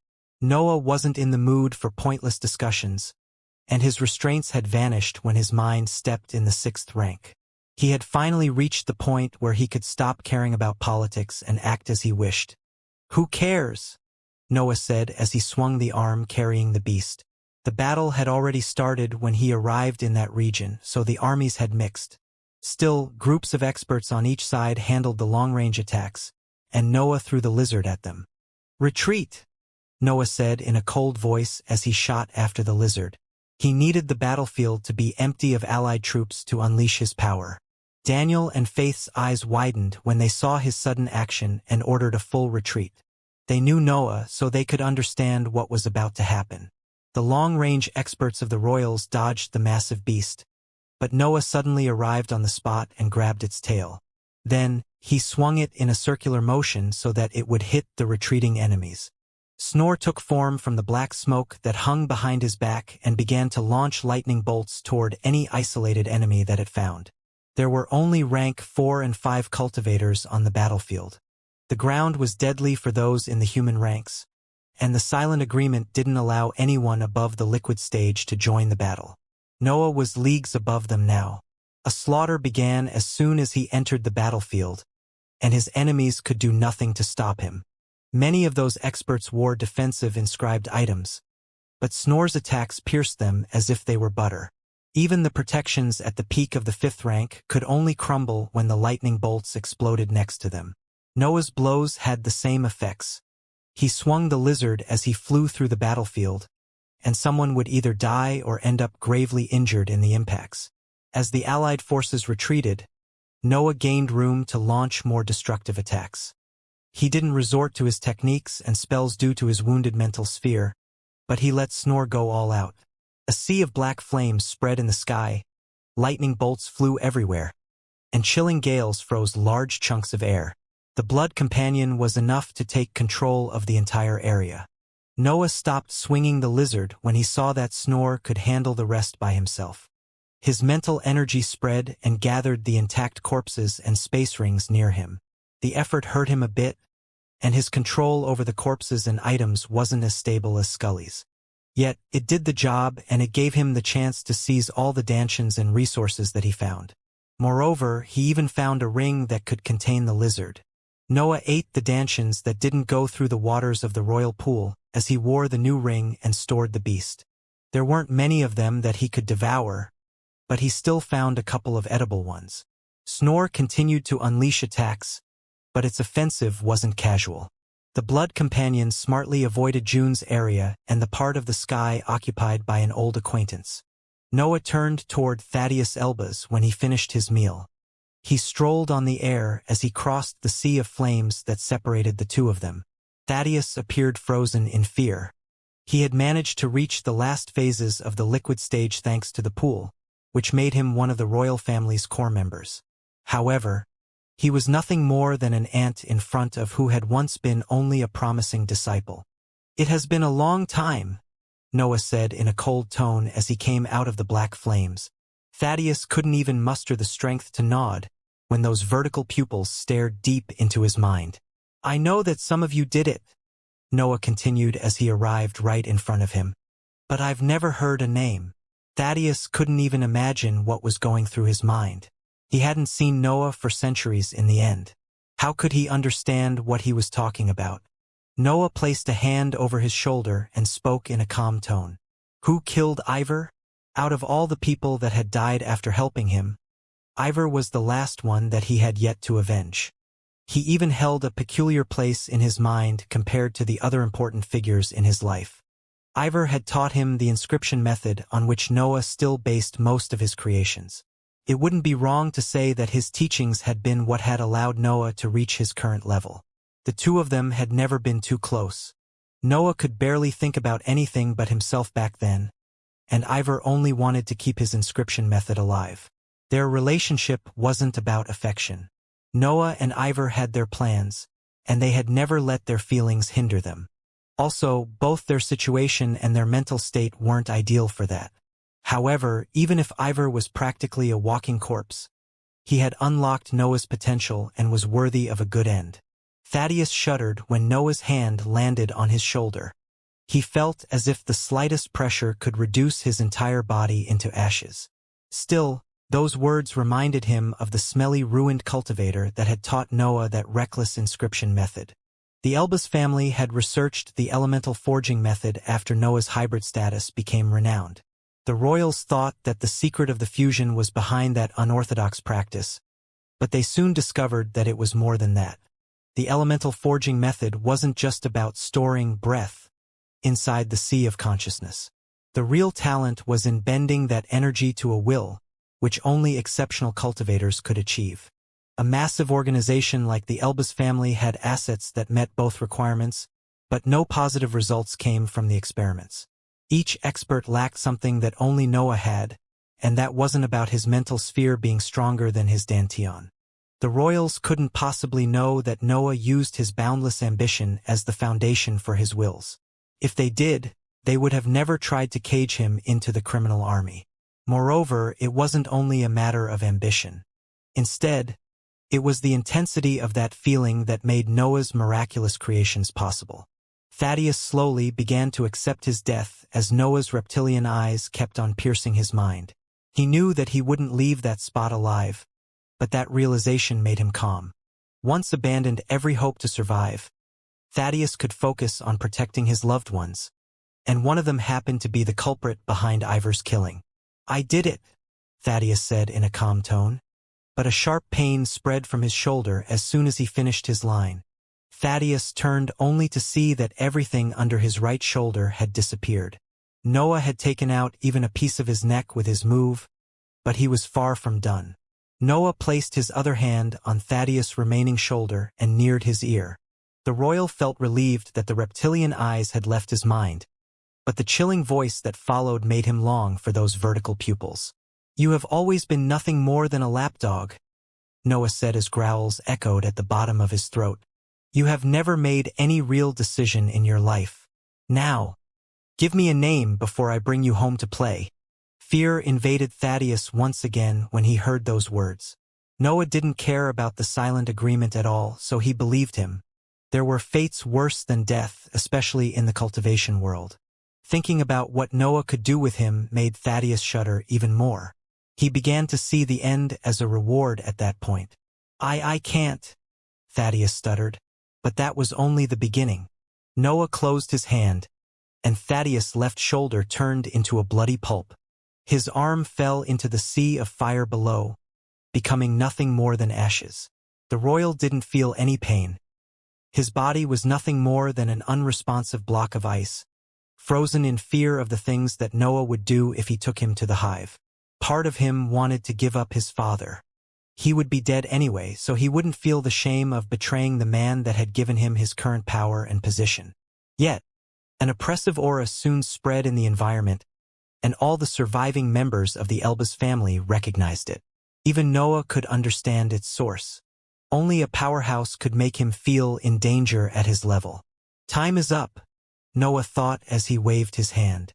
Thaddeus' head vanished, and his body fell into the sea of flames. Noah didn't even try to grab it since he had smelled the scent of the royal pool when he neared him. Moreover, he had gained a general idea about Ivor's killer. Thaddeus would be willing to resist so much only to defend someone close to him, which put a target on Cecil Elbas. "What is this?" King Elbas said when he arrived on the battlefield. His voice spread through the entire region, and the mental waves that it carried hurt Noah's injured mind. "What are you even doing?" King Elbas spoke again, but his voice aimed directly for Noah at that time.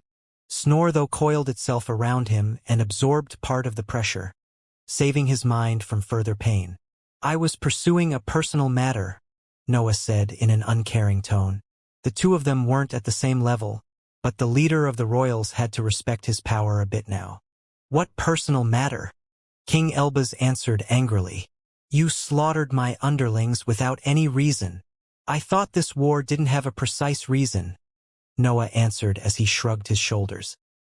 His consciousness expanded past the region to search for the group of rebels, and he felt relieved sensing that they had entered the wasteland under the hive's control. He had given Scully a few indications before shooting toward the battle. Noah didn't mind revealing that a Kezier ape had joined the ranks of the hive, but Scully was hiding the seventh rune. Her mental waves barely prevented the leakage of the divine aura. Any powerhouse flying near her would sense the rune, so he had to get her inside the hive. King Elbas showed an unsightly expression at his remark, and he stretched his hand as flames formed in his palm. Noah didn't have any fear. His condition was too poor even to hope to survive that attack, but he knew that the powerhouse was already too late. As if answering to his confidence, two massive auras spread on the battlefield. The Alliance's powerhouses arrived on the region, and they shot a surprised look in Noah's direction before wearing stern expressions and facing King Elbaz.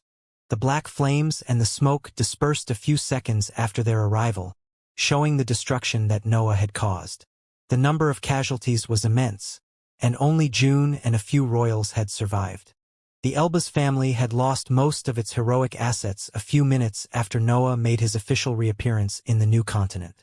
The situation of the Elbaz family had become tragic in the span of a few minutes. Noah had laid waste of most of its army, and kind Elbaz had suddenly found himself against 3 cultivators capable of unleashing a powerhouse's battle prowess. Noah, Chasing Demon, and Great Elder Diana stared at King Elbaz and saw the hesitation in his expression. They didn't know what kind of calculations were happening in his mind, but they were aware that he was considering the possibility of fighting the 3 of them. That had happened again during Ravaging Demons events. No matter how outnumbered King Elbaz was, he always appeared to have the resources and power needed to come out as the winner. That was his scariest aspect.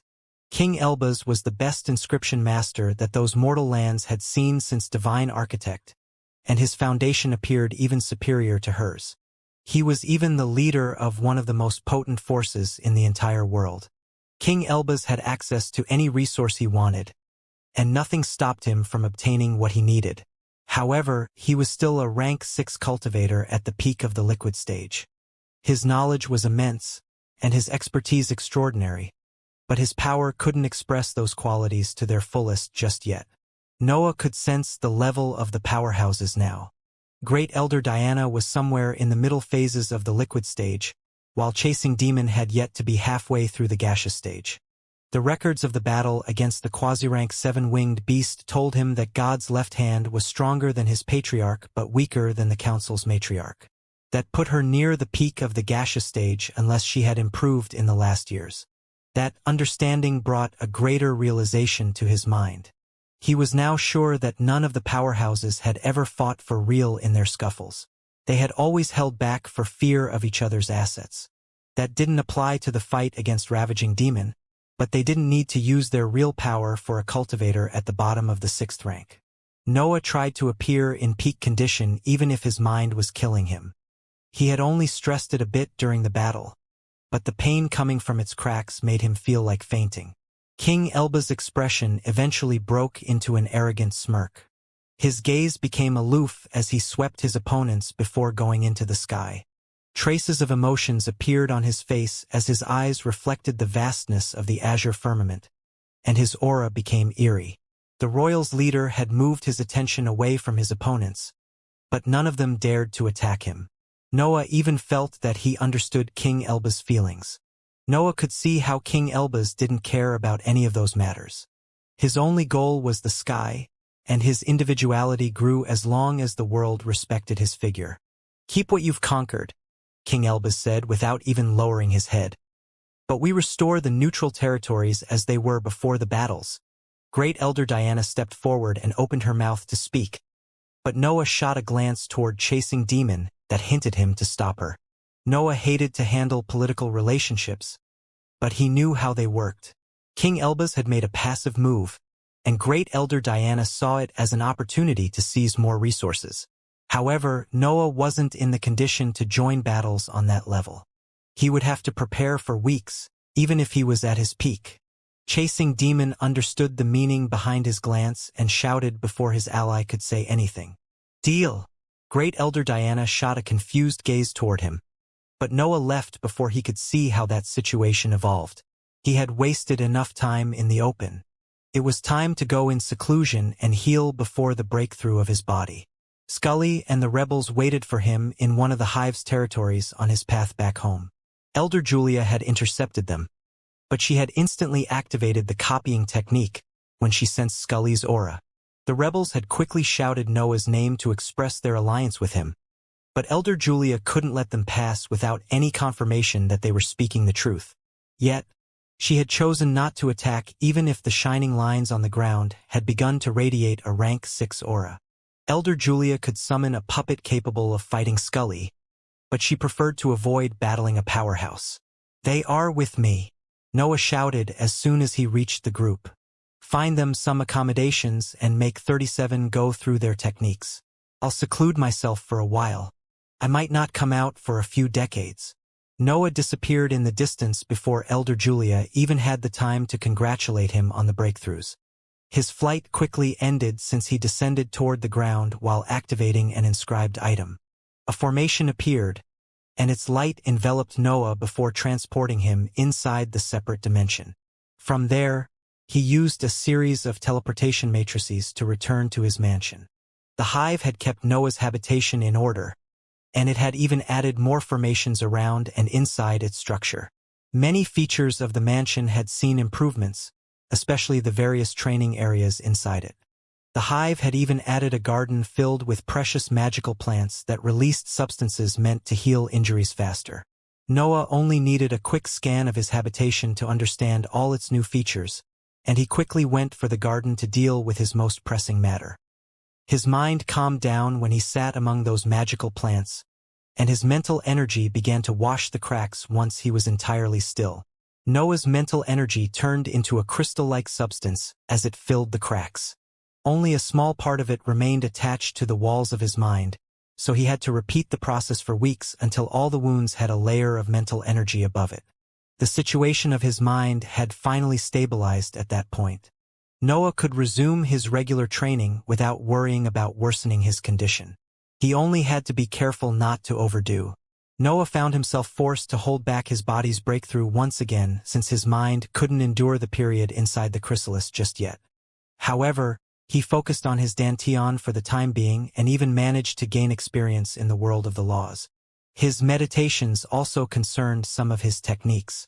There was a lot to do before he could claim to have made his such a life-changing breakthrough. Still, he never explored the matter too deeply because there was a bigger variable in play. His body was about to evolve, and the process would involve even his new center of power. Noah was barely able to suppress his eagerness to see what he would become after he came out of the chrysalis. The Xianxia apes taken captive in the hidden world remained inside Snore for a while before Noah remembered them. He had kept them inside a sack of dark matter for so long that he had grown used to their presence. Moreover, they were always quiet due to the innate pressure that he radiated. His mind's condition had forced him to cut off most external inputs. Still, he assigned them to 37 once he noticed them, and he even left a few chunks of the black metal to the ecstatic automaton. Healing all the cracks in his mind took almost 3 years. Noah had left them there for months, so the injury had taken roots. His crystallized mental energy had to remain in place for a long time before turning into part of the walls. Noah didn't push his body after the limits of the 5th rank right away. He cultivated both mind and dantian for a while so that he could prevent any form of stagnation. He didn't know how long the chrysalis would last at that time. His 4th center of power was a variable that had no priors in the cultivation world. He couldn't even begin to guess how much his body would take to turn it into part of Noah's existence. His dantian's training went as smoothly as ever. Noah could see the laws of the world and study them directly from the matter in front of him now. Those pure and simple forces often carried true meanings that reflected shades of his existence. Destruction and creation were everywhere he looked, but he went after those that resembled his individuality, improving his understanding and increasing the speed at which his dantian enlarged. Those weren't his laws. They belonged to heaven and earth. Noah could only use them to study how they wielded the matter so that his expertise could reach the peak, and he could start becoming his law. As for his mind, Noah only made sure that it recovered part of its past sturdiness, which wasn't hard since he had a piece of fur with the 6th Xianxia rune and his spherical rune. Noah resumed eating 2 years after focusing on his mind and dantian.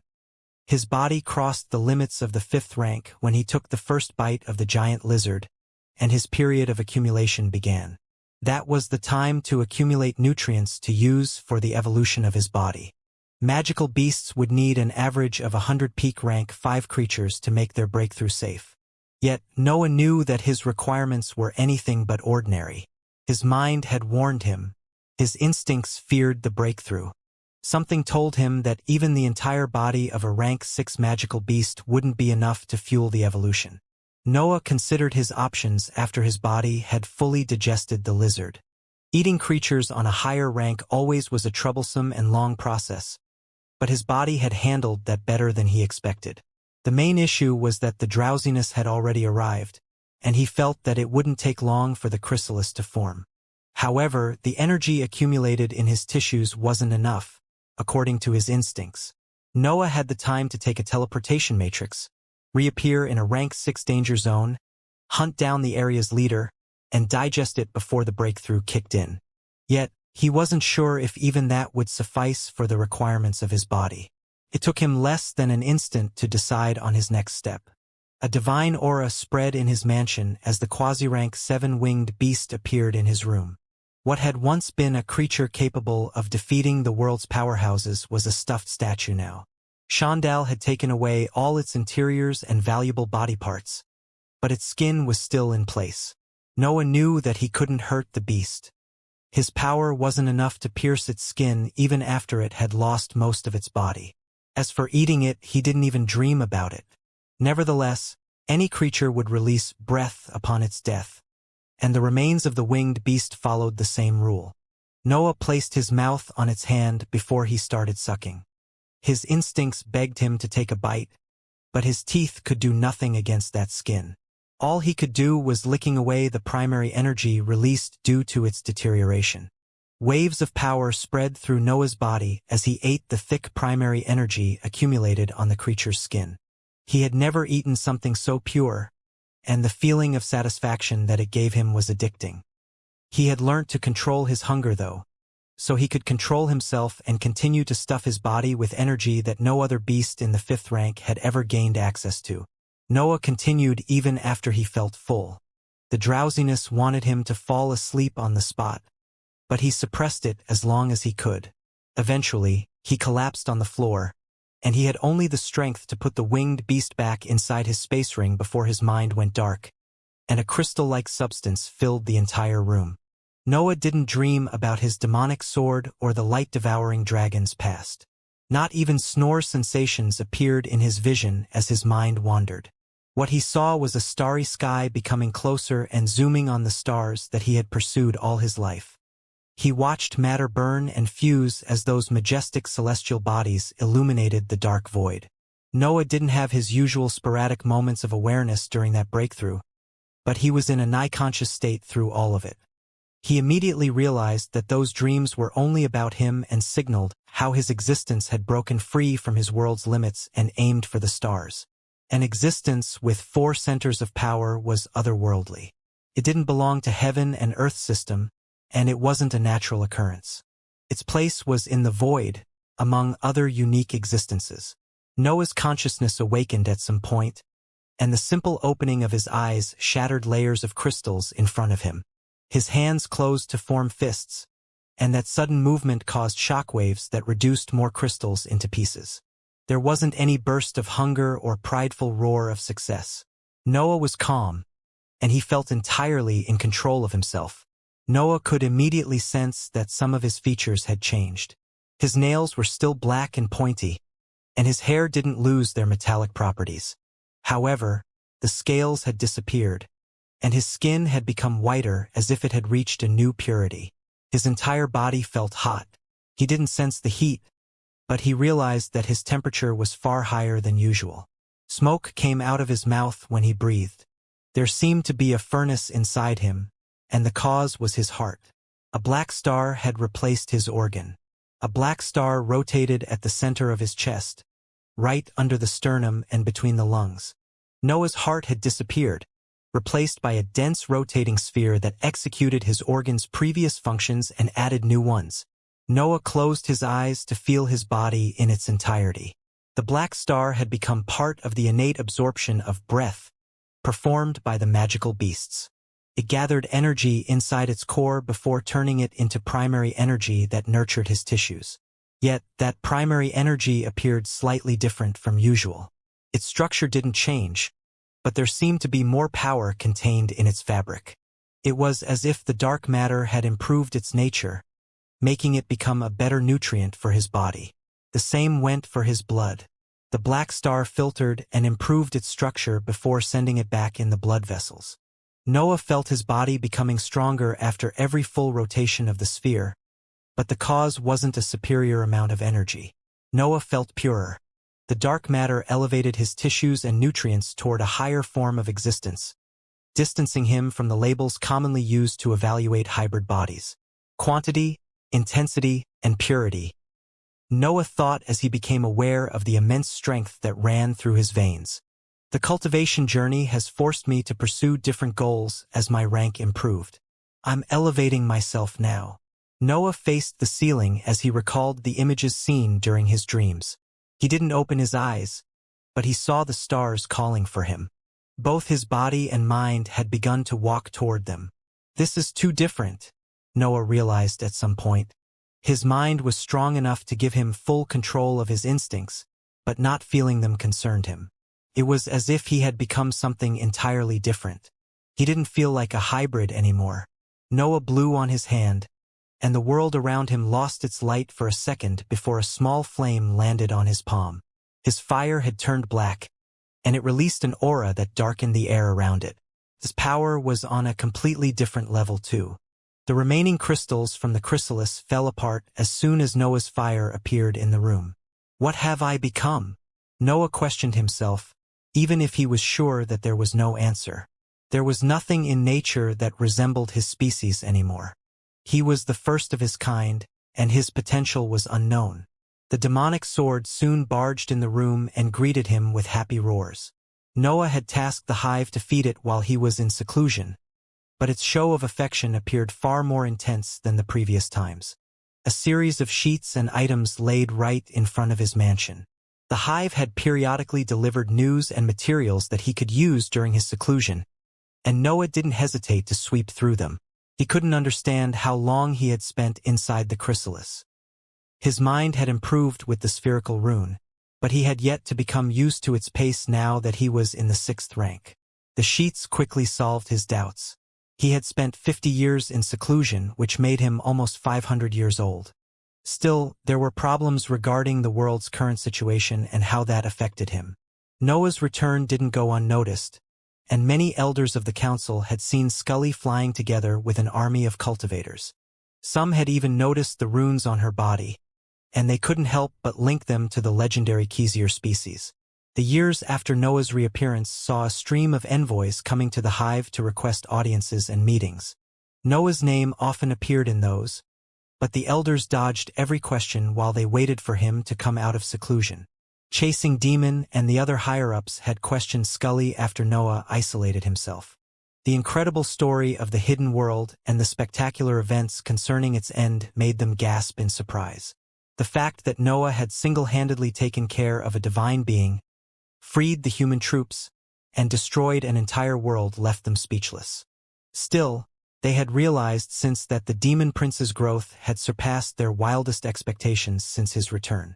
Those events eventually caught the Elbaz family's attention, which managed to gain access to pieces of information through spies and by bribing weaker cultivators. The royals almost went mad at the hint that the hive owned specimens belonging to the Xianxia species. Hordes of inscription masters let go of their hatred against Noah's recent actions and flew to the hive to schedule meetings. They even brought gifts in advance. However, the hive's elders stalled their requests indefinitely, and the other forces soon understood that they had to wait for Noah to reappear before managing that matter. Scully and the rebels went through a few rounds of inspections from 37 before moving in different environments. The human cultivators ended up in schools and academies under the domes and received special treatment to make up for their poor techniques. Instead, the heroic experts and Scully chose to live among the hybrids and manage their lands. Elder Roy and other inscription masters accompanied them to explain how the inscription field had changed in the past years. Moreover, they desperately needed new cultivation techniques that reflected their individuality. Scully's method had allowed them to reach the 5th and 4th ranks, but their power and battle prowess were lacking. The sheets went on, listing a series of evaluations on the black metal and the current state of the reservoir of Xianxia apes. But Noah could only skip those parts when he saw June's name appearing on those reports. Noah had seen her during the battle above the poisonous swamp, but his mind's condition was too poor to focus on multiple things. He had seen her wearing eccentric Thunder's hats, but he didn't expect her situation to be as severe as the report stated. King Elbaz had even arrived shortly after, forcing him to seize the first chance that he found to leave that place. The report stated that June's condition had worsened after the battles ended. Surges of orange sparks had often shone in the sky above her quarters, and many experts from enemy nations had noticed that. She had eventually become so unstable that the royals sent her to the other mortal lands.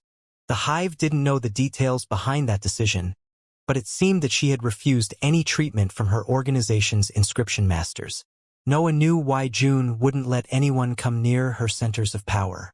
Any inscription master would notice her higher energy at that point, and her life would end on the same day.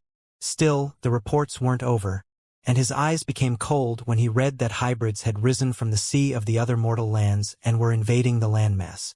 Witnesses confirmed the presence of creatures in the 6th rank. Chaos marched toward the landmass of the other mortal lands, and June happened to be there.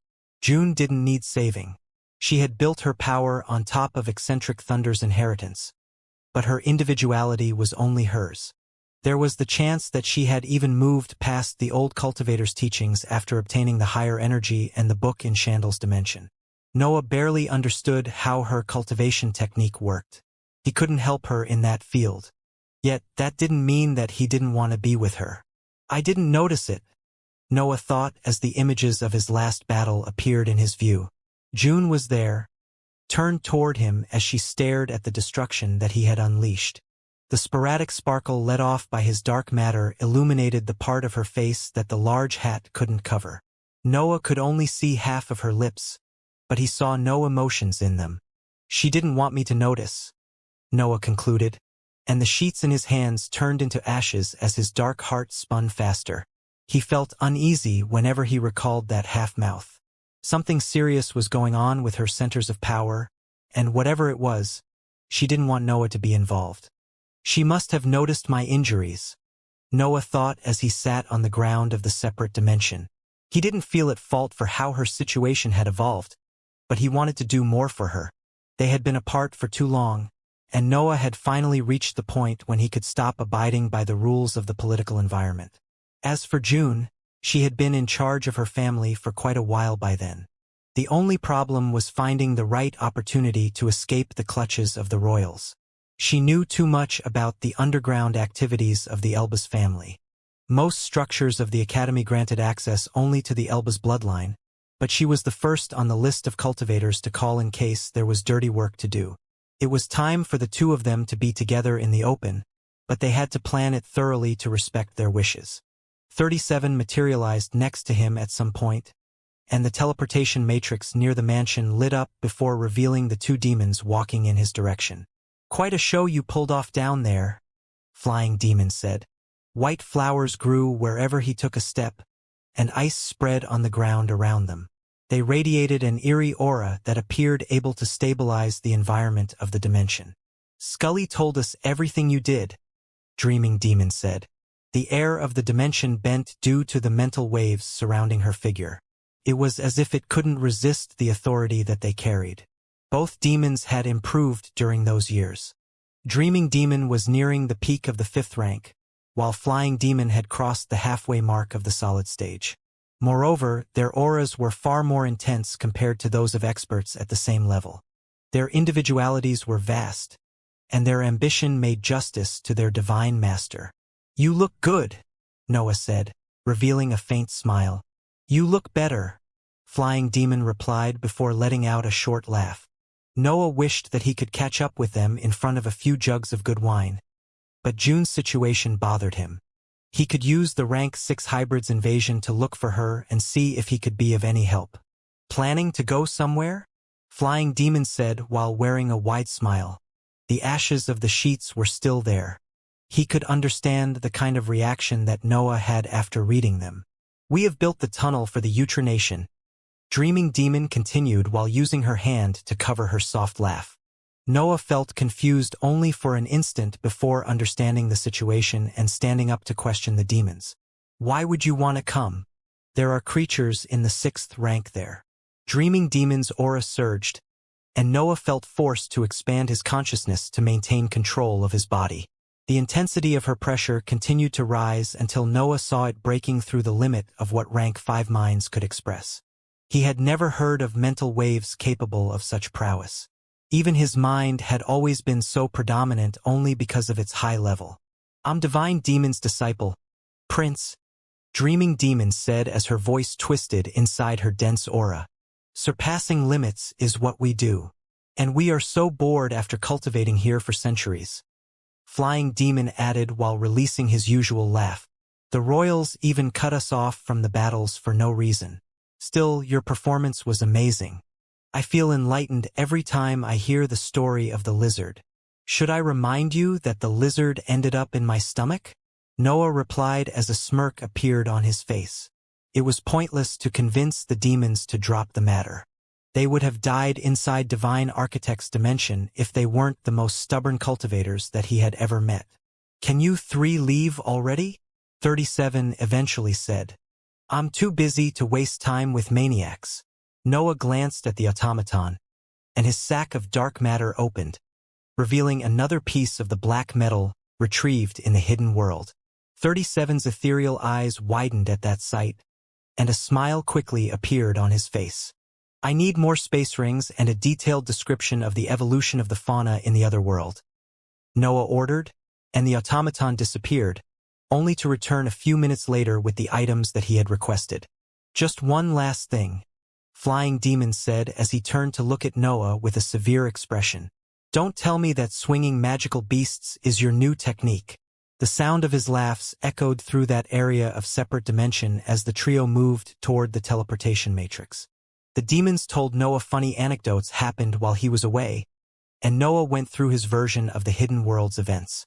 Now that peace had spread among the 3 organizations again, they could use the dimensional portal freely.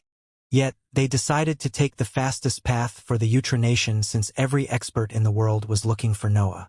The 3 of them reached the dimensional portal in a few weeks and found troops wearing golden armors deployed in front of it. Their arrival alerted the troops who rose in the air to meet the trio, but the soldiers began to slow down when they became aware of their identity. There was only one rank 5 cultivator among the troops. The rest were soldiers in the 4th rank too scared to even look at the trio in the eyes. I need to see your authorization," the captain said with a trembling voice, but Noah and the demons glared at him.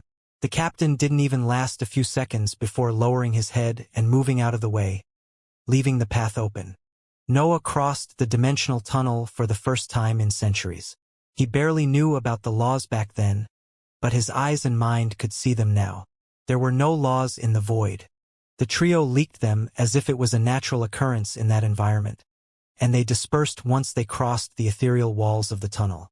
Noah and the demons could wield the laws, but they appeared unable to contain them when exposed to that blackness. They concluded that only gods could cross the void without being affected by its properties. After all, they were only borrowing true meanings that existed in nature. They didn't produce them, and their individualities were too weak to contain them inside their centers of power.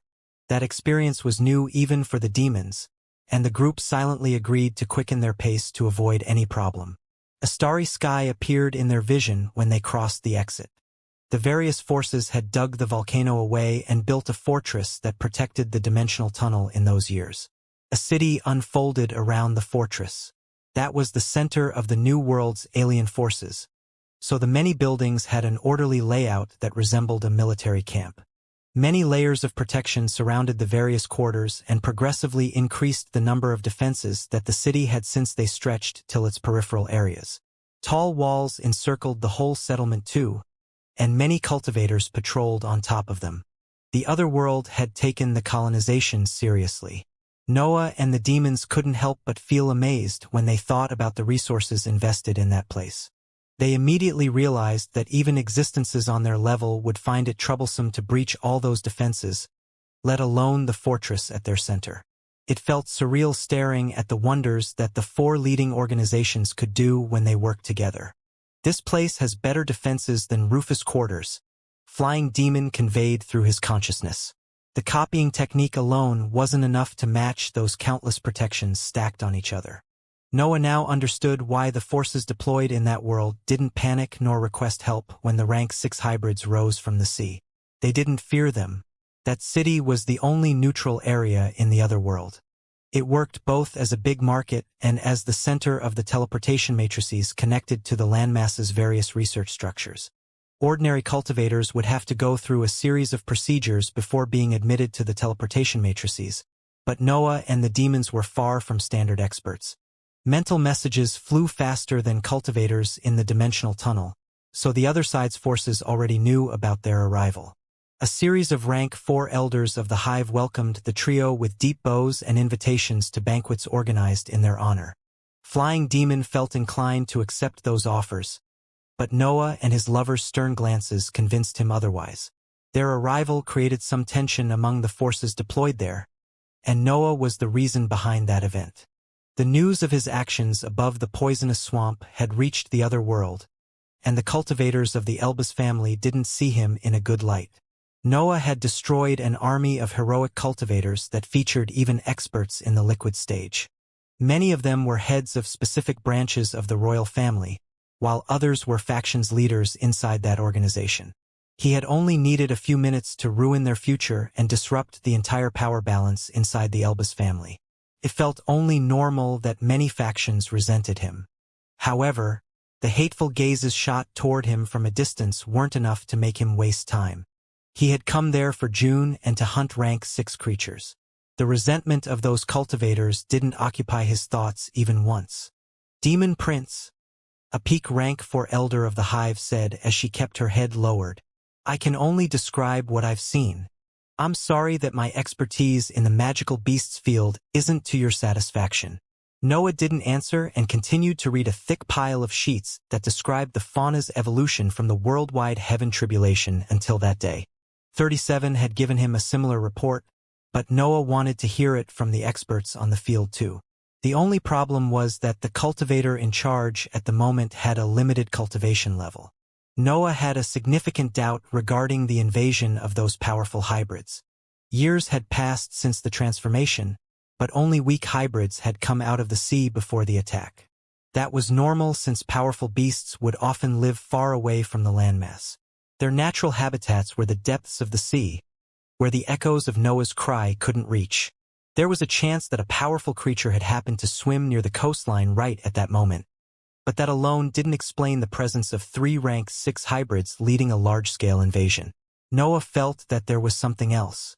The other world was the perfect place to actuate unorthodox and condemned experiments since the news would reach the central powers slowly. Some of them might even go missing for mysterious reasons. Who would even create an army of hybrids on this level? Noah questioned himself. Even if he found it easier to believe that experts had given birth to that pack, he couldn't find an explanation to justify their actions. The demons eventually joined him in that structure. They had gone to another department that handled espionage operations and kept track of most teleportation to investigate June. Here, Dreaming Demon handed Noah a report containing June's travels, and he saw that she had moved toward the other side of the landmass, right where the hybrids were resurfacing. The report was 7 years old, though. June could have moved anywhere on the continent at that time. Do you think she is still there? Flying Demon asked, but Noah shook his head. I think she went deeper into the danger zone, Noah explained as a smile appeared on his face. A battle maniac solves problems by fighting. Shall we move then? Dreaming Demon suggested without showing the slightest amount of fear. The fact that their target was inside a rank 6 danger zone didn't make her hesitate for even a second. Just one last thing, Noah said before his aura spread inside the entire room and cut off any form of communication. The expert in front of him almost fainted when his mental waves reached her mind, but Noah's piercing eyes kept her awake. Then, his cold words reached her ears and forced her to be completely honest. Do you think there is a rebellion brewing here? June sat inside a cave dug under the broken palace where she, Noah, and Faith had met the last ancestor. A large metallic hat laid on her head, and the flow of energy inside her perfect circuit became smoother whenever it neared her inscribed item. The roars of hundreds of magical beasts and hybrids echoed through the ceiling and walls of her cave, and countless heavy steps made the whole island tremble. She was in the middle of the invading pack, and she didn't reach that position by chance. June had flown on the opposite side of the continent to remain alone, but she had pressed forward once she learnt about the hybrids. Being among experts in her current state was akin to exposing her higher energy, and June had to protect that secret to avoid the consequences of her betrayal.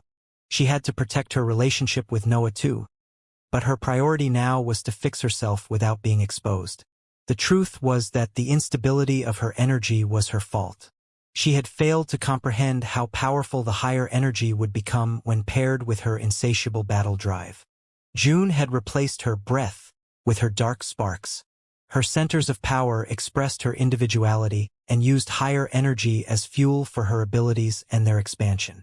However, June was only human. Her centers of power couldn't endure the magnitude of her energy because their level was too low compared to the strength that she was capable of unleashing. The true thunder body didn't help her either.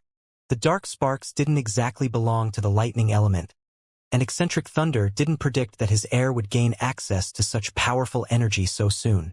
It was an issue of power output. June's perfect circuit couldn't handle all that violent energy since she was a cultivator in the liquid stage of the 5th rank. The issue became even more significant when her individuality came into play. June was a battle maniac, and her centers of power would produce more energy as her fights continued. That put even more stress on her, which made the power surges inevitable. June would have been able to suppress her instabilities completely if she stopped cultivating. No higher energy through her perfect circuit meant no more power surges. Yet, that solution only worked if she halted her progress forever. As soon as she started cultivating again, the instabilities would return. June couldn't possibly accept to see her cultivation journey end. She would rather die trying to find another way than live the rest of her days as an expert incapable of using her power. She only regretted not spending more time with Noah. Yet, she didn't want to burden him with her mistake, which was why she hid her condition when he assaulted the battlefield. What did you even do to injure your mind? June thought. Noah rarely showed anything other than his cold face in the open, so he had revealed that there was something wrong with him when he massaged his temples. Of course, many wouldn't even bother to analyze that gesture, especially when there was the corpse of a rank 6 beast hanging from his hands. However, June had noticed it, just as Noah had seen that her stern expression hid her grave condition. The sounds of steps intensified before calming down all of a sudden. June could sense that the pack had taken the island as its lair. Her prediction of where the beasts would stop had turned out to be true. June planned to force a breakthrough, and she could only do that by putting her life on the line. She needed a desperate battle, something that could push her far beyond her usual limits. She had initially thought to fight any creature that she found, but then the pack led by 3 rank 6 hybrids arrived, as well as her chance. June would fight it until her perfect circuit improved, or her higher energy overwhelmed her centers of power. It was a desperate action, but the only solution that she had. Noah's face appeared in her mind one last time before she shot outside of the cave, and dark sparks surrounded her body. Noah and the demons activated a teleportation matrix inside the city while wearing solemn expressions. Noah's guts had been on point. According to the expert in the magical beasts field, rumors about a rebellion echoed in the other world. It was only typical for forces distant from the main branches to feel separated from them. It had been the same in the Coral Archipelago, with the only difference that there were kilometers of void dividing the interest parties at that time. The rebels only needed to block the dimensional tunnel's exit to separate the 2 mortal lands forever, and the defenses in the city had enough power to stop even powerhouses. Rebellions inspire rebellions, Noah thought as a different scenery appeared in his eyes. The hive had shown that the world's leading forces were vulnerable and could lose with the right tools, so anyone with some ambition dreamt of doing the same. If his guess was right, the sudden appearance of such powerful hybrids wasn't a natural event. A threat on that level would keep most troops busy if it ever were to reach the city. Noah and the demons reappeared in a structure of the hive dedicated to the capture and enslavement of hybrids. It was similar to the hunting guild in Noah's past, but with hunters in the heroic ranks. The trio had chosen that place for its position on the other side of the continent. From there, they could reach the area invaded by the pack in a few weeks. The hunters wanted to hold a banquet in their honor and show how valuable that structure was. But Noah didn't care, and the demons followed his lead. The three of them set off immediately and flew toward the island where Noah had met the last ancestor. The latest reports stated that the pack had halted its advance and that the leaders had returned inside the sea. That was the perfect moment to attack and skim their ranks. But the city sent no assets, as if the forces there knew that a revolution was brewing. Noah activated the divine deduction technique as he flew. He didn't do it to study the political situation there, but to analyze his techniques. His mind and body were in the 6th rank now, and the improvements they brought to Noah's prowess were immense. He only needed to make his techniques able to use that new power. The most significant changes had happened in his body. He felt stronger after every rotation of the dark star in his chest, and his entire being became purer thanks to his new heart's effects. Noah had initially thought that it would take a while to find traces of his lover, but the scene found on the island changed his mind. The trio reached their target only to see hundreds of magical beasts' corpses filling the red ground. June. Noah thought when he saw the island filled with magical beasts' corpses. Even among those bodies, his nose smelled her peculiar scent, confirming that she had been behind that slaughter. There were many dead creatures at the peak of the 5th rank on the ground and countless more in the lower ranks. Noah felt surprised to learn that June could unleash such power. After all, she technically was a liquid stage expert. Cultivators on that level could deal with stronger magical beasts quickly, but there were hundreds of corpses on the ground. Even with her higher energy, June must have gone all out to defeat that army. Noah could immediately understand that she was up to something reckless. He wouldn't mind it in normal times, but her actions appeared desperate. It was as if her life depended on them. The dark star on his chest began to spin faster as soon as he had that impression. His consciousness expanded, and his thoughts became instincts that he could understand without turning them into words. His mind processed traces and clues at an unbelievable speed. It skimmed through any input found by his body and consciousness with the only purpose of understanding where June had gone. Noah felt as if he had activated the divine deduction technique, with the only difference that his body had started that process independently. It had reacted to Noah's intentions and had empowered the features that made his innate awareness. It took him less than a minute to find the trail of smell that carried June's distinct scent and discover that it led to the sea. To his surprise, Noah didn't feel any anger when the heaven sparks odor reached his nostril. Am I even a hybrid anymore? Noah couldn't help but think as he led the way for the demons. The three of them dived into the sea and waited for Noah to find more traces. There were other magical beasts' corpses in the sea. Their maimed bodies floated in those murky waters, leaving a trail of death that the trio hoped led to Noah's lover. The pack was far greater than the reports said, or it had been at least. June had killed hundreds of creatures in the 4th and 5th rank, without leaving even one specimen alive. Noah and the demons didn't even know if the rest of the pack existed. The only certain news concerned the existence of 3 leaders in the 6th rank that didn't reappear since they vanished in the sea. Is she going after them? Noah wondered, but he couldn't believe that June had become so reckless. If she did, it was because her situation was utterly hopeless, and she was looking for a miracle. That realization made him even more focused on finding her, which pushed his dark star to spin even faster. His senses reached a level of sharpness that made him see June's traces on the laws around him. Noah felt surprised by the abilities of his body. He believed that part of his astonishment came from his first real appreciation of the 6th rank. But something told him that he had become even more unique. His new heart made him a peculiar being, but that wasn't his most fantastic feature. He felt as if his body was actively pushing him to become stronger without requiring any fuel. That went far beyond the inherent advantage of the magical beasts. Those creatures had an easy path, but Noah's body explored that field further. Its constant purification was a sort of preparation for Noah's ascension. The trio continued to follow June's traces until they sensed a wave of energy coming from the seabed. Noah didn't even warn the demons at that point. He directly shot toward the depths of the sea, creating a series of shockwaves that spread on the seabed and gave birth to an earthquake. Even the simple act of sprinting made nature in awe of his strength. He had become a natural calamity that had to hold back to live among cultivators now. That event forced the demons to activate defensive spells, which deflected the might of the shockwave.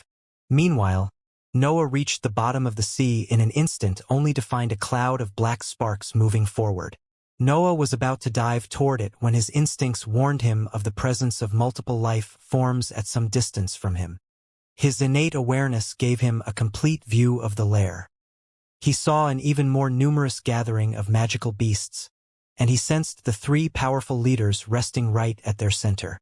Hydras, Noah thought when he saw those creatures. The leaders of the pack were 3 seven-headed hydras in the lower tier of the 6th rank. Noah's thoughts processed all the pieces of information concerning that species as he resumed his descent toward the crackling cloud. Hydras were peculiar. Their potential depended on the number of heads, which meant that those leaders could reach the 7th rank at best. Also, they shared many traits with dragon-like and snakes-like species, being right under them when it came to their body strength. They had different innate abilities too, one for each head, which made them quite troublesome to face. Yet, heaven and earth's fairness made them quite dumb, forcing them to remain isolated on the dark corners of the sea's depths. Hydras were extinct in the other world, but no one missed them since they brought more troubles than value. The only issue was that they had become hybrids in those mortal lands, solving their only natural weakness. Noah felt even more convinced that someone was behind their transformation. Those creatures would have never come near the coastlines, and it wasn't in their genes to form such diversified packs. He had even started to believe that someone had instructed them to act in that way. Of course, that was purely hypothetical. Many experts capable of brainwash rank 6 hybrids, even if they had newborns' minds and were stupid by nature. He would understand if one of the powerhouses had gone through the dimensional portal in those years, but the records said otherwise. Noah dived through the array of dark sparks, destroying them with his bare body, and landing right behind the figure that had appeared walking inside the cloud. June stopped when she sensed that familiar aura. Part of her felt warm thinking that she couldn't hide anything from her lover, but the rest of her didn't like that he had arrived right before her final act. "You shouldn't be here," June spoke, and her works became sharp sparks that exploded in the water around her, echoing her voice. Noah could sense from her tone how unwell she felt, but he didn't understand how her perfect circuit worked even when he analyzed it with his new mind. He noticed June's cultivation level. She radiated the power of an expert that had almost reached the peak of the 5th rank, even if her centers of power only reflected her status as a liquid-stage cultivator. "You'll die if you go against them," Noah conveyed through his consciousness, but June didn't turn. She continued to walk forward with her head hidden under her giant hat. Most of June's superior battle prowess came from her higher energy. She was like Snore, capable of surpassing the level of her centers of power, because her fuel was far superior to the breath. The only problem was that June's individuality pushed that advantage further, making her perfect circuit unable to withstand her power anymore. Noah couldn't understand much from a simple glance, but he noticed how June's body seemed on the verge of exploding.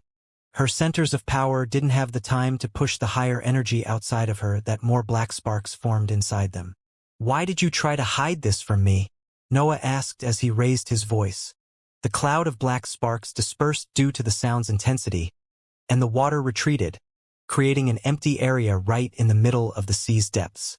June stopped at that point, but she didn't turn. Her perfect circuit began to leak higher energy again, but Noah's consciousness expanded and dispersed the second cloud, while it kept the water around them still.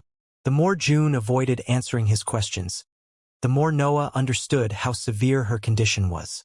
"I can't help you if you don't tell me what the problem is," Noah said, but a power surge suddenly spread from June's body and gave birth to another crackling could. Noah saw how June turned to face him even if her hat kept her face hidden. She remained silent for a while before deciding to speak for the first time. "You can't help me." Noah remained silent as he waited for June to continue. She only hesitated a few more seconds before explaining. "If you fix this for me, I'll feel defeated forever." Small help wouldn't affect her, and Noah lending a hand to create her higher energy wasn't a vital matter. Yet, June's life depended on her ability to fix her condition at that time, and she couldn't let anyone but her taking credit for that. If Noah saved her life, she would lose her desire to fight him. Her individuality only needed a crack to fall apart, and Noah understood that after her words. "Do you think that dying is the solution?" Noah asked. He wasn't ready to give up on June. There were ways in which he could help her without endangering the integrity of her individuality. "This is the only way," June answered, spreading her arms to indicate the crackling cloud. "I need to force breakthroughs to contain this power." Noah couldn't help but sigh when he heard that. June had chosen to act as a true battle maniac, but her odds of succeeding were horrible. Cultivators couldn't just force breakthroughs in the heroic ranks. The royal pool wouldn't be so miraculous otherwise. "Is there nothing else you can do?" Noah asked as he began to walk toward her. The black sparks tried to destroy his robe, but his dark matter fended them off. "You can't," June said while she tried to suppress her voice. Noah saw her holding back from speaking and shot forward, shattering the remaining cloud and pushing the waters backward again. June didn't move even when his hand went on her hat to lift it. Noah saw messy hair falling everywhere on his lover's face as he removed that heavy inscribed item. June's furrowed brows and closed eyes revealed the pain that she had been enduring in her condition. She dropped her act and her mouth and joined the rest of her face in expressing her suffering. Noah had never seen her in that condition. She seemed on the verge of collapsing, and all her efforts were on making sure that her perfect circuit held strong. "Let it go," Noah said as he caressed her face. June shook her head, but her expression eased up when his hand touched her cheek. The couple remained in that position for a while, immersed in the sensation that they had been unable to feel for centuries. Noah didn't feel his arousal, but his mind calmed down when he touched her, and his dark heart spun faster. His creation spiked when he came in contact with the woman at the foundation of his idea of life. Noah had expressed so much destruction lately that he had almost forgotten how intense that harmonious calm was. June's hands rose to hold his, and her expression relaxed as a wave of higher energy came out of her perfect circuit. The black sparks were violent and threatened to hurt her body with their momentum, but they slowed down when Noah focused his mind on them. Noah's consciousness forced the higher energy to condense and leave June's body in an orderly way. That was all the power that she had accumulated during her recent battles, so he had to disperse it to stabilize her condition. Minutes slowly passed until, eventually, June's perfect circuit became devoid of any energy. June's heaved a sigh and staggered when she felt empty, but Noah's hand was firm, and she could cling to it to keep her balance. Her eyes opened for the first time and reflected the reptilian pupils fixed on her orange irises. Except for the scales, Noah's appearance didn't change much after the chrysalis. Still, June could notice the small details that the breakthrough had modified. His icy blue irises had slightly enlarged and irradiated the white of his eyes with that bright color. He had become taller, and his skin resembled hot metal that didn't have any crease on its surface. Waves of heats filled his body whenever the dark star in his chest completed a rotation. His muscles were more pronounced, but only slightly. They didn't ruin the harmony that he expressed. Instead, June didn't change much. Her look appeared a bit more mature, but she was still the young battle maniac met after the entrance test of the academy in Noah's eyes. She had lost weight, and her face revealed how tired she was, but those were only the effects of her condition. The couple stared at each other for a while before they went for each other's lips and exchanged a slow kiss. They eventually separated to embrace each other and lose themselves in the feeling that their hug triggered. "What are your other options?" Noah asked once he felt that she had completely relaxed and didn't risk activating her perfect circuit again. "Dying in a massive battle against creatures in the 6th rank is a great option," June said, and Noah felt her mouth breaking into a smirk on his chest. Are you sure you don't want to consider it? I'm sorry, Noah said. My stomach has booked those hybrids. You need to find another way. June laughed, but her expression turned serious, and she left her chest to stare at Noah's eyes again. When she sensed the feelings that they contained, she couldn't help but reveal everything to him. The Royal Academy has developed this new drug. You want to raid the Royal Academy? Flying Demon shouted when he heard what June had in mind. Noah had taken her away from the seabed, and the demons had returned to the island with them. They sat on the floor of the destroyed castle now, and a few jugs of wine stood between the two couples. The royals have developed a drug that improves the sturdiness of the centers of power, June said as she shot an annoyed glance at Noah. He was filling her body with dark matter to prevent another outburst of energy, but his heavy consciousness made June feel uneasy. June had explained her second option to Noah and the demons. The Elbaz family had studied the ancestors' compound for centuries by then, and it had created many exceptional items by reverse engineering its structure. One of them was a potion that increased the sturdiness of the centers of power by fusing magical beasts' features into their structure. Its effects replicated the transformation on limited areas of the body, improving its overall functioning. June's perfect circuit would become able to bear her higher energy in that way. The only problem was that the Elbaz family kept all their prototypes and recent creations in a restricted area. Only the members of the Elbaz bloodline had access to them. As for turning her into a hybrid, Noah couldn't. June's individuality was a big issue, and she would feel in debt to her lover forever, which was an even greater problem. She has the expertise to break the defensive formations, Noah said once he finished applying a layer of dark matter around the cores and weak spots of the perfect circuit. June had pointed them before, so his work had been thorough. June had chosen an old book full of teachings on the formation field as a reward from Chandal's dimension. Unknowingly to the royals, her expertise had grown immensely, and her unique position made her aware of the defenses in place around the restricted areas of the new academy. You forget one big problem, Dreaming Demon said when she understood the whole situation. What stops King Elbaz from appearing and killing you on the spot? June bit her lower lip at that question. King Elbaz was the only reason why she didn't use the second option as her main strategy. The threat of the strongest powerhouse in the world was something that she couldn't ignore just because she was desperate. It was better to try her luck against the magical beasts. Even with awful odds, she had more chances of succeeding there than in getting past King Elbaz. The demons and June stared at the bottom of their empty cups as they pondered about the matter. She didn't have many choices.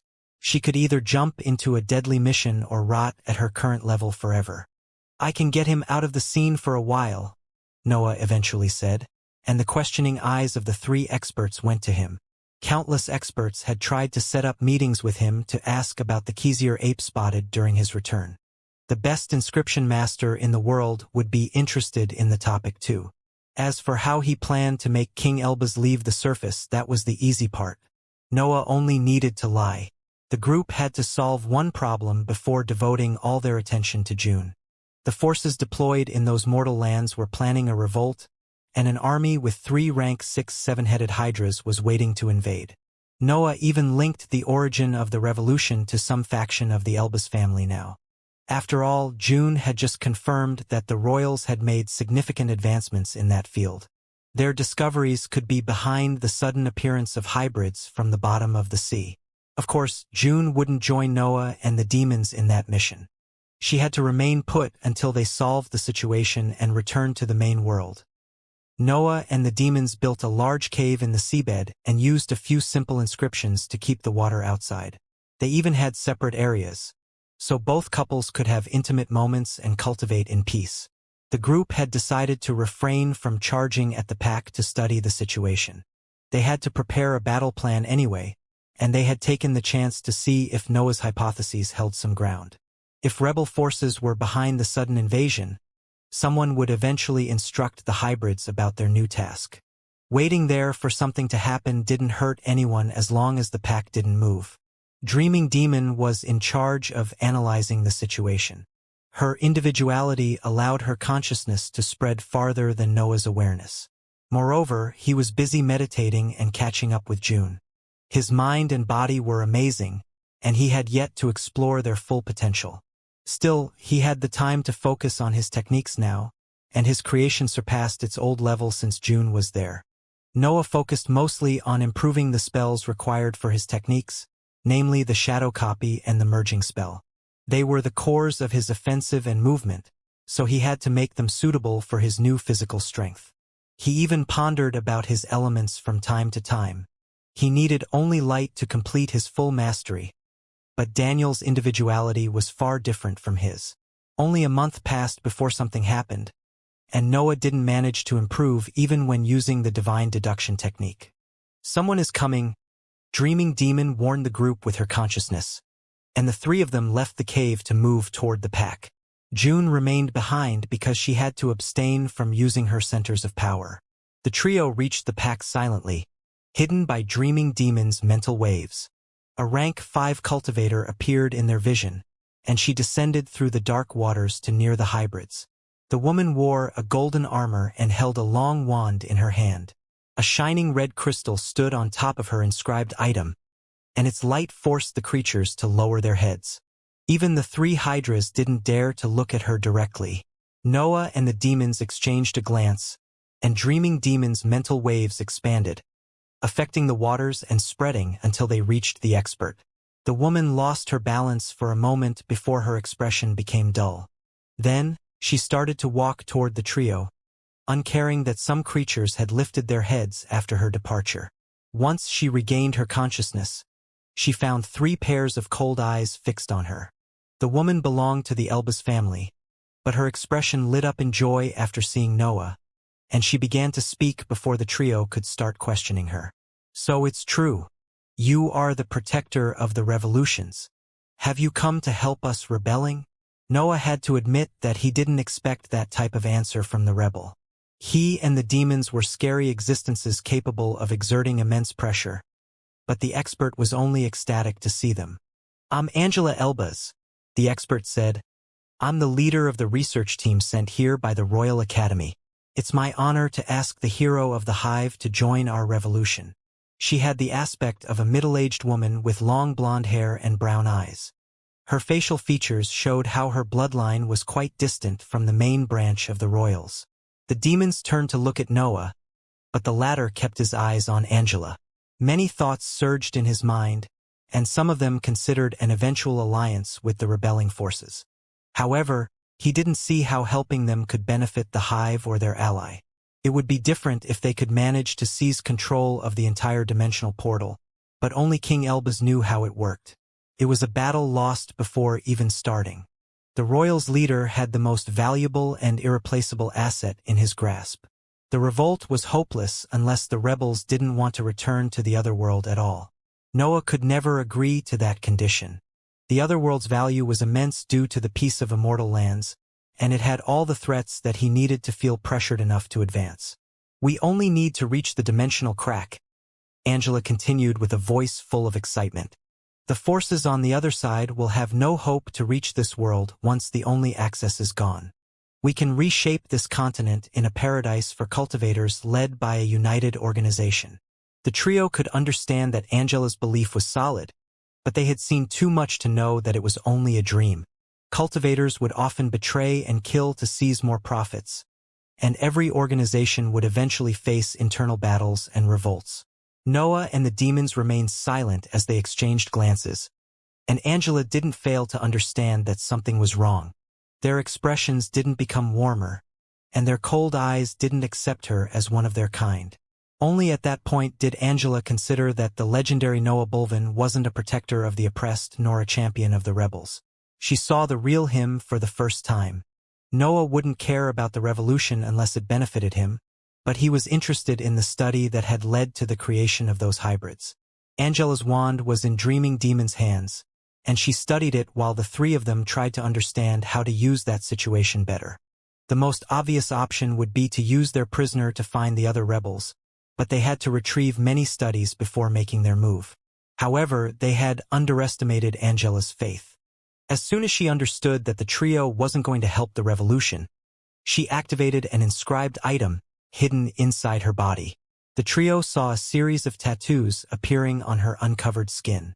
They depicted chains that spread on her hands and neck before releasing a humming sound. The wand's crystal began to shine when the humming noise resounded in the area, and the creatures in the distance started to release angry roars as it continued to echo. One by one, the chains on Angela's body broke, and the intensity of the humming sound increased, agitating more creatures in the pack. The crystal's light became more intense too, and its radiance only made the beasts in the distance angrier. The trio acted quickly. Dreaming Demon's mental waves spread to suppress the noise. Flying Demon froze the entire area, and Noah stomped Angela's face, reducing it into ashes and creating a large fissure in the seabed. Nevertheless, their actions couldn't stop the following series of events. Their reactions had been immediate, but they didn't expect Angela's tattoos. Even Dreaming Demon didn't sense then, which meant that they had some concealing properties. Noah and the demons couldn't have seen them coming, but they understood what their activation had caused. The scepter appeared out of control, and its crystal started to tremble, as if ready to explode.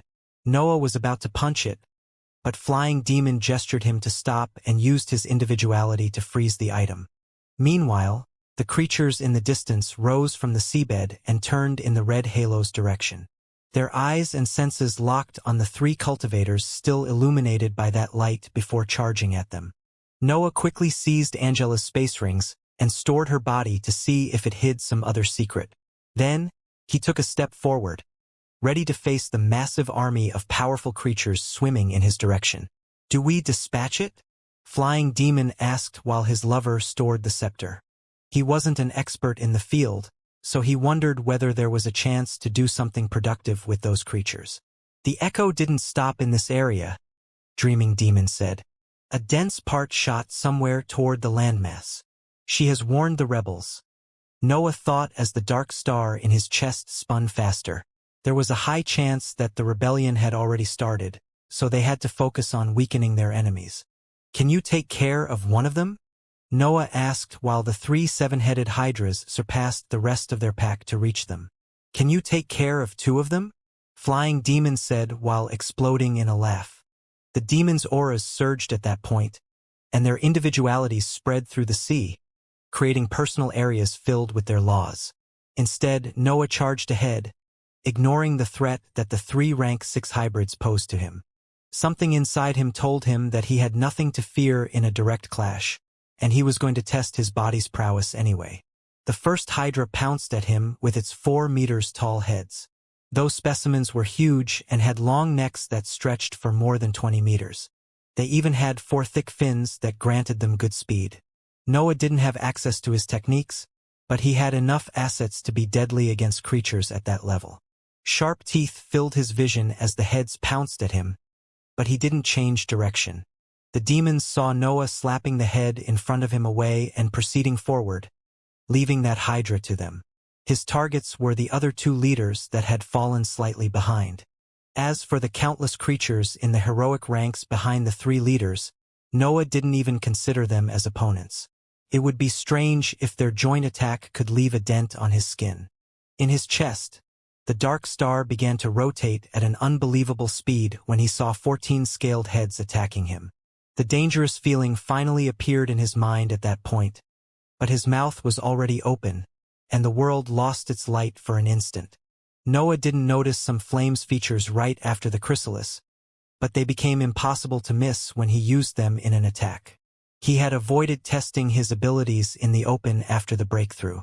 After all, his attacks were on the powerhouse's level, so he needed a special training area to unleash them fully.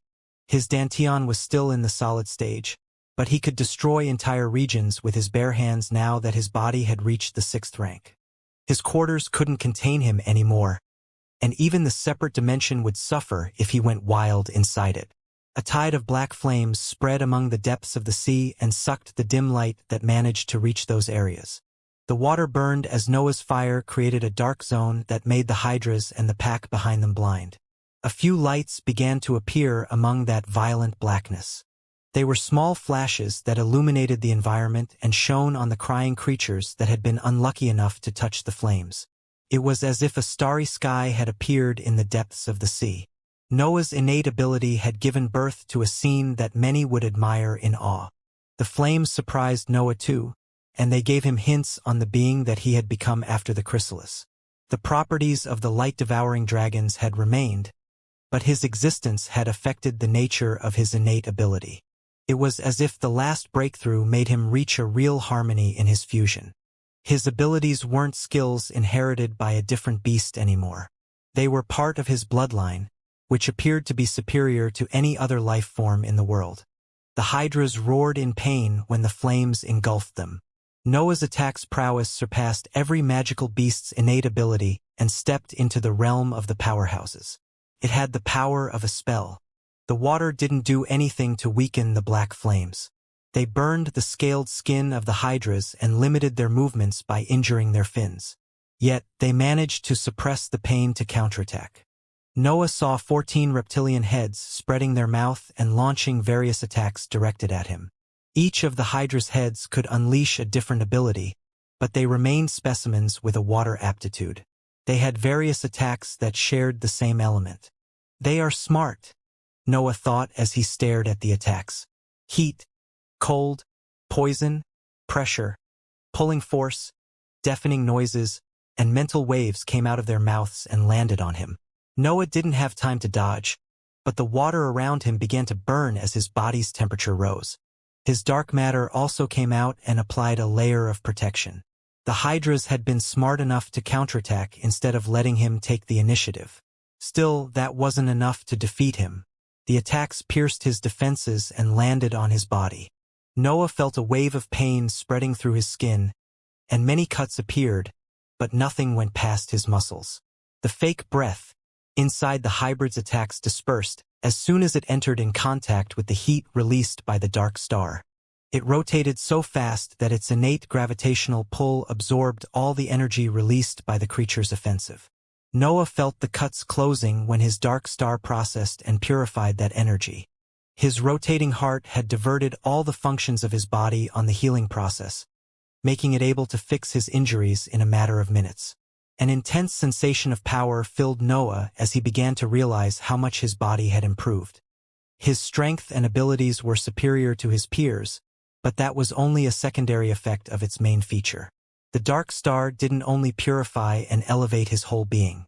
It worked as fuel too, which put him on a different league compared to creatures on a similar level. It was as if magical beasts and hybrids used coal to function while he had already gained access to nuclear energy.